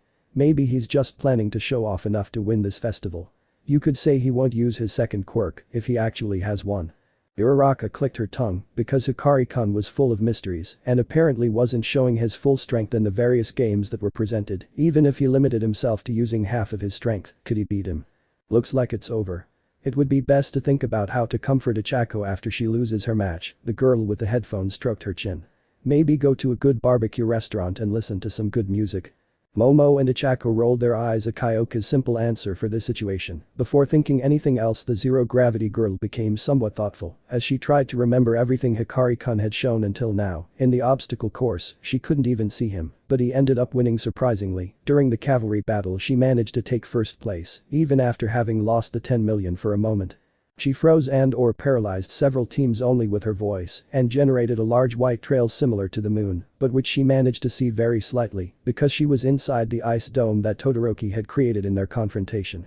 Hikari was strong, with more than one gift, and she seemed to limit herself to showing more than necessary, although I bet she would only use her voice against her during their fight. Uraka crossed her arms thoughtfully. Wait a minute, he thought, opening his eyes slightly. His voice. What's wrong, Hechicero? You don't seem carefree, though that's the meaning of the name, right? Mina Shido spoke to her. Uraka touched her forehead with her hand as she had managed to understand something. Hikari-kun's quirk, it works when he talks, right? She looked up at her friends, who were confused by her words. If so, it means it requires someone to listen to it for it to work, and it shouldn't work in soundproof places. Maybe that's its weakness, she asked, while a glimmer of hope seemed to appear in her eyes. The other girls looked at each other, since they didn't quite understand how to answer that out, but it was also clear that Uraka was right in her words. Hikari uses a power that allows her to force whoever hears her voice to obey her, but the girl didn't believe that she would use her power in areas where there were no people or a target that could hear her voice. Now, Hechicero might have a chance of winning, as long as she didn't use her other quirk or some trick up her sleeve that she was keeping. Hechicero stood up from the bench, approaching Momo with a determined look about the improvised plan she had in mind. Momo, I'm going to need a favor from you. I look at her determinedly. Scenario? UAACADMY. A hero Cementus could be seen using his gift, which curiously allowed him to manipulate and mold the cement he touched as if it were clay, and thanks to his practical gift, he was able to convert the cement from a giant hose that came out of a door of the stadium, molding it so that it would begin to take the shape of a large stadium, where the people who would fight in this tournament that was being presented would possibly end up competing. The concrete hero, after about 10 minutes, finished forming all the sand. "It's ready," he said to his partner through the communicator. "Thank you very much, Cementus." President Mick thanked him. "Now, who's ready to watch the fights?" he asked the audience, perking up his ear. The crowd roared loudly, all excited because the fight between all the competitors was about to begin, and among the stands was Hikari, who analyzed his position on the table, where he would fight with Kirishima or Bakugo if one of these two passed with him to the second round, but he also had to beat Uraka. Since he saw her coming out of the locker room, he noticed something strange in her gaze. As if she wasn't even willing to lose to the odds, and that made Hikari think that maybe he shouldn't underestimate her. The white-haired boy turned to look at the arena. The first fight was Izuku against Shinszo, who was precisely the one who came to declare war on his class and passed all the tests, apparently with his strange gift, which he used on Jirro too now. Izuku possibly has the advantage if he decides to attack the principal with his fire breath or his flames, but he should not underestimate Shinszo, since he also seemed determined to want to enter the hero course. Now, it only remains to be seen how events will unfold during the first fight. If Midoria wins, he will face Todoroki, curiously. Mind, heart, body, indomitable spirit, perseverance and radiance were all things that had to be kept in mind when facing an adversary. The people in the stands were restless, everyone watched expectantly as Midoria would soon enter along with the mysterious Shinszo, who seemed to have already devised a strategy. In addition, someone in the private observation booth that was reserved for very high-ranking heroes, a scrawny man with deep blue eyes, watched all this, intrigued to see how events would unfold. Young Midoria and young Shinszo were very good options. The problem was that their bodies were surely not suitable to inherit one for all, although perhaps with a few months of training, they would be able to adapt to figure out how to activate it, although that would not take away from the fact that they were going to break their bones anyway. He had to keep an eagle eye on the decision that would be carried out when this small but significant tournament ended. Now soon the world would know the new symbol of peace. I just had to see the potential, spirit and tenacity with which the contenders fought. "Alright, dear audience. Now we're going to introduce our competitors," he said, pressing a button that unleashed fireworks from the arena. "Get ready, because here it comes." Everyone in the audience turned to see how a green-haired boy with fluffy hair emerged from his exit area and headed straight for the ring with a serious look on his face. President Mick announced him as Izuku Midoria, a student from Class 1, although he also wanted to add a bit of his charm to the situation. "We have one of the most diligent students. The one who discovered he had a gift when he took the entrance exam, someone who is willing to even engulf himself in flames to win this fight." He introduced him while watching the green-haired man walk. "Please welcome the aspiring hero, Deku." Izuku rolled his eyes, as did a certain white-haired man in the stands, as everyone started chanting, "Deku," unaware that it was actually a nickname Kaken gave him to annoy him, which made Midoriya somewhat uncomfortable and nervous. On the other end, President Mick introduced who would be Izuku's fighter for the upcoming matches. "Everyone welcome the other contender." He pointed at Shinszo with a microphone in his hand, a boy who since he was little admired the underground hero, Eraserhead, who was his idol to follow, and will use his peculiar quirk to get him and obtain Eraser's approval, he clarified while they were having to introduce him. "The brainwashing hero, Hitachi Shinszo." Both Izuku and Shinszo did not like the presentations that the voice hero gave for them, and even revealed some personal information that was not known about the mysterious purple-haired man who came to declare war on Wana, but he also looked away with a drop of sweat running down his forehead, since what President Mick Sensei said was something private, although, fortunately, justice was done. A knock was heard from the observation booth, seeing how President Mick had a bump on his head, kneeling in a corner of the floor as punishment. Aizawa-sensei had his fist raised and his hair standing on end as a sign that he had activated his quirk. After both students formed up facing each other, he decided to explain the rules, while Mick remained punished in the corner and Eraser deactivated his quirk. "The rules are quite simple. You can either knock your opponent out of the arena or neutralize them to win," he explained while watching Shinszo and Midoriya on the screen. "You can beat each other up until one decides or the other forces you to give up. Let me clarify that. You can forget your ethics or morals, however, that doesn't mean you can kill your opponent, since that is not a heroic action. Is that clear?" he asked with a penetrating look at both students. "Yes," Aizawa-sensei. Midoriya adjusted his knuckles. "Very well." Shinszo stretched his arms to the side. Cementus molded the cement floor to create a chair, and before starting, he also made it clear that he would stop the fight if it went beyond the limits. Midoriya got into a fighting stance, while Shinszo remained in a neutral pose, staring at the green-haired boy. He was clear about the difference between their forces, but he had already devised a plan that could be considered based on manipulation, and when Midnight gave the order to begin, Izuku stopped when he heard his opponent's voice. "Your friend, don't you think he squandered his only chance to become a hero?" he asked while looking away, seemingly indifferent. It must have been pathetic that monkey decided to quit because of something as stupid as pride. That's no use to us becoming heroes, since appearances don't even matter in this society anymore. He turned to look at Midoriya with seriousness, but also some disgust. It must have been a very low blow I gave him. How could he decide to abandon the festival? Midoriya opened his eyes slightly, then frowned, seemingly annoyed, as he walked toward the boy, clenching his fists and releasing a small amount of smoke from his hands. It would have been easier to silence Shinszo using his flames, but instead, he decided to say a few words. "What did you say?" he asked as he raised his arm, a small fire running through his hand. However, Izuku stopped as if he was frozen and stood with his arm extended, while the flames still ran through part of it. Shinszo stared at him with an expression of, "I already won." An imperceptible plan that no one would have thought of. Shinszo, with his brainwashing gift, was able to take control of Midoriya's mind when he responded to him verbally, and although it sounds simple, it was very effective. If he had not had prior knowledge, he could not have executed such a move and would have lost. Now, Izuku Midoriya of the hero course was at the mercy of a general studies student. Who would have thought it? A general studies student, someone who many consider a nobody, could have beaten a boy like Midoriya, who was surely much stronger in terms of destructive power.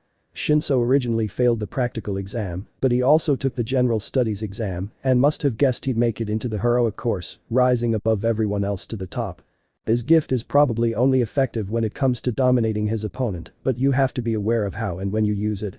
However, it seems to have been very effective for this moment when it was necessary to be more intelligent in Shinszo's case. Now, all that was left was to end this fight. "You're talented, Izuku Midoriya, but it's not enough to beat me," he clarified, looking at the green-haired man, whose eyes were rolling back in his head. "Turn around and leave the ring, now."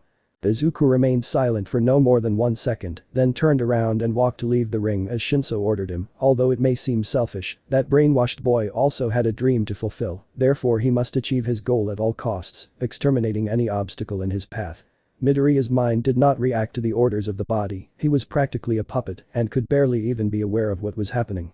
Izuku's teammates were worried, especially Uraka and Lita, who wanted to see Deku win, as well as Jirro, who had asked him to win for him and win that fight, but he wasn't disappointed since he knew that Midoriya answered for him. It was a bittersweet feeling for everyone. Unfortunately, the mind of that boy could do nothing but go blank. "Sorry, I don't like my quirk very much either, but I do what I have to do. You seem to have a good future ahead of you," she thought as she watched Izuku walk. Deku had several thoughts. Is my body moving on its own? I can't control it. Was it Shinszo-kun's gift? What's happening? He didn't hear anything. Me, will I lose? I'll still be in the hero course, right? Why? Why now? No, I have to reach the top or I won't be able to be a true hero. I have to help mom. I have to surpass Kaken with Hikari-kun. However, I can't do anything. It was very frustrating. There were only a few steps left and Izuku would be disqualified for leaving the ring. His friends were extremely nervous, worried and confused about why. That Deku wants to give up.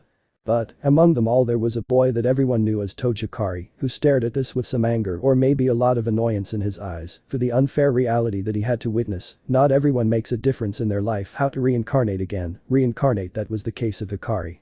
But, Izuku was already part of this world before he came, and that made him feel bad at first for not feeling welcome. However, he could not tolerate the idea of someone with a dream vanishing into thin air, as if it were dust. Although he still was not clear about what to do in this world, he decided that he was going to support his friends so that they could fulfill the wish they were seeking to achieve. Hikari stood up from her seat and unzipped her uniform. "Hikari, what are you doing?" she asked as she watched him get up. The white-haired man walked over to lean on the safety railing and stared at where Izuku was. "I take a breath and..." Izuku Midoriya. That scream was heard by everyone in the stadium and several turned to look at Hikari, surprised. "Wake up once." He ordered her while there was fire in his eyes. Even Shinszo turned around to see Hikari leaning on the safety railing in the stands. That boy, he thought, trying to remember him. No matter how much you scream, he's not going to. He looked at Izuku again and was surprised. Izuku had stopped dead in his tracks just before leaving the ring, standing only a step away as he stared into nothingness. "What?" the purple-haired boy muttered as he looked at the boy, confused and with a drop of sweat. "What are you doing, Izuku Midoriya? Get off the stage now," he ordered him firmly, still confused. Izuku didn't respond or move, he just stood there, still, dying. He remembered that voice that he could hear clearly. He could recognize the person as Hikari, who was apparently inciting him to wake up and was now trying to fight for control of his own body. "I gave you an order. Get out of the ring," he ordered, looking at him in the distance, confused. Izuku would remain silent for several seconds, it seemed like torturous hours in the boy's mind, only to then stare at the floor and focus a large part of his power on the tips of his fingers. Some small embers began to emerge, and then he pushed his finger down and generated a small ball of fire that left a mark very close to the boy's foot. That blow was more than enough to wake him up. Ahaha, he shook his head while breathing somewhat raggedly. The crowd was once again filled with excitement. Izuku's teammates sighed in relief because their friend had reacted, and Hikari looked at the green-haired boy with a slight smile now. All that was left was for him to win this fight. Chapter 20 Upcoming Matches. Stage. UACADMY. After Izuku woke up from the trance he was in as a result of the brainwashing quirk of Shinszo, a boy from general studies, the fight had resumed while both contenders looked at each other again and Izuku seemed agitated while small embers came off his mouth with each labored breath he exhaled. "You shouldn't be able to move. What did you do?" she asked, watching Izuku from a distance. "What did you do, Midoria?" she asked again desperately. Midoria put his hand over his mouth so as not to respond unconsciously and looked at Shinszo-kun with determination. The green-haired boy did not remember much after Shinszo used his power against him. The only remarkable thing in his mind was the memory of Jirro telling him not to respond to the purple-haired boy at any time. However, due to his rage, he forgot for a moment as he walked towards the exit of the ring. He seemed to have heard a loud voice shouting at him in the distance that made him regain consciousness for a second that the green-haired boy took advantage of to move his fingers, generating a fire around it that hit the ground with all its strength, causing him to wake up. "Hikari-kun. Was he the one who helped me?" Izuku wondered while turning his gaze towards the stands. "What face? What did you do, Midoria?" she asked and/or demanded to know while clenching her fists. Midoria remained silent while he shook his mind for a second and prepared himself for the fight. He would think about what happened next, however now he had to win this fight. Shinszo theorized that the monkey must have told the green-haired man his secret because he kept silent, which prevented his quirk from being effective against Midoria. If he didn't make him talk again, he would surely lose his chance to enter the hero course. They would vanish like a simple thought. Midoria would prepare to attack without further ado and focus solely on winning. He let out a last breath of fire to get into a fighting stance again. Shinszo also raised his hands defensively because although he knew that the green-haired man wouldn't say a word to him, maybe he could make him talk if he twisted him in pain. The problem was simple. Izuku could attack from long distance, which made it difficult for Shinszo to approach to fulfill his objective. So he had to come up with a quick plan or else he would lose a few seconds. "I heard murmurs among the general core students about your quirk being hereditary from your father. It's a shame you didn't inherit telekinesis from your mother, you know," he asked again, still in a defensive position, out of doubt. Midoria pressed his lips tightly, although if there was something he didn't like was that they included his mother in conversations that have to do with his quirk, and he almost didn't answer if it weren't because he quickly remembered the conversation he had with Jirro. He hurried to start running towards where Shinszo-kun was. The purple-haired boy, although he hesitated, also ran towards Midoria, trying a straight blow with his right arm that the green-haired boy dodged by moving to the side and threw a kick that hit his opponent's abdomen. The green-haired boy began to throw normal but common punches that Shinszo blocked as best he could. He could feel the heat brush against his skin as he made contact with Midoriya's blows. Despite wanting to win, the freckled boy held back because he didn't want to hurt his opponent more than necessary, because he knew he could end this fight, but not the way he wanted. The fight continued while the stadium was roaring with excitement to see a fight between two aspiring heroes. In a special corner for the students of the classes, there were Hikari, Lita along with Hechicero, who watched Midoriya's fight with enthusiasm, cheering on their friend just like the rest of their classmates from BNHA, except for Bakugo or Todoroki, who focused on their own business. "Do your best, Midoria," Lita shouted, raising her arms. "Don't give up, Deku-kun." Uraka encouraged him in a high-pitched voice. Blake's Hikari joined him along with her friends. The crowd in some of the stands was still somewhat surprised and stunned when they heard a certain white-haired boy cheering for his friend in a rather peculiar way. Still, the crowd continued to enjoy the show with enthusiasm, watching how Midoriya of BNHA was slowly pushing Shinszo out of the confines of the stage. Izuku did not stop with his rain of blows towards Shinszo, who could only block or dodge, while feeling the burn of Midoriya's flames with each clash of his forearms, and he did not seem to stop at any time, little by little moving him further away from the ring. Shinszo lost his balance and in desperation he hugged Midoriya and hit him trying to stop his movements, but Izuku also struggled, somewhat tired by the constant rhythm of blows he maintained, trying to get out of the purple-haired boy's grip with force. Seeing that it was not working, he decided to slowly raise his body temperature, causing a dark smoke to come out of his body. Shinszo was burning, but still he could not let go, since he at least wanted to connect a blow. Being close to Midoriya, the purple-haired boy took the boy's head with both hands, still feeling how his body was burning like hell, and managed to connect a clean headbutt to Midoriya's forehead that left a small wound on his forehead. Even so, holding back the pain, the green-haired boy planted his feet firmly on the ground, holding Shinszo-kun's wrist that was still close to him. He took his arm tightly to apply a judo lock that made him fall to the ground. Izuku wasted no time in getting on top of him and using his forearm to begin to strangle the boy's windpipe, making it impossible for him to breathe. Cementus looked on, all over, analyzing if it was necessary to intervene, since Midoriya had the boy perfectly under control, while he struggled with him to free his neck from his forearm. After a long time between moans and sudden movements, Midnight ended the fight when Shinszo slapped Izuku's arms as if on the ground. As a sign that he was giving up. Enough, he raised his hand, signaling the end of the fight. Midoriya moved away from Shinszo, spinning on the floor and getting up again with the guardian in his arms. He watched as the purple-haired boy breathed heavily while touching his neck in pain, with a small line of blood running down the bottom of his lip. The +18 heroine pointed to Izuku, claiming that he was the winner, while the public celebrated happily that the green-haired boy had won, as well as his friends from 1A, who also waved their arms happily because Deku had won. And after several seconds, that boy relaxed while lowering his body temperature, trying to catch his breath, but not as much as Shinszo-kun. Speaking of the purple-haired boy, the latter clenched his fists on the ground, annoyed for having lost, remembering how 3 years ago at Nabu High School, where everyone thought how great his quirk was, he could control whoever he wanted just by having them talk to him voluntarily, and precisely for that reason, Shinszo hated his quirk in a way, since it set him apart from the rest, but it wasn't exactly the quirk of a hero, but of a villain. A criminal, or perhaps someone who had used it to do evil or play tricks on other people.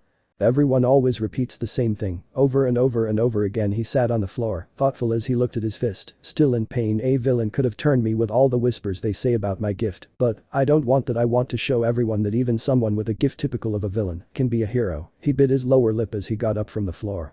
The general courses student looked towards the stands, seeing how the public acclaimed Midoriya with fervor, and he was left aside. He was used to people thinking like that about him, how everyone is based on what they see with the naked eye. Shinszo couldn't hear the noise from the stands, or rather there was so much noise that it was difficult to distinguish it, to the point that it became silent for the boy. Everything was so quiet. If it weren't for the feeling of having been defeated, the purple-haired boy would appreciate the tranquility he felt, although it was difficult. Shinszo walked to leave the combat stage, still holding his neck from the struggle he made while trying to free himself from it, and passed by Midoriya's side, whom he saw out of the corner of his eye for a second before withdrawing, leaving him to stay, appreciating all the public that surrounded him, and shouted his name. "You beat me," he reminded her with a somewhat resigned tone, as if admitting defeat, with a serious look on his face. "But we'll meet again, I have that feeling." Without saying anything else, little by little the purple-haired boy left the ring and seemed to be walking towards the infirmary so that recovery girl could heal the bruises along with the small burns he had. Izuku saw Shinszo-kun walk away, thinking about the fight he had, where his ingenuity would have won if it weren't for Hikari yelling at him to wake up. Although he still didn't know why or how she managed to do it, he decided to leave it aside, and he also appreciated the dedication that Shinszo had, because it was difficult to make him fall while he held back so as not to utter a word. Izuku bowed in gratitude for the fight they had, while the public watched Shinszo leave in pain towards the infirmary. Some spectators threw him compliments as he entered the stadium heading towards the infirmary, but they also appreciated the fight he had to entertain them. The screen lit up in the center of the large stadium. Izuku had advanced to the second fight, and if Todoroki won their fight, he would fight Izuku in the second round. The audience applauded the green-haired man before he also left the stage, heading towards the second infirmary of the stadium that UA had organized. Bakugo remembered the way he had fought with Deku watching him from the stands, and noticed that the way he fought with Shinszo was similar to when he knocked him down, with the difference that he was holding back so as not to seriously hurt Shinszo. The blonde gritted his teeth a little, since it was typical of Midoriya to turn the fight around, but he didn't use his ingenuity, but rather his past experiences to achieve victory. Some students from Wano watched Shinszo leave, congratulating him for being a very good strategist in combat at the beginning, and even some heroes believed that it was a mistake to have him in general studies. The purple-haired boy felt good, knowing that there were people who supported him regardless of his gift. However, it was clear that no one can achieve their goal without traveling a long way first. From her seat, Hikari watched Shinszo walk away while thinking that he really would have won the fight if he hadn't intervened. In reality, the only thing he did was use his second quirk respective to a kanji that he combined with the sound of his voice to yell at Midoria and get him out of shock. He hadn't made a plot according to the rules because he was only encouraging his friend, although he also doubted if he would have attracted more attention than the white-haired man wanted. After a moment, he settled into his seat to carefully watch the next fight that was approaching.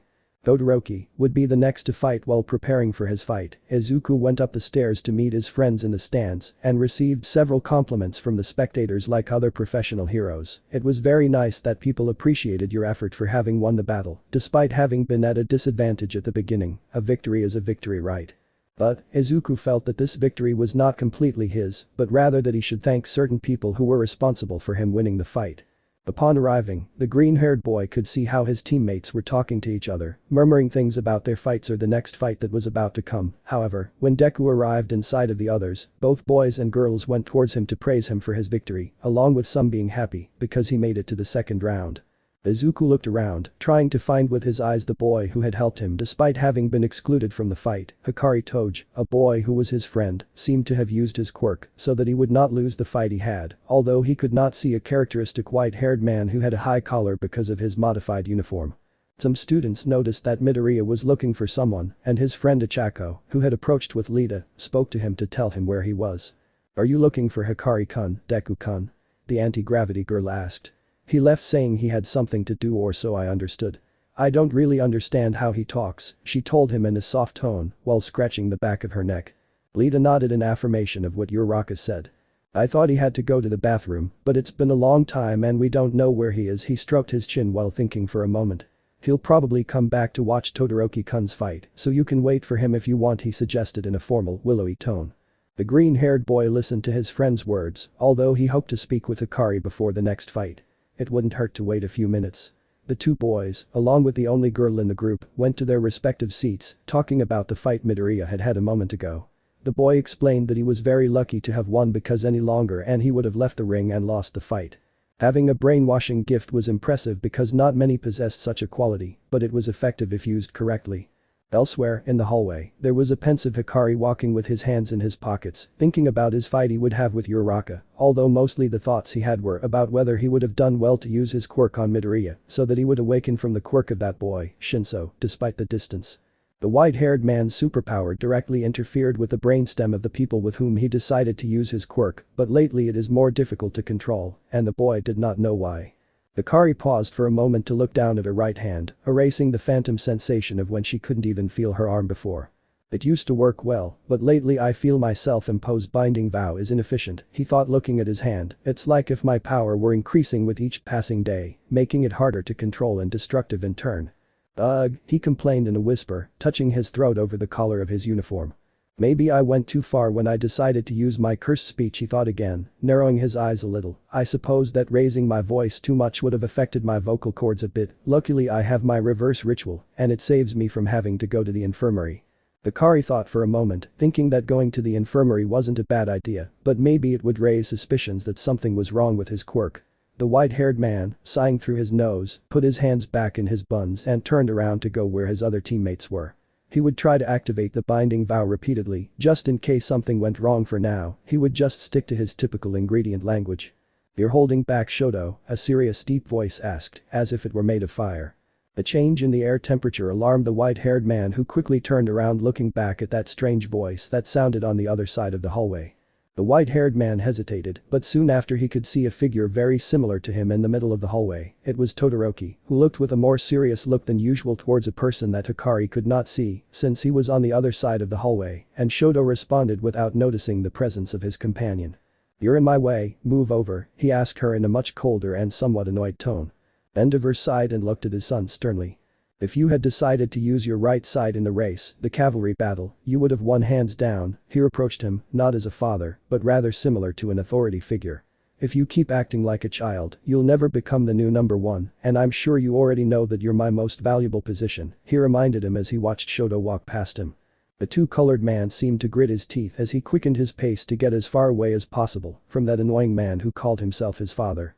"You don't say I'm your son even if it's a lie, do you?" he questioned her as he walked further and further away. I'm going to win with just my mom's power, do you understand that, you bastard? He asked as he walked away before turning completely around the hall. Endeavor knew well that the hatred in his son's eyes was someone who was trained by himself, and that same training made him superior in many ways to the other boys or girls in his class, if it weren't for the fact that he was in his rebellious stage because of the grudges he held against him in his past, he would have already reached the position of star student within the UA, but he couldn't concentrate on his present thanks to everything he experienced as a child. A hero of fire, in addition to wanting to encourage his son to use his gift in all its splendor in this event, was very good for both Shoto when he decides to enter a hero agency or if he finally decides to go to his own agency, something that his son repeatedly denied. But, there was another boy who caught Enji Todoroki's attention, who was a boy with purple eyes who was surely much smaller than him, but the interesting thing for him was to see how that boy had managed to outstandingly overcome all the games that there had been so far in the tournament, and now seeing him fight was something interesting. Since his strange gift seemed to give him the ability to immobilize others as he saw in the hair battle or throw a strange moon dust from his mouth that gave a good show to the other people in the audience. He was a very capable boy as much as his son, but there was something different about him, a skill like the one Hikari Toge possessed was not natural, although it is possible that his parents who were great businessmen in the sale of hero suits could hire several specialists to train him at an early age, it was a possibility, which did not rule out the number 2 hero.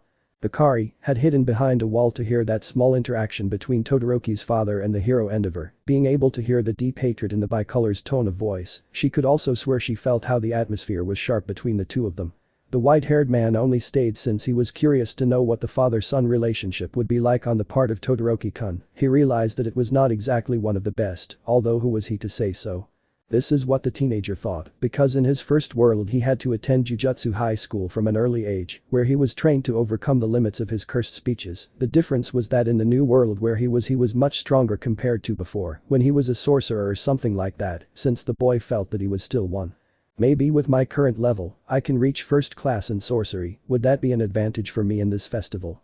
Theorized the white-haired man in my opinion, if I had to bet I would say that Todoroki is a second-class sorcerer based on his current potential, maybe if he didn't limit himself he could reach first class in sorcery. Hikari felt that she had heard enough, so without making the slightest noise she left her hiding place, turning the corner to her side to go see what Todoroki's next fight would be like. After the fight he would have with Ichako, he would fight with Tetsutetsu or Kirishima, depending on who he won. The white-haired boy wondered how far his gravitational friend's ingenuity would go to be able to advance to the next round, and maybe if she managed to advance further, Toge could face Bakugo. That was a fight the white-haired man was really looking forward to.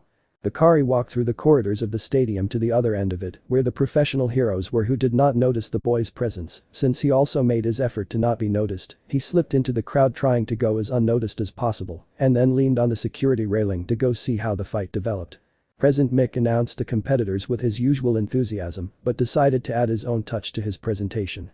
We have among the fighters for the second match that is coming up, one of them has a quirk that could be considered simple and boring at the same time, but I bet he will do his best to cool down. He paused briefly and pointed at Todoroki from the observation booth.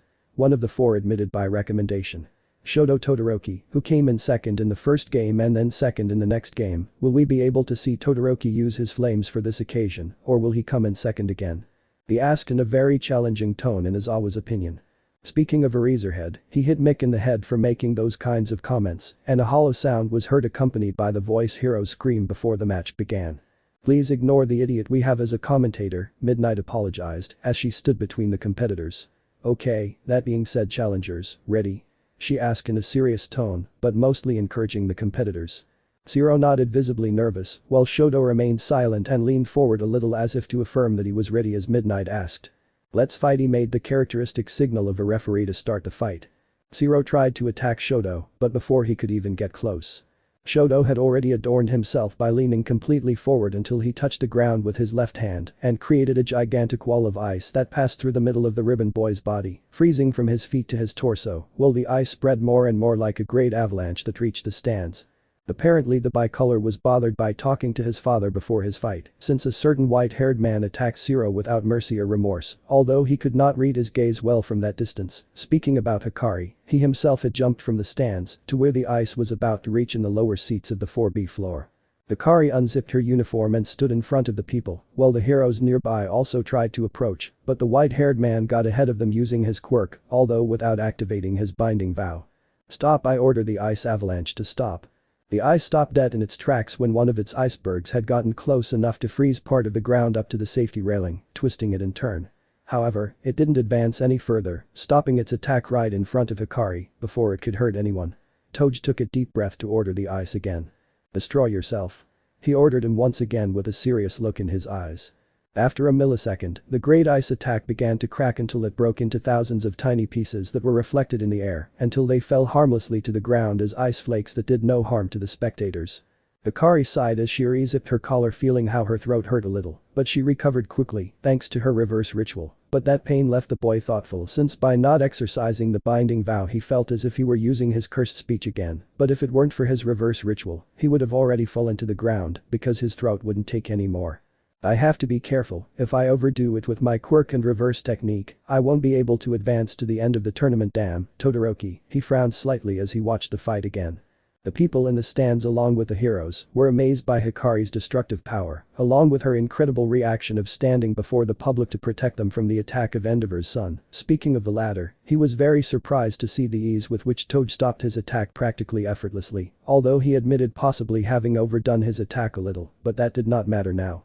It seems that the ice when the white-haired man destroyed Todoroki's attack with his voice, the ice had already reached zero, which caused when it was destroyed it to seriously hurt the ribbon boy by breaking a couple of ribs along with his 2 ankles when he tried to struggle when he was frozen at the beginning of the fight, causing the boy to writhe in agony. The paramedics, robots, made an appearance to take the boy from the stage and head with him on a stretcher to the infirmary. Shoto just watched as they took him away, while midnight approached to announce the winner, while the public remained silent due to the great spectacle that was shown in the second fight. "The winner is Shoto Todoroki," he clarified, raising the aforementioned right arm. Shoto remained thoughtful for a moment, watching Hikari in the distance, who was being thanked by the public for having protected them, and some professional heroes seemed to give him a couple of compliments for his feat. The bicolor could only stare at that white-haired boy, who stated that he would never beat him if he did not use all his power, and then simply leave the stage, walking towards the exit to re-enter the stadium. He received some compliments from the public for having won, but most were still somewhat astonished by his great destructive force. "And so present," Mick said, speaking through the microphone again. "Todoroki-kun, move on to the next phase using only your left side and without showing your gleaming flames. Would your next challenger be able to fight this boy and force him to use his fire?" he asked, leaving the audience even more eager than before. Aizawa sighed, believing his students were more troublesome after what happened at the USJ. Perhaps they were anxious to show off their great power to others. It was what a hero usually sought, but if it weren't for Hikari, there would undoubtedly be casualties who weren't even participating in the fight when the son of the number 2 hero overdid his attack. Several heroes appeared in the battle ring to help rebuild the destroyed floor, helping the hero Cementus, who after about 7 minutes was able to rebuild the fighting space, leaving it as good as new without any cracks. The difference was that the public was still very excited for the next fight that was about to come, so they had to keep their spirits to themselves for a moment. Drawing our attention to another part of the ring, we could see how in the infirmary, the number 1 hero who was resting in one of the rest beds while Recovery Girl checked his symptoms. Not only did it seem that Hikari was the only one with strange symptoms within the festival, since when All Might is in his muscular form to see the other professional heroes or greet his group of fans.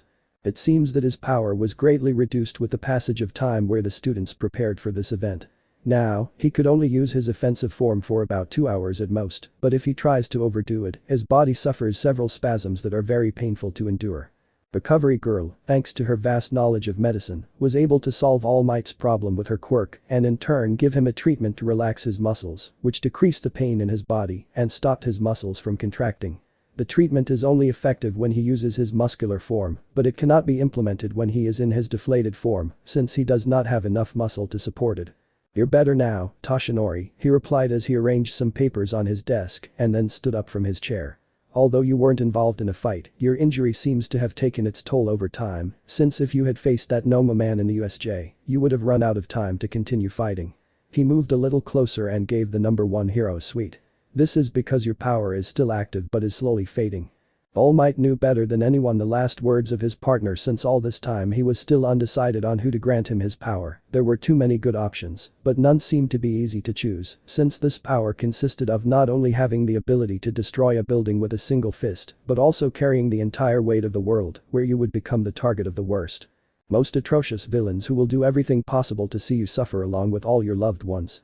It was a horrible feeling just to think about it, and it was much worse when they experienced it in their own lives, when their former teacher who gave them their power Nanashimura died at the hands of her worst enemy All For One, whom she could not defeat, but he managed to avenge his teacher several years later, in a great battle against him where he ended up winning, but today he continued to relive the memory of not being able to save his teacher at the hands of that scum.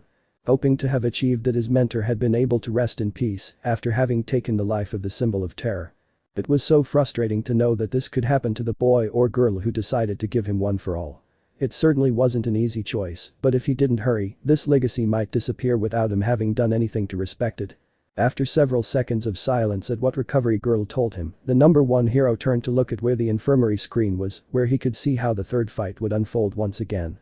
Returning to the combat arena, after a moment after Kirishima's fight against Tetsu. The fight between those two was practically a duel of resistance, since both seemed to have strived to win a face-to-face duel with their bare fists. Hikari saw how each blow was loaded with a devastating force that could be lethal to anyone who was between those two titans. It was completely different from his fighting style, since the white-haired man was usually forced to dodge blows from opponents who usually surpass him in strength to avoid getting hurt or in the worst case, ending up dying from a devastating blow. Because he could attack from a distance with his quirk, he also had to learn to defend himself up close to avoid a possible critical situation for Hikari himself. Both Kirishima and the Man of Steel didn't back down one bit in continuing to attack head-on, the difference being that Tetsu seemed to have the advantage because his quirk turned his body into steel, while the redeeds only hardened his body, but being damaged in that way was very risky for him and could even lose a limb if he wasn't careful. Hikari firmly believed that Tetsu would win, since his quirk seemed to have the advantage in terms of brute strength because it resisted Kirishima's onslaught well, while both seemed to tire little by little. After an intense 10 minutes, Kirishima was dragged with effort out of the combat stage by the Man of Steel, leaving the mark of his feet when he was thrown by Tetsu out of the limits, since he was sure that damaging his body was easier than damaging the redeed's will, so he opted to take him out of the limits of the arena, an intelligent move in Hikari's eyes. After Midnight announced the Man of Steel as the winner, both Kirishima and Tetsu fell to the ground in pain from the blows. It was an intense battle since both had resisted each other's blows well, but it did not mean that when they deactivated their gifts, their entire body hurt. All those two contenders were taken to the infirmary, both smiling happily because they gave their all in that fight. It was a great fight, although Kirishima could not help but feel a little bad for having lost, although he managed to leave a good impression of his determination how to achieve internships after this event. Ugh, Tetsu complained, lying on a stretcher next to the redeed. Man, haha, you did well, Kirishima. Any more and I would have fallen off the stage next to you. He let out a soft laugh, looking at him out of the corner of his eye. The sharp-toothed redeed looked at the boy he fought with for a moment, but realized that both of them seemed to have enjoyed that intense fight, which made him give a sharp-toothed smile like Tetsu's. Yes, everything hurts too. He let out a soft pained laugh while he was on the stretcher. The public gave their compliments or praise to those two, since they put on a great show in that intense fight, and after they left for the infirmary, they went to see how the fight between Tentacles Boy and the girl with thorns on her head would be. Hikari felt like he was learning a lot at this event because he discovered that in terms of brute strength, he couldn't compete against Kirishima or Tetsu, which gave him an incentive to improve that weakness, although he would focus on that when the tournament ended, waiting to see if he could come out first or if his reverse ritual would help him until he reached the last fight. Now, we have two great contenders with unique traits. One of them is the challenger whose tentacles are as strong as steel. He spoke, watching as Shoji appeared on the right side of the ring. But he must face the silent assassin capable of wrapping her thorns around her opponent's necks until they bleed out or beg for mercy. He said, raising his arms towards those two. They are Ibara Shiozaki and Mezu Shoji. Izawa let out a heavy sigh and raised one of his bandaged arms to elbow Mick as he once again exaggerated with his presentation to the students. Even Shiozaki reproached him for it as he unconsciously called her a murderer with his words, which was contradictory in her because in that tournament, murder was prohibited, right? That doubt made the voice hero scratch the back of his neck a little as it was the second time he was reproached, although he knew that she was going to continue doing it even if he apologized. Hikari had stayed in the same place in one of the highest stands of the stadium to better see the fight that was about to develop after President Mick received another blow as an apology to Shoji along with Ibara. It was an interesting fight between the superior strength of the tentacle boy against that girl from Class 1B who seemed to have a relaxed attitude and seemed to be a very good girl since she clarified that she only wanted to pass the round compared to what President Mick said about calling her a murderer. After a few seconds, the fight began for those two boys where Shoji came out at full speed to attack Obara, who had quickly moved to the side, avoiding the giant's fist that broke the floor. It was clear that if they kept their distance, Shiozaki would win without a hesitation, but Shoji was aware of this fact, so he did not stop pressing with a series of devastating blows that the girl dodged or defended herself with her hair made of thorns that kept the tentacle hero away from her. It was a quite practical offensive defense actually. But, the advantage was of the girl because giving a quick jump back and then sinking her hair on the concrete of the ground to extend her scalp below the earth, and Shoji used two of his tentacles as ears close to the ground to know that something was about to emerge from it. An extensive wall of spies was present below Mezu, who jumped to the right to dodge the attack, but that carelessness would be enough for the girl to extend her hair to hold the boy's leg and making him writhe in pain from the thorns that embraced his thigh. Shiozaki ended the battle when he extended his long thorns even further throughout Shoji's torso and legs, forcing him to stay still, because otherwise he would hurt himself more if he tried to free himself. "Please surrender, you are at my mercy," he said with a calm expression, while holding Shoji back. The tentacle boy felt Shiozaki's spine scraping his skin over his sports uniform, and the pain was gradually increasing. He didn't want to know what would happen if he decided to try to free himself, so he extended one of his tentacles upwards and created a mouth on the tip of it. "I give up," he expressed to Midnight, who managed to hear the young Shoji's somewhat pained and frustrated voice. The +or-18 heroine ordered Shiozaki to stop and she obeyed by releasing the boy from her thorny vines, which she accepted without complaint. Afterwards, Midnight made a sign announcing the girl with the vines as the winner. "Well done, Shiozaki," Kendo said and congratulated her from the stands to her friend. The students of Wano were attentive to the fight they had fought. Without a doubt, that rival class was competent with their gifts, and it was curious that some of them were not in the hero's course. "Wow, she's really skilled," Kyoka murmured, watching the fight. "It's a good thing I wasn't paired with her. I'm no longer part of the event anyway." She leaned back slightly, resting her back against the seat she was sitting in. I bet the same, but I trust in my abilities," the frog girl at his side calmly expressed. "If it weren't for Hikari-chan, I would have been able to fight here." That is a point to emphasize, that some students had to withdraw from the tournament that was presented since some did not trust their abilities and others had to give their place to other students who had better gifts that were easier to deal with than other students they would fight, since it was better to minimize the risks that would occur if one of the students with a quirk like Mineta's faced someone like Bakugo or Uraka, who would surely quickly end that battle. Not many agreed, especially those who managed to win the cavalry battle, but they also had to accept that not many had the total advantage in hand-to-hand combat, as was the case with Jirro or Shinszo. Some of the heroes who had seen the fight seemed impressed with Shiozaki's ability to neutralize Shoji from class 1A, and she seemed to be a rather skilled Puritan, as well as cunning in combat. The heroes also murmured about how the tentacle boy did not do badly at all. He could be a good rescue hero, thanks to his great strength, or perhaps a good assistant with which to take care of the heavy lifting, if brute force was necessary in a fight, or perhaps his gift about generating body parts around the tips of his tentacles was effective for tracking. Meanwhile in the main observation room, the number 2 hero, Endeavor, could be seen watching closely how a few minutes ago the fight his son had was a resounding success, even though he only used his left side on his eye side, but it was also surprising to see how that boy, Hikari Toge, of whom he had a file on his table with the data he could find in the UA database, where there was his address, age, quirk, relatives, all the basics in an average student like him. It was incredible how he was able to easily stop his son's quirk with his own. The difference was that both seemed to have a slight difference in strength since, according to the weakness he was able to find in the records of the training that Hikari had throughout her stay at UA, it was that if he uses very big words, also how the strength of his target can cause internal bleeding, which would put him at a disadvantage, but according to current records.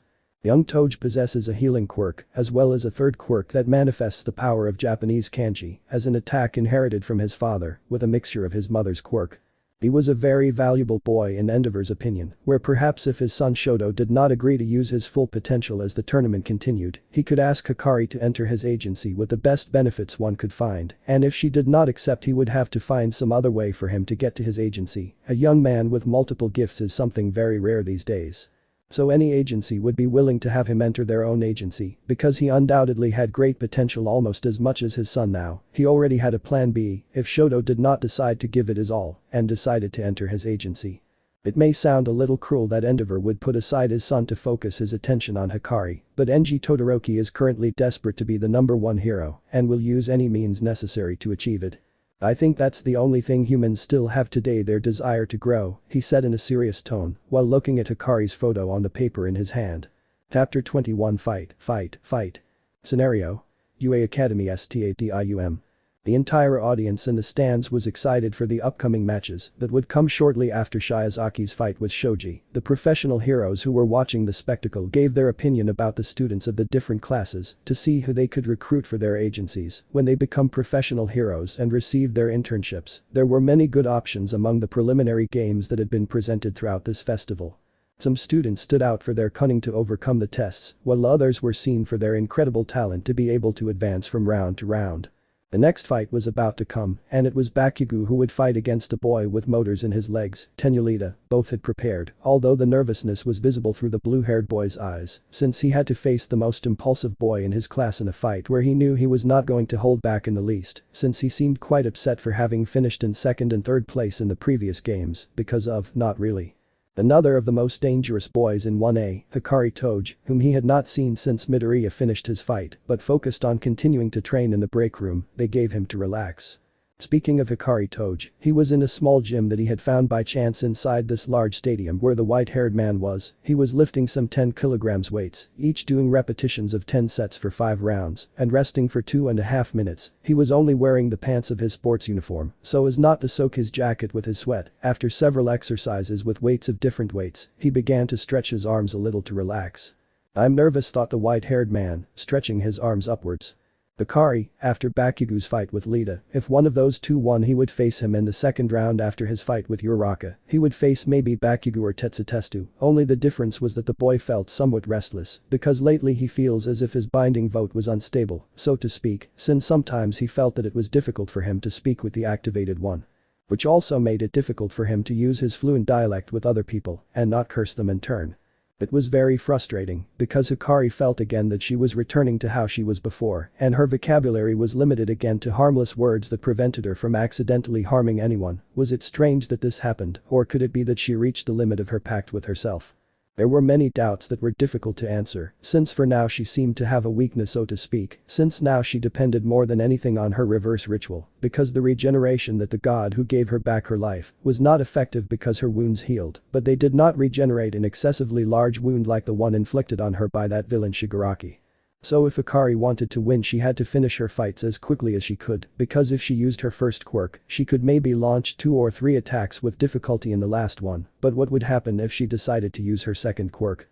Kanji dialect, it was a very powerful ability that manifested the meaning of the Japanese kanji, and in turn Toge could combine them to create an even more devastating attack. However, he feared that if he decided to use at least his second quirk for one of his fights as this tournament progressed, he would have to reserve his energy to move on to the next round. It was very important since he still had that promise to keep, and he felt that he would end up fighting maybe Izuku or Bakugo at some point in the tournament, but he couldn't say who would advance to the finals with him. "Tofu with caviar," he said, overwhelmed, while brushing his hair back. "My next fight will be with Uraka, right?" He thought for a moment as he sat down on a bench to rest. Should I be careful with her? Maybe I have the advantage, but I shouldn't give her too many opportunities either. She's a good girl, but I guess I should finish my fight as quickly as possible. Toge, after thinking about it for a bit, reached out to take a bottle of water out of his backpack and take a sip. It was a strange time of day at the sports festival for Hikari, because he felt like his binding vow was failing, but later he would try to find out why that was happening. Until then, the boy must limit himself to his ingredient vocabulary so as not to overexert himself with his first quirk and also not use his reverse ritual so that no one would see him. Hikari got up from the bench to continue training, but before approaching the training area again, she felt the non-hostile presence of someone behind her and turned around calmly because she recognized the smell of who it was.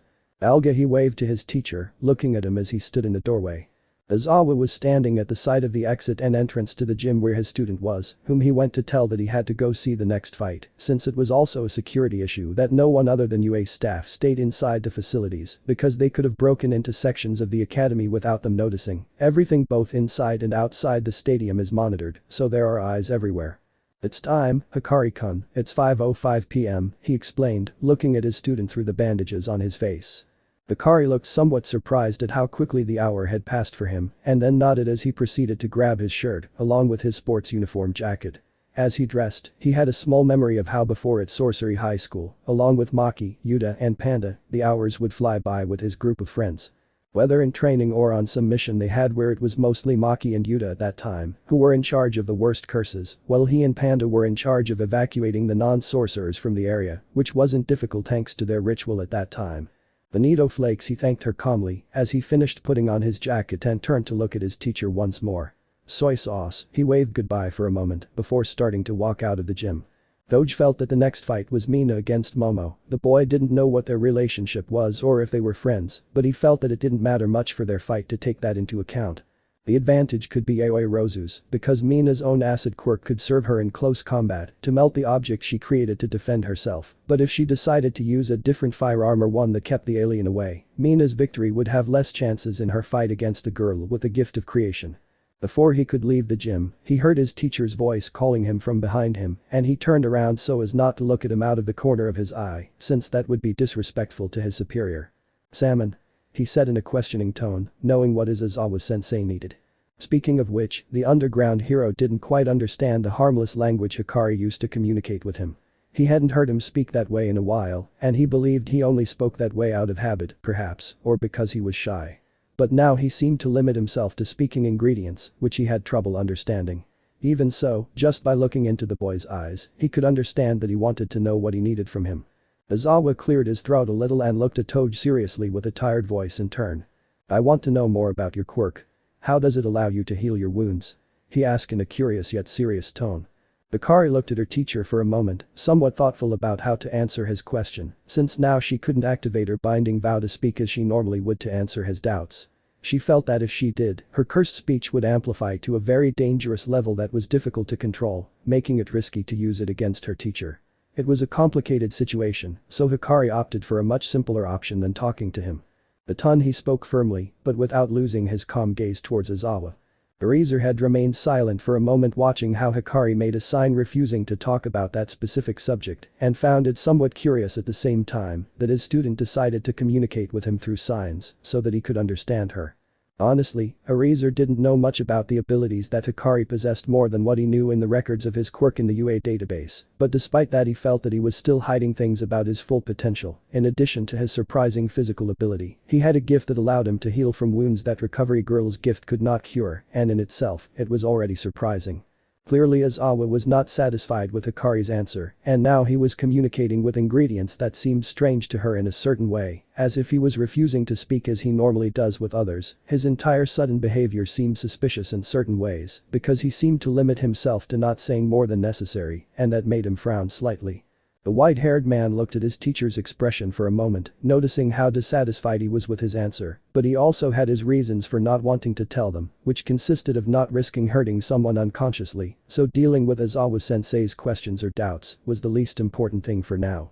Aizawa looked at Hikari for a moment, analyzing her gaze, trying to decipher what she was thinking, which was impossible, because the only thing he could find in her eyes was an absolute tranquility, so much so that it was difficult to read how an imbalance in her soul prevented him from knowing what she was thinking. It's not that Aizawa was as good as Toge at reading glances. It was just that when he saw his student he could only see impassivity in his gaze, as if he were oblivious to everything around him except himself. It was strange at best, but even so, I couldn't force him to talk if he didn't want to.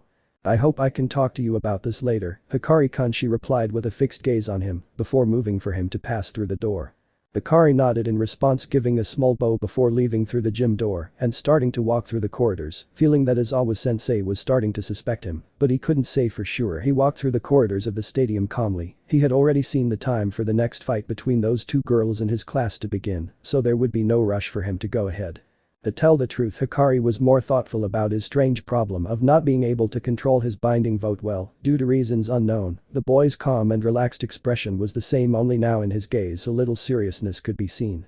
As he walked towards where his other classmates were to watch the next fight that would take place, suddenly a small memory came to the boy's mind where he spoke with that god who had told him about his blessing, telling him that it counteracted his limitations, but did not completely annul them, which was strange how he said it. He seemed not to have shared all the information with him. Since he felt that it was increasingly difficult to control his power, and the first thought that came to his mind was that it was due to the blessing of that god, which was very strange, because he did not know what it consisted of. My quirk seems to have increased in the sense that my words have a precise effect on my target, but every time I try to use them more often, they are difficult to control and not hurt myself in turn, thought Hikari, stopping for a moment. Why?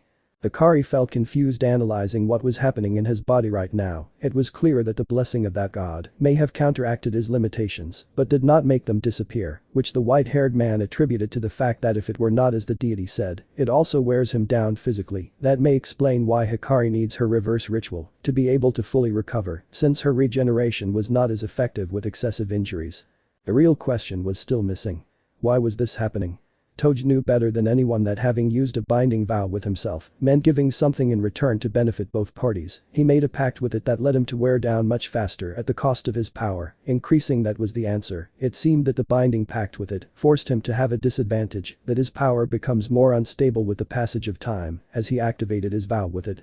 That means if I decide to use it again, I don't know if I can activate it again without a new consequence arising in return. What happens if I decide to break the bond?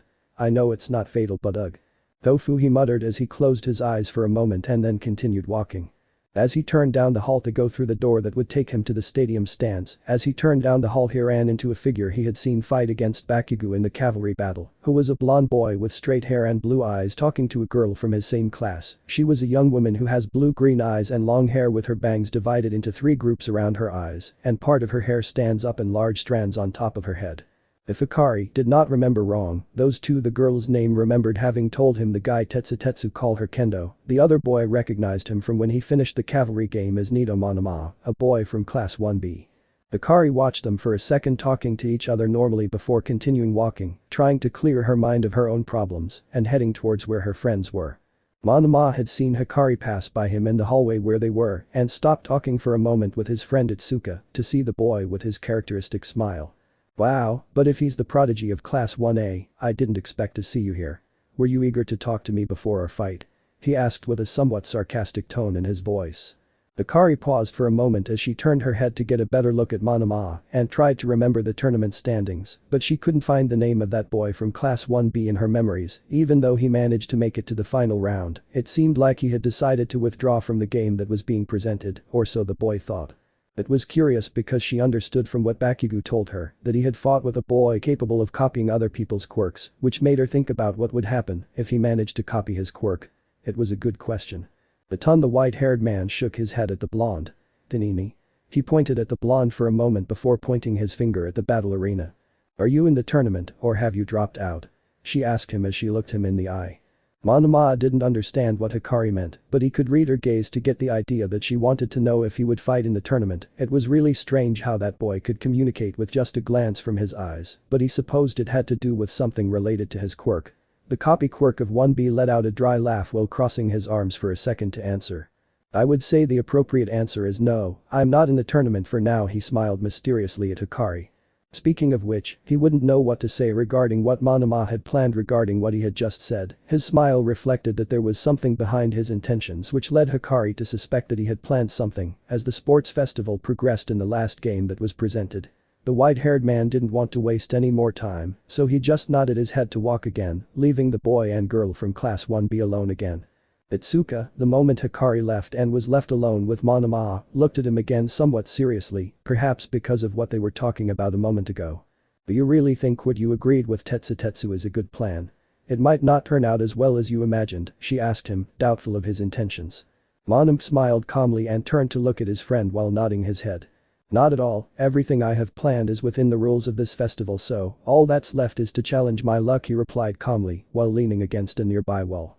Luck is another talent, at least that's what many people must be thinking. Who knows? Maybe the students at this festival will need a little luck at some point. Alright, here we go with the 4th fight. After 3 great fights that were presented previously, here we have 2 people who promised to give us a good show, especially since I bet the challenger Mina Shido will have to try hard to beat the girl who has the solution to everything. Present Mick spoke enthusiastically from his microphone with Aizawa at his side. From the hero course, and one of your students admitted by recommendation. Momoyae Rozu, who will fight against the alien girl whose blood is so acidic it could melt cement. She is Mina Shido. He introduced them as the screen lights up showing both girls. Aizawa didn't even warn Mick when he was going to hit him, raising his arm a little in pain and giving the voice hero a small sap to the head for calling a girl with mutation characteristics an alien, but he still kept saying things he shouldn't. They could be considered offensive in a certain way if a student misinterpreted him. And I'm going to keep doing it. Present Mick clarified, looking at his partner with a smile. Our competitors deserve a touch of my style in their presentations, so they'll be thinking of their hero names in the future, he emphasized while raising his arms enthusiastically. Aizawa sighed and leaned back in his seat to get a better look at the fight. "You're incorrigible." Once with all that said, the fight was about to begin, while those two girls from Wano stared at each other, each with their own plans to win, although of course, Mina was the most nervous, because she wasn't 100% sure if she could win this fight.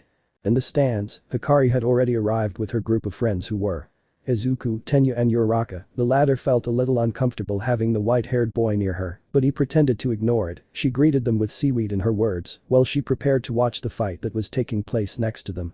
Toge's friends hadn't seen him since the first fight started, but they didn't have time to go looking for him, because they had to focus on who they would fight in the next round, although Izuku, being a good friend, decided to ask the white-haired man if everything was okay, to which Hikari just shrugged, because she wouldn't know how to answer.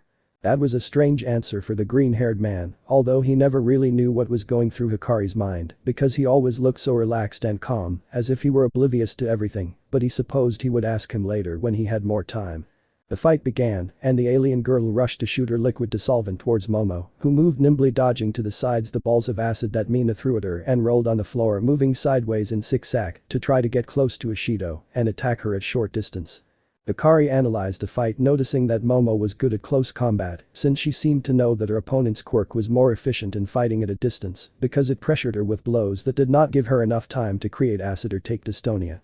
Aoyama extended her hand to the side and from the middle of it created a metal bar that she used to subdue Mina, who tried to throw her acid again to try to dissolve her opponent's weapon, but with her other arm, she created a shield that she used to block her opponent's solvent attacks to get close to her again. Hikari watched as Momo approached from the front running towards Ishido using her shield to block her attacks and hit the pink-haired girl's ankle with her staff, making her hunch over a little and then kick her towards her abdomen in the area of her ribs that made her fall to the ground. When she tried to get up, Momo put a foot on her abdomen and then pointed the tip of her staff at her to completely subdue her. Mina tried to get up, but the star student pressed his foot hard on her abdomen, forcing her to remain on the ground face up. He created weapons that he was better at using to subdue Ishido-chan. He knocked her down and held her on the ground, so she couldn't use her gift at that distance. Hikari thought, watching the fight calmly, it reminded me a bit of the way she trained with Maki-san. Mina tried to struggle a little to try to hold Yaoyorozu's leg and use her acid on her clothes, but the girl above her hit her on the forehead with the tip of her cane, which made her moan a little from the pain. "Ow," he complained, touching his forehead while still lying on the floor. Midnight made a diffraction signal to where Momo was to end the fight and announced the winner. "Momo Yaoyorozu, move on to the next round," he warned, pointing his arm extended towards the winner. After the winner was announced, the audience applauded both girls' performances. Some were somewhat impressed by Momo's cleverness in the fight, but the pro heroes also recognized Ishido for her determination to win and how she wanted to end the fight quickly at the beginning. The students of Class 1 also applauded in unison, congratulating their friends for winning and giving their all, including Hikari, who used the best ingredients in her vocabulary to congratulate Amber for a good fight. "Momo, Bakugo and Lita will surely fight now. I doubt that Lita can do much against Bakugo, or as Izuku calls him, Kaken." Hikari thought, watching from a distance how Yaoyorozu helped Mina get up and they talked a little before leaving for the exit of the stage before the next fight began. The white-haired man glanced for a moment towards where Lita, Hechicero and Midoria were supposed to be, but could only find the latter two because apparently the blue-haired man had gone for a moment to a break room to review his combat strategy a few days ago when it was announced one day before the UA Sports Festival began. Lita had precisely invited Hikari to train with him in the afternoon since she was aware that he was someone responsible who cared about others as well as being a great training partner. Those days Toge helped Lita improve the explosiveness of his engines, managing to activate them automatically when he was running at a certain speed because apparently the boy's gift required walking at a certain pace for it to activate. The good thing is that Hikari discovered that when it is activated automatically, he can safely use his school move, the Recipro Burst, which is one less explosion than when Lita activates it manually, but if used at the right time, it can be surprising in the way he uses it. Hikari, I wouldn't know how to say well if that move that Tenya Lita could learn from him would be effective against Bakugo, but well you had to have hope, or so the reincarnated boy thought of the fight that would come soon. Hikari-kun, are you okay? You seem more thoughtful than usual again, Uraka asked, glancing at her friend with a hint of concern in her eyes. The white-haired man came out of his thoughts for a few seconds to look at Hechicero-chan out of the corner of his eye and noticed her worried look towards him, which seemed somewhat curious to him because he didn't expect the girl he would fight after the next fight to be worried about him. That in my sorcery was not very well seen in the eyes of the main clans, since showing that you feel something for your opponent, enemy or partner, seemed to show weakness to the other person because they felt sorry for it, especially that was what the members of the Zenin clan thought due to the multiple stories that Maki Zenin had told her when she was furious or simply upset to remember what she suffered before deciding to leave her clan. Hikari, the only thing he could do for Maki-san was sit by her side and simply wait for her to talk to him because he wasn't going to force her to tell him something if she didn't want to. It was a gift he had from the moment he was born, whether in this or his other life. Just seeing Ichako Uraka was enough to have a thought like that about old memories of his old world where he was a sorcerer, and to this day, he still considers himself more than a hero in training. Sam, and he looked at her for a moment, then turned his head in her direction. "Panini with caviar?" he asked, tilting his head slightly. Ichako, like almost all of her classmates, did not understand what Hikari-kun was trying to convey to her with those simple ingredients he used to communicate. Since the trip they had to the USJ on the bus, she knew that the white-haired man communicated with harmless words to prevent his gift from activating unconsciously, which the girl also thought would be a problem when he stood in front of the class with his position as delegate.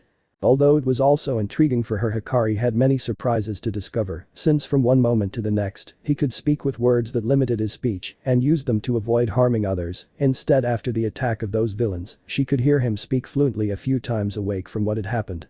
It was strange, it was as if something inside Hikari was preventing him from returning to his normal speech, and that made Uraka pause for a few seconds.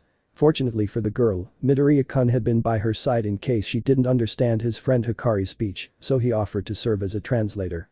Hikari-kun used the ingredient thanini to signal something or someone in caviar to show concern, he explained calmly, looking at Uraka with a slight smile.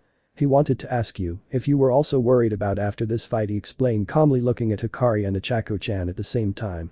Uraka came out of her thoughts a few seconds after hearing Deku's voice speaking to her side, turned around and assimilated what he said for a few seconds, and then looked for a moment at the white-haired man, and then looked away where the battle stage was. She was nervous, thinking that the plan she had devised with the help of Yayoi Rosu-san would work effectively against the most mysterious boy of the Wana. After he had finished with a super weapon created to kill All Might, she couldn't simply help wanting to give her best, even if she knew she had little chance of success. "I've noticed that Deku-kun and Hikari-kun get along quite well," she continued, looking at the horizon while saying those words. "Whenever I see how talented you both are, I think that I want to be like you and surpass myself in this last game. I really admire you both," she repeated once more, relaxing her eyes a little, looking down for a second. Thank you Uraka-san," she scratched her cheek a little due to her friend's sudden comment, which surprised her a little. "Bonito flakes," he thanked her for a moment longer, looking at Ichako for a moment longer before also looking ahead. The fifth fight was about to begin. The fire-breathing ejectors placed at the corners of the ring lit up to welcome two very capable boys, one of them recognized for the fame brought by his brother, the superhero Ingenium, whom Lita aspires to be. A high-pitched sound caught the attention of all listeners. President Mick was about to recognize the next contenders who would fight, and they would undoubtedly give them an interesting battle to watch. President Mick cleared his throat to introduce the two fighters who walked up to where the ring was, Lita looking visibly more nervous due to the grimace and smile that Bakugo had on his face that made him look intimidating. "This is an interesting fight because we have a boy whose character and determination to want to win at all costs and surpass everyone in this entrance exam, something similar to what student Hikari Toge said in his speech to the other classes." He clenched his fists a little, leaning forward to see better. That student, whose talent could take him as far as thanks to his quirk in this tournament, is Katsuki Bakugo, or better known to me as Explosive Boy or Explosive Boy. For those who don't know English, he introduced him while watching Bakugo next to his Awa through the monitor. Bakugo rolled his eyes furiously upon hearing how they were buying it with the ingredient boy and looked towards where the control booth was, very annoyed. "Don't compare me to that damn white-haired guy.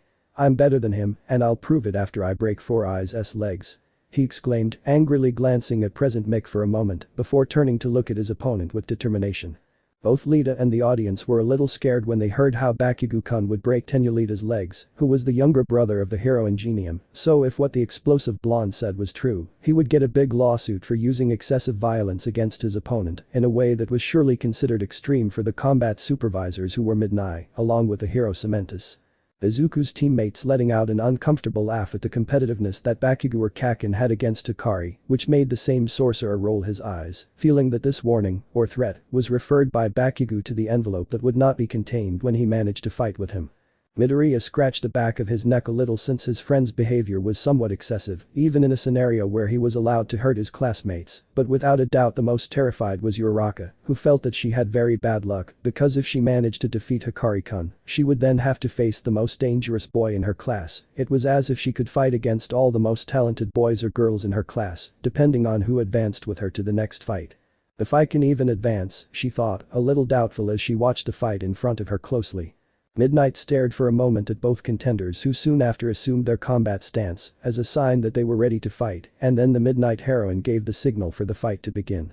It only took half a second before Lita took a single step forward and then started the motors of his calves and advanced at full speed towards where the ash blonde was in front of him. He jumped and spun in the air, throwing a powerful kick that Bakugo blocked with his right forearm, the blow that the boy connected. The latter did not stop and moved at great speed along the side of Katsuki, surrounding him to get behind him, trying to connect an uppercut to the face from behind his opponent, but the only thing he could hit was the air when Bakugo propelled himself with a small explosion below him to fly above the blue-haired man, and being on top of him, he tried to attack with an explosion to his head that Lita managed to dodge, but the power of the blonde's destructive wave left a crater in the floor of the ring. Bakugo saw Lita move to the side, so he didn't miss the opportunity to propel himself using his explosions below him to where Four Eyes was and slide a little on the floor of the arena and get back up to try to attack his opponent with several explosions that Lita dodged, feeling the heat brush against her torso, elbows, face, so she had to make an effort not to close her eyes in the face of Katsuki's incessant attack. Tenya was not far behind and crouched down and turned, sliding along the ground with the tips of his fingers to knock Bakugo down over his feet. The explosive boy could not react in time, so he fell to the ground on his back, spitting some saliva from the blow to his back. He quickly tried to get up but found the tip of Lita's foot very close to his eye when he tried to connect a kick that the blonde managed to dodge thanks to his incredible reflexes that almost saved him from losing one of his eyes. Damn, the jerk pointed at my eye, the blonde thought, getting into a fighting stance with his palms open. Bakugo lunged at Lita, furiously throwing a right hook with confidence, and his gaze big mistake. Lita had already advanced 10 steps towards the blonde ahead of him, but without using the motors of his legs. In the last second, when he was quite close to the explosive boy, he activated the trick he had managed to learn with Hikari, managing to disappear in front of Bakugo in a small explosion through his legs, leaving him face to face with his opponent, where he was able to connect a knee to the pit of Bakugo's stomach, who let out a cry of pain, being propelled backwards by the inertia caused by the unexpected blow that he took with Four Eyes that took him back for a moment, making him roll on the ground for a moment. Then Lita hit the target with a clean blow that he had undoubtedly been looking forward to trying against Katsuki in their fight, and saw how the inertia carried the blonde back, almost leaving the stage. If it weren't for Katsuki, acting on reflex and not knowing what else to do, he calculated the distance he was at before leaving the stage to start propelling himself from side to side with his explosions and start approaching Lita, who was a little surprised, seeing that the blow didn't seem to have the effect he expected on his opponent, even though it was a direct hit that he landed.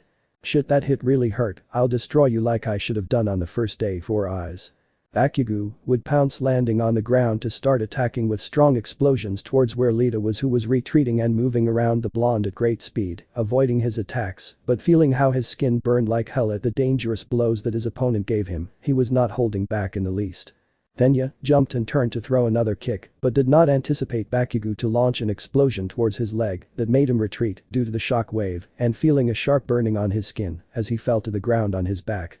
Haken did not hesitate to rush again against the blue-haired boy lying on the ground, giving a small jump to launch another explosion that blew up the place where Lita was. He himself came out from the middle of the smoke to kneel against the ground, having a sharp pain from a small burn on his thigh. Thanks to the previous attack, he tried to get up to try to run, but he let out a pained moan since it was difficult for him to walk well because he still did not get used to the pain. An explosion was heard, and the blonde came out from the middle of the smoke above it to look where Lita was on the ground, maybe 10 or 12 meters from his position, which Bakugo took advantage of to start throwing several explosions towards where the blue-haired boy was.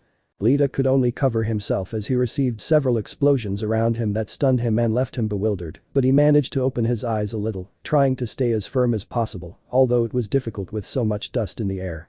What Lita didn't expect was to find himself face to face with Bakugo, who extended his open hand towards where the blue-haired man was with a victorious smile, having cornered Lita enough near the corner of the stage. He lashed out at him with a huge explosion strong enough to send him flying, but not enough to kill him.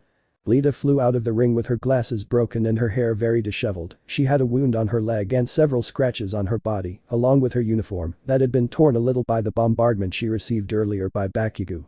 As for the latter, the same blonde looked towards where BNHA was, who was also somewhat stunned by the explosions that Bakugo generated, so she waited a bit for the smoke to dissipate and then saw Lita lying on the ground outside the ring with Bakugo looking at her, possibly to announce the winner. Itsuki Bakugo, move on to the next round, he gestured to the blonde, declaring the winner. The audience was somewhat stunned by the big fight, but it was definitely a great spectacle, very loud and destructive. Most applauded Bakugo's victory, while some of the professional heroes who watched the scene knew that the boy had great potential, however he seemed to have trouble containing himself with the others, which was contradictory. Although he was able to limit himself so as not to damage Lita more when he launched his explosions above him, knowing that otherwise he could have seriously damaged him. He was a young man who seemed to be a double-edged sword, even so he had a lot of potential to grow. Bakugo wiped the sweat that fell on his chin to look towards the stands in the direction where his group was, noticing the surprised and somewhat scared expressions on the part of almost all the boys and girls who were in his class. Kaken's gaze crossed with Hikari's, who had observed how much potential Bakugo had, that he could reach the first class in sorcery, which was far above him. Without a doubt, if he managed to face him with his current potential, he could beat him, although maybe his binding vow, which was failing, did not allow him to give his full power. Even so, he didn't take his eyes off Bakugo, who growled a little to continue looking at Hikari for a second more and left the ring, feeling how his blood was still boiling. He wanted to keep fighting, but he had to contain himself since he couldn't break the rules of the tournament or he would be disqualified. He had to prove that he was better than everyone. If he wanted to be number one, he had to make everyone understand his great strength. Along with it, he wasn't afraid to knock down whoever was in front of him to the ground. Everyone will see, they will see how strong I am, he thought as he walked through the exit at the side of the stadium, listening in the background to the praise and applause from the crowd around them. Chapter 22, Hikari vs Uraka. Scenario: UA Academy UASTADIUM.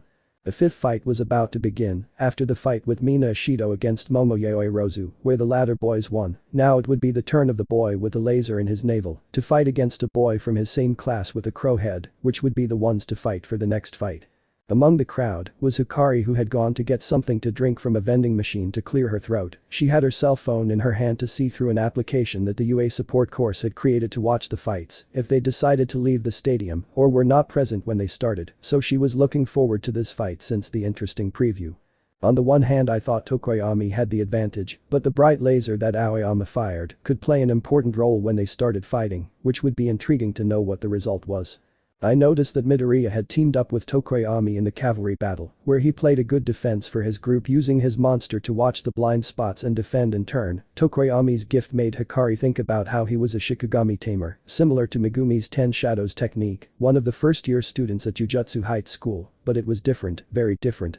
Shikigami, with the exception of the Zenin technique, can use shadows as a means of summoning without the need for an amulet. He thought that Tokoyami could interact with shadows like Megumi did, although he wasn't sure and couldn't ask him now that their fights would come, although he didn't deny the possibility that the Crow Boy's gift had to do with the control of darkness.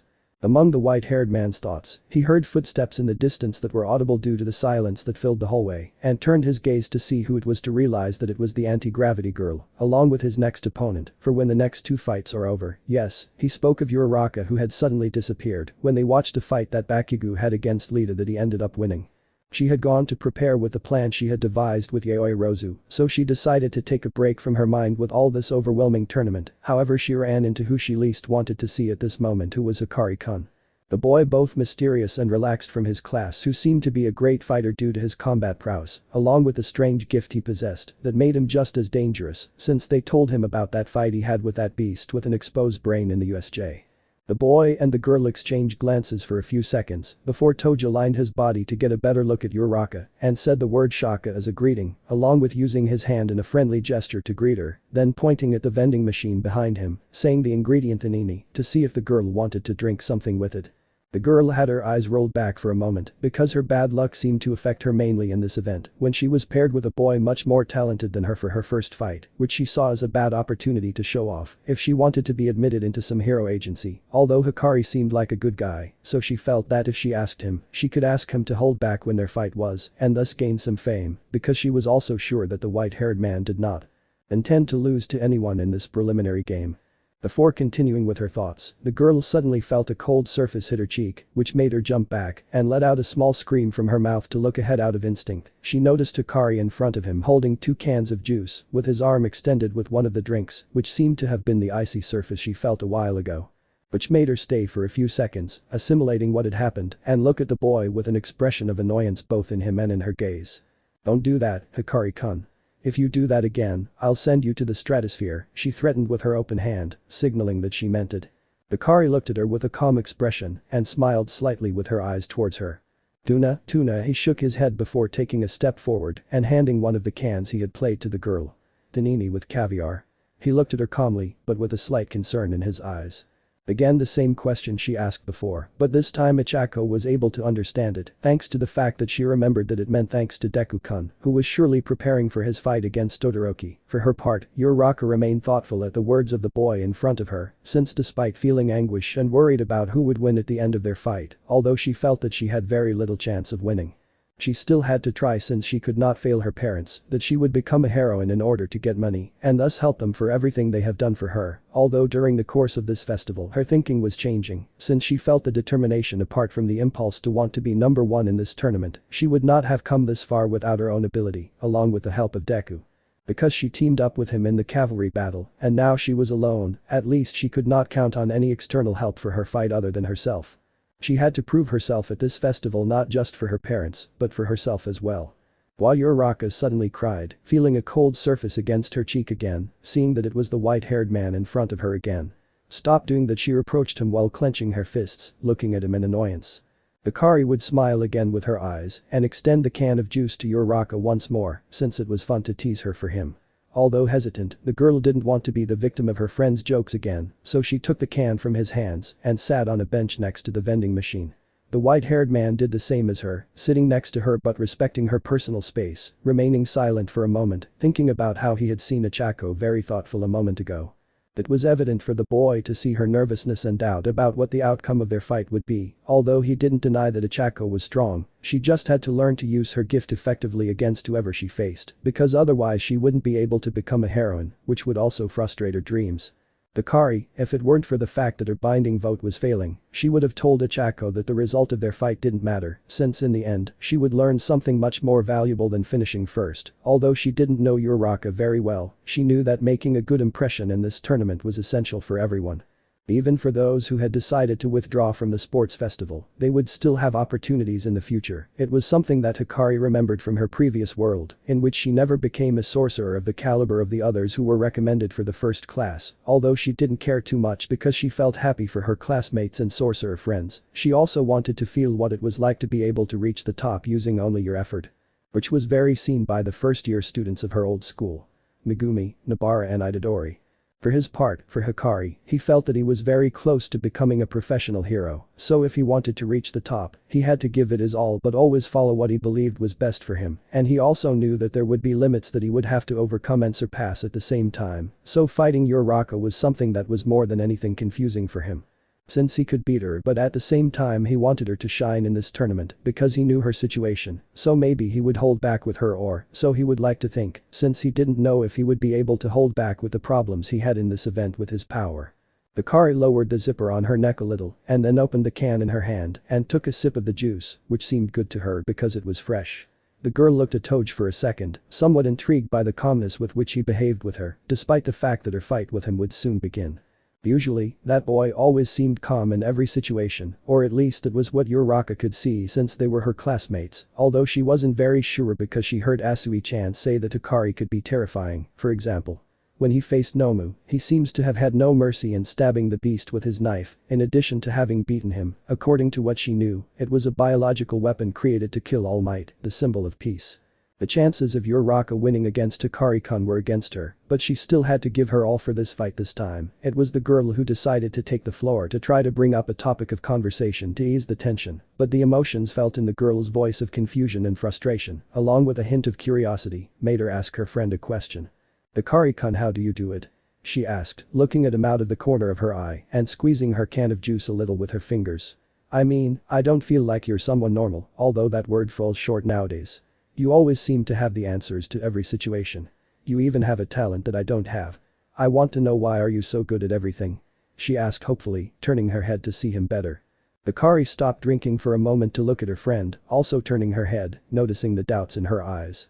The truth is, the white-haired man could be said to be talented due to the fact that he retained his memories of his previous life, which was allowed to him by that deity, and thanks to that, he was already aware of all the abilities he possessed after being reincarnated. In addition, luckily he was born into a family with good financial resources, so he had no problems with having a small pre-training at a young age that helped him better improve his gift along with his second quirk and learn to handle it better thanks to that deity who trained him at the age of 13. But now something was happening that had brought problems to Hikari and that no one but him knew, but the boy was sure that it would bring surprises later. His power seemed to be growing to the point that it was difficult to control, that it came to imitate the damage in his previous world when he made a lot of use of the cursed speech. It was a little ironic to have the same weakness again as in his previous world, with the slight difference that now he could counteract it thanks to his reverse healing technique, so there was no problem however, he still had to train more on how to do a more effective reverse ritual that would allow him to heal much faster since if he only used his positive energy on one or two people other than himself, he would wear himself down physically much more and he had to depend on the information he had right now because he had no other jujutsu teacher to help him with this problem. I wish Uraka would teach me, although if I had to answer I would say that I returned to the same point where I was before, Hikari thought, looking at the horizon, where I am stronger than before, but with certain limitations at the same time. Several seconds had passed since Hikari remained silent, but she only managed to shake her head to answer Ichako's questions, who sighed slightly since she expected an answer of that type from the boy, because now he was quieter than before. Both teenagers remained silent for several seconds in silence, feeling how the world seemed to slow down. It was something that happened when being around a member of the Inumaki clan, because the people of this clan communicate only with their looks, because for them, words are not necessary to communicate, since they have developed their own communication system through what their eyes feel. Ichako still felt confused, although she still held firm her determination since talking, so to speak, with Hikari was a little comforting. Just a quiet chat before the madness, he thought, as he stood up from his seat. I'll see you later, Hikari-kun, good luck with your fight. I give him a soft, albeit somewhat forced, smile. Salmon, Pollock-Row, he smiled softly at her, lifting her cheeks so that the seals on her mouth smiled at him. Uraka waved goodbye as she turned around, walking away from that bench next to the vending machine, her face becoming a little more serious when Hikari wasn't looking. The white-haired man zipped his collar again, feeling that interesting things were going to happen, although it wasn't surprising for the sorcerer, because he himself had been reincarnated after death, and the only thing that surprised him was reliving those painful memories of having left everything behind when he decided to come to this world. Although, that means luck in life and existence itself, about how everything sometimes depends on how lucky you are after death or while you're alive. Along with a passion, wanting to continue living out of fear of the unknown in search of hope. I'm hungry, is the fifth match over yet? He wondered in his mind as he also got up from the bench and walked away.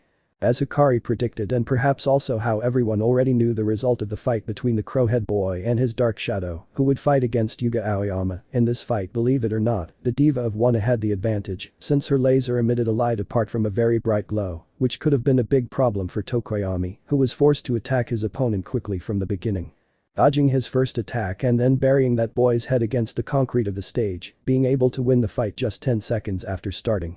The public were not satisfied because they obviously expected all or at least most of the fights to be fast, perhaps as exciting as Kirishima vs Tetsutetsu, which gave a great spectacle that entertained the public a lot, apart from giving the heroes a good demonstration of their destructive power. Midnight declared the winner as fast as he saw how the student with the belt was neutralized and raised his arms pointing at Tokoyami, saying his name determining that he had won. The medical robots appeared shortly after to transport the injured student to where the infirmary was. This tournament was getting very interesting, since many heroes had too many good options to leave aside other students who did not recognize with potential. Something hard, but in a world like this talent is not distributed equally, or that was the common thought that not one, but all the masses had regarding the difference between a professional hero and a citizen, not registered as a hero, vigilante cough. The students of Wana were impressed with the skill with which Tokoyami attacked Yuga, who could not even respond in time, which made a certain rich and recommended girl shudder at the thought that the next opponent would not be as easy as her fight against Ishido-san. Momo was strong, but was afraid of hurting others, unless they were machines, which she was not afraid of damaging seriously, and it was understandable, but that weakness could cost her seriously in the future. The fights were increasing their level of difficulty, since great opponents would face each other, depending on who could move on to the third round. Bakugo o Tetsu, Momo o Tokoyami, Izuku o Todoroki, Hikari o Uraka. This last fight was about to begin, which caused attention to increase among the companions of the hero course, since they did not know if their friend had a chance against the calmest and most dangerous boy apart from Bakugo, although in a calmer and less terrifying version, since in a few those two teenagers would see each other faces. Many expected the fight to last the same time as Tokoyami's fight, 10 seconds, since Hikari could easily use her voice to send that girl flying with ease. However, some believed that she would hold back to put on a good show. Izuku and Bakugo watched this fight closely, although the ash-blonde boy watched it closely, away from the rest of his teammates, since if he wanted one thing in this tournament, it was two things. To reach the top and prove that he was better than Hikari. After he managed to defeat the Man of Steel, he could advance to his fight against Tokoyami or Ponytail, Momoyaoi Rozu.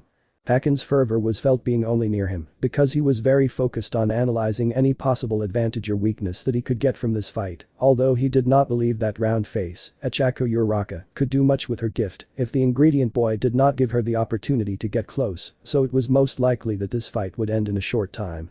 It was a long day, many of the students had their brains very saturated due to planning strategies, calming their nerves or analyzing all the possibilities that were in their favor to win their fights, which everyone seemed very aware of who would be the decisive winner of this fight, because Hikari was strong. On the other hand, the plan that Uraka had devised with her friends could be useful for this fight that was presented.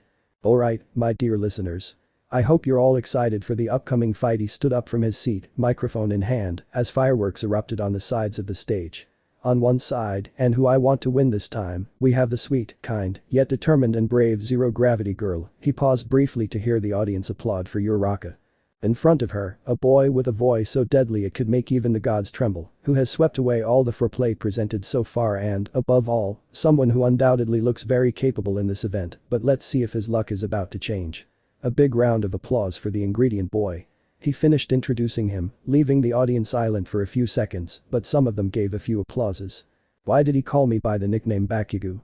I feel like that confused the public, and now they think my quirk is related to the ingredients in onigiri, he thought, his eyes rolling for a moment as he stretched his arms out to the sides. You should already know the rules, but be careful not to kill or incapacitate your opponents, and don't overdo it to win, he instructed both combatants as he prepared to give the fight a one-on-one. Ready. Hikari felt that she could win this tournament as long as she saved as much of her energy as possible, since she probably wouldn't get too hurt from her fight against Uraka, so she planned to finish this as quickly as possible, but yes, she was going to avoid hitting her hard or hurting her, since she liked her a lot, so she bent her knees, leaning slightly forward. First, she would use her voice to paralyze her, then she would push her out of the limits of the ring, so that she would be disqualified. It was an effective plan, since the girl didn't know how to deal with her quirk, so there wouldn't be any risk factor. Hikari focused her gaze on Uraka, both staring at each other, the girl on edge about what she would do. Begin. He signaled for the fight to begin. Hikari would take a breath and then open her mouth, revealing the seal of her tongue, ready to continue with her strategy. He was interrupted when something unexpected happened. Please wait a second. She begged, reaching out to force him to stop. Hikari stopped talking and stood still, but in the same starting position he would use to attack. He looked at Echako confused as he didn't understand what he was getting at. What's wrong, Uraka? Do you want to give up? He asked, looking at the girl with some curiosity. No, quite the opposite, I want to fight, but I know that since I have little chance of winning against Hikari-kun, I would like to ask you to give me a chance, she explained, while turning her gaze towards where the boy was who looked at her too. I would like to at least be able to show my skills to the other heroes, and that I have a lot to prove. Even though I am still inexperienced, I want to fight you, but in a way that doesn't end the fight instantly, please, she asked, while having a nervous look at what was expected of that boy. The white-haired man was hesitant about all this since he didn't expect Uraka to be so direct with him and go out of his way to ask him to fight head-on with him, letting her show how well she fights. He would have accepted without any problems, but something seemed suspicious to him. In sorcery, fighting against another shaman under the conditions that he imposes or if he is within his domain was certain death even for the lowest 4th-class sorcerers, but that distrust didn't apply in a world where sorcery didn't exist. If Hikari was the one who set the conditions, everything would be fine, right? But how can I tell her? I don't have Midoria to serve as a transducer, he wondered, still staring at the girl. Uraka was very nervous since the favor, or rather the two favors she had asked Yayoi Rozu-san, was that she used her creation gift to create an object that would help her in her fight against Toge, since she realized that her gift required in theory that there was someone who heard it for it to work, but that was the point, the sound. If she managed to block the sound waves that Hikari emitted when she used her gift on her from reaching her, she could have a better chance of winning the battle. The second favor she asked of that girl was to please give a request on her behalf to be allowed to use a sound blocking device made of aluminum coating, but with a foamy surface that prevented her ears from being damaged. Thanks to the girl's kindness, she had no problem doing that to help her when she fought against Hikari, but she still did not reveal, Uraka, that she had that device, so she should hurry up for the white-haired man to make a decision. "And what do you decide in the end?" she asked, alerting herself just in case. Hikari stared at the girl for a moment before advancing towards Uraka, who remained alert since she was a little suspicious of how the boy would react to her proposal. She saw him stop in front of her, completely lowering the zipper of his uniform and then putting both feet parallel to shoulder width, assuming his combat stance, staring at her friend. The girl felt confused thinking that he had refused her proposal, but everything changed when she looked into the boy's eyes. He was very different since she at the same time felt that she could see more through his gaze. Both would remain silent, looking at each other with Hikari still in guard position, and those in the audience along with the boys of the heroic course remained analyzing the boy's behavior since they did not understand very well if he accepted Uraka's request or not because they could not understand his body language well. After several seconds, Achavo changed his gaze to a more serious one because he seemed to have understood something between the white-haired man's gaze. "Do you want to fight hand to hand?" "Hand to hand?" she asked to see if she understood the boy's look. "Salmon, Polycro." I narrow my eyes slightly, still staring at Uraka. Uraka felt more than anything disconcerted that she could understand what Hikari wanted to tell her, but in a different way, being able to read his gaze as if he were allowing it right now, for this moment. "Neither of them are allowed to use their quirk, right? If they do, the fight is over, right?" he asked as he slowly got into a defensive stance. "Salmon," he nodded as he prepared himself.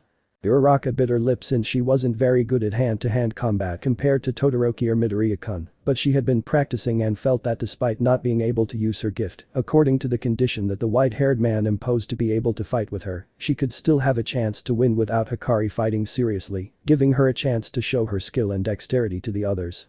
The girl would assume a combat position with both hands closed without taking her nervous and somewhat trembling gaze off Hikari. "I accept," she affirmed, ready to begin. But that said, the bond between those two was unconsciously imposed on Uraka since Hikari had made a binding pact with her following one of the principles of magecraft that she had studied and believed that it would be useful for this event because this way she could fight at an advantage against other people if she made them give something in exchange for fighting on her terms, as in a challenge in this case. Although this version of the pact or binding vow had a time limit if it was a duel or confrontation, in which it would only last 5 minutes, which could be beneficial depending on the situation, luck along with the opponent that Hikari faces. Another condition imposed.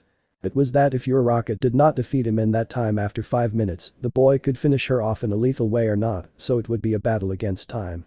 The public along with the companions of the Wanna were attentive to what would happen and when the fight would begin, which was the moment when a drop of sweat sliding down Uraka's chin fell to the ground so that she could launch an attack. First she tried to deceive her opponent with a feint by throwing a low kick to her knee, but Hikari would block her kick with her forearm. Then she held her leg and launched a sweep with her foot contracting it, which impacted against Uraka's heel who fell back to the ground, which Hikari took advantage of to get on top of her, although Uraka also took advantage of the situation to hug the boy with all her strength and push him to the side, causing him to let go of her.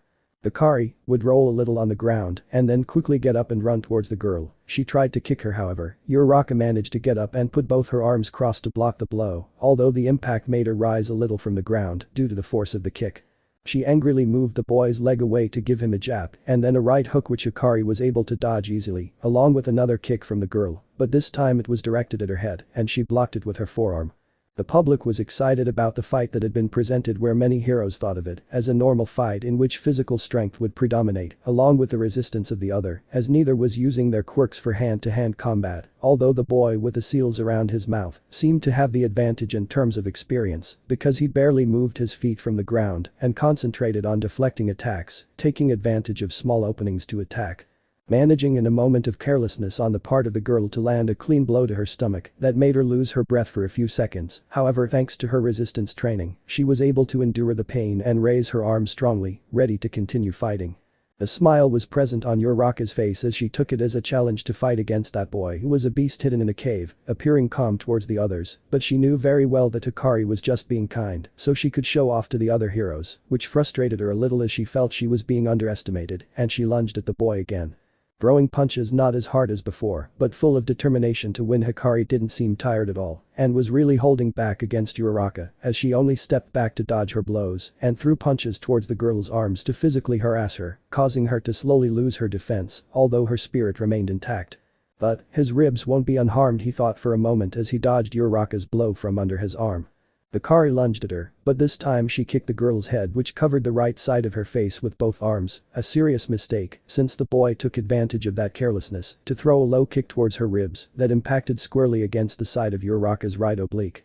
Only 2 seconds passed before the girl's mouth released some saliva as she felt a sharp pain run through her whole body that took her breath away and made her fall and lean on one of her knees, feeling how her whole body hurt. The white-haired boy, seeing that his opponent fell, jumped back still with his guard up, watching Hechicero to see what she would do next. The sorcerer also took the opportunity to glance at the other heroes who had intrigued and somewhat surprised looks at his combat prowess. However, what interested the boy most was seeing the look of a man with flames around his face who looked at him with a mysterious smile. It was Endeavor, who seemed to be carefully analyzing his fight, something that surprised the white-haired man because he did not understand why Todoroki's father would be interested in him, or that was what Hikari deduced. After a moment, Uraka managed to get up with little breath, along with an acute sensation of pain in her body that made her tremble, but she exerted strength to control the spasm in her legs. She assumed her fighting stance once more, while she looked at the boy in front of her with fervor in her gaze. "Hechicero-chan," Hikari thought, as she looked back at her opponent, turning her head towards her. "Ugh, this isn't it done." He took a step closer, before starting to run slowly towards the boy. Hikari would look at her opponent for a moment and move to the side, dodging a direct blow from Uraka. It was a somewhat slow, heavy and weak attack, since the girl was not used to such prolonged combats. If perhaps she had regulated her strength and speed from the beginning, when she agreed to fight her bare knuckles, she would not have fatigued so quickly, so the girl could only sigh between her labored breathing, since she also seemed to have realized this. There was only 1 minute left before the binding pact was broken, and before or after that there has to be a win for the binding to be completed. Hikari knew this since she was measuring the time, although not exactly. She supposed that she had maybe 50 or 40 more seconds left, so she had 2 options. Or end the fight in 1 hit. Or once it is finished, after 5 minutes have passed. The good thing was that this type of pact did not affect negatively when it was only a confrontation in a time interval. If the bet were higher, one of the two would have to judge their lives. It was then, when Hikari continued dodging Uraka's low blows, seeing how her will endured while her strength became increasingly scarce, the boy assumed that she had already shown more than enough of her determination, which would attract the attention of several heroes, or so the boy wanted to hope for his friend. He would count 20 seconds, and once that time had passed, the fight would have already ended with him as the winner. 20. 15. 10. 5. 1, Hikari thought, as she nimbly moved behind Uraka. The sorcerer dodged another blow to take the girl's arm and place it on his shoulder. Using the inertia launched by his attack, he was able to apply a judo lock which threw Uraka back to the floor. However, this time outside the ring, once the 5 minutes were up, the winner had been determined. The public was somewhat disappointed by the result, although they were not going to deny that they expected Hikari to win the fight, having both a physical and strategic advantage seen by the heroes among them. There were 2 people to highlight, which were the current number 1 and 2 heroes of the ranking. All Might along with Endeavor. Hikari, for All Might or Toshinori, had been one of the best candidates he had seen so far within his class, having managed to overcome every test that was presented during the sports festival. It was even surprising what he did during the obstacle race, being able to disappear from view of everyone and appear directly at the finish line as the winner. He was not going to deny that there were many other talented students.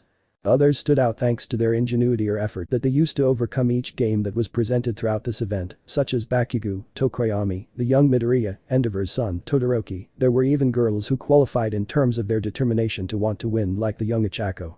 There were many good candidates for this event that once it ended there would have to be some of them who would manage to become the 9th bearer and then would go to train with Gran Torino with him. Something very big was about to happen after the festival, something that the symbol of peace should be ready to inherit his power to someone else.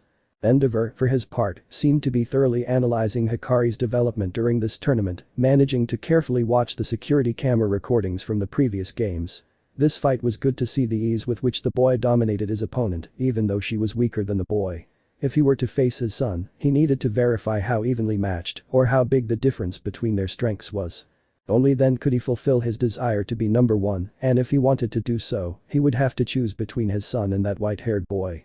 The robots had taken Uraka to the infirmary to receive care and treatment as recovery girl. Although more than injured, she was just very tired. It was still a procedure to follow that all students after a fight go to have a medical checkup by the doctor to corroborate that they were in conditions that did not need intensive care. Hikari watched as the girl left the stage, while Midnight announced the winner who he was, and that made the public rule before the boy's victory. The media was very fascinated, since Hikari Toge was a very mysterious boy who would surely attract the attention of the masses before the intrigues regarding his multiple mysterious gifts, as well as how his skill would be carried out in the other fights that were to come. Hikari would calmly go down the stairs of the ring, walking through the middle of the corridor that led to the exit to the interior of the stadium, feeling the compliments of both the public and the heroes, something that he had never received before as a sorcerer in his previous world, and sincerely, he was not used to so much attention that it seemed unnecessary. Although that thought was dispelled since he knew that this was not his world, therefore it seemed normal that the students of the UA Academy, the most prestigious in the country, received more attention than they were used to before entering the hero school. The boy walked towards where his other teammates were, or rather, he thought about going with them first. However, in the end he decided to go to the infirmary since Uraka didn't have any serious injuries compared to other fights, so he wanted to go see if she was awake to talk to her a little, because he felt like he had to tell her some things before advancing to his next fight against Midoria or Todoroki. Depending on who won in the end, he could advance with him to the second round of this tournament. As he walked through the hallways, the white-haired boy was somewhat thoughtful about what he wanted to say to the girl, since he hadn't thought about it in advance yet, and he felt that she didn't want to talk to anyone after losing. Surely she wanted to have a moment alone to assimilate it, and then she would return with the others, which made Hikari stop halfway down the hallway. The boy took a breath and exhaled through his nose to turn around, changing his course from where the infirmary was towards the stands, perhaps to see his teammates along with the next fights that would come. When he turned around one of the hallways, he suddenly ran into a figure of a man much taller than him. His clothes seemed to be made of small fountains of lava around his shoulders, perhaps because it was his hero suit from which he gave off small flames due to Endeavor's quirk, and something that made the sorcerer curious was to run into the number 2 hero in the Japan ranking for the second time in this event. Hikari looked at him for a moment, finding him as imposing as Aoi Todo in his previous world, although in a different way, colder, more serious, and imposing respect almost in the same way as Todoroki, just using his gaze. The teenager assumed that the great hero was just passing by, so he just passed by his side, trying to continue on his way. When he crossed by Endeavor's side, he took Hikari by the arm for a moment to stop him and look him in the eyes seriously, as if trying to decipher what the boy was thinking. "You're Hikari Toge, aren't you?" she asked, narrowing her eyes slightly and holding the boy's arm for a moment longer. "I'd like to talk to you, just for a few minutes," she asked formally, letting go of the boy's arm. Hikari remained silent for a few seconds, absorbing what Endeavor asked her, and scratched her cheek for a moment before nodding her head. And he aligned his body to better see the man from the front. The fire hero, more than anything by the boy's body language, saw that he was willing to listen to him, so a small smile formed on his lips. This boy would undoubtedly be a great ally, and if he managed to get him into his agency, he could become number 1, according to his calculations, in less than 1 year. But everything would be seen over time through the course of the training that Hikari would have, under his supervision and perhaps with luck. He could make his son accompany him as a partner and friend so that he would not feel so alone. All this was just an assumption if that boy decided to accept his offer, and for that he would have to haggle a little. This term has been very present in the series. It's usually the heroes who need help at the agency, and that's why they come to the students through job offers, she explained while crossing her arms and smiling, showing her teeth a little. In a part-time agency, this is more than anything a whim, or because the heroes have become interested in the student for their abilities with their quirk, whether at the sports festival or in a contest, among other festivities. "That's where you come in, Hikari Toge," she answered and clarified, while she looked at the boy in silence for a moment. "Inini?" He pointed at himself, tilting his head slightly in confusion. "Yes, exactly." He stroked his chin for a moment. "I've seen how other heroes have been watching you in all the games that have been presented in this festival. They look at you with intrigue, since they know very little about your abilities, but it is certainly clear that you have talent." He let out a dry laugh, as if they were congratulating the boy. "That is why I came here in front of you. Many hero agencies mostly send internships or sent by heroes or students looking for a part-time job that serves as a rigorous training of the student towards the world of heroes." He raised his hand for a moment and closed his fist tightly. "I propose you a deal. Join my agency, and I will make sure that your future will be more promising than everyone in this school." "I originally planned to order my son to join my agency, but I doubt his insolence would allow him to do so." He turned away for a moment. Hikari did not change his calm gaze towards the number 2 hero, although he was more than anything curious about the decision that was presented to him, since if he entered an agency as prestigious as Endeavor's, he could obtain good earnings, experience, training that very rarely could be achieved by being in other agencies surely, according to how that hero said in front of him. In addition to seeing what had happened in the USJ, he would surely also receive many internships from the students of the hero course, according to their performance during the sports festival, although there was still perhaps a problem that the sorcerer would not know how to say if it would be serious or small. Shoto Todoroki was the son of Endeavor, and until he manages to make him open his eyes to the reality in front of him. But he is not like his father, therefore he does not have to limit himself to using only the eye side, but that would be after his fight with Bakugo or Tetsutetsu, where perhaps he can force him to use his fire half. You don't have to give me an answer now, I'm letting you know that I'll send you my internship when this festival is over, don't disappoint me. Hikari Toji looked at him seriously out of the corner of my eye for a few seconds, then started walking away. Seaweedy looked down for a moment while running a hand through his white hair. It's getting interesting, but something tells me that there will be even more interesting things at the end of this festival, along with the final decision I make. He scratched the back of his neck a little, somewhat or very doubtful about everything that was happening, and then simply decided to leave the place. Hikari decided to go to the break room to relax his mind a bit and stopped by that vending machine, where he spoke with Uraka to buy a can of coffee. It was a small help to stay awake or as an energizer before preparing for his fight, since he felt at this time it would not be as easy as in his fight with that girl. As he turned around in the hallway, the white-haired man could make out a female silhouette due to her shape sitting once again next to that vending machine, and Toge quickly distinguished her as Achako-chan, who was staring at the horizon attentive to her thoughts. After losing her fight, the girl felt bad at first for how quickly it had ended, because she felt she couldn't have given it her all like Hikari in that absurd fist fight that she thought was a good idea. In her hand, the girl still held those earplugs that would cancel out the noise emitted by the voice of the boy she faced, and maybe that way she would have had more chances of winning against Hikari. That fight was very strange for the girl because she felt a strange feeling of having to hold back against the white-haired boy. The girl wouldn't know how to explain it well, however, she felt as if she were tied to fight hand-to-hand against Hikari-kun no matter what, which was strange since, although she had agreed to fight on equal terms against him, is it possible that that boy had done something to force her to fight like that? Uraka, in that ring at the time of starting the fight, felt very excited for wanting to prove to everyone that she deserved to earn internships from the heroes who watched her, but from one moment to the next, her thoughts were clouded by nothing more than wanting to fight and win the fight at all costs, so much so that she completely forgot that plan she had formed. Something because of the binding vow imposed by Hikari, which could be seen as a small trick or trap for some of her companions if they knew about one of those principles of sorcery. The condition imposed by the sorcerer through a binding contract between two people under a time limit could be more powerful and lethal if it comes to Rosemary, something that could have caused severe damage to Uraka in the event that she decided to use her quirk in that same risk. Toge was aware but also knew that Uraka would fight with all her strength at first, so he entertained her and frustrated her by dodging her blows easily so that she would not activate her quirk due to the tiredness he felt in that fight. The main reason why Hikari wanted to go talk to Uraka was to apologize for what she did, although she wouldn't reveal details about the sorcery she used since she didn't want her to think about how she was some kind of shaman or witch, even though she was one. Hikari didn't feel like having to explain it, or maybe she did. Uraka was still thoughtful until she suddenly felt a cold sensation on her cheek that made her stay in shock for half a second, then jump from the bench holding her cheeks and looking in a combat position at the person who had suddenly approached her. "Hikari-kun?" she asked as she looked at the boy, holding two cans in his hands and one extended towards her. Flakes, he lowered his arm with the can while he looked at the girl for a moment.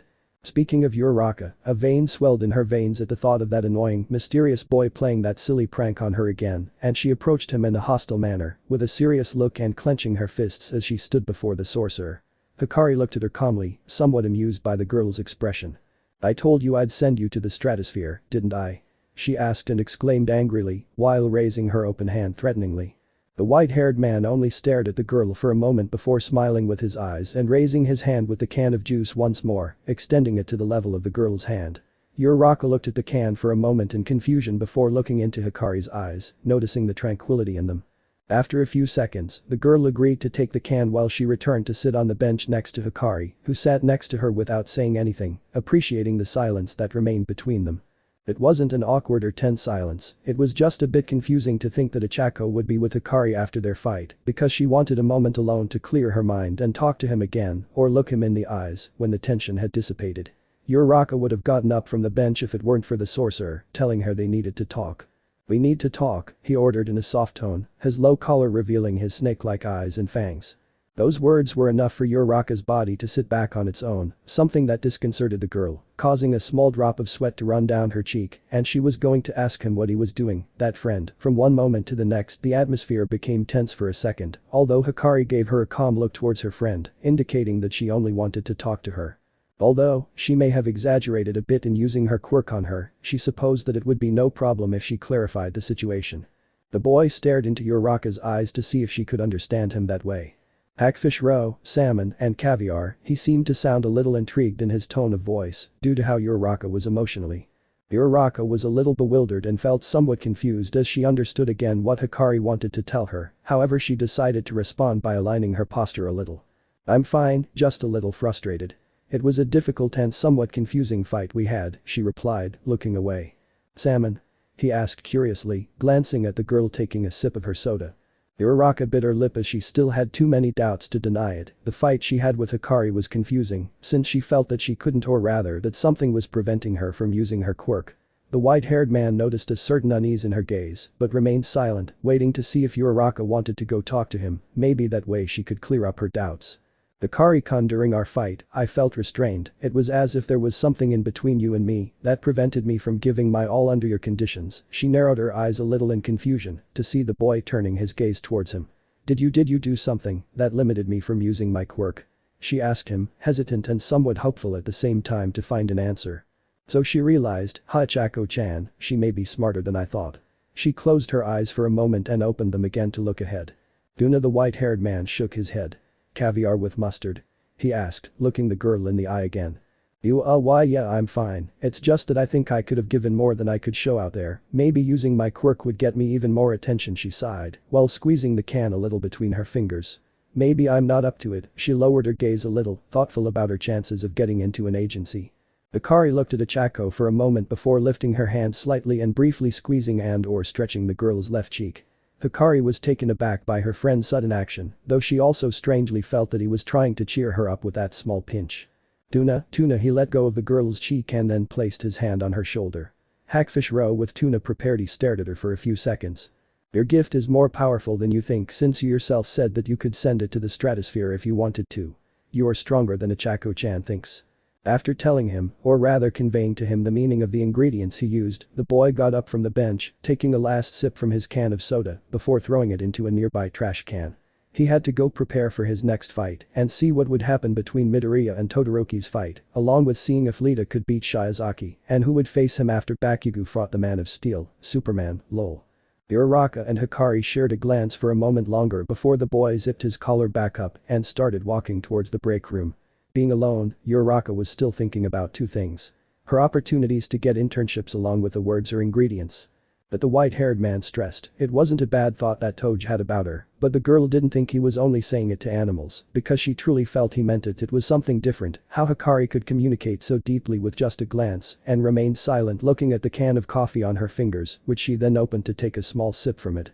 Not everything is lost, at least we should not stop being optimistic in the face of defeat, since we cannot always win, and Uraka was clear about that. Even so, she had to make an effort if she wanted to earn money for her family, and she also decided to get up with more determination this time. She was going to return to her teammates when the 7th match of the second round began. She still had to go and cheer on her teammates, and especially Deku-kun, who would face one of the strongest boys in the hero course. The fights were getting more and more interesting, who knows how far out of control they might get. Let me know in the comments below if you guys want the next part. Also check out my other video that has been shown in left. Thank you for watching. If you enjoyed this video, please like and share this video. And have a fantastic day. Bye.